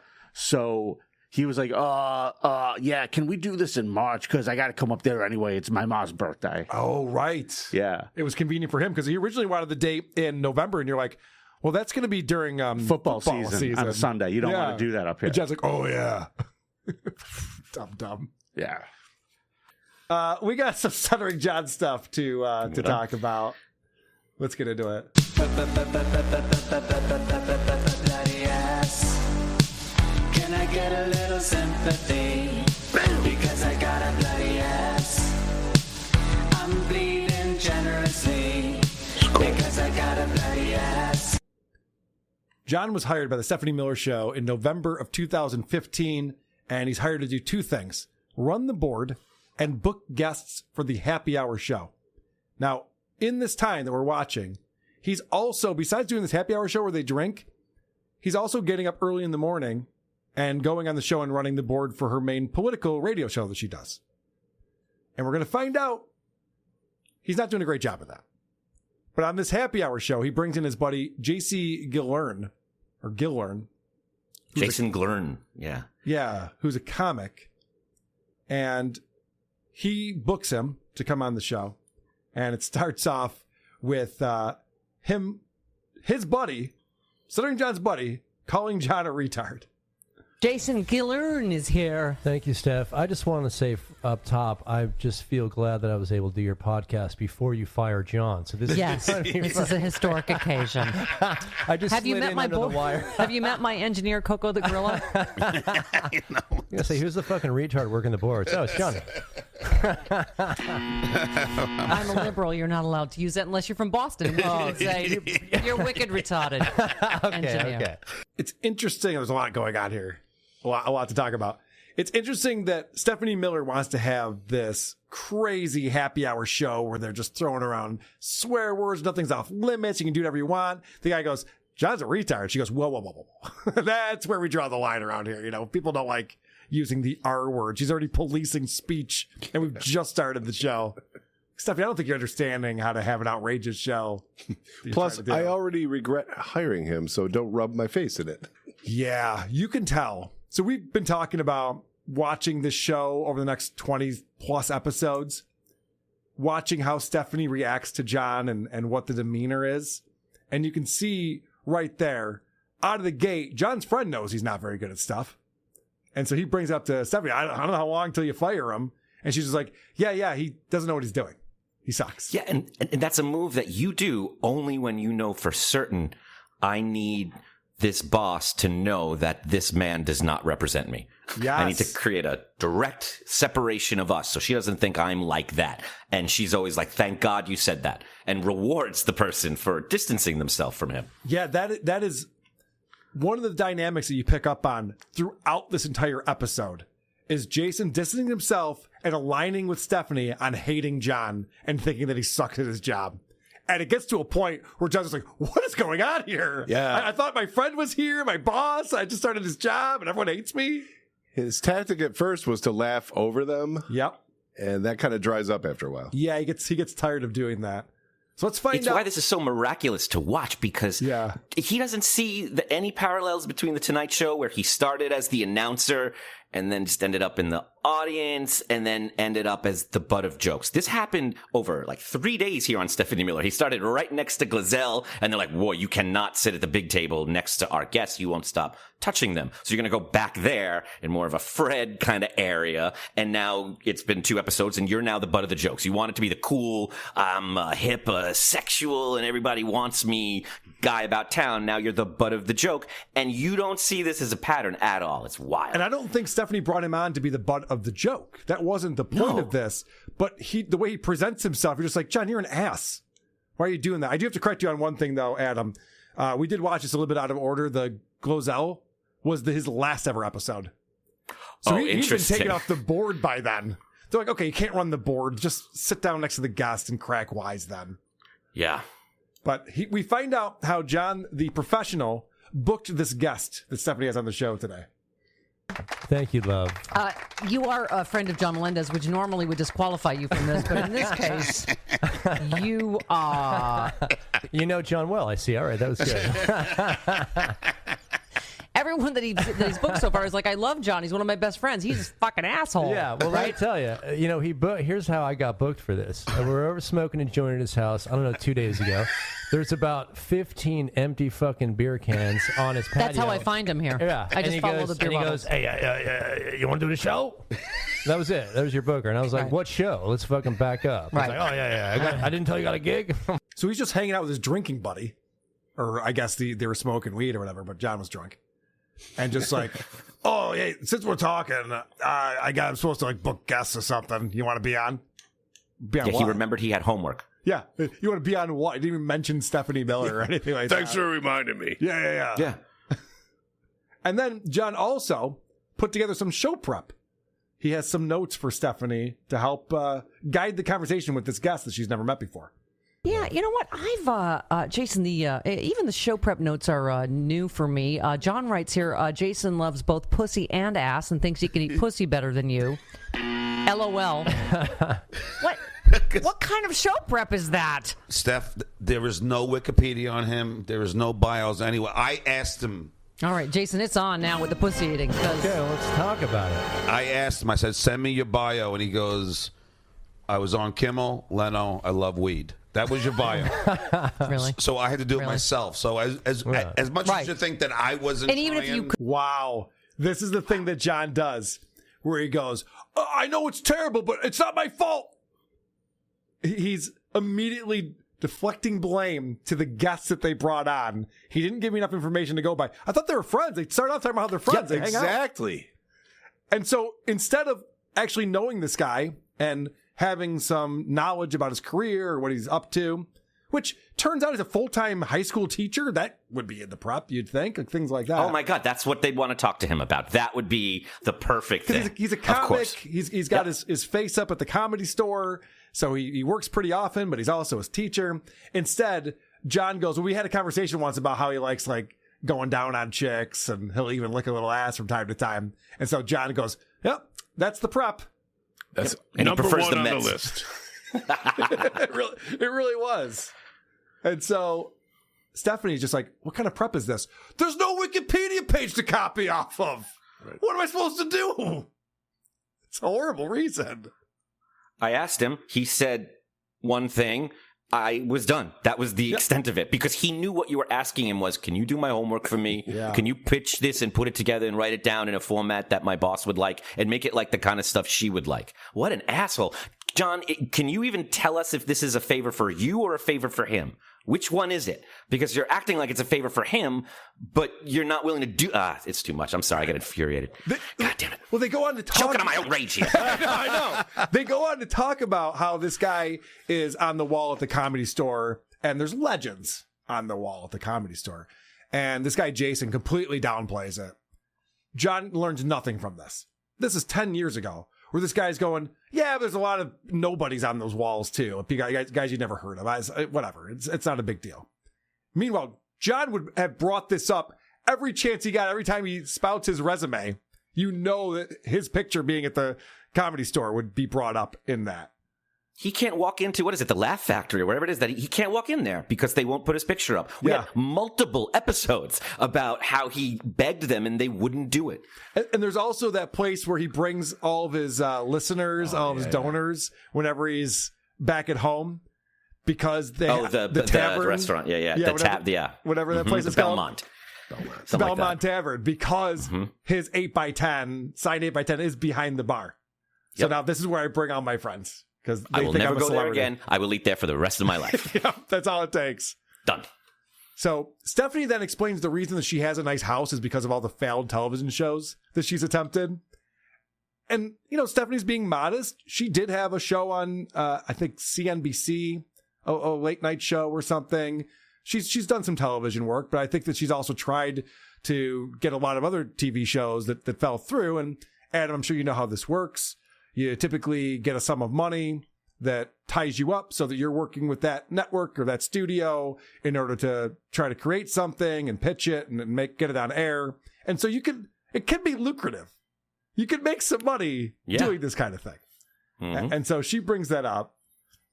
Well, here's the more cancellations. Can I get some fucking cancellations? Yeah. Cheers to that. Shit going on. What? Well, didn't you get the show just they didn't pick up? Didn't you write a show that wasn't picked up? Well, they bought it, and then fucking I wrote the script, and then two celebrity. This is why he's not doing a big show, because that's not a question. Did you have a show you wrote to get picked up? You fucking loser. I'm just hoping over the next hour we can become such good friends that I can come back after you shit can him. So yes, exactly. I love that Stephanie had to reprimand him there and explain to him, like, hey, didn't you just fail at shit? You want to tell that story? Not really, John. Yeah, that's blowback from being called a retard, by the way. Oh, yeah. He wanted to get back at him. Mm-hmm. And Stephanie's just like, yeah, there's a reason why you're not hosting the show. It's the reason why you're the board op on the Stephanie Miller show. Yeah. Not a question you want to ask a guest that just came in for the first time. I also think he said it because he was kind of bragging. He was having a success. They were talking about something good, and he was wanted to take him down a peg. He didn't like how that felt. Well, you also lost at this other thing, which is also like, it's a gig he booked. Like, that's how it works. You get these, like you're saying, that's actually a success he can use to build off another one. It's not a failure. Always be bashing. Always be bashing. Yep. And so John then wants to make it about him. So he talks about getting fired from this show called Last Call, a show he doesn't talk about very often, but a show that he was a host on for a little while. Did I ever tell you how I got fired from my Brandon Tartikoff show? No, but you won't be surprised. I was. No, I will not. All right, so he brings up, did I ever tell you how I got fired from the Brandon Tartikoff show? So Brandon Tartikoff's a big producer, produced lots of different shows. And so when I hear that sentence, I think we're going to find out why John was fired from this show. That's what I thought for some reason. Will we? I was a co-host for this show called Last Call on CBS, and Brandon Tartikoff was the producer. The legendary NBC. Yeah. So I went to the NATP convention. For those who don't know, where I had to stand next to a giant cardboard cutout of myself when I was promoting my late night show. So all the that's where all the new shows, and they're all excited. And Brandon Tartikoff said to me, and I'll never forget this. I have his picture with me and him, and he said, "John, you've got it." Got it. Yeah. Okay. Yeah. So like trademark. So like 12. Herpes? What is he talking about? The clap. Chlamydia. Never tell you about getting fired off the show. Well, first off, this guy gave me a huge compliment. Is that part of the story? Okay. So why would we care that you have a picture together? Why would he tell us we took a picture? What is that? I don't know. He's always bragging, even when he's telling a story about him getting fired from a TV show. And notice how he cannot have a conversation. Like, the guest and Stephanie are so good at just talking and naturally having a conversation. He has to tell a story about himself. It's the only thing he can do. And somebody comes in to try and make it a conversation, he gets very angry and hostile, and he shuts them down, or he talks over them, or he would lower their mic, which is why they took him off the board. Yeah, and there's a lot of mic lowering. I noticed that. Did I ever tell you the story? What if she goes, yeah, you told me. All right. So it's a yes or no question. It's a childish way to start a conversation. It's not how you start a conversation on a radio show. It's irrelevant if she's heard it. The audience is who you care about. Do you want to tell the story, John? Tell the fucking story then. Just tell it. I must. If you I don't want to sing. Don't make me sing. Yeah. The clap. Chlamydia. So like 12, episodes in, I had an English co-host, this hot English woman. Right. Yeah. Oh, you would have loved her. Yeah. And, so I'm in commercial break, and she goes, "So, John, why aren't you going to be here tomorrow? They said you were sick." I go, "What? What?" Huh? I go, "What do you mean? I plan on coming." And then I go upstairs to the producer. I go, "What happened?" And they, "Oh, I'm sorry, John. We just..." That was the story he wanted to tell. He found out from his co-host that he wasn't going to be on the show anymore, which doesn't even make sense. I heard you're sick. We're talking right now. What do you mean? I'm planning on being sick tomorrow? I don't even think he remembers the story correctly. I don't think so either. And then instead of like explaining why he was fired from his job, it's just like, yeah, the way they told me, the way I found out, pretty wild, huh? Huh? It's not a story. He just wanted to brag that he felt he was put down and he had to get himself back up there, and he thinks we don't see through that. It wasn't. You're right. It wasn't a story at all. No. And he's so fucking horny. It's ridiculous. He's talking about his co-host, and then he thinks that Stephanie Miller, who's, I believe, in her 50s at this point, is just like horned up for chicks all the time. Well, you would like this chick. She's like, okay, whatever. Jesus Christ, enough about that. I think he actually thinks like it's his way of kissing ass to the boss. Like she feels good when he says that. Like it's a compliment to her. Like when you compliment a grandma on an elevator, like, don't you look lovely? And they're all happy. Like he thinks he's actually charming her, not she's tolerating this. Yeah. Well, thankfully, John finally comes out and admits, because as I mentioned, we're watching these happy hour shows, but they're doing a daily show in the morning time. And they brought in John to work the board, and he cannot do it. I will admit, I told Stephanie, I do suck at the board. I thought I could do this, but I can't. It's just, Yeah, it's only a fucking podcast. Precious. John. Don't say you can't. You really fucking can. All right. Oh Thank my you. God. I know. I am. But like, here's the thing, and I told you this, Jason. I love Stephanie. I'm Of course, a fan she's of the very show. sweet and If obviously Corky very from Life patient. Goes On mated with an epileptic, There you go. this is the person that's been wanting to. no, but I love Steph. I love the show. So I feel bad that I couldn't succeed in this arena of technical. That's all right. That's all right. We're just recording. He's actively working the board, and he's already explaining that he can't do it. So he's admitting he doesn't want to learn. Or that he can't. Yeah, that was That's what I'm hearing. what's and that's what she was offended by. She's like, don't say you can't. You're just incapable. But this reminds me of when his first day on the Tonight Show. He talked about how I'm going to forget stuff all the time, guys. You got to be aware of that. Like he wants to set expectations super low so that he can be lazy. So rather than learn it, he's a week in, maybe 2 weeks in, going, "Yeah, I can't learn this," so that he doesn't have to do it and someone else will do it. And I'm sure we're going to learn this because I've heard the stories about how Stephanie tried to put him in different positions and he couldn't do any of them. When you're at the Tonight Show, you can kind of blend in. This is a thing from Dilbert books. Like people who suck at their job, you get into a big enough corporation, you can kind of hide in the corner and no one's paying attention. You're on a small show like this where everyone has to carry their weight and do shit. It's going to get discovered real quick that you're incompetent and it's not going to work for you.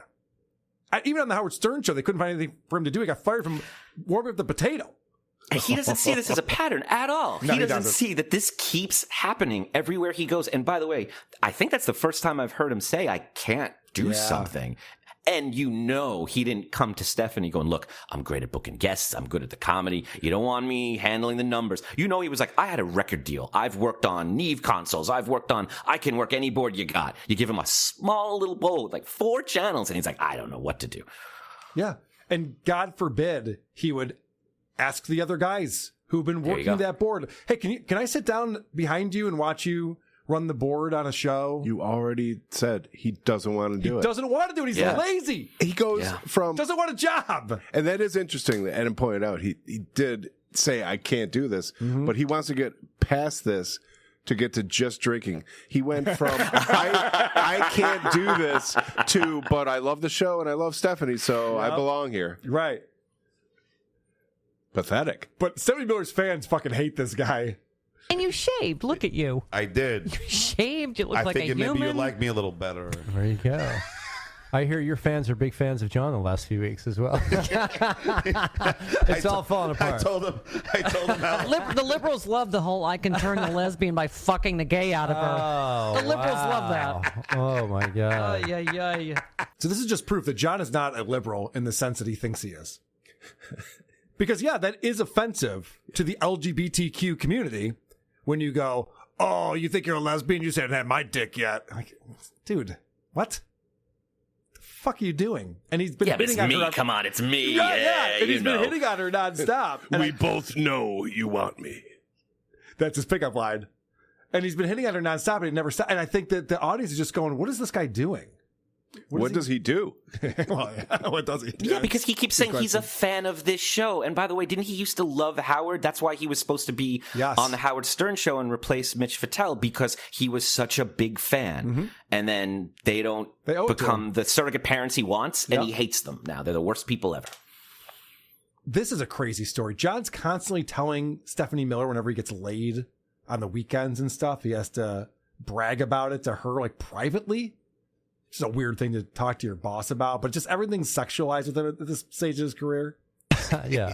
This weekend, this is not the normal producer conversation. He's like, oh, well, so I was banging this chick and I took some Cialis, and so I took a picture of my dick. Because I was like, yeah, you know what? It looks you know really what? big. Yeah, you know what? Turkey shot down a Russian plane. Can we focus on that for a second? Because Jason's laughing because he knows what a fucking moron this guy is. Did he have a conversation with his new boss about, I was banging this chick. I had to take a picture of my dick. It was so big on Cialis. John definitely has erectile dysfunction. He brings up boner pills more than any person I've ever heard. He brings it up all the time. Well, it's only when I'm doing coke or, if I'm with a chick or if I just want to jerk off. Pretty much whenever I need an erection. Yeah, right. It's always on boner pills, this fucking guy. Well, he's always drunk. I think it's an alcoholic thing.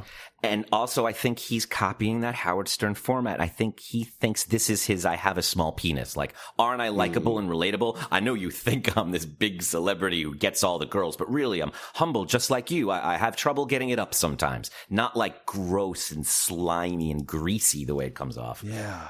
But there's always a brag in there, too. Like when Howard would talk about not pleasing his wife or having a small dick, he wasn't just like, but she's pretty hot though, huh, guys? It was just all self-deprecating. He could let it lie. Yeah, he can't do whereas that. John goes, I was banging this chick. She's fucking hot. But, so anyway, I take Cialis to get it up. But my dick looks huge. It's like, fuck. Whatever, man. And why did you get fired? And who did you get replaced by? That's the story. That's the story. That's the thing that we never come back to, unfortunately. Only thing we want to know. All right. He brought up in the very beginning, it was in the bio, that this guy loves going down on chicks. He loves pleasing the ladies with his tongue. And John keeps bringing it back to this conversation. I can tell Jason doesn't want to talk about this. This is a private conversation these two bros were having. And now he's on Stephanie Miller's show, and he just keeps bringing it back. But Steph, here's his favorite thing to do sexually, which is I don't know why. This is his favorite thing to do. No, once again, you're misrepresenting me. You're going to say my favorite thing to do is eat ass. Right. It's one and the same. Eating. Well, it's different. it's analingus. Yeah. This is what Tom. What's his name? No, Brian Williams' daughter got analingus on what's the show? Sean, what's the show? What girls? She got analingus on girls. Good. Can you imagine? Great. I support that too. Yeah. One thing Brian Williams couldn't lie about. It's like, yes, my daughter did. His tongue daughter? Up the ass. Yes. Yeah, so once again, is it my favorite thing? It's equally, I love it as much because it's the same fucking thing. But John just... Do you find it the same thing, Steph? I'm going to probably drink the most of any happy hour between the two of you. That's all right. Well, I'll be right with you. So after he's bringing up this, he can eat pussy better than you can, Stephanie, and they're just like, yeah, well, I don't know who's going to judge that. It just keeps getting more and more awkward, and then John goes, yeah, but you know what he really likes to do? She's just like, oh, okay. You're going to talk about how I like to eat ass? Is that where we're going with this, John? Is this the interesting thing about me? Not my comedy or my career? I did mention I was on Jay Leno's Tonight Show, and I've been on Conan O'Brien. All right, well, you're let's right. talk about that. This prep was pulled from a private conversation. Yes. Probably drunken. Drunk. Yeah. High. Number 2, he wouldn't go buy beer. There's no Wikipedia, Chris. What's he supposed to do? That's true. You're right. Yeah. So John, of course, did no research on Stephanie Miller before he started working for her, or know who Stephanie's dad is, who was a politician. He was in Congress for many, many years, in the 50s and 60s, and then ran for vice president in 1964 and lost by a landslide. I told you he's filthy stuff. I told you. No, but I'm fascinated about your father, which I did not know. Right. And I'm like... Apparently I didn't either. Yeah, he told me that too. He's producing a political news show. Yeah. And he's like, oh, did he lose? I'm like... No, I knew he lost, but I didn't know it was the biggest landslide in history. I can't believe he fucking goes, I wasn't born then. That's all histories before you were fucking born, Coco. Jesus Christ. Wouldn't you look that up before you started working for Stephanie Miller? Her dad was a famous politician. Most people would. A Republican who only won 6 states. Oh, and he's such a fan of the show. Right, yeah. Yeah, you might even just know that from listening to it. might have been or brought just up. politics. It's a political show. If that were a sports statistic, John would be embarrassed. He would know, who lost for vice president that year if you follow politics as much as you claim you do. It just shows he has no idea. And this guy, Jason, does a little research before he goes on a show because he's like, oh, you're working for Stephanie Miller? Oh, I'll go on that show. So he looks up the wiki page and starts clicking on some links and stuff. And look at how snarky John has to get here. But he was Catholic. I was just reading on the wiki. Yeah, Irish and German. Yeah, Jay, he has a Wikipedia. And he knew. Oof. That shot right there. Oh, you think you're so great because you looked up information before you came on this person's show? I mean, he said it. He said, yeah, I looked at the Wikipedia page and it said this and this and this. And John still had to be snarky, like... You're making me look bad. Right. And John is making him look bad. Yes. He's your guest. You're putting him down. You're shitting on the last guest, Jessica, and her boyfriend. You're like, he's probably nobody. Wouldn't you want it to be somebody? Wouldn't you hope the things he's saying are going well, even if it has to come off against you? That's your job. No. Use me to make yourself look good. I booked you. This is how fast it happens. And it doesn't matter that it's live. Yep. Yeah. And John could have looked all of this up and known about Stephanie Miller's dad very easily, and he just didn't. Oh, he turned on me. Because he's lazy. So then they find out the Stephanie's father died when she was only 21 years old. And this conversation happens. So, all right. So, did he know that were you out at 21? No. Oh, fascinating. I was still sucking a little dick then. Okay. So why can't you go I'm back? good at it because I love it. Catholic girls, you got to be. Wow. John's first thought, oh, then why can't you go back? This is after she explained her audience hates him for thinking that he's going to make a lesbian straight. He can't help himself. He can't help himself. He's so fucking horned up all the time. She's like, yeah, I used to date guys back then. Why can't you date me now? She figured it out, John. That's why. She's repulsed by you like most people. And he thinks the audience was with him on that. Like, they're all like, but. Yeah. Like, they're expecting him to say it. No one's following that storyline, John. Nope. This is very funny right here. And Jason's seeing all of this playing out in real time and knows exactly what's going on. Fucking kidding. I love it. I love it because you're getting all your anger Well, out. I really do. No. I do love Steph because she's obviously working with a fucking novice, and she's biting her tongue and very fucking sweet. So you are lucky. I'm fucking sweet, and right? she's sweet and patient. I'm so much less cunty than I could be. Yes. You know what I'm saying? Yeah. I could be so cunty. Yes, but Jason, why do you always like? It's true. Let's fucking tell the fucking truth here. Let's tell the truth here. What? And you might stick around another fucking 2 weeks after the 2 weeks she's gonna fucking shit on you. I'm trying to help you, you fucking retard. What did I say about retard? I'm a liberal. Yeah, that's right. I've worked in television and radio for 25 years. Yeah, the piece. The gloves are off. Yeah, John's pissed. Now, I love the term novice. Was such a perfect word to use for John working on the show. You're really biting your tongue over there working with this novice, huh? Jason is fucking giving it to John. And rightfully so. It's so funny to watch this happen. And this is why I think we're going to find out Stephanie was the worst boss John ever worked for, because this is where he was exposed. Being in this small group, being tried out in all these different things. Can you do show prep? Can you book guests? Can you run the board? Can you be funny on mic? Everyone figuring out that John can't do any of these things exposed him, and that's why he has all this anger towards Stephanie Miller now. Jason seems to really not like this guy. It was a really nice turn. They're communicating. This happened last time. The hosts and the guests are communicating about John with their eyes. She says, I wish I could say a lot of things about John that I've been holding back. And he went, oh, okay, allow me. And then he just turned and unleashed. That was all the permission he needed. And she's applauding, and John's upset, and he's exposed, like you're saying. That's why they were cheersing at the beginning of that clip, because they're both teaming up against John. They both have something in common. This guy sucks. Yeah, it's funny. They normally cut away from John and don't include his reactions, but on this one, they kept it, and he winced like he took a hit. Yeah. He turned his hole and started pretending he was busy with the board. This relationship that Stephanie and Jason are forming, I'm very familiar with. I've become friends with a lot of people just over our disdain for John. Yes. Hey, Adam. I feel very seen right now. I feel very... It's amazing how that works out. So then they're talking about loving Chelsea Handler. This has come up on both episodes so far. And, John does not like Chelsea Handler. So he's going to tell a Chelsea story. She loves John as about as much as you do, so it's fine. So we'd have that to bond over. Yeah. Did I ever tell you my Chelsea's? But no. Except did I ever tell you my Chelsea Handler story? No. So we're on Again, a childish thing. Did I ever tell you my Chelsea Handler story? No. I thought we were going to get a good story here because he loves bashing Chelsea Handler. Let's find out. Oh. So we're on a plane. We're on a plane when I'm going out to audition for the Tonight Show. Right. So I'm on a plane, and there I am, and I'm sitting in my seat, and I pop a Xanax, and this girl's next to me, and the girl's like, "Hey, what the hell was that?" And I go, "Oh, that was a Xanax. I don't like flying." She goes, "Could I have one?" I go, "Sure." So I give it to her. She takes it.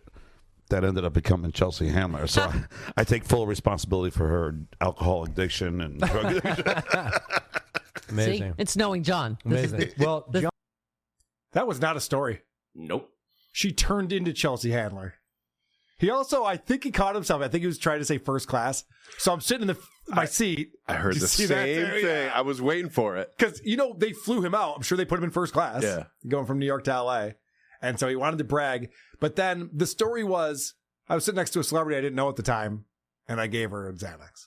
Not a story. What's this? Is the implication that check out what a drug addict she is? She's taken a Xanax before a random flight. Then what are you doing, John? Yeah, and he goes, "Yeah, now she's an alcoholic." So are you. Yeah. What's your point? I don't understand. It's just such not a story. Yeah, for a guy who worked on the Tonight Show for 10 years, it's like, what's your Chelsea Handler story? Before I knew who she was, I gave her a Xanax on an airplane. What stranger says, "Hey, what's that pill you're taking?" Chelsea Handler. Well, okay. I can see what that. other stranger says. Right, I can see that. Who gives a shit? And also, this is a TV show or a streaming thing where you book gigs like comics. Why are you guaranteeing that she'll never do the show? Stephanie just said she's friends with her maybe or likes her. Why would you tell them all you don't like her? That's your job is the opposite. And no one would want to think that when they're working with you, these are the stories you tell about me when I'm not there. Yeah. Because he's assumed that he doesn't have to do the board anymore or anything else, like book guests. He's been dismissed from everything. He's used to this. He thinks he's the personality hire. Yeah. Well, so then Jason explains that the three of them, John, Jason, and Chelsea Handler, did a show in Tempe, Arizona. And again, it was before Chelsea was famous. Obviously, she was doing a show with Stuttering John, a comedy show. And so Jason starts talking about Chelsea parties, but she also works her ass off. When we traveled with her, she's up early in the morning. She's out jogging. She's keeping in good shape. She's keeping sharp. She's prepared, doing the show. And so John does not like that, of course. But Jason, you're lying because at the Tempe Improv, she was mad and she was really, really, really pissed off because, they wouldn't allow drinking in the green room. No, but my point is she partied and she was even popping fucking pills in the green room. I remember. But but she would leave for the hotel early, ran all fucking day. Well, so did I. Yeah, but look at you now. Tale of Two Cities. That's a literary term. He doesn't know about that either. Yes, Politics I do. or That's right. literature. It's okay. I didn't know it was going to be bashing me. Whenever I book my freaking friends on this show, they all Is it bash weird? me. Jessica did this too. Oh my God, he starts by going, "My dad died last week." And Jessica goes, "Yeah, I'm still not going to fuck you." 2 for 2. Terrible. It's terrible, John. Yeah. John brings these people on and they immediately realize, what do I have in common with this stranger? That guy sucks. Yeah. That's what the conversation turns into. So then they get into more talk about John getting fired. Why do I need to fucking And you teach high school? What? I teach high school. Okay. Yes. Wow. So it's pretty mellow. They're good kids. And so they can run the board better than me. Yeah, there you go. In fact, I'll tell Julio maybe there's an opening in 1 week or 2. I forgot how long he's lasting here. It's the holidays. You don't want to seem mean. Oh, she has thought it out. I told you. I know she has. Don't worry about it. You might make it to the fucking New Year's I don't Eve want to and be you're fucking fucked. Mr. Cratchit. No, it's okay. Well, by that time, maybe he'll actually learn his fucking job. Who knows? Hey, shut the fuck up, dude. I'm fucking. This thing is like flying a fucking jet airliner.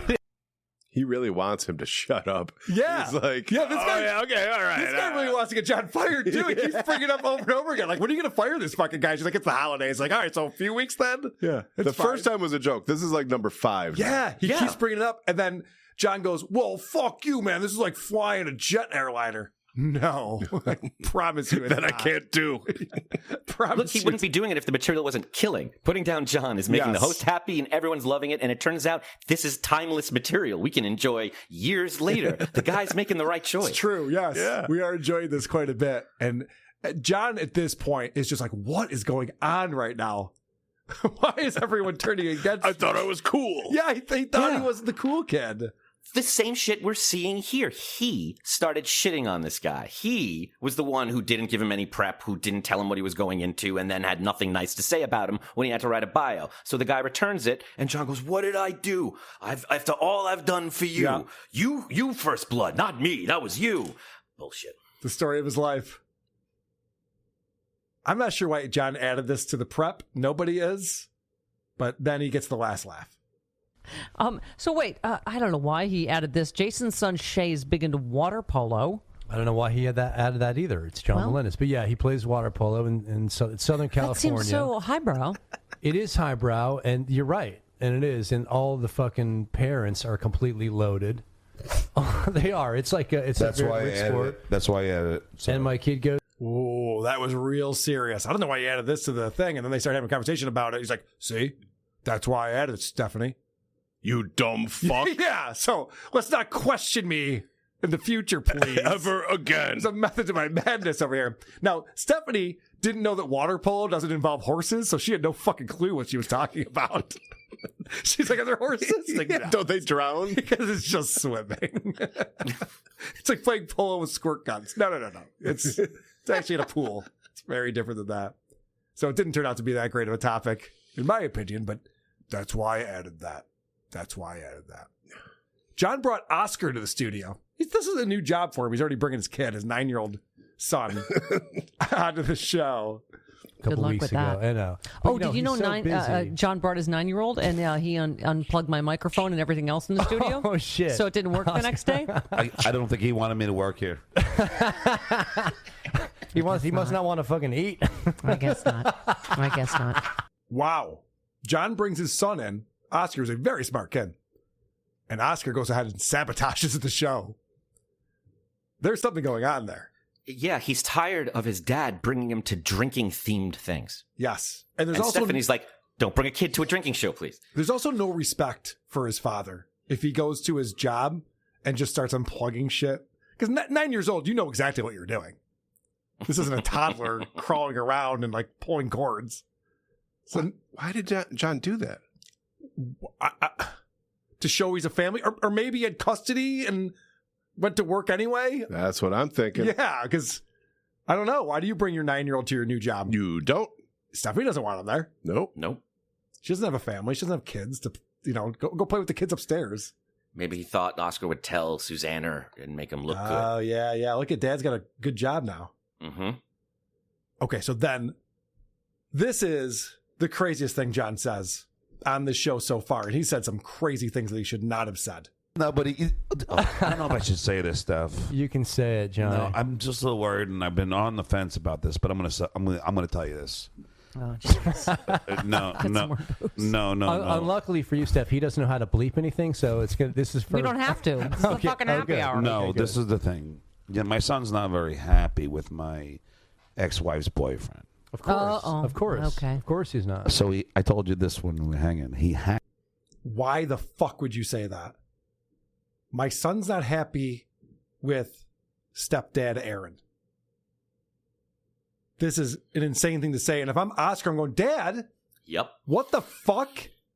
I was telling you this shit. I didn't know you were going to be talking about it on a show." If Oscar said it at all. Right. I don't think he did. Yeah. I yeah, think because listen to where he goes with this. And who knows? So I told you this when we were hanging. He hacks into my ex-wife's boyfriend's computer. Oh my God, he's like a hacktivist. He's in Anonymous, the hacktivist group. And he changes the mouse so when you click left, it turns into right. Oh, when you and then the boyfriend comes up and goes, "Hey, Oscar, I can't figure this out. Could you help me?" He goes, "Oh, yeah, sure, I'll do it." And John promotes this. Of course. But what the fuck? It's my ex-wife's boyfriend. That's a good point. He's begging my wife. That's insane. That's a lot. it's crazy that he went there, and I can't believe he did it on the show. I can understand if he's having a private conversation with his buddy Jason, and he's like, I don't like that Aaron guy. He's fucking my ex-wife, or, because he's petty and ridiculous. Yeah. But the way he sets that up is like, yeah, he doesn't like Aaron, and so he did this thing where he could have just been like, yeah, he pranks his mom's boyfriend. He's doing pranks. Yeah. And that's why he fixed it as soon as he got caught. He was just showing off. He was showing what he can do. He was messing with him. It's not to avenge my dad, and all the wrong that's been to him. Yes. Like he's painting it. Because the story right before that was that he pranked his dad going to his work and fucking with the equipment. It's like every Melendez that sets foot in that house screws it up. And John's pretending like he loves me, but he hates Aaron. That's why he fucked me over and Aaron over. But John needs people in his corner at all costs. It's just a weird thing to talk about your ex's new boyfriend.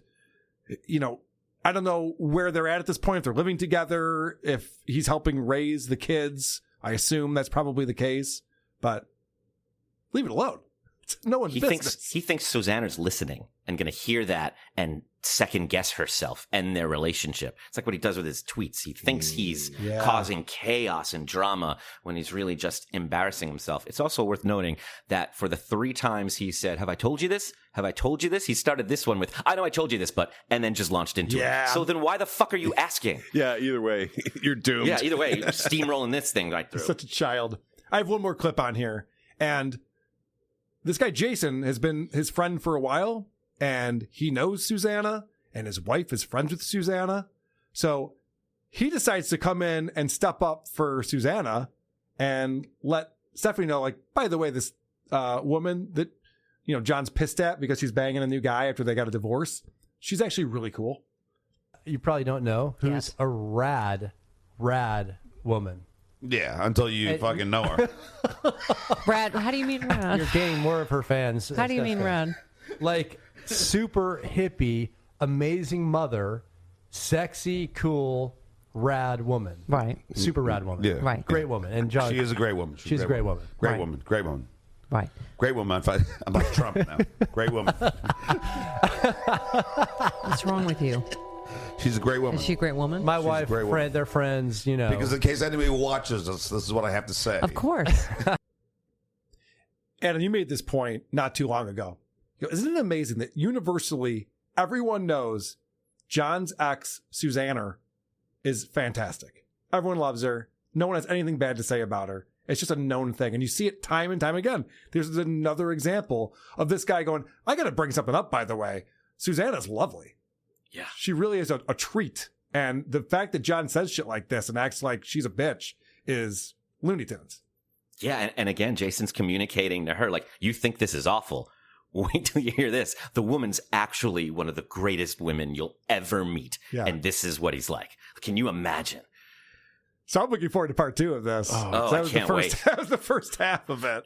Do you remember in that movie Three Amigos when I think it's Martin Short tells that story about Lillian Gish? Yeah. How she looked at him and she said, you, son, have got it. It's a joke. It's a joke. It's a joke. And that's why you say when there's nothing to say to somebody, you're just like, you did it. You got it. And that's why Stephanie even repeated that back to him. Like, yeah, we all know that. John's told that story about another person, too. I can't remember who it is. It's brilliant. It's all brilliant. Well, there's that, too. Yeah. But no, John has that story all the time. He'll never forget a compliment. He's never once forgotten a compliment or didn't repeat it to people. I once sang a song at a wedding, and I was insecure about how it went. So I asked it a buddy, I'm like, how did that song go over? And he went, it was everything. This is the only time and the last time I'll ever tell that story, because I know what he meant. Yeah. The Isotopes have gotten... It looked like you were having fun up there. You guys look like you're having a lot of fun. Like that's not a compliment. That's the worst. And we were never booked there again. Or like when I talked to Adam, like, how's it going? He's like, better and better. I'm like, oh, okay. Sorry, Adam. Hope things turn around for you, buddy. Sorry I asked. Guys, remember, we have the Vault, the Stephanie Miller Happy Hour Vault.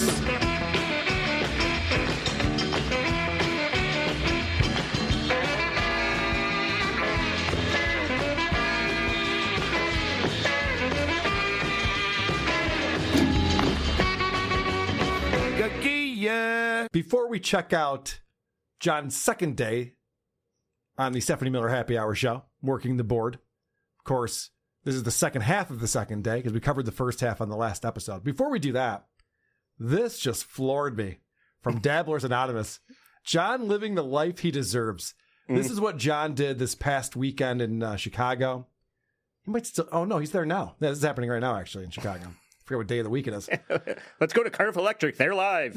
Yeah, so Hot by 8686 posted these photos of John Melendez sitting at this long table next to Michael Papa John, of course. That's his little convention buddy. And no one's paying any attention to him. He's falling asleep. He looks terrible. He looks so bad. And this is John's life now. And I love the fact that they captured this, the life that John deserves. This is the life that he deserves. He's a lazy, talentless piece of garbage who lucked out because he had a stutter. They hired him to be an intern in the Howard Stern show. So, my favorite part... I'm sorry, go ahead. I was just going to say, and it might be what you're about to say, he scribbled on the poster from the Howard Stern show and taped up a picture. And then on the other side from the Tonight Show with Jay Leno. It's handwritten in there. Like whoever made the poster is like, well, we can't put that legally. So he's just like, fuck you, I'll do it then. Maybe that's why. Interesting. Oh, that's funny. I love it. All right. Where we last left you, we were talking to Jason Gillern, who was the guest on the Stephanie Miller show that John brought along because they were smoking a joint together over at John's place. And he's like, oh, do you want to go on a show tomorrow? Supposed to book a guest. It's like, sure, I'll do that. So this last minute booker that he got, and John's prep sheet for this interview, because this guy doesn't have a Wikipedia page, is just stuff that they've talked about privately. So there was things like, Jason thinks he's really good at going down on women. Jason likes eating ass. And Stephanie's going, oh, what am I supposed to do with this? And they get into this conversation that John always loves to get into. How do you keep your relationship fresh? How do you keep your sex life going when you've been married for a long time? He always asks that question of anyone who's been married a long time, and you know why. And then John asks Stephanie, because they joke, they're like, because you're eating ass, that's why. Oh, yeah. So then John asks Stephanie if she likes that. Put it this way. Is it the eating ass? The only way I could have been married. I feel like Susie Essman. What are you doing back there? What are you doing? Do you like that, Steph?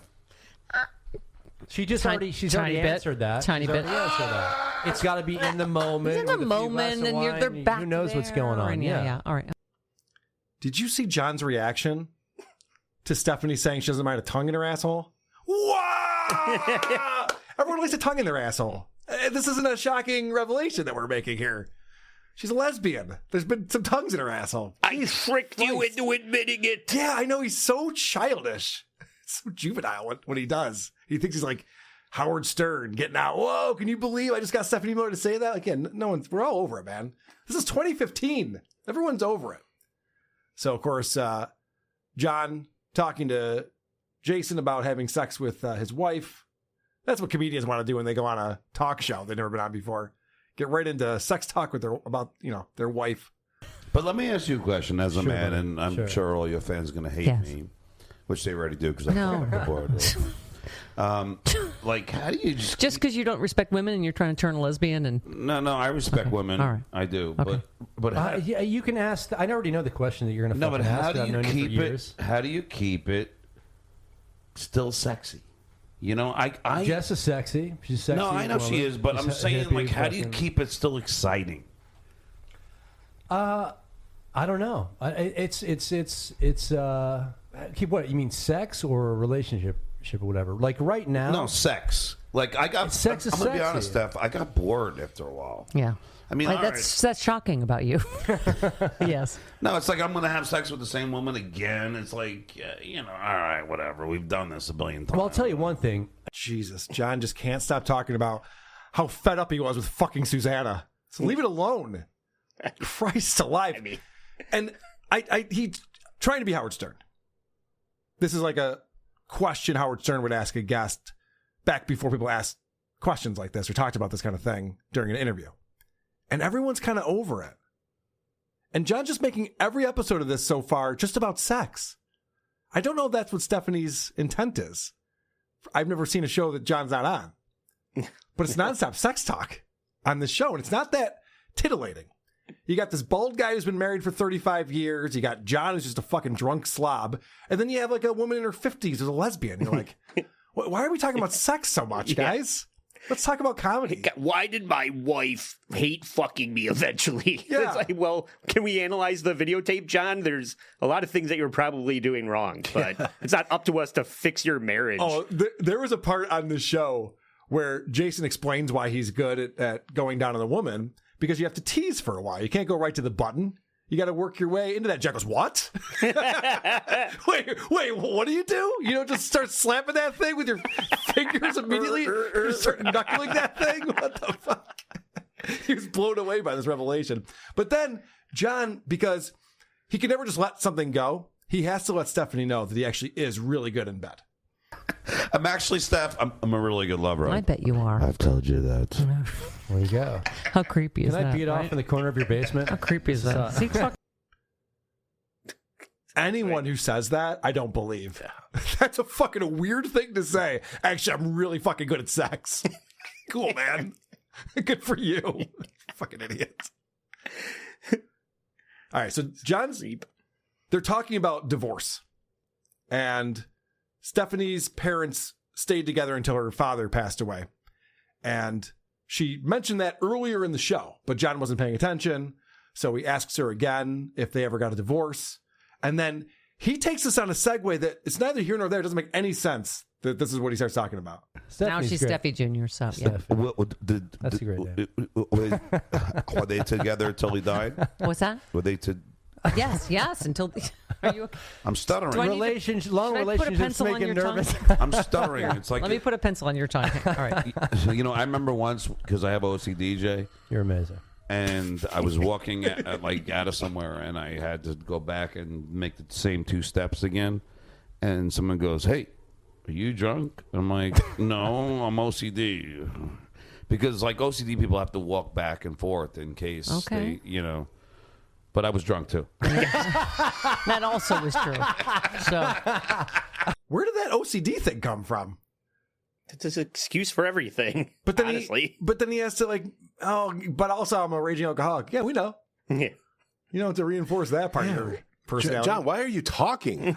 There's a guest bizarre. there. It's so bizarre. There are a few times, especially the second half of this episode, I don't have a lot of clips, because there are a few times when John just lets those two talk, which is, I think, the point of the show. The board op is supposed to run the board, and then the host and the guest have a conversation. That's usually how shows work.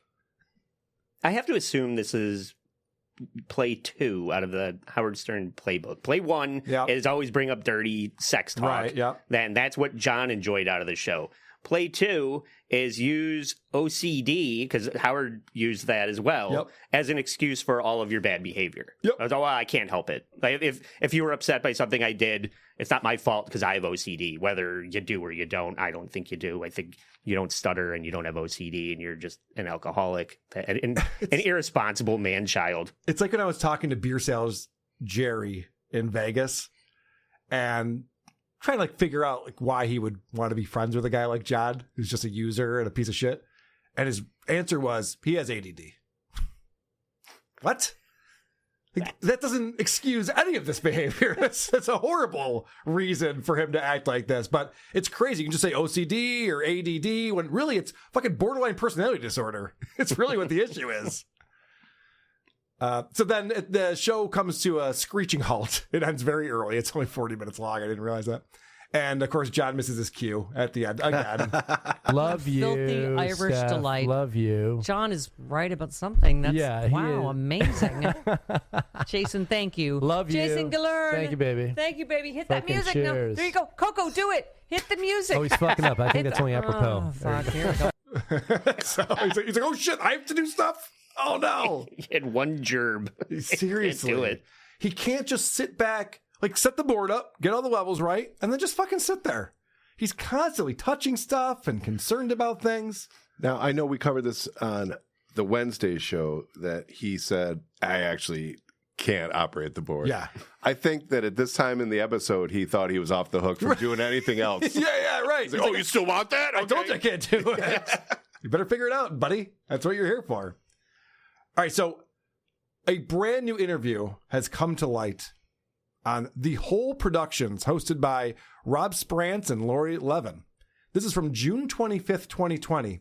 Stuttering John was a guest on the show, and these two hosts are huge Stern fans. So there's a lot of ball washing. They're so excited to be talking to Stuttering John Melendez.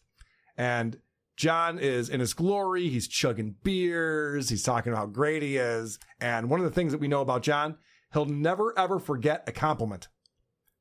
He's talking about when he replaced Mitch Fatel as the intern on the Howard Stern show.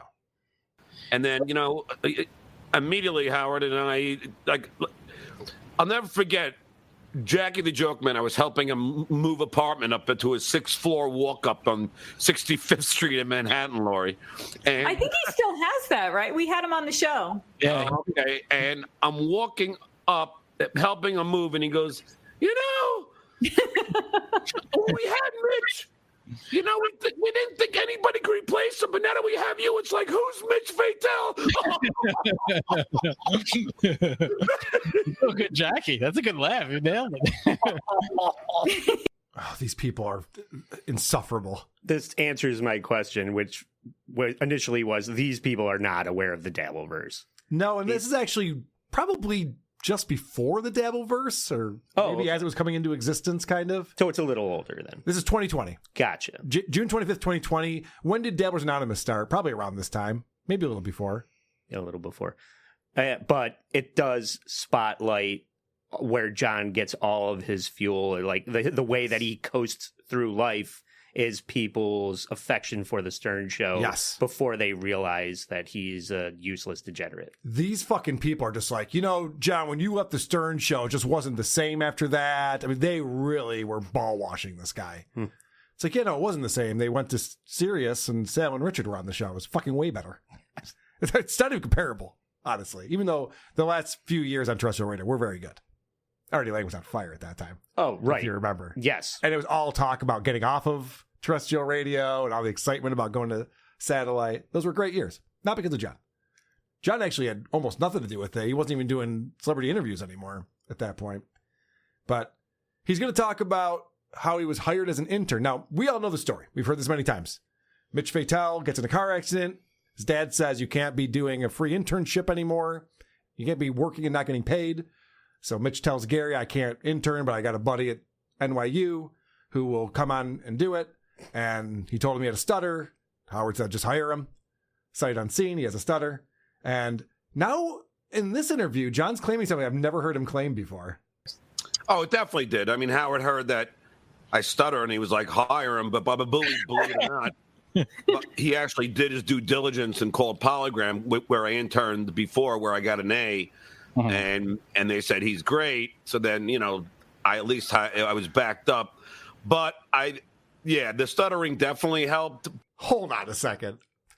So even though they said just hire him, Gary did his due diligence and he called up the previous company that John had interned for to see if he was okay. And they said he got an A. For alcoholic. Yes. He should be an AA, but he's just an A. This fucking guy, even internships, he's throwing out his grades. Yeah. How was that internship? I got an A. Okay, man. Never heard that before. It's a fucking internship. Yeah, that's a new one. Yeah. I think he's maybe abandoned that or forgot that he made up that lie. Right. Because he doesn't bring it up anymore. It's kind of weird. So then John goes on to be the announcer for The Tonight Show. I'm sorry. Yeah, please. Back it up. Yeah.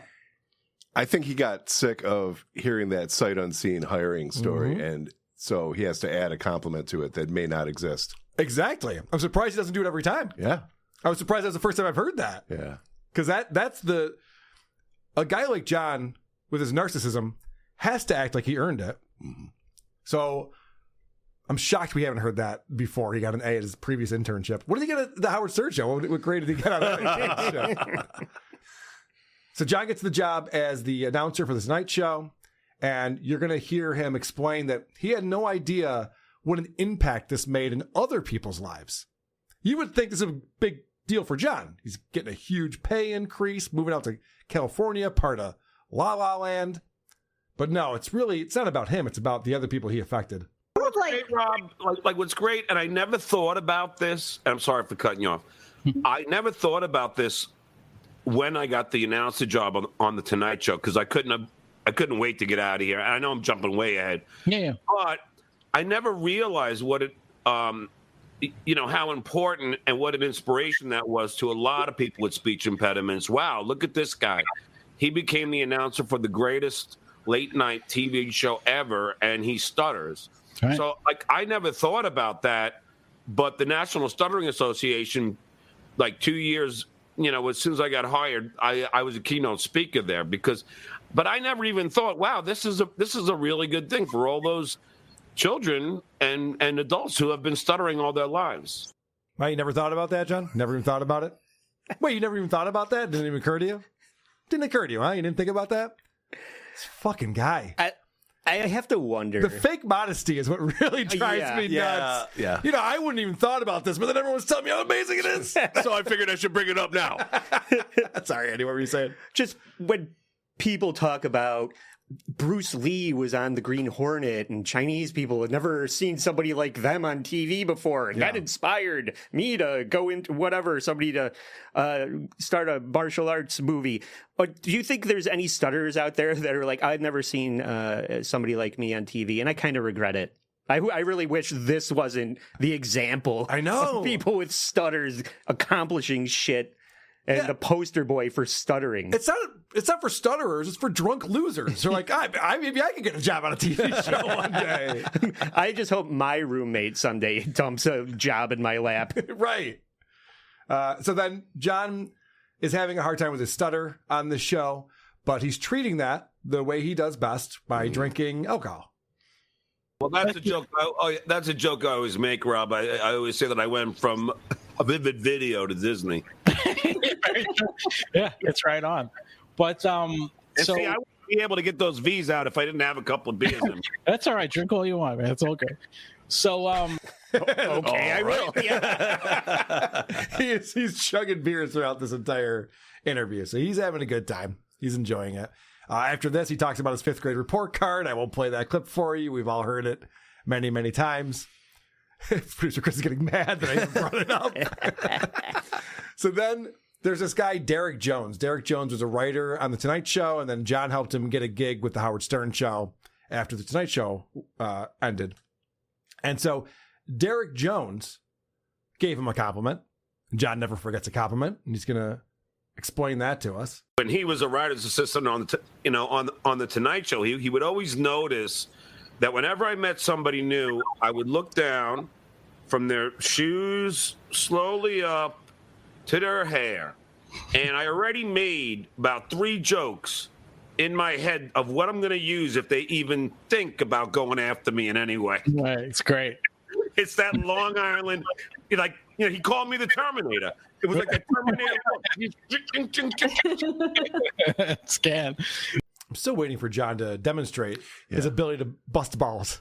Oh, I know. I can tell you what it is. It's nice shoes, nice shirt, nice hair. That's actually it. Yeah, that's probably all it is. Where'd you get those pants? I don't know, the store. I don't know, man.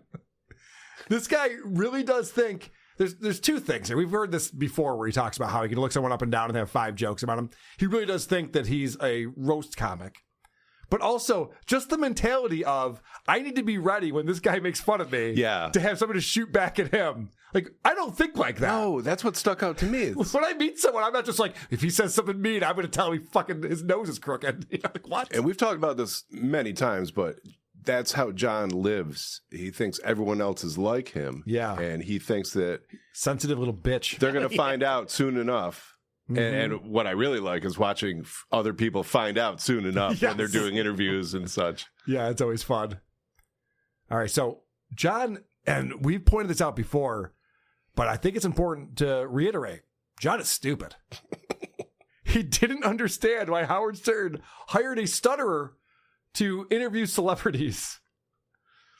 So you thought they didn't go well the first 2 times? So I mean, you had to be nervous the first one. Yeah, I didn't think they went well because I stuttered the whole time. Right, which is. But little did I know that was going to be the funniest thing that like Howard loved the whole stuttering thing. Yeah, that's the whole fucking point, you moron. He didn't understand that. They heard me because I'm a stutterer, and then they had me talk to celebrities, and I was upset because I stuttered. They're not. They were hoping for that. That was the plan. That was the exact plan, you moron.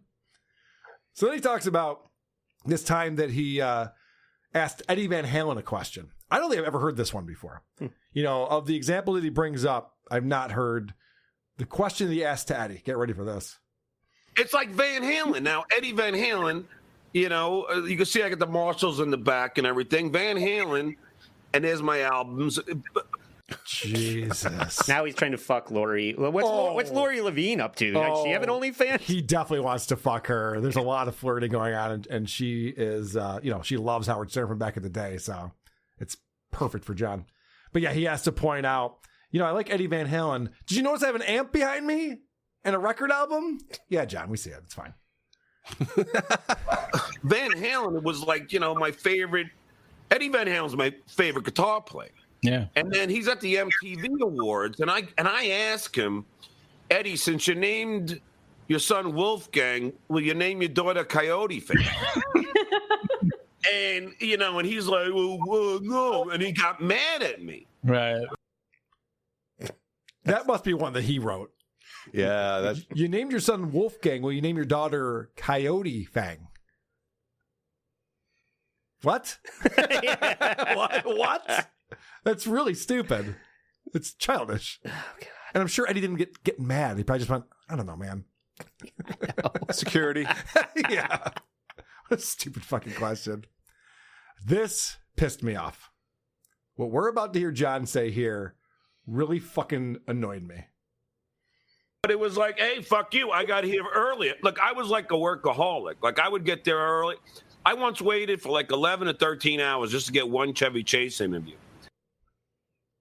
John was a workaholic. Well, I'm glad he got over one of his addictions then. He's sure it's cured himself of workaholism. Fuck. John really thinks he's a hard worker. He's so insane. And then Lori brings up Sacha Baron Cohen, which is a big mistake. Oh, boy. Because, of course, that's going to get John rolling. But getting back to Lori, yeah, it's weird. Sacha Baron Cohen, like Ali G, and Triumph the Insult, Bob Smigel, who's a complete prick, and I don't mind saying that one's more of a ripoff, I think, Triumph than any of that. But it's like, yeah, it's doing? Like, they're ripping off this thing. Now, granted, it was Howard's idea to send me out, but I kind of, it kind of became, and Howard from his own mouth said, you were the best at it. Okay. Yeah. And like to have Smigel and. So he didn't write the jokes. It wasn't his idea. And they sent him out because he stuttered and couldn't get the questions out. And John's going, yeah, and these guys are ripping me off. They're doing something completely different. Yeah. It's not even close. And these fucking interviewers, I want to murder. I know. Howard from his own mouth said, you were the best at it. Yeah. And like to have someone pointed out in the chat, Silent Shape, John certainly is the Hole. The name of the show is The Hole. And so John's full screen, it just looks like they're calling him that. It's bottomless pit. You were the best at it. Yeah. And like to have Smigel and even Sacha Baron, he didn't even say hi to me on the Tonight Show. And I'm thinking, really? Jesus Christ. He remembers every slight and every compliment. Those are the two things. But nothing else. Nothing else. So I didn't get all the way through that interview. Maybe I'll revisit it in the future. A lot of the stuff that we hear from John, but I just, some new ones in there. Every time I go back and find, there's a couple of interviews people have sent me that we've never talked about from the past. So we have more Stuttering John stuff to look at and more Stephanie Miller to check out in the future. We do have to talk about Stuttering John's time on the Stephanie Miller Show. We've been going through, we got all of the archives of the happy hour show that Stephanie Miller was doing, and she decided to hire John to not only book the show, but also run the board.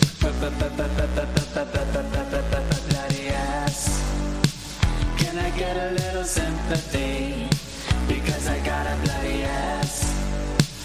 I'm bleeding generously. because I got a bloody ass.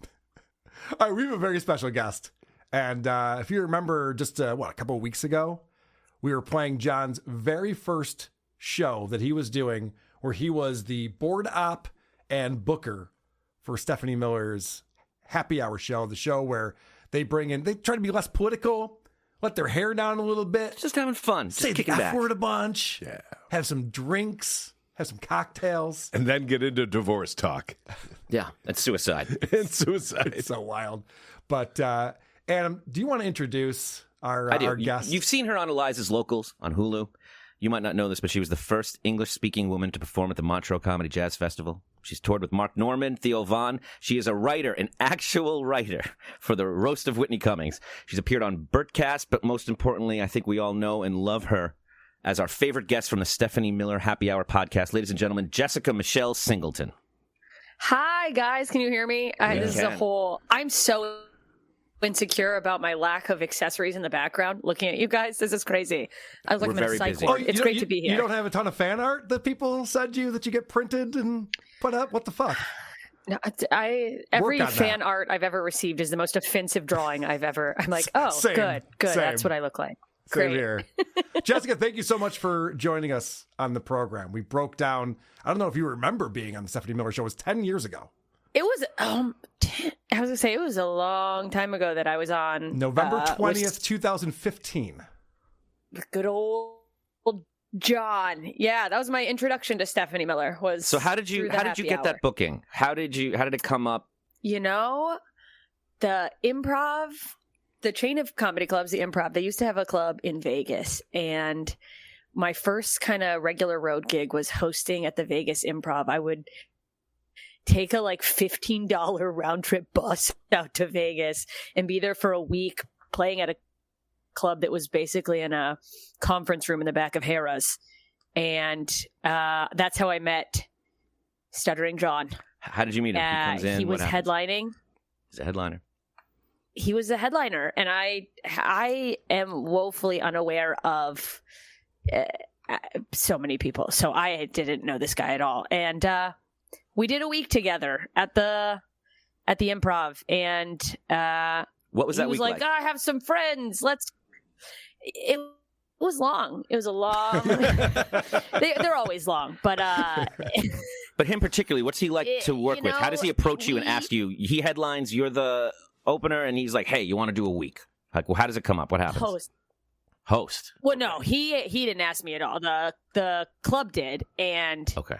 He was very like, oh, you're a new baby comedian. I'll show you a thing or two. Let me teach you about the world of comedy. And he had some friends come out to the show that had a restaurant, like one of the Friday or Saturday nights, whatever, the weekend. And he's like, want to come out with me and my friends? And me, being a young comedian who's like, gotta hang out with the headliners and be cool. Mm-hmm. I'll go to your friend's restaurant. We went out. We had some drinks. And, I don't 100% remember the exact situation. He tried to make a move. Mm-hmm. Jessica, this is a perfect segue. I have the clip. Let me remind you what John said on the Stephanie Miller show when he did the week with you in Vegas. And he kept being like, I can't. I'm just kidding. Unless you're like, you're in. No, he's never. Listen to me, Jessica. He's never fucking kidding. No, Steph. The actual line I said to her was like, "Look, we both know that you want to be with me." Well, that is what you said. Obviously, I'm a good-looking guy. I'm an Adonis. That confidence, I would kill for that kind of confidence. Why do guys have that? Why do guys? So. It's all coming back aggressively quickly. I have a couple more clips that I want to play for you to remind you what's going on here. But basically, what we watched was John was trying to fuck you in Vegas, didn't work out, but he didn't give up. So he thought, you know what? There's something to be said about tenacity. It's got to be stopped. Sure. Yeah. Sometimes it works. But he was trying to fuck you in Vegas. Didn't work out. But then he's just like, well, now I got this new cool job with Stephanie Miller. I'll bring her on and impress her there. And he hits on you nonstop in this episode. We broke it down. I'll send you the link. But he hits on you nonstop, and you do such a brilliant job of deflecting and shutting it down every time that we were applauding you. You were the star of the show. Thank you so much. You know, it's a weird line you walk as a woman in comedy, probably in any male-dominated industry, where you're like, well, I'm happy to be here, but also it's still never going to happen. But I would like to build this bridge with this lady who seems cool. Mm-hmm. It's, I found that you can't say nothing because, well, look what happens when you even say something. But yeah, I don't know. We all saw what was going on, though. We saw he put you in a very uncomfortable situation over and over again. Yeah. This is his first day on the job. This is his first day on the job. I don't think I knew that. I thought it was his last day. I thought it was like, go out swinging. Should have been. I mean, the first day? That's crazy. I know. It's so funny. To just be like, yeah, let me bring in this young lady. And I was like, everyone in the room is like, what's going on here, dude? The other thing that I was picking up on, and maybe you have better insight into this, is that you come on as a comedian, and I assume that you're going to go on there and like roll with things and tell jokes and maybe have some anecdotes on the road and stuff like that. And all John wants to talk about is sex. And you're like, yeah, I don't know, man. Did I kiss a girl once? I think so. What are we doing? What's going on?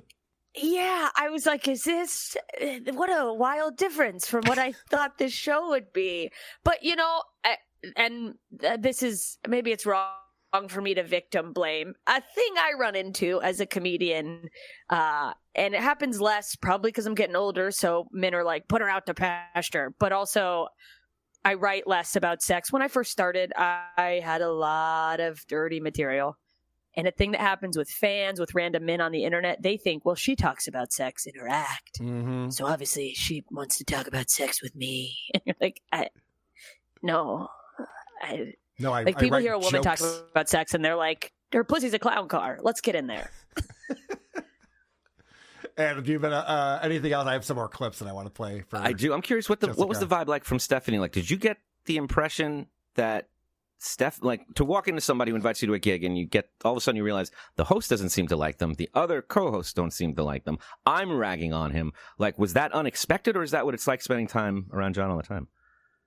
You know, now realizing, or maybe I did know and I forgot that it was his first show, I was kind of unfamiliar with that show from Stephanie Miller. So I was like, is this like the reverse of that classic shock jock radio where there was always like the one dumb hot girl, and I'm like, are they trying to do the reverse where there's just like this ding dong guy in the corner that everyone picks on? Is it like a shtick? So I was just trying to roll with it, but I was like, she seems so annoyed. She's like, what is this guy doing? And I was like, I think she literally said, I should have done a better job before I hired this guy. Anytime I came back on later on the Stephanie Miller show, and he was not the producer. Mm-hmm. Oh, that's funny. They invited you back without John. Yeah. I remember he asked about, you revealed that you had a boyfriend in comedy, and he got very bitter. Everything kind of turned and got dark. And then he started making fun of this person you were dating for some reason. It felt personal. I was wondering what it was like when you left there. Do you have any memory of what the vibe was like?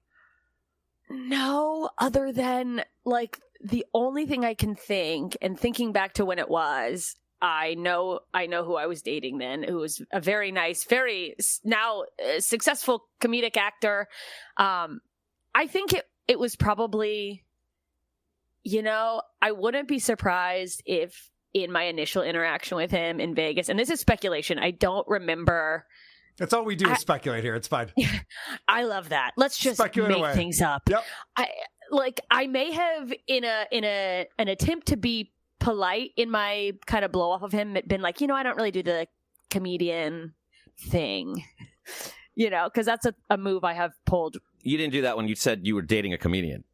No, yeah, well, I think that's what I was saying is like, I think maybe initially when I interacted with, not on the show, but like in Vegas, I might have been. But yeah, so John was pissed off. He was like, oh, you do date comedians. You do date comedians. That's the only thing I can think. Or that makes like, sense. Yeah, that why another comedian, or who is he? Is he as successful as I am? And that was what he knows that he is. Yeah. No, that was his insult. He goes, I never heard of him, is what he said. And Stephanie said, good one. Oh, good one. Like, she knew what he was doing. It was very obvious to everyone but him. Well, this is more of John talking about how nice he was to you when you guys were hanging out in Vegas together. Wow. I don't know. I was so nice to you. I bought you drinks. I got you free drinks all night. You did not. He gets free drinks from the bartender there. That's right. That's right. And then what do you guys think? Like, oh, wow, thanks. Can I just have the $5?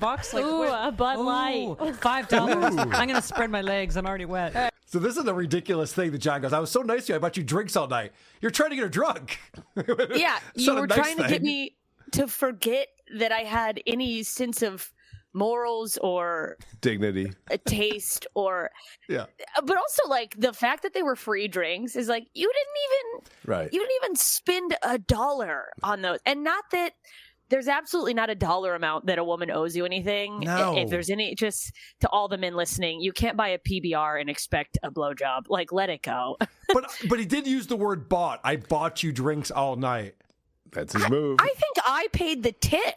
Like, I'm sure you did. I bet you did, yeah. I can carry cash. That checks out. I don't have any cash. You got any cash, Jessica? I forgot my wallet. I'll get you when we get back to the room. Come up to my room. I'll pay you back. That's the move right there. We both know you want me. Well, this was like some of the awkward stuff that we were watching, because anytime you would talk about anything sexual, and I guess at this time you were doing this thing where you're taking photos with your pants off at historical I used to places. do it. I thought it was funny, and now I'm like, yeah, we're not judging. Trust me. But so you're talking about how you're like, well, I don't have like this banging body. That's why I think it's kind of comical and funny that I do this thing. And John just can't help himself. Like, it's not funny because you have a nice body. It's funny when I do it because I don't have a body. My butt is really, but you know what? I'm sure Listen, you're going to have to show us. Look, I would hit that. Oh, good. You would hit anything. Wow. What a fucking creep, too. He gave you that look like, by the way, if you wanted it, I'd give it to you. You're just like, yeah, I know. Yeah, well, you've made that you want to fuck. We have established that. Jesus. Right? It just also like, what a compliment. Oh, you would have sex with me. Thank you. I can sleep at night. Coco the gorilla. He does that at the end of the episode, too. He gives you a nod where he says, you know, you're pretty funny. Like he's Johnny giving you the seat next to him, and you're just kind of like, okay, thank you. Yeah, that's the worst. It's just like, I know I'm funny. That's it's not going to work on you. You know, at least It's he stayed coming from consistent. I mean, yeah, the big compliment from the guy in the corner that everyone's been annihilating the entire episode. Right. Yes, they did rag on him the whole time. So if there is a smelly has-been who's trying to get with you, is there a certain technique they should use? In case John's watching. You said Bud Lights. What else? I want to be... We need to go harder. We need Jack Daniels. Yeah, we're gonna have to go. That makes pay more for sense. the drink. Fireball. You know what?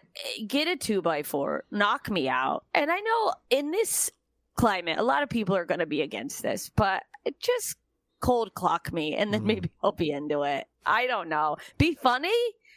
Don't be a pig. I would have let it be funny, but I liked your canner on that. Yeah, knock her out.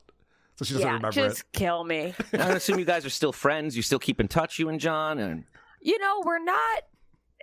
I haven't heard from him in a while. I don't have any actual animosity toward him. Things like that. There've been if I had $1 for every time, the amount of opportunities I've gotten from me going, "Hey man, don't do that. That's a little weird," and then the male comedian has gone, "Oh my God, I'm so sorry," and in their own guilt they go, "Do this. I got this thing for you."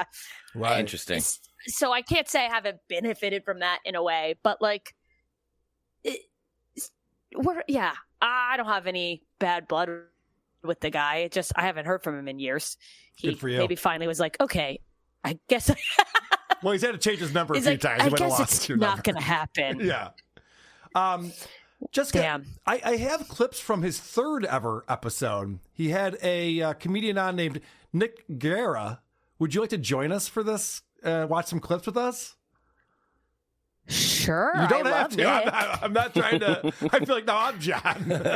No, you're right to think it over. I am curious to see how he treats a very beautiful small man as opposed to a small woman. I believe Nick Garrett. Did Nick have long hair at the time? He did, yes. This is 2015 still. He used to have such beautiful hair. He's the winner of the 2015 NBC's Last Comic Standing show at this time. So he's riding a high. He's a big get that John gets on the show. And what I love about this, so this is you were there for the first episode. We watched John on the second episode talk to one of his drinking buddies who does stand up on the side. And the guy's been married for decades, and he just talked about sex the whole time with this guy. And the guy's like, yeah, man, I don't know. I've been married for a long time. John just brings up sex with everyone. So it wasn't just you, unfortunately. And, I'm hurt, but also relieved. Yeah, exactly. So this is how the show starts off. What I like about this is we're 3 episodes in. John's still working the board at this point. We know at some point he will be taken off the board. But Stephanie introduces him as Coco the gorilla because she has no respect for him anymore. I hear nothing from good things from Coco the gorilla over there on the board. Are we recording? Because I'd hate to do this whole thing. There you go. That's good. That's really Where's good. Your kitten? You look like an animatronic. Is this recording? Is everything good? Yeah, everything is good. Everything's good. Because you know what? He says you're going to be a huge superstar. She had to ask twice if it's recording, which tells me there was a time or two when it was not recording. Yeah, what episodes have you not seen? Right. Yeah, how many, never how many made are it to missing air. from the He's archives? also making facial jokes on the radio, which she would assume he's not even rolling. Why are you making funny faces that we can't see? So Stephanie brings up that when she was in 6th grade, she looked like Nick does, the guest here, because of how her hair was. And fucking John, he's obsessed with Stephanie, who's a lesbian, and obsessed with the time before she came out. Yeah, you did have sex with men at some point. Oh, yes, I did. I did, Nick. Really? Yes. Did you like it? Listen, we covered this in previous happy hours. Let's focus on Nick. Yes, I suck a mean dick. We've discussed this previously, Nick. You sucked off Richard Nixon? I mean, no. God, Jim Ward is such a fucking no talent. It's a political show. He's going for, I've learned more about Nick Ward since this because we have been doing some research. He's a voice actor. His job is to do voices on there. He stinks. Even when it's scripted? He's no Billy West. That I can tell you for sure. I believe it. All right. Well, who is? But, well, of course, that's a good point. But could you imagine? He keeps bringing up, Stephanie, remember you had sex with men, right? You had sex with men. Even when you were on the show, he's just like, well, why won't you do it again? Like, he's still trying to fuck Stephanie. He's trying to fuck you. Yeah, it's also like, do you think you're going to be at the front of that line? Right. She's going to be like, you're right. Let's do it, John. John actually tells a story about there was a lesbian at a bar he was hanging out at, and he was hitting on her, and she said to him, you know what? I miss penis. Which definitely did not happen. That was the story he told. What were you saying, Jessica? You know what? It's I don't fine. even know. I interrupted. You know what I was fault. saying is watching Stephanie in this interaction with John makes me feel like it almost makes me go, maybe being gay is a choice. And she's met too many men like John, and she's like, you know what? Enough is enough. Yeah. I would also be a lesbian if the whenever John's around. the choice is John. All right, so he was hitting on a lesbian. So Nick is from Texas. Stephanie does not like Texas. So she reminds everyone that's where George W. Bush came from. And so Nick's not really political. He's rolling with it. And then John shoehorns in the story that I'm telling you is neither here nor there. They also burned down his childhood home in protest. Did they? Yeah. Back in 2009, I was doing a gig that's in Odessa. terrible. Yeah, they're like, boom. I felt, John, that I should say something. Oh, that's awful. We don't encourage that. Steph, I don't know if I ever told you this. I tell you what. But I went to a Yes, Yankee Don. game when the Yankees were playing the Texas Rangers. That was a stutter. Yeah. And these guys, like, just, they were fans, so they brought me back to their house. They had like 7 guns in their closet and started shooting it outside. Okay. Yeah, there you go. Signs. I was about to say, just 7? I was like, only in 7? In Texas, they call that poor. Yeah. That's a starter pack right there, man. Yeah. That was the full story John told. It's obvious he knows nothing about the country he lives in. If he's just like, can you believe it? These people in Texas owned guns. Yeah. That's now the 4th time we've heard him say, Steph, Did I tell you this story? Yeah. Did I tell you Why this? would he have told her this story? It's not a story. It's not a story. You're right. I was It's testing not a you. story. Doesn't matter because he'll say, Steph, I know I told you this, but, and then launch into it. Yeah, anyway, you're so. right. Yeah, he does that move too. Can't win. I wonder if they pulled out the guns because he was trying to have sex with them. Yeah. One of the things that we've learned about John is that he books the guests and then his prep sucks. The information he gives to Stephanie to bring in someone cold and just have a conversation with is very difficult, as you see in this clip. But I understand from your press release here that you skewer relationships, family, and everyday life. Oh, man. What bio is that? Yeah. I don't know. That's such a basic bio. Apparently you have a cool and energetic attitude. You put that together to try to be like, yeah, guys, come see me. Because they won't. Like, come see my show. Did you notice that the camera guy knew to look at John when she complained about the prep on there? And John knew to look at the camera. That's so funny. Oh, that's me. I did something. Mm-hmm. Cool and energetic attitude. What am I supposed to do with this, John, is what Stephanie is saying. She's reading through this. Oh, God. There's nothing more mortifying than when you're a guest on a show, no matter what, even if it's an up-to-date bio, but when it's old, just like sitting there. For me, like when they're reading it, you're like, oh, God, I typed that, and it's so formal and such a nightmare. Yeah. I mean, it's supposed to be on a website somewhere where people are buying tickets to the comedy club. It's not supposed to be the prep for the host of the show. Yeah, you're supposed to pick out the things that, like, okay, here's some cool piece of information, some credits, but he's just giving these, like, word for word. Informative, just word for word. No finesse. No. Yeah, Jessica, his job would be to find the credits that would interest Stephanie, or more importantly, the audience, and then lead her towards those, as opposed to here's a cool, funny guy with interesting stuff. Do you have any memory of what he told you about this show? Before I was on? Like to book you on it. Do you remember what he said, or did he just say, come do this thing? He said,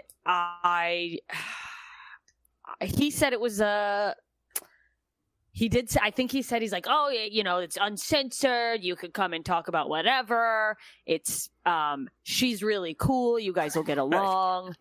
Everybody's cool. He's cool, funny guy. Yeah. And so he told you the same thing. I was like, yeah, sure. I'll do it. I mean, I think I probably looked up Stephanie Miller because I don't think I knew who she was before that. Yeah. And I was like, oh, okay, yeah, I'll do that. She seems like a cool person to get to know. I'll go talk to this lady. And I did enjoy talking to her. But yeah, no, I had no idea what I was getting into. It was, I don't know, maybe it wasn't so early in the morning. I've done her regular show and it's like, right, yeah, no, this was a happy hour we were drinking. But there was a certain point in your episode where you and Stephanie are having this like serious conversation about depression and SSRIs and how you treat depression and stuff. I'm a hoot. And I know. And John interrupts and by the way, it's the host's fault if things go in that direction. It's not your fault. But John interrupts. Stephanie's not great. John interrupts to explain that he takes Viagra when he's doing coke. I like her. Me too. Which is a weird thing to say. So on this episode, he's talking about how, Nick is a player, Stephanie. He gets all the girls. And something is revealed here. Man. Oh, you silly man. He's a silly man, right? He's a silly, dirty little man. No, but you know what is, Steph? He's a big player. This guy gets I don't know if I'm a big player. Yes, you do. Oh, no. Well, here's the thing. I enjoy talking to women. Bullshit artist, bullshit. No. I call bullshit. I enjoy talking. We were talking about this earlier. Like he was talking about talking Cialis. is an oral skill. Yeah. He's talking about Cialis and Viagra. And the truth is that I have terrible libido. Isn't that telling that before this, John was talking to this guy about dick pills? He's always talking about boner pills. He definitely has an issue with that. It's all, I mean, my God. I don't know Is he anyone trying else to who get talks a about erectile sponsorship? dysfunction. Yeah. I don't know anyone who talks about erectile dysfunction as much as John does. And we've been covering John for many years now. And I keep hearing it over and over again. But so you just heard this guy just be like, I mean, listen, man, I'm not a player. I get along with people. I have conversations. And John feels the need to call him out. So, but you're because you're funny and smart. So you like talking to women. Yeah. But But I know. He's so full of shit. he was. Let me just say, he was having sex with one of the freaking bartenders at one of the comedy clubs we work. Well, I have sex. This is what he calls talking. But playa, I'm not a playa. What a little Gatsby Greg John is. Remember you fucked that bartender? What if I was like, Jesus, man. What if he had a girlfriend at the time? Like, what are you, That's what I'm thinking. doing? Like, this guy's a player. yeah, what if No, it I'm was good. me? There you go. Were you a bartender at this club? What if that's the guy I was That's dating? the guy. Right. But he knows what he's doing. He knows this is whatever year guy code. I don't know how old you are. He knows you don't just shout that out. And if the guy says, no, I'm not a player, you don't go, you're full of shit. Of course you are. Right. Assuming there's someone in this guy's life that's listening to that's blowing up his phone right now going, what the fuck did I just hear? Like, why are you doing that? There's a And he does famous- the same thing. Yeah. There's a famous Mitch Hedberg joke. They're all famous. Where he goes, I don't have a girlfriend. I just know a girl will be very upset if she heard me say that. Yes. It's the same kind of thing. Yeah. But We saw John him do it thinks to that Jason Glern. He does it to I know. you. Why are you He blowing does it to up this his person. spot? Right. John thinks that everyone's like him, and that if you're getting laid, you have to shout it from the rooftops. Yes, right. Like, why would you be modest about this, man? You got your dick wet. He's like, I don't need to talk about that. It's fine. Yeah, he's like, because I believe it'll happen again. It's going to be fine. Right. All right. So, John, Stephanie remembers John's story that actually might have been on your episode. Oh, it was on your episode, where John was talking about how he had a show in Atlanta and he was canceling his DirecTV, and then it turned out the customer service rep was 3 hours away, and then the customer service rep came to John's stand-up show, and then they fucked, and then he got free DirecTV from that. It's the dumbest story anyone's ever heard before. And so Stephanie remembers that because this guy's talking about being on the road and hooking up with girls. I mean, he doesn't want to. John's forcing that to happen. But this is funny because Stephanie uses a word that John definitely doesn't know. And if you listen closely, you'll hear John repeat it under his breath to try to figure out what she's saying. This is like a road comic. John amused us last week in the happy hour with his story of banging a girl for DirecTV because she worked it. Oh, my God. Well, that's the other and thing. banging her again for the sports package. And, oh, my gosh, it was so elucidating. The other thing is, there's so many. I want to get so many. Did you catch that? John looks at her, he's like, what? Elucidating? And he's like, He doesn't know if it's good or bad. Yeah, right. You know what? That was the reaction. Just like, what are you saying? Yeah. Sounds just like another word. I don't know what it means. It was What's he enlightening. doing with his shoulders? He's like a marionette. He's all stiff up there, and he's like jolting back and forth. He goes crazy on this episode. I'm going to play you some clips. He must be both drunk and high on this episode because he loses all control of himself on this. Remember, day 3 of running the board. Oh, now he's getting comfortable. For the happy hour show. Yeah, he's feeling it. He's like, I'm in. Yeah. Now, this guy, Nick, explains that he was a dork in high school. Because they go, oh, were you a nerd? He's like, no, nerds go on to go to NASA and stuff. I was a dork. I didn't have any friends and I wasn't smart. And so then he starts calling John a dork. And John does not like that. But he's got the board now. He can play drops. Mismatching clothes. They look ridiculous. They do goofy voices. I mean, come on. We're dorks. Me and John. Hey, wait. Hey. Look, you know how these people lie? I mean, what the heck? I don't have to tell you. They don't know what the truth is. But John just discovered his box. It's a whole yeah, he's been playing with us. I was in Battle of the Bands. I mean, I was. That was a very dorky thing. Really? Yeah, Battle of the Bands. It's dorky. I was in Battle of the Bands. Like, yep, I know, loser. He's like, what? Yeah, he was not expecting that. That was very funny. But just to get back to my nerdiness on this, the fact that John hit that drop that goes on way too long, that's not a drop you should have on your Not board. a drop. That's that a was monologue. the second time he played that during this episode, too. Everyone's just sit there and be like, there's that Family Guy episode where Weenie and the Bun are just constantly fucking hitting things. Everyone's just sitting there waiting. What are we doing?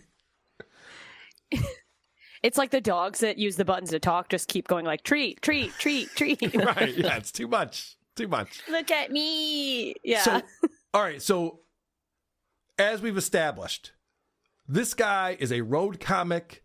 He doesn't want to talk about his sex life. It's very obvious, and John will not stop bringing things up. But only in a very spiritual way. So how many in the past year? Oh, no, dude, I can't say that on the air. I got girls listening. They've been asking me the same question. Right. Pick up the fucking hint, John. He's not looking to talk about his sex life right now. He's a road comic. Jesus. Yeah, men on the road. I can't even fathom. But that goes back to what you were saying, do. Producer Chris, where it's just like, why wouldn't you be bragging? Like in John's mind, he's like, all I'd be doing is bragging about how much pussy I'm getting. And this guy's like, I'm actually trying to keep it on the DL. Sometimes you want to be quiet about it. Yeah, right. I don't need Missy in Cleveland knowing about Gina from Philly. You know Missy? I've already said too much. Jesus. Everybody knows Missy. Damn it. I know Missy. Yeah, there's a bunch of women scattered around the states that think they're the only person he's ever talked to. Let the man, especially he just won Last Comic Standing, right, and he was dorky in high school. Let him have his moment. Yeah, I think John doesn't want him to have his moment. Yeah, I think that's clear. No, he did the same thing to you. He also opened a story with, I was sleeping with this married woman. And Stephanie's just like, this is not endearing you to my audience. Like, you don't lead with that. People don't like and it's that. also amazing to see with Jason and with you how they all come in as friends, and over the course of this episode, John turns on them and they turn on him, and the friendship is over. It's great. It's a quick process. All right.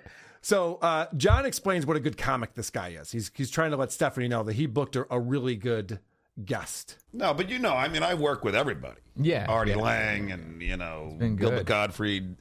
This guy is very hard to follow. He just kills everything. What's his bit that you can't It's Artie Lang and Gilbert Gottfried are his two examples of working with everybody. What year is this? It's all about his dating and also, relationships and being on the yeah. dance floor. I'm sorry. Go ahead, Jessica.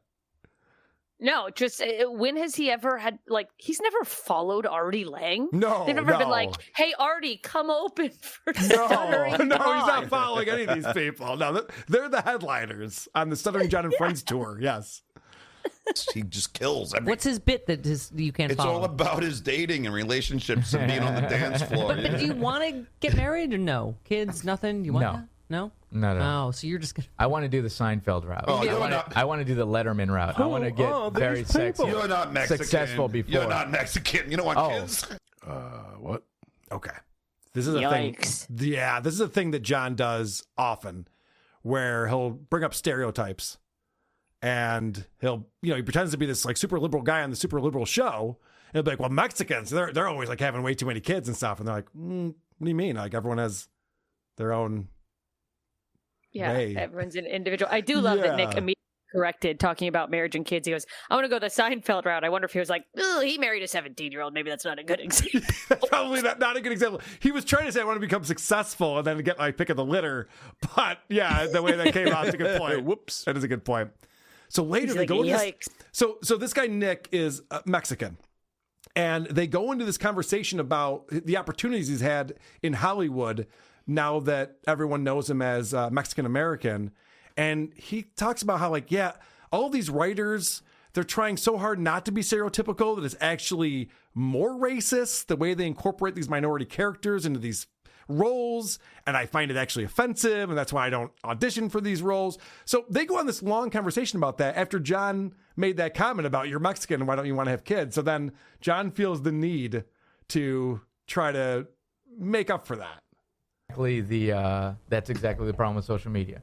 If you say you're a dog person, that means that you're completely against You cats. fucking cat killer. Yeah. Wait a minute. Hey, what? listen, No, listen, Steph, I banged a lot of dogs. Don't talk about my ex-wife that way. Nick, the show has taken on such a feminist bent since John has joined. And, all right, that was not the clip that I thought it was. I made a bad note for myself. But that's John once again talking about sleeping with a lot of people, which he loves to do on this show. And no one's excited about that. Stephanie's face right there where it's paused. It's Yep. like, God, what have I done? Yes. It's not great. Regardless of that horrible content, he interrupted her mid-sentence to shoehorn that in. Exactly. He thinks he's the guest on every show. This is only number 3. I know. So they pick up on the fact that Nick has an interesting laugh, and John is loving this. To dream the impossible dream. What is your type, I'm going Steph? show tunes again. the same as your type. What? We like all the same girls. We talked about I know. Wow. It's true. We like the same you're kind like of girls. BFFs. Hot, straight. Who doesn't like those What is girls? with that though? laugh? Oh, it's a terrible laugh. It's a That is like our era's Horshack. That's a great description of it. He's having so much fun. Yes. He's like, this is never going to end. He is so excited about this because they're finally picking on the guest. This is the first time, and we've watched every episode so far, where they weren't picking on John. Free. He's like, yes, we're making fun of someone else. Let's go. He's so excited about that. He can't even say anything. He's just so giddy. Yeah. He's so good. He's loving it. And we're going to see more of this.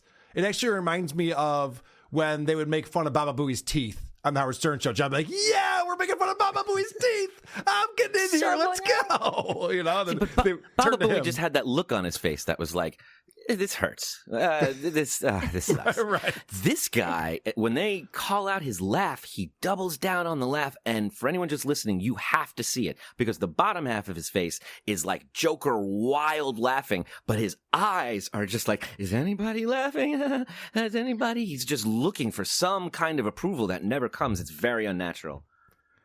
All right. Well, this is John continues to ask sex questions from a guy who's completely uncomfortable talking about his sex life. Obviously, we've established that. And John's just out of control here. Girls that love. All right, let me ask you a question. Have you ever had sex with a girl that was not your type, that was, I don't know, like had some problem, like... Don't talk about my ex-wife that way. But Stop it. In the middle, when I just found, ran into it. like in the middle of sex, I was like, "Oh, you are not my type." Oh, she had a penis? No. wow, that's the biggest glit I've ever seen. Wow, you are really excited. Oh.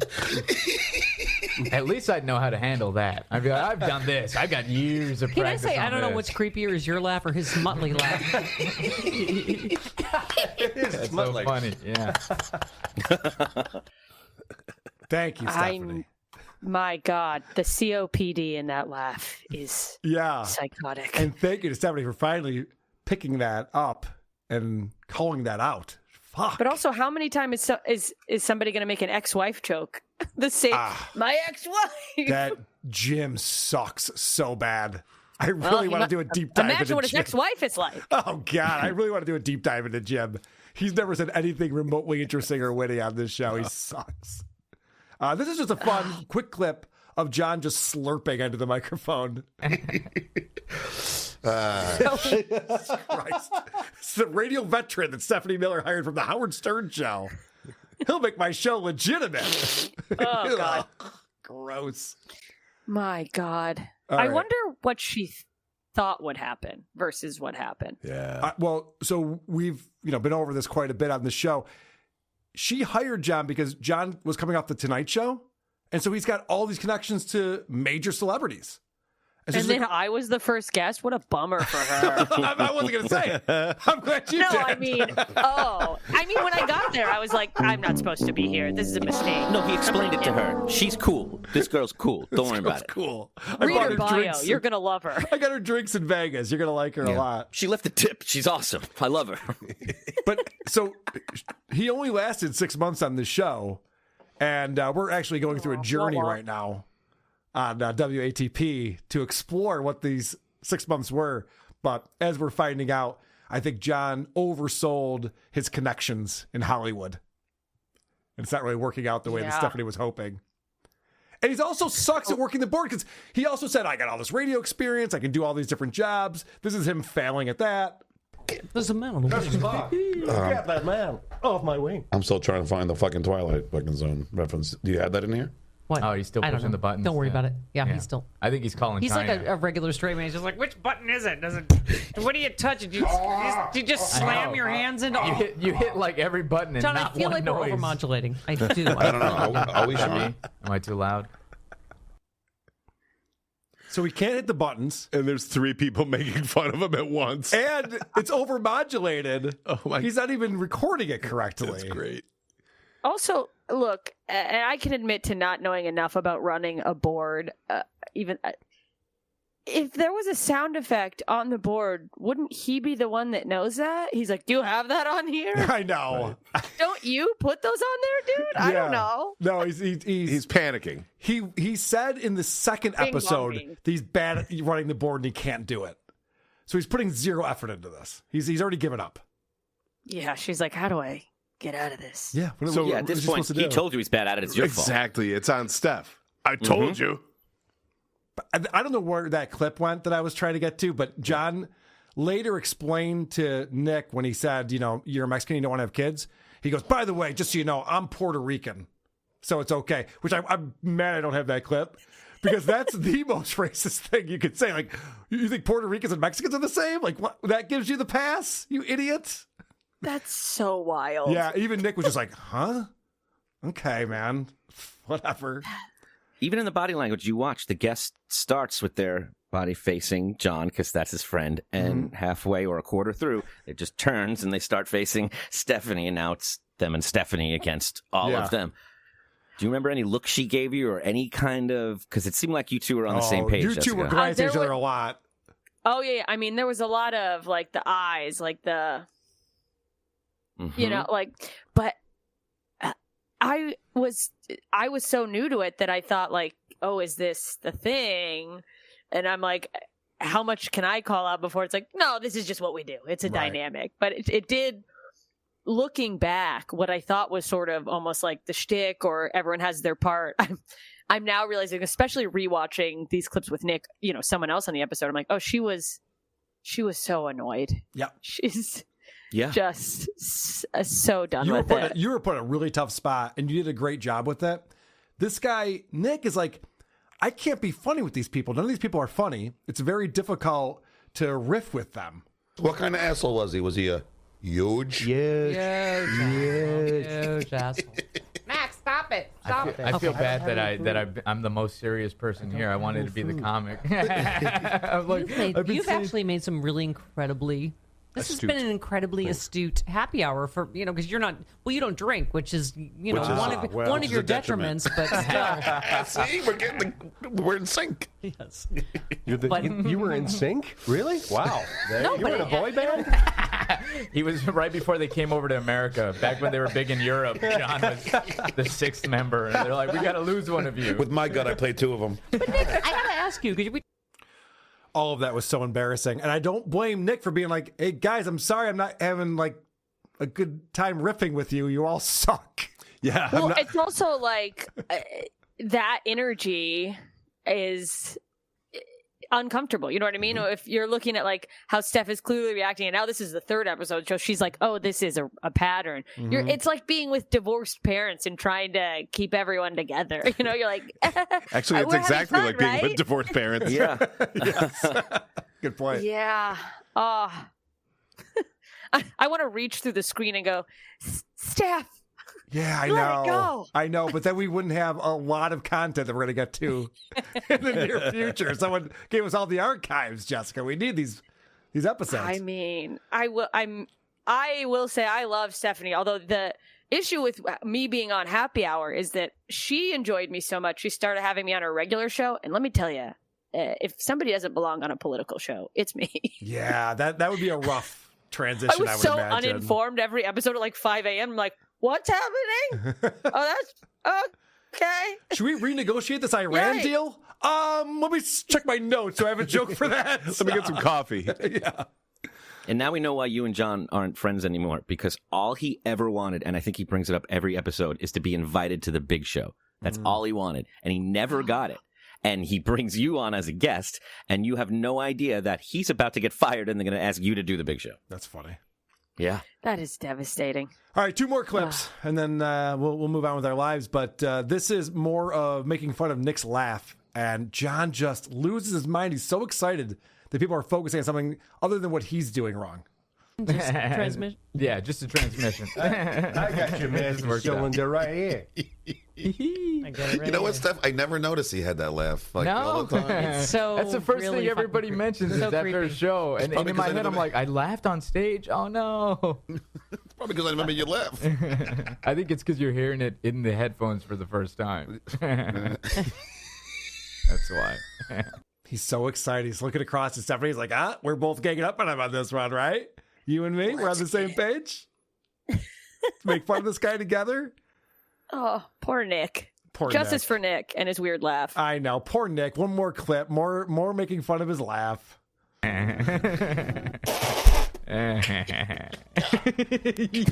you heard that in high school? Did anyone make fun of your laugh? Apparently, I asked about that. I was like, guys, did I always laugh like this? And someone's like, yeah, you had a silly laugh. I was Yeah, like, but "Oh, okay." everyone that said that, John, they're not around anymore. No, they're gone. Here's the other thing. He's like the male Carrie.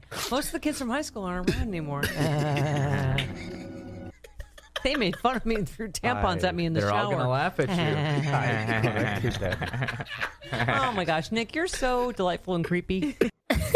Straight into the camera at the end. John laughs like somebody is holding a gun to his head, saying, laugh, more, more, more. And he's giving them more, but also like looking to make sure his life is going to end. He's also making fun of someone's laugh. I'll go, what are you doing right now? The irony here. The audacity. The audacity. That's a better word. I agree. Jessica, you've been a delight. I'm so glad you came on the show Thank today. you so much for having me. Hell yeah. This was fun. It's a fun walk down memory lane. Fun, horrifying peek back at my time on Happy Hour. Jessica, you have just entered the Dabbleverse. You familiar with the Dabbleverse? I'm going to pretend I am. You don't have to be. In fact, it's better if you're not. Yeah, actually, pretend you're not. It's going to go much better. Yeah. And you might be. Okay, you might thank be, God. You might be exiting the Dabbleverse immediately as well. But yes, there's a whole subsection of the internet that's opened up that just talks about Stuttering John Melendez and what a boob he is. I mean, what are we doing, guys? We got to move on. Nope, never. not I'll never let not go. when we have these old Stephanie Miller episodes. Definitely There's too not. much content. Where can people find you? What do you got coming up? You can find me on any of the social media sites at JMS Comedy. I have a special called Hi Y'all. It's linked in all of my bios. And come see me live on the road. If you join that site that's linked in my bio to watch my special, you put in your zip code to join, and then I can see on a little heat map where people want to see me. And if you're a fan of comedy, I can't stress this enough. Go see it live. Even if it's not me, live comedy is the best comedy. I shouldn't say that on a podcast, probably. No, I totally agree. Actually, we're pretty closely associated with Comedy at the Carlson here in Rochester, New York. And we try to bring the comedians on whenever they're coming in through town and have them over to the studio. So I totally agree. We go out to comedy all the time. And I'm coming to see you, I think, the Long Beach date, August 13th. Oh, 14th. 14th, that's Don't go the wrong day. It'll be a weird burlesque show or something. I can't guarantee your safety. I'm camping out, so I'll be there all John's there doing burlesque. Gun to his head. Well, thank you for having me. Honored to be part of the Dabbleverse. As you should be. Thank you so much. At JMS Comedy, go support Jessica, see where she's going to be at, and watch her special. Thank you. Thank you. Thanks for being here. Thanks for having me. Thanks, guys. Jessica Michelle Singleton, everyone. Outstanding. Unbelievable. What, do we have a booker on this show now or something? What are we, Stephanie Miller's Happy Hour? Next week is Glazell. We should get Glazell. That would be very funny. You know what I don't love is lawsuits. Bloody ass. Can I get a little sympathy? Because I got a bloody ass. I'm bleeding generously. Because I got a bloody ass. Do you guys remember when John was talking about how he knew he was being recorded and he purposely lied to Kate Meany and he was telling her all this bullshit that's not true, so it wouldn't even matter if he was being recorded because all of it was just fake, and that's what he does to people, and integrity verification. And it's weird because it turns out he actually did care about that a lot. Huh? Yeah. I think maybe it's because those shows were successful, and so he sees an opportunity there. But this is what I want to say about Stuttering John. Because I don't know if people think I can't talk about John. I don't use this word very often. John is a faggot. John Melendez is a fucking faggot. He gets very bad advice, and he's too stupid to know what to do with it. So I just wanted to throw that out there about my buddy John. I got served a lawsuit yesterday. Twice. And I told this story on the bonus show, but I think it's worth telling again. It's kind of funny. Now, obviously, it broke over the weekend that this lawsuit was filed with the court, and Cardiff came on Sunday morning and had it all there and read through the whole thing with OJ and Rocco, and they did a whole segment on it. And then we talked about it on Point Dable Point a little bit on Monday. Kaylee and Luigi Greenberg did a great job talking about it over on Kaylee's channel on Monday night, going through everything. So Tuesday morning, I'm just out of the shower, getting ready for the day, and the doorbell rings. I'm like, fuck, I gotta throw on clothes. I run down there, and the process server's there, and he's like, hey, expecting me? I was like, yep, sure am. Hands me the paperwork. I said, all right, thanks, man. Have a great day. And I get a lawsuit handed to me. So then, later that afternoon, like 4 o'clock or something, hours later, he's back again. Oh, that's weird. You committed another crime? Rings the doorbell, comes up to me, hands me a second one. And these are thick. This is a thick document. It's a lot of pages. I go, oh, what's this? He goes, oh, well, they had to make a change. I go, oh, could you tell me what the change is? He's like, I don't know. So I got to just read through this and figure out what the change is. Okay, cool. So I was like, oh, you know what? I bet it is. So I flipped to the third page, fourth page, it looks like. Yep, sure enough, it was the typo. The attorney spelling his name wrong in the signature line, the electronic signature line of the lawsuit that was pointed out by multiple people that he spelled his own name wrong. So they had to go back and reprint every freaking page in order to get that right, and then send this guy out to hand it to me again in order to get this right. What's hilarious about it is the guy comes up to me for the second time. He's a happy-go-lucky guy. Yeah. Process servers have a fun day, right? Sure. Walking around handing people paperwork they don't want to deal with. And he comes up to the door and hands it to me. And I go, I just want you to know, this is the funniest thing you've ever handed someone. And he looks at me and he goes, oh, I know. Really? You know what this is? He goes, oh, yeah, I read it. It's like, you read this? Oh, I know who Stuttering John is. I'm a Howard Stern fan. And you have a new listener. He saw what this was and started listening to WATP. And he had enough time to process it because he was driving around all day and saw the thing earlier, then had to do it again in the afternoon. He was actually in your driveway for 4 hours. Yeah, like, we were chatting for a while, and I know this sounds like an Aaron Imholt thing to say, that like, wow, yeah, even the processor was high-fiving me and shit, but I swear to God, this actually happened, where the processor and I were bonding over this stuff, and I'm like, yeah, it's pretty fucking stupid. He's like, oh, well, all right, man, have a good one. I'll be listening. So, we listened to John try and create this fake conversation with every delivery person that came to his house, and it would never work out. You're telling me it finally happened. Is that the craziest thing? That this guy comes up and hands me this. That's insane. Yeah. And it's insane that it was poorly written, because when I was doing my research, I looked up on Steel Toe, and Aaron Himmelholt said it was very well written. So I find this shocking and surprising. I know Aaron thought very differently about this than everyone else who's looked at it, but Aaron's a guy who had a good time in lockup. That's true. Catching up on books. He shared his apple juice. Yes, with the other inmate. Who could forget the apple juice? Jesus Christ! If Aaron thinks that he's fooling anyone, but that's not the point. The point is that yes, I have a lawsuit here that is in Shuley and me and TSN and WATP are the 4 defendants of this, and we're gonna have to do something about it. The ball is in my court, as they say. So that's what we'll be working on. Again, if you want to see analysis of this, Lucy Does Dabbleverse Monday night on the Once Over with Kaylee YouTube channel. Her and Luigi Greenberg, who is an attorney, were talking about it. She works at a law firm. She works at a law firm. Yeah. She deals with this kind of legal mumbo jumbo all day, every day. So...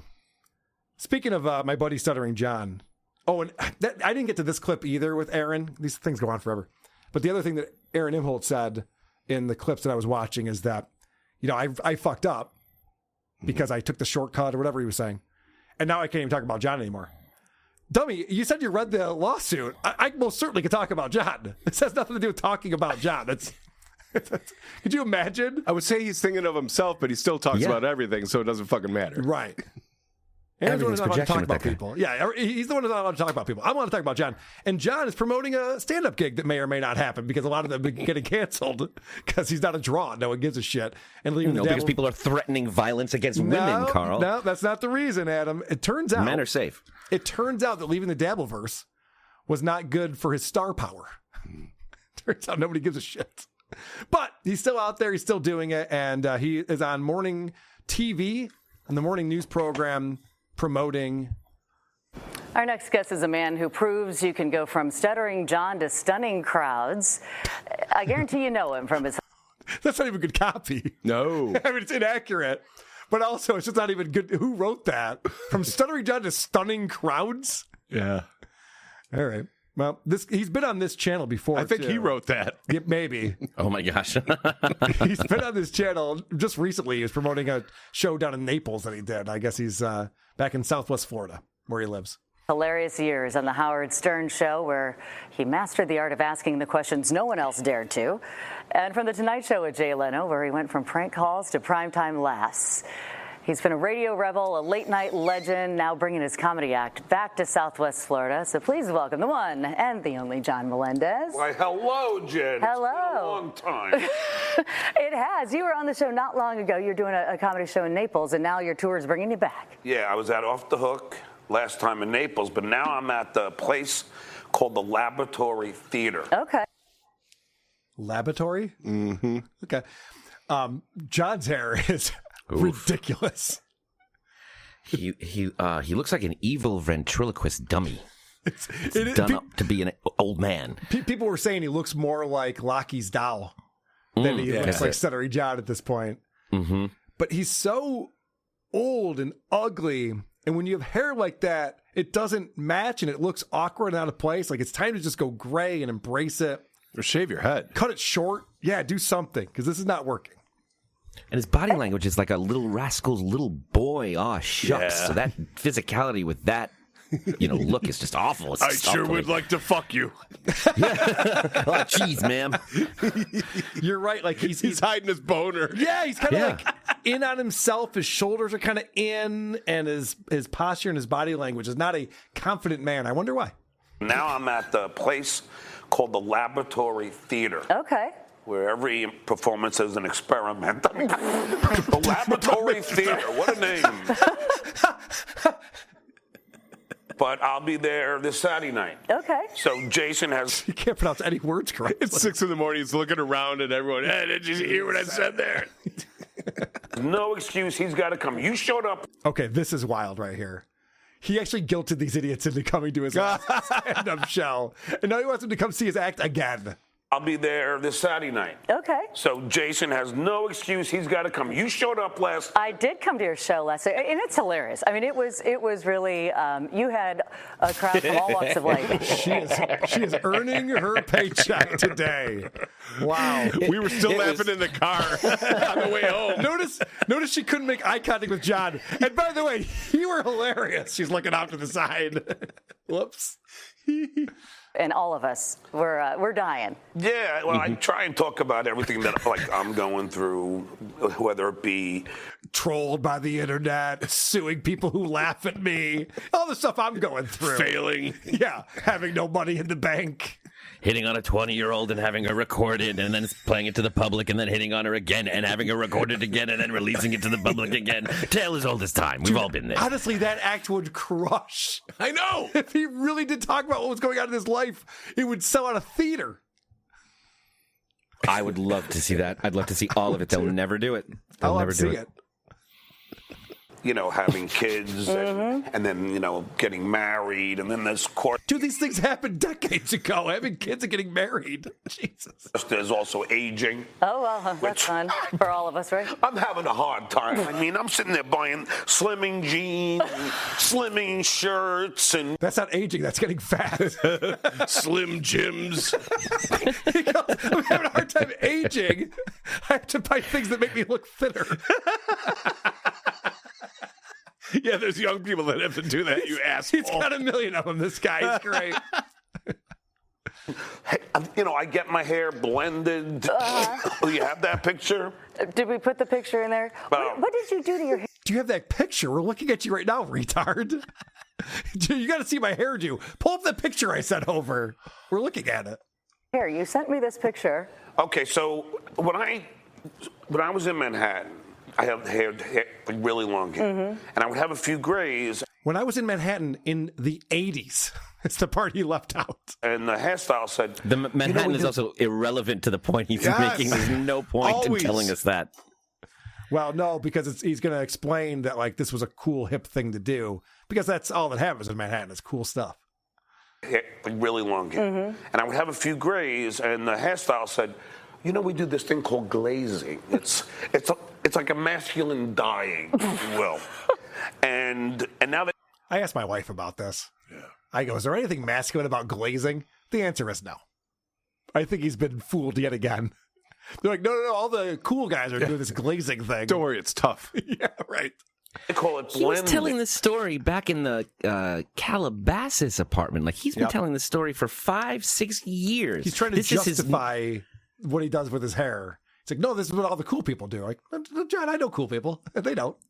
He's also doing his stand-up act on an interview show to promote a gig. He doesn't have any new material. He got a haircut 10 years ago, and he's been coasting off that experience ever since. He's mined that for all the gold it has, and we're lucky to have it. Has anything happened recently? It's just nothing you want to talk about, John. Well, he bought a boat.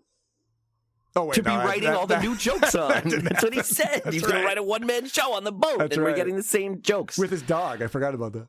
Where's the dog, John? So I went to, I won't mention it. Yeah, don't do. What? So he talks about the hairstylist he went to or the barbershop, whatever he's talking about. He's like, I won't mention the name. It's not around anymore.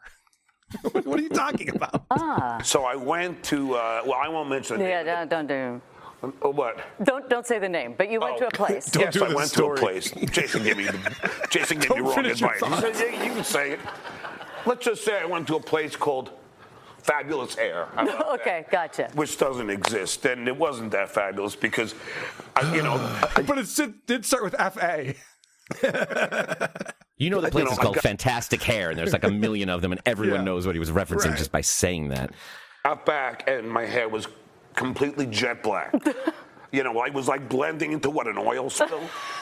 It was like I sent you a picture. It was like black, and then I'm like, he keeps trying to go back, picture. and I'm like, please help me out here. I'm doing TV with the beautiful Jen Stacy. Help me out. So they finally got it. When does Chic show up? When is the beautiful anchor going to be there? Kidding. You're great. Back to what looks like brown, I don't know, or a little orangey. I think you're looking good. You never know what you're going to get. I'm just too young to look old, Jen. Much too young. And I'm to feel single. This I do all of this for the ladies. He is single, ladies. It's funny because you have such an incredible. The way she said that, he is single. Yeah, he is perpetually single. I can attest to this. He is always hitting on me. He is certainly single. He's the most single guy I've ever hung out with. So all of that just to draw more attention to how shitty his hair is. Yeah, and how old he looks. Yeah. Good job, John. You nailed it. I love John in HD. It's great. It's fun. It's like his face is melting. Incredible history. You have met everybody. You've offended many. Yes. Weren't you ever afraid to ask some of these celebrities and notable people these questions? Notable? Yeah, sure. These people are, and I don't know who comes up with these questions. If John's feeding them this, the answer is like that was 35 years ago. She used the word notable, so I think he is feeding her. Yeah, she's like, so you said that you were notable people you spoke with? No, in fact, it's funny. On my fourth grade report card, the teacher wrote... It's the fifth grade report card. How do I know this better than John does at this point? To my mother and father, and on top of the report card, and the John president tends to ask outrageous and penetrating questions in class and stutters when excited. God. You made a living out of it. Yeah, she was like a soothsayer. How the hell did she know? But then I never had a problem asking. John asks penetrating questions and will stop penetrating women when he turns 50. Anything. John sues everybody. It's very litigious. That was my sixth grade report card. You're bold, and I love that about you. You always say it like it is. You you were telling us last time, I'm just trying to kind of be quiet. You know, you were on the Stern Show and the Leno Show, among many, many, many others, TV shows and movies, and you were just kind of trying to relax. Yo, she's like, we never heard the end of his credits, by the way. Don't even get him started on that. Right. We know a lot of things. Okay, moving on. And you jumped right back into the fray this week. Oh, I didn't mean to. Who knew that Men's Journal is following Stuttering John on Twitter? I just tweeted something out about Howard because Howard's, I guess, allegedly getting canceled. Mm-hmm. And I made a political thing. Mm-hmm. And, oh, by the way, I don't do any politics he doesn't do that. in my act. I don't want to alienate half the audience. Or on your political show. He goes, I don't want to alienate the audience. I just talk about having sex with women. Well, that also kind of turned some people off, John. It's like Jay Leno, when we would write for Jay, if we wrote, let's say, half beating up on the Dems, then the other half would have to be beating up on the Republicans. You don't want to alienate just and like half the country. Then we write Me personally on stage, I don't do any politics. You don't. There's enough to laugh about with this. Well, it is refreshing to be able to do that and not have to deal with the political. Florida is getting to John. There was not a question of whether he's a political humorist or if he leans right or left. He just goes, and by the way, I know I'm in a Republican state. You guys are great. Don't hit me. You guys are all the best. Let's go Trump. What the fuck was that? That was a weird reaction he just got right there. Yeah, something happened to him somewhere. Political humor or whatever, just humor that's relatable to all of us. Yeah, like checking out the Kardashians when they're underage sunbathing. You know, these are relatable to all of us. Like kicking a woman out of bed and asking her to make you a lasagna. It's a lot of fun. Sorry, but I also think that you go to a comedy club to just escape. Yeah, I agree. Just laugh. No, people actually escape the comedy club when you're there. You don't want to start, hating on, how dare. It sounds like why he books a show. I just want to get away from it all. I don't want to work. Why are you waiting up these exit signs? They're going to know where to go. I need those turned off immediately. Someplace they can't ask him to leave. I want it darker than Opie's show. He beat up my president. Right. He's still talking about this? It's best to stay away from all of that. Is it weird for you now to take your act? You wrote for the Tonight Show for years and years. To take that type of comedy and put it on the stage now, and obviously you were with Howard, which you guys were hilarious together. I also wrote for Howard, so you have Those are two different people, yeah. Yeah, you wrote Shuli line 3. It's like going from Vivid Video to Disney. Yeah. So Vivid Video? Yeah. She doesn't know what that is. No. I do. It's been a while, though. Are they still... Is that a modern reference? No. That's not a... Okay. But with me, I'm it's all about just all the things that I experience, all my observations, and, all about my life, and all about stuttering, and, everything like that. And that was a hard thing to somewhat overcome. I'm sure. I mean, took me a long time. Well, not only did you overcome it, but you became the announcer on the biggest show in the country. Yes. And you're acting like he's not having a logical thought process as he's doing whatever the fuck he's doing to promote his comedy show. It's almost like you're acting like he's all over the place. A little bit. He was like 5 things in a row, and he said nothing. Yes. They were just like... He's like nervous fortune to be cookies. He was cracking, reading, and throwing away. He's nervous to be on no TV. Connection. And he looks it and he seems it. And what do you say? Somewhat overcome? I thought he was the headliner at the stuttering convention. I thought he pulls people aside and like that, they are cured. Somewhat overcome. He is regressing in every way. Yeah. He's shrinking and melting and wasting away and looks and sounds worse than he ever has. This is the only good thing that happened to Howard Stern that day. Catching this. Incredible. Yeah, so I mean that was amazing. I'm sure. Yeah, I couldn't wait. I can't believe that the Tonight Show hired a stutterer, but hey. Well, you had a lot of fun there. You've met all kinds of people. Who have you made the angriest? What was the worst encounter? I mean, aren't you afraid you're going to get hit or something? Well, I think Shuli and Carl are pretty upset with me right now. Something? Well, I have been hit. Oh. I mean, got beat up by Sharon Stone's bodyguard. I got strangled by Lou Reed. I got punched in the nose by Raquel Welch. Oh. Yeah. As one does. You know, these things happen. Yeah, but I Could you imagine the game of Not It they were playing when they realized they had to interview John again? Everyone's just like, fuck. Those references were Raquel Welch, Lou Reed. What was the other one? Like, there's no one. Sharon Stone's bodyguards. Yeah. I mean, come on, John. Just anyone new. Just as a reference, just anyone. Nothing.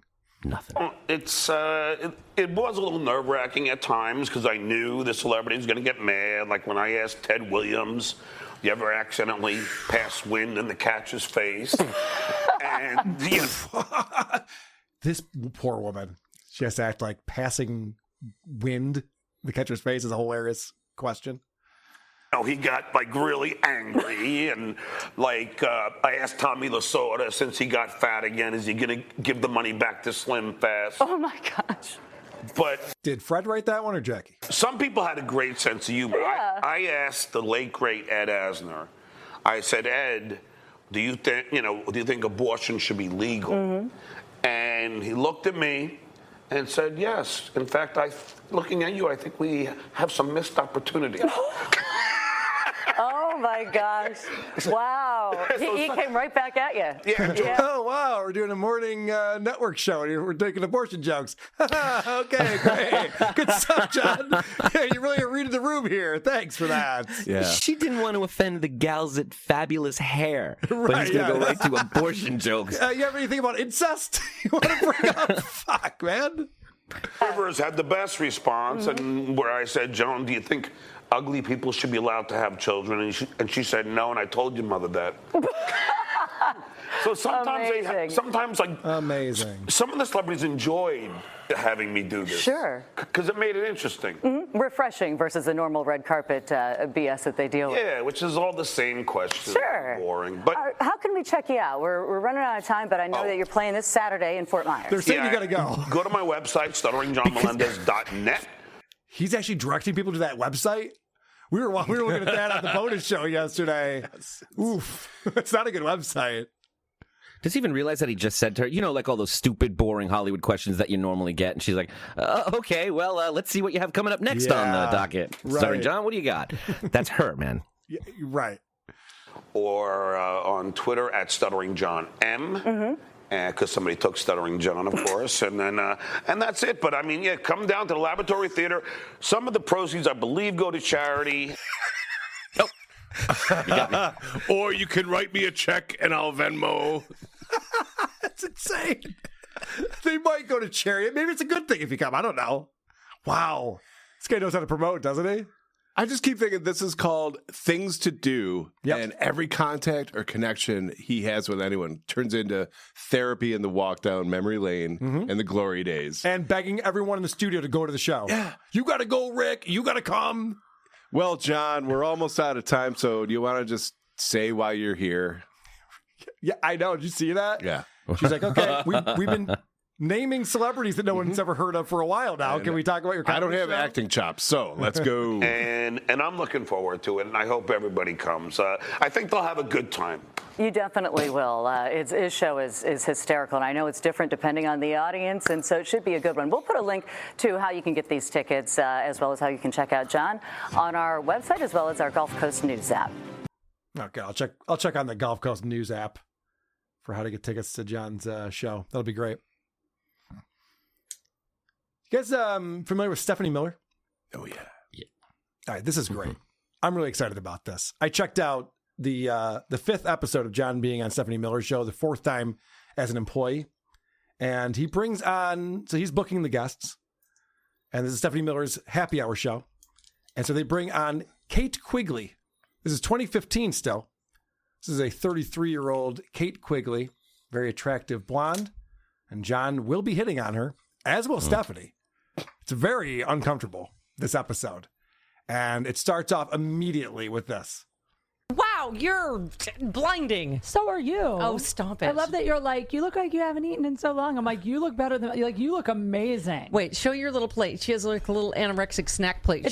Seriously, she got 3 fucking peanuts. It's like 4 nuts and a piece of cheese. I was like, would you like some? I know you haven't eaten since the 80s, but here, try some. Do you want a couple of more She's nuts, right. Kate? Actually, I did. I had Adderall for lunch Stop today. it. He couldn't help himself.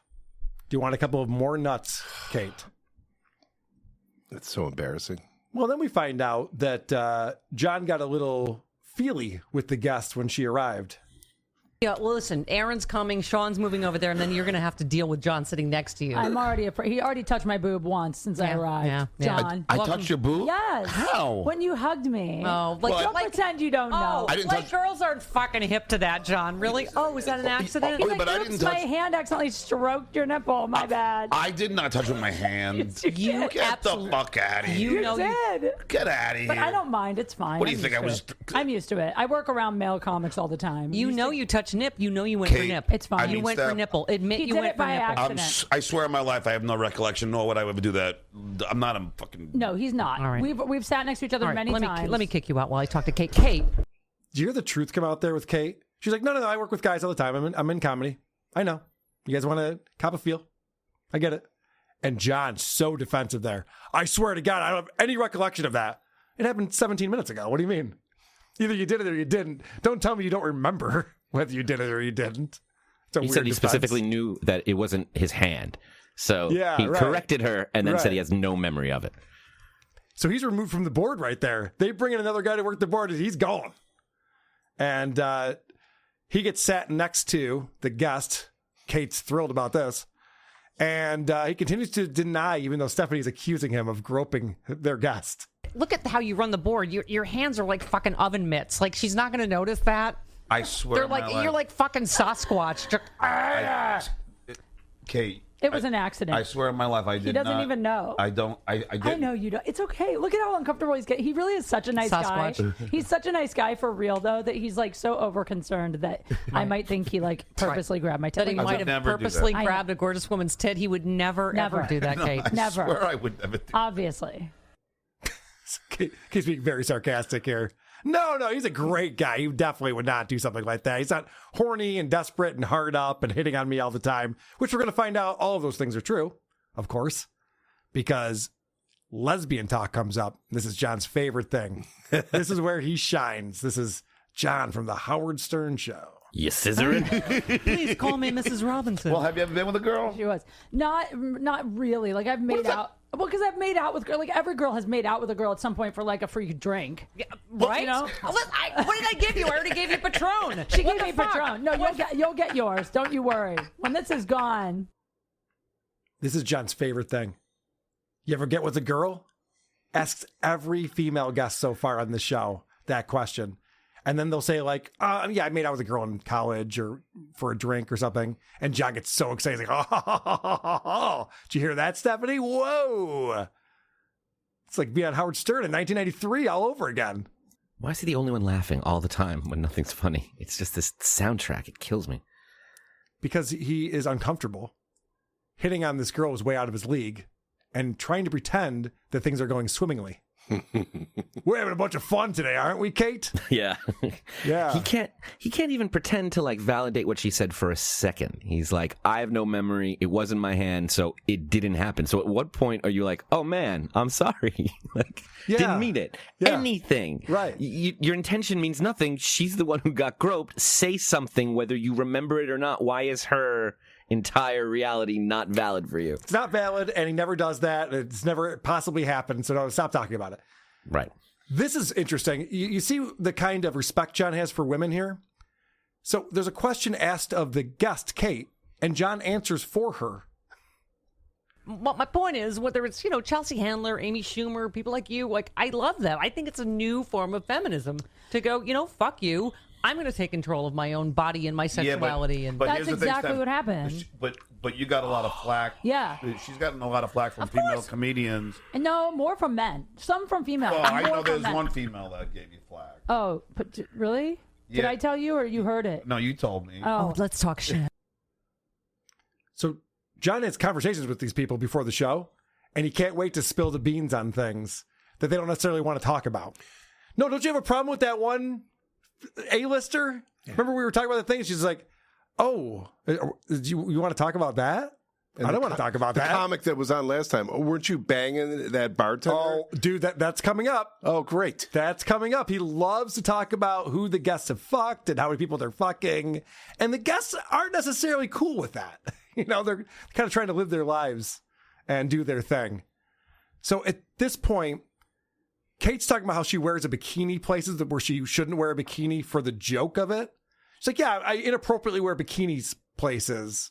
And John can't help himself, of course. One night I was at the Improv. I was talking to my girlfriends. I was like, "Fuck it, I should start wearing a bikini to everywhere. Like make fun of myself. Just wear a bikini so often. Good for you. That people are like, why is Kate never in clothes? And that's what I started doing. I started fucking wearing. I would just show up at podcasts like this, just in a bikini for no reason. People are like, why? Wait a minute. Why? Exactly. Why is she fucking clothed now, John? I asked her to Hello, look cute, producer but fail. Producer fail. No. What did I text you? He said cute. You said look cute. I put on makeup. Oh, like there's any fucking thing she could do to not look cute. Jesus. That's sweet. Wow. What a producer John is. Hey, can you be cute on the show? Yes, I'll do my makeup, John. Thanks. No problem. And he's still talking off mic. He can't talk on the mic. We were pointing this out yesterday on the bonus show. It's so frustrating. Yes, when he was doing his show in 2018, and he's talking about how he's a better broadcaster than Jackie Martling. He goes, yeah, we'll do this reunion show for the Howard Stern show, but I got to be the host because I'm a better broadcaster than Jackie. And he's never on microphone. You can't hear him ever. He doesn't know how microphones work. He's been on the radio all this time. He still hasn't figured that out. Yeah, but Jackie's always laughing at his own jokes, and you can't have that. Yeah, no, John's never done that. But Stephanie's just as bad as John in this one. Both of them, I felt so bad for Kate Quigley. She's just getting hit on nonstop by ugly people. Right. And she's just like, yeah, so I like wear a bikini when I go on a podcast. And both of them are just like, whoa, why did you wear a bikini to this podcast? Like, all right, calm down, everyone. Put your fucking dicks and pussies away. Jesus Christ. I'm a comedian. Oh, you said dicks and pussies. I shouldn't have said that. My bad. Now we're acting this out. How it could have gone in a different universe. But it's so funny you pointed that out, Chris. I'm glad you picked up on that. Because Stephanie's also picking up on the fact that no one can hear what John is saying. Let's just get it out of the way. So John Melinda's hit on you at a comedy club. What happened is Kate. Okay, in your mic. There you go. Well, I have a loud voice. Okay, that's all right. And Sean, I can handle it. Don't worry. Okay. He's such an idiot. He's talking back here. Well, what happened was Stephanie, the host, has to say, talking to the microphone. How many times have I pointed to Andy and gone, talking to the microphone? And he goes, oh, shit, I should talk to the microphone. He hasn't done that in a long time in his defense. But John's defense is like, no, I talk loud. No, we're telling you we can't hear you. And then his second thing is, and the guy working the board will figure it out. That's not his job to fucking pull the knobs back and forth the whole fucking time. You got to figure out how to have some mic control. This guy was in a band. You know when you do vocals, he was the lead singer of a band. Mm-hmm. You know when you do vocals in the studio? The engineer isn't like writing it up and down as you're recording it. You got to figure out that when you're belting it out, you go back here. And then when you whisper, you get up here. And John goes, nope, I'll just do this and you figure it out. This goes deeper because this fucking asshole has been doing this deflection thing his whole life. Mm-hmm. Every time he gets directly called out for something, very crystal clear, he's got at least two things in the chamber to back it up why he's not doing it. He pretends that he's ready to mock people. I look someone from their toes up to their head, and I have 5 jokes for him. No. What he has is 5 excuses. Nice toes. For why he's sucking. This was also, we know he hits on her. We know he does this to all of the talent he's trying to book. It's his sex pest lifestyle. Yep. When she's on the show, it's an opportunity maybe to turn that into a bit. I'm sure that's what she's thinking. They brought it up. She's like, now I'll get, okay, I see what you're doing, John. Here I go. And he physically pushes her aside and says, no, honey, I got this one. I'm going to tell your other story, too. When he can't get them to shut up and he starts touching them to get them to stop, that's what it's like to be in a house with him. And that touching must grow and grow and grow until you're just like, I'm done. You can tell people are uncomfortable with it. And he never picks up on the hint. And the question that Stephanie just asked was, okay, so you tell the story about how you hit on Kate. So it turns out she was a guest on what was his vodcast back then. He was doing a video podcast and he called it vodcast. And this is a crazy story right here. So I asked her out on my vodcast and she said yes. And we were going to go out. No, you were being taped. Bullshit. By the way, can Call we bullshit. You didn't say yes? We call bullshit. You didn't say yes. Can I just say that John did ask me out, and I said yes on the podcast. However, A, I was on a national viewed, show. Right. B, you don't seem like a bitch. I did. There was a lot of pressure, because I said, no, I don't date comics, like I said a few times. And Even then, after you banged 2 comics, by the way. yes, that's I know, true. but not you. I did bang 2 comics, but the thing is, I learned from that experience never to fuck a comic. That's Right. what I learned. What happened with that experience, Kate? I dated 2 comics. I didn't just bang them. I dated 2 comics. And what I learned is, in any field, if you date a coworker and it doesn't end well, it sucks because you see that person all the time. This is incredible. John goes, I asked you out and you said yes. And she goes, no, that's not what happened. I said no. Multiple times, it sounds like. I don't date comics. I'm busy. I'm seeing someone. And he wore her down. And eventually she's like, yeah, we'll go out sometime. That's fine. On the show. And then John uses this thing to guilt her. It's so gross to call out a woman's excuse for not wanting to go out with you. Mm-hmm. But that's not true. You fucked other comics. Okay, I just don't want to fuck you then. What excuse do you want? Yeah. I'm not into you. What do you, that's insane. You can't talk someone into it. Yes, you can't argue your way into their pants. It doesn't work that way. What does he think she's going to say? You're right, I did. I am attracted to you. Now, You're right. It's all there. It's she insane. Said no. It's insane. And the John saying that out loud shows you how stupid he is. And then he brings up the fact that she slept with comics, which I'm sure she didn't want to talk about. I'm sure she's uncomfortable with this whole thing. And I know it's the Stephanie Miller show, but again, she's on a show. Yeah. So it's the same fucking thing. And so John now has to make an excuse for why he didn't get to go out with this girl. Uh-oh. So he's going to explain what happened. So I got cock blocked by the 2 other comics. Correct. Well, there you go. Because then when I asked her out and we're going to go out, then she goes, you know what? Maybe I'm rethinking this. Well, actually, what Kate, I let me said, just say, to be best, clear, I best said choice you've ever made. But so now he's trying to make an excuse like, well, it was the other comics who banged her. They're the reason why I'm not getting in her pants. Right. Sure, whatever you need to hear, man. Whatever reason is going to make you feel better about yourself. You feel more handsome now? Sure. Yeah, fine, man. Yeah, you were cock blocked. Whatever. It can't be a reflection on him. He cannot have been rejected on air. And he thinks everyone heard him say that and goes, for good reason. Yeah. Now, this is crazy. John keeps going back to the fact that Stephanie, before she came out as a lesbian, had sex with men. And John cannot stop talking about that. No, but here's the thing, Steph. How I assume is that you used to bang guys at some point. Along many. All right, so you enjoyed it then. Well, it was like fucking comics for her. She realized it was a bad idea. Yeah. This is so you're saying there's a chance in a moment. You're like, yeah, but you had a dick in your mouth one time. I know it was 34 years ago, but come on. And this proves that line of thinking that John has proves that story he talks about with the lesbian at the bar who he brought home. And she was just like, you know what? I miss penis. And then he brought her home to have sex with her. That's a completely made up story. That's a John fantasy thing where lesbians are like, yeah, you know what? I did used to have sex with guys and I can't wait to be with a guy right now. Let's go. This is a man who's 2 of his kids are LGBTQ. It's fucking crazy. One of his biggest brags about that was that he was ruining a long-time marriage. Yeah, that she had a relationship and the wife showed up. Oh, okay. So Kate brings up the fact that she is hosting the Adult Video News Awards, the AVNs. And, of course, John's very excited about this. Vivid video nominated. It's so funny because I'm hosting the AVN Awards this year, which is like the Oscars of porn, right? It really is. Excuse me, spit take. Yeah, it really is. I'm sorry. Go ahead. And the press release just came out yesterday, and I've known for a while, but so whatever, I posted on my social media, here's the press release. I mentioned my mom in the Porn Awards press release. Shout out to mom, whatever. And all these people were texting me, even you, were like, congrats. Look at this. So the press release comes out. She's hosting the AVNs. And so John's like, oh, that's hot. So he's texting Kate hey, congratulations on doing that porn stuff, right? And so she explains, she's like, yeah, a bunch of guys fucking reached out to me and started hitting on me. Watch John's face as he realized he wasn't the only one. congratulations on your success. You've made it. And I'm like, what the fuck are you talking? Like, literally, I'm like, I'm sitting in my apartment getting these text messages, like eating Subway that I bought with my unemployment card. I'm like, if this is making it, I'm going to kill myself.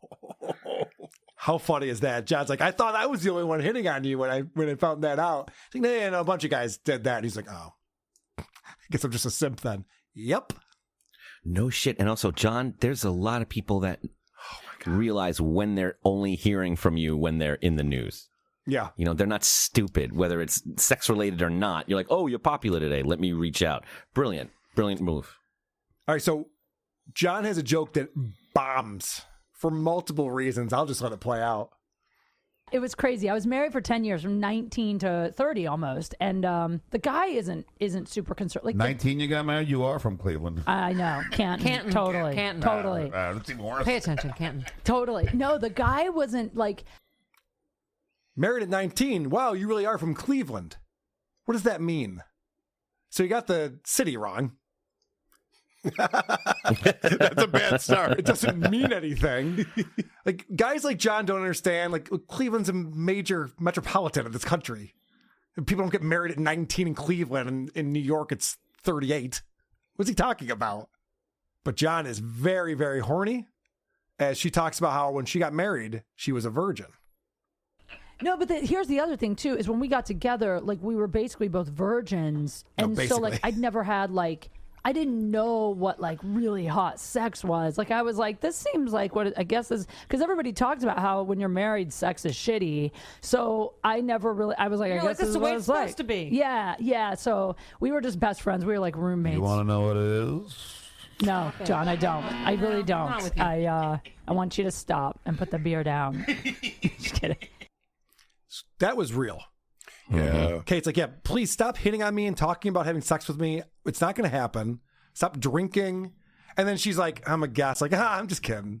You know, you could tell she felt that, like, oh, I got to let him off the hook or this is going to get awkward and weird. And John doesn't pick up on those cues at all, of course. So John tells Stephanie that he saw Kate on Tinder. That's so weird. She came up on my Tinder stuff. So wait, you prank guys on Tinder. What's that about? Oh, yeah. Okay. Well, I'm on a lot of dating websites because I have a show about dating as well. So I don't know what the point of that was. She came on my Tinder. Yep. Like outing her or something like that. Like, she's horny, man. She's out there. She's on dating sites. And immediately she goes, yeah, I do a show about dating. And so that's why I'm on all the dating sites. It's like, yeah, John, that doesn't look good for you. Also, I don't know how Tinder works, but I imagine you put in specific age ranges and things, what you're looking for. So doesn't that show that John's kind of a creep? If he's 50 and she's in her early 30s and she's showing up on his Tinder. I don't know. Is that how that works? Like, wouldn't you have to put in like a age range that you're interested in?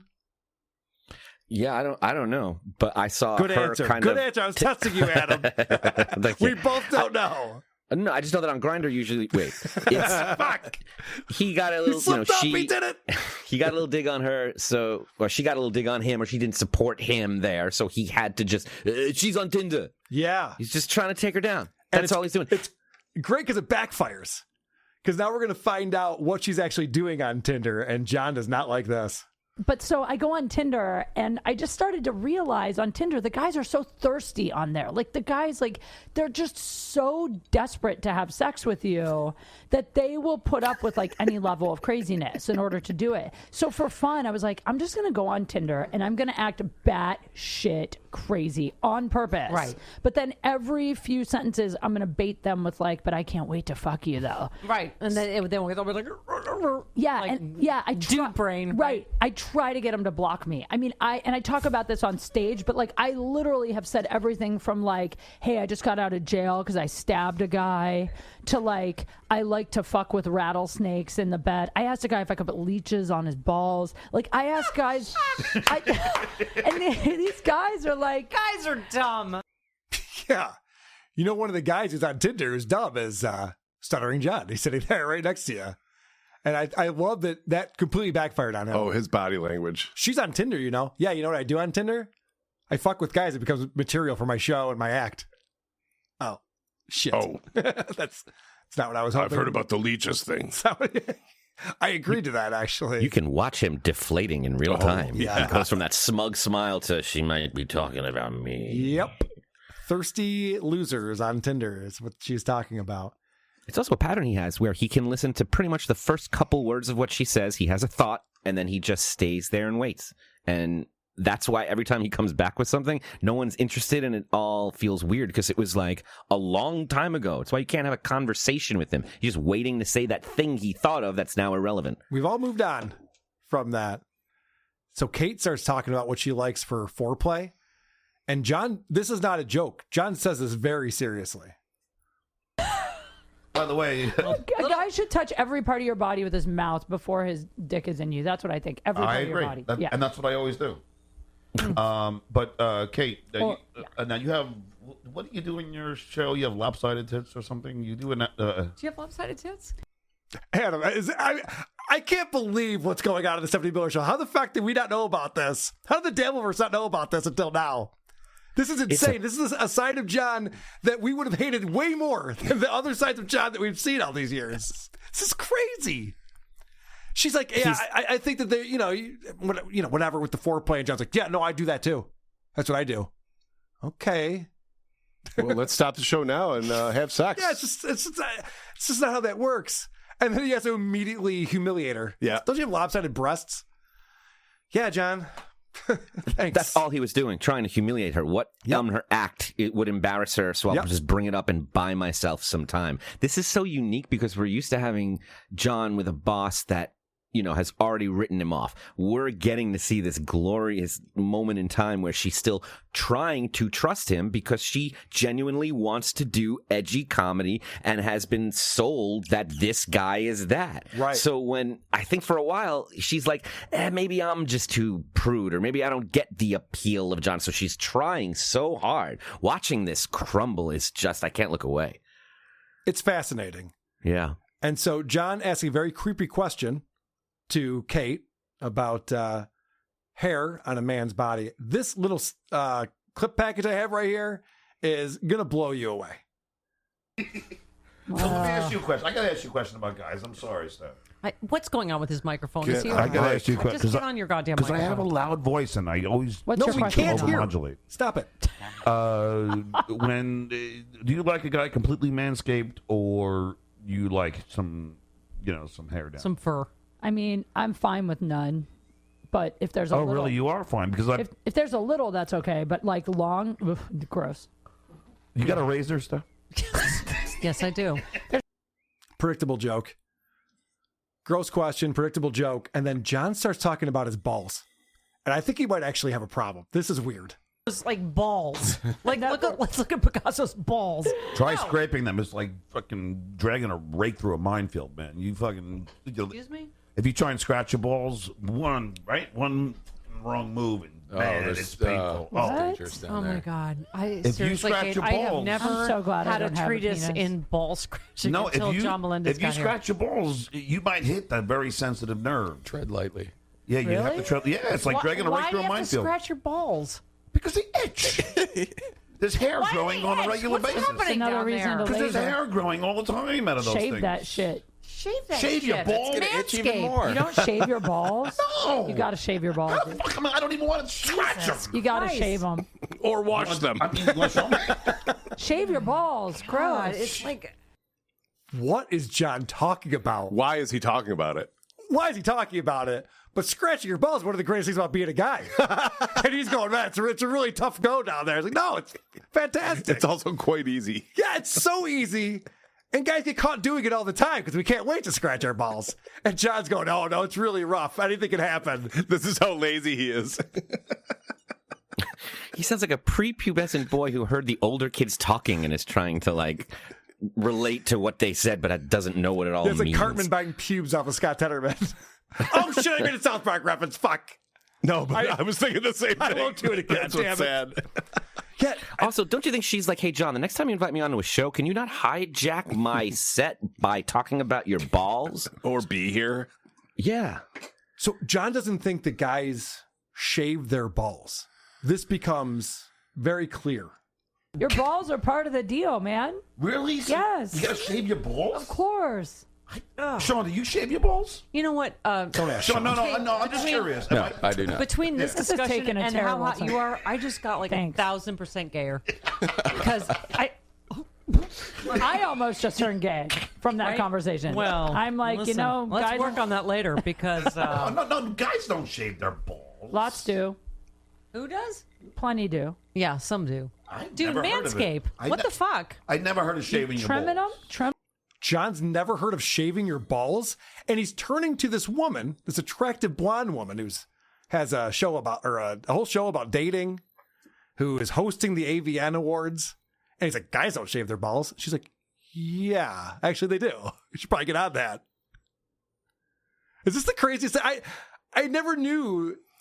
It's got to be a disaster. I mean, I don't want to think about it, but what is going on with John?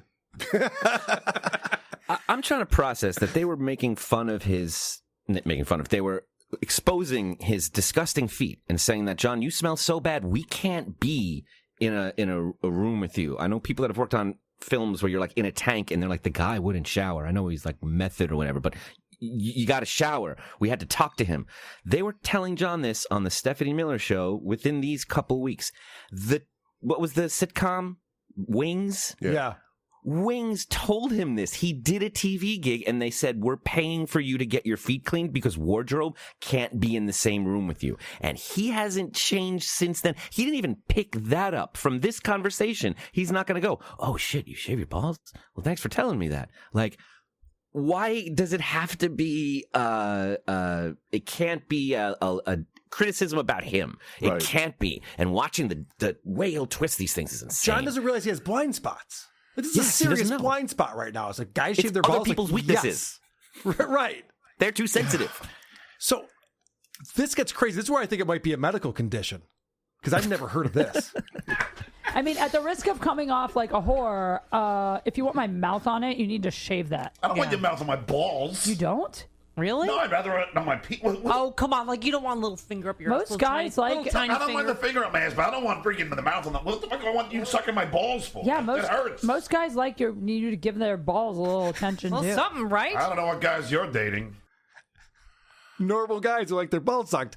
And I saw Adam's face just going, what is he talking about? He must have a medical condition with his balls. He Yeah. can't scratch them. He doesn't want a girl's mouth on them. What is happening right now? He also hasn't watched an adult film or had a conversation Right. with anybody about That's what this I was stuff or thinking. been married for years and years. Like, he thinks this is normal? Chris is dumbfounded right now. I've never seen your jaw go lower. And you're like, what? Yeah, he never had a chance, but he's going out of his way to not get anything here. Also, it goes back to me saying a jillion times that he's incapable of being embarrassed. Yeah, right. All of this would have He embarrassed should have us. abandoned this conversation. Read the room. immediately. Yeah, right. Yeah. And he can't do Stephanie it. doesn't want to talk about balls. Kate doesn't want to talk about his balls. No one wants to talk to him. Right. Let it go. I just have 2 more clips on here. Okay. And of course, the next question is going to be, Kate, how many guys are you fucking? Which I'm sure this female comic totally wants to give that information out for everyone to know. I've hooked up with like 11 people in my life. My number's really sad. Bullshit. I swear. You've only had sex with 11 guys? 11. Oh, really? Stop calling her hoary. She is a strong, powerful, beautiful woman. Well, it's just because I was married for 10 years, so I wasn't getting much. So I really just started. How many this year? Actually, not many this year. But aren't you now? I know we're now. Yeah, I know. Look at that look she just threw to John and look at his response. So they've obviously had private conversations. She doesn't want on the air at the Stephanie Miller show. Yeah. And he's like, how many of you fucked this year? And she's like, it's not that many, John. Leave it alone. Like that look right there is just like, oh, leave it alone. This is not something I need put out there on the airwaves. And John's like, oh. Yeah, I know. What an asshole. Yeah, this is my thumbnail right here. This image. He's doing Howard Stern. He thinks he's pushing and getting the dirt when he's really just being abusive. You can't tell John anything you want to be a secret. I think people learned that the hard way. Now, this is episode 4 with him as a employee. Yeah. He still thinks it's about him. Yes. He's making all of it about him. Of course, I pull clips that way too. But I make it about him. But Stephanie was being a creep on this episode, too. So the last clip I have on here, John shoots his shot again. We just heard she was on his show. He asked her out. She said no multiple times. Then she said yes. And then after the show was done, she's like, no, but seriously, we're not going out. And John has to try one more time. It sucks because I hate playing games. I don't want to play games. But but you got to a little bit. Yeah. You mean like telling me you're going to date me and fucking John, me over? Okay, John, let go of this. This me. is gone with you. I still was like, let's go out as friends. He was like, that's not my thing. That's not my thing, baby. No friends, girl. Oh, man. Wow. Yeah. Can't read the room, can't take a hint. Not even a hint. I've been told guys are very bad at reading between the lines. She's just spelling it out for him. Not interested in you. So let's never talk about this again. If I may, really quick, man. Please. On Dabblers Anonymous, Joe Schmo New York posted his interview with Noel Kassler after his tenure at Stephanie Miller. Yeah. And I pulled a couple of ISOs real quick. Yeah, great. Check this out. But she was very, very. She's difficult, and there's a long line of people. It's fine. She's got her insecurity. She has her narcissism. She's got her personality disorders. So talking about Stephanie Miller. Talk about Stephanie Miller. I played this on Point Dabble Point. Oh, okay. No, this is great. I meant to put this in this segment. And those are terms that he obviously heard either in therapy or told to him. Yes. This is what people were telling him. Exactly. And that stood out like a sore thumb, and then follows it up with this. Look, Stephanie was a difficult person to work with. I did happen to make out with her quite a few times, though. Very important to bring that up, right? I did happen to make out with her quite a few times, though. Okay, let's get Stephanie on the show. Yes. If somebody book Stephanie on the show, we need to talk to Stephanie Miller. This is insane that John is claiming he made out with this lesbian who's obviously so turned off by this asshole. Yeah. And if all the things he was saying about her were true, then was she abusing him? Was she like, if that was his boss, was she forcing herself on him? This pushy, aggressive, mean woman, but we made out a lot. Like, that's supposed to be a positive? It doesn't make sense. Right. None of it makes sense.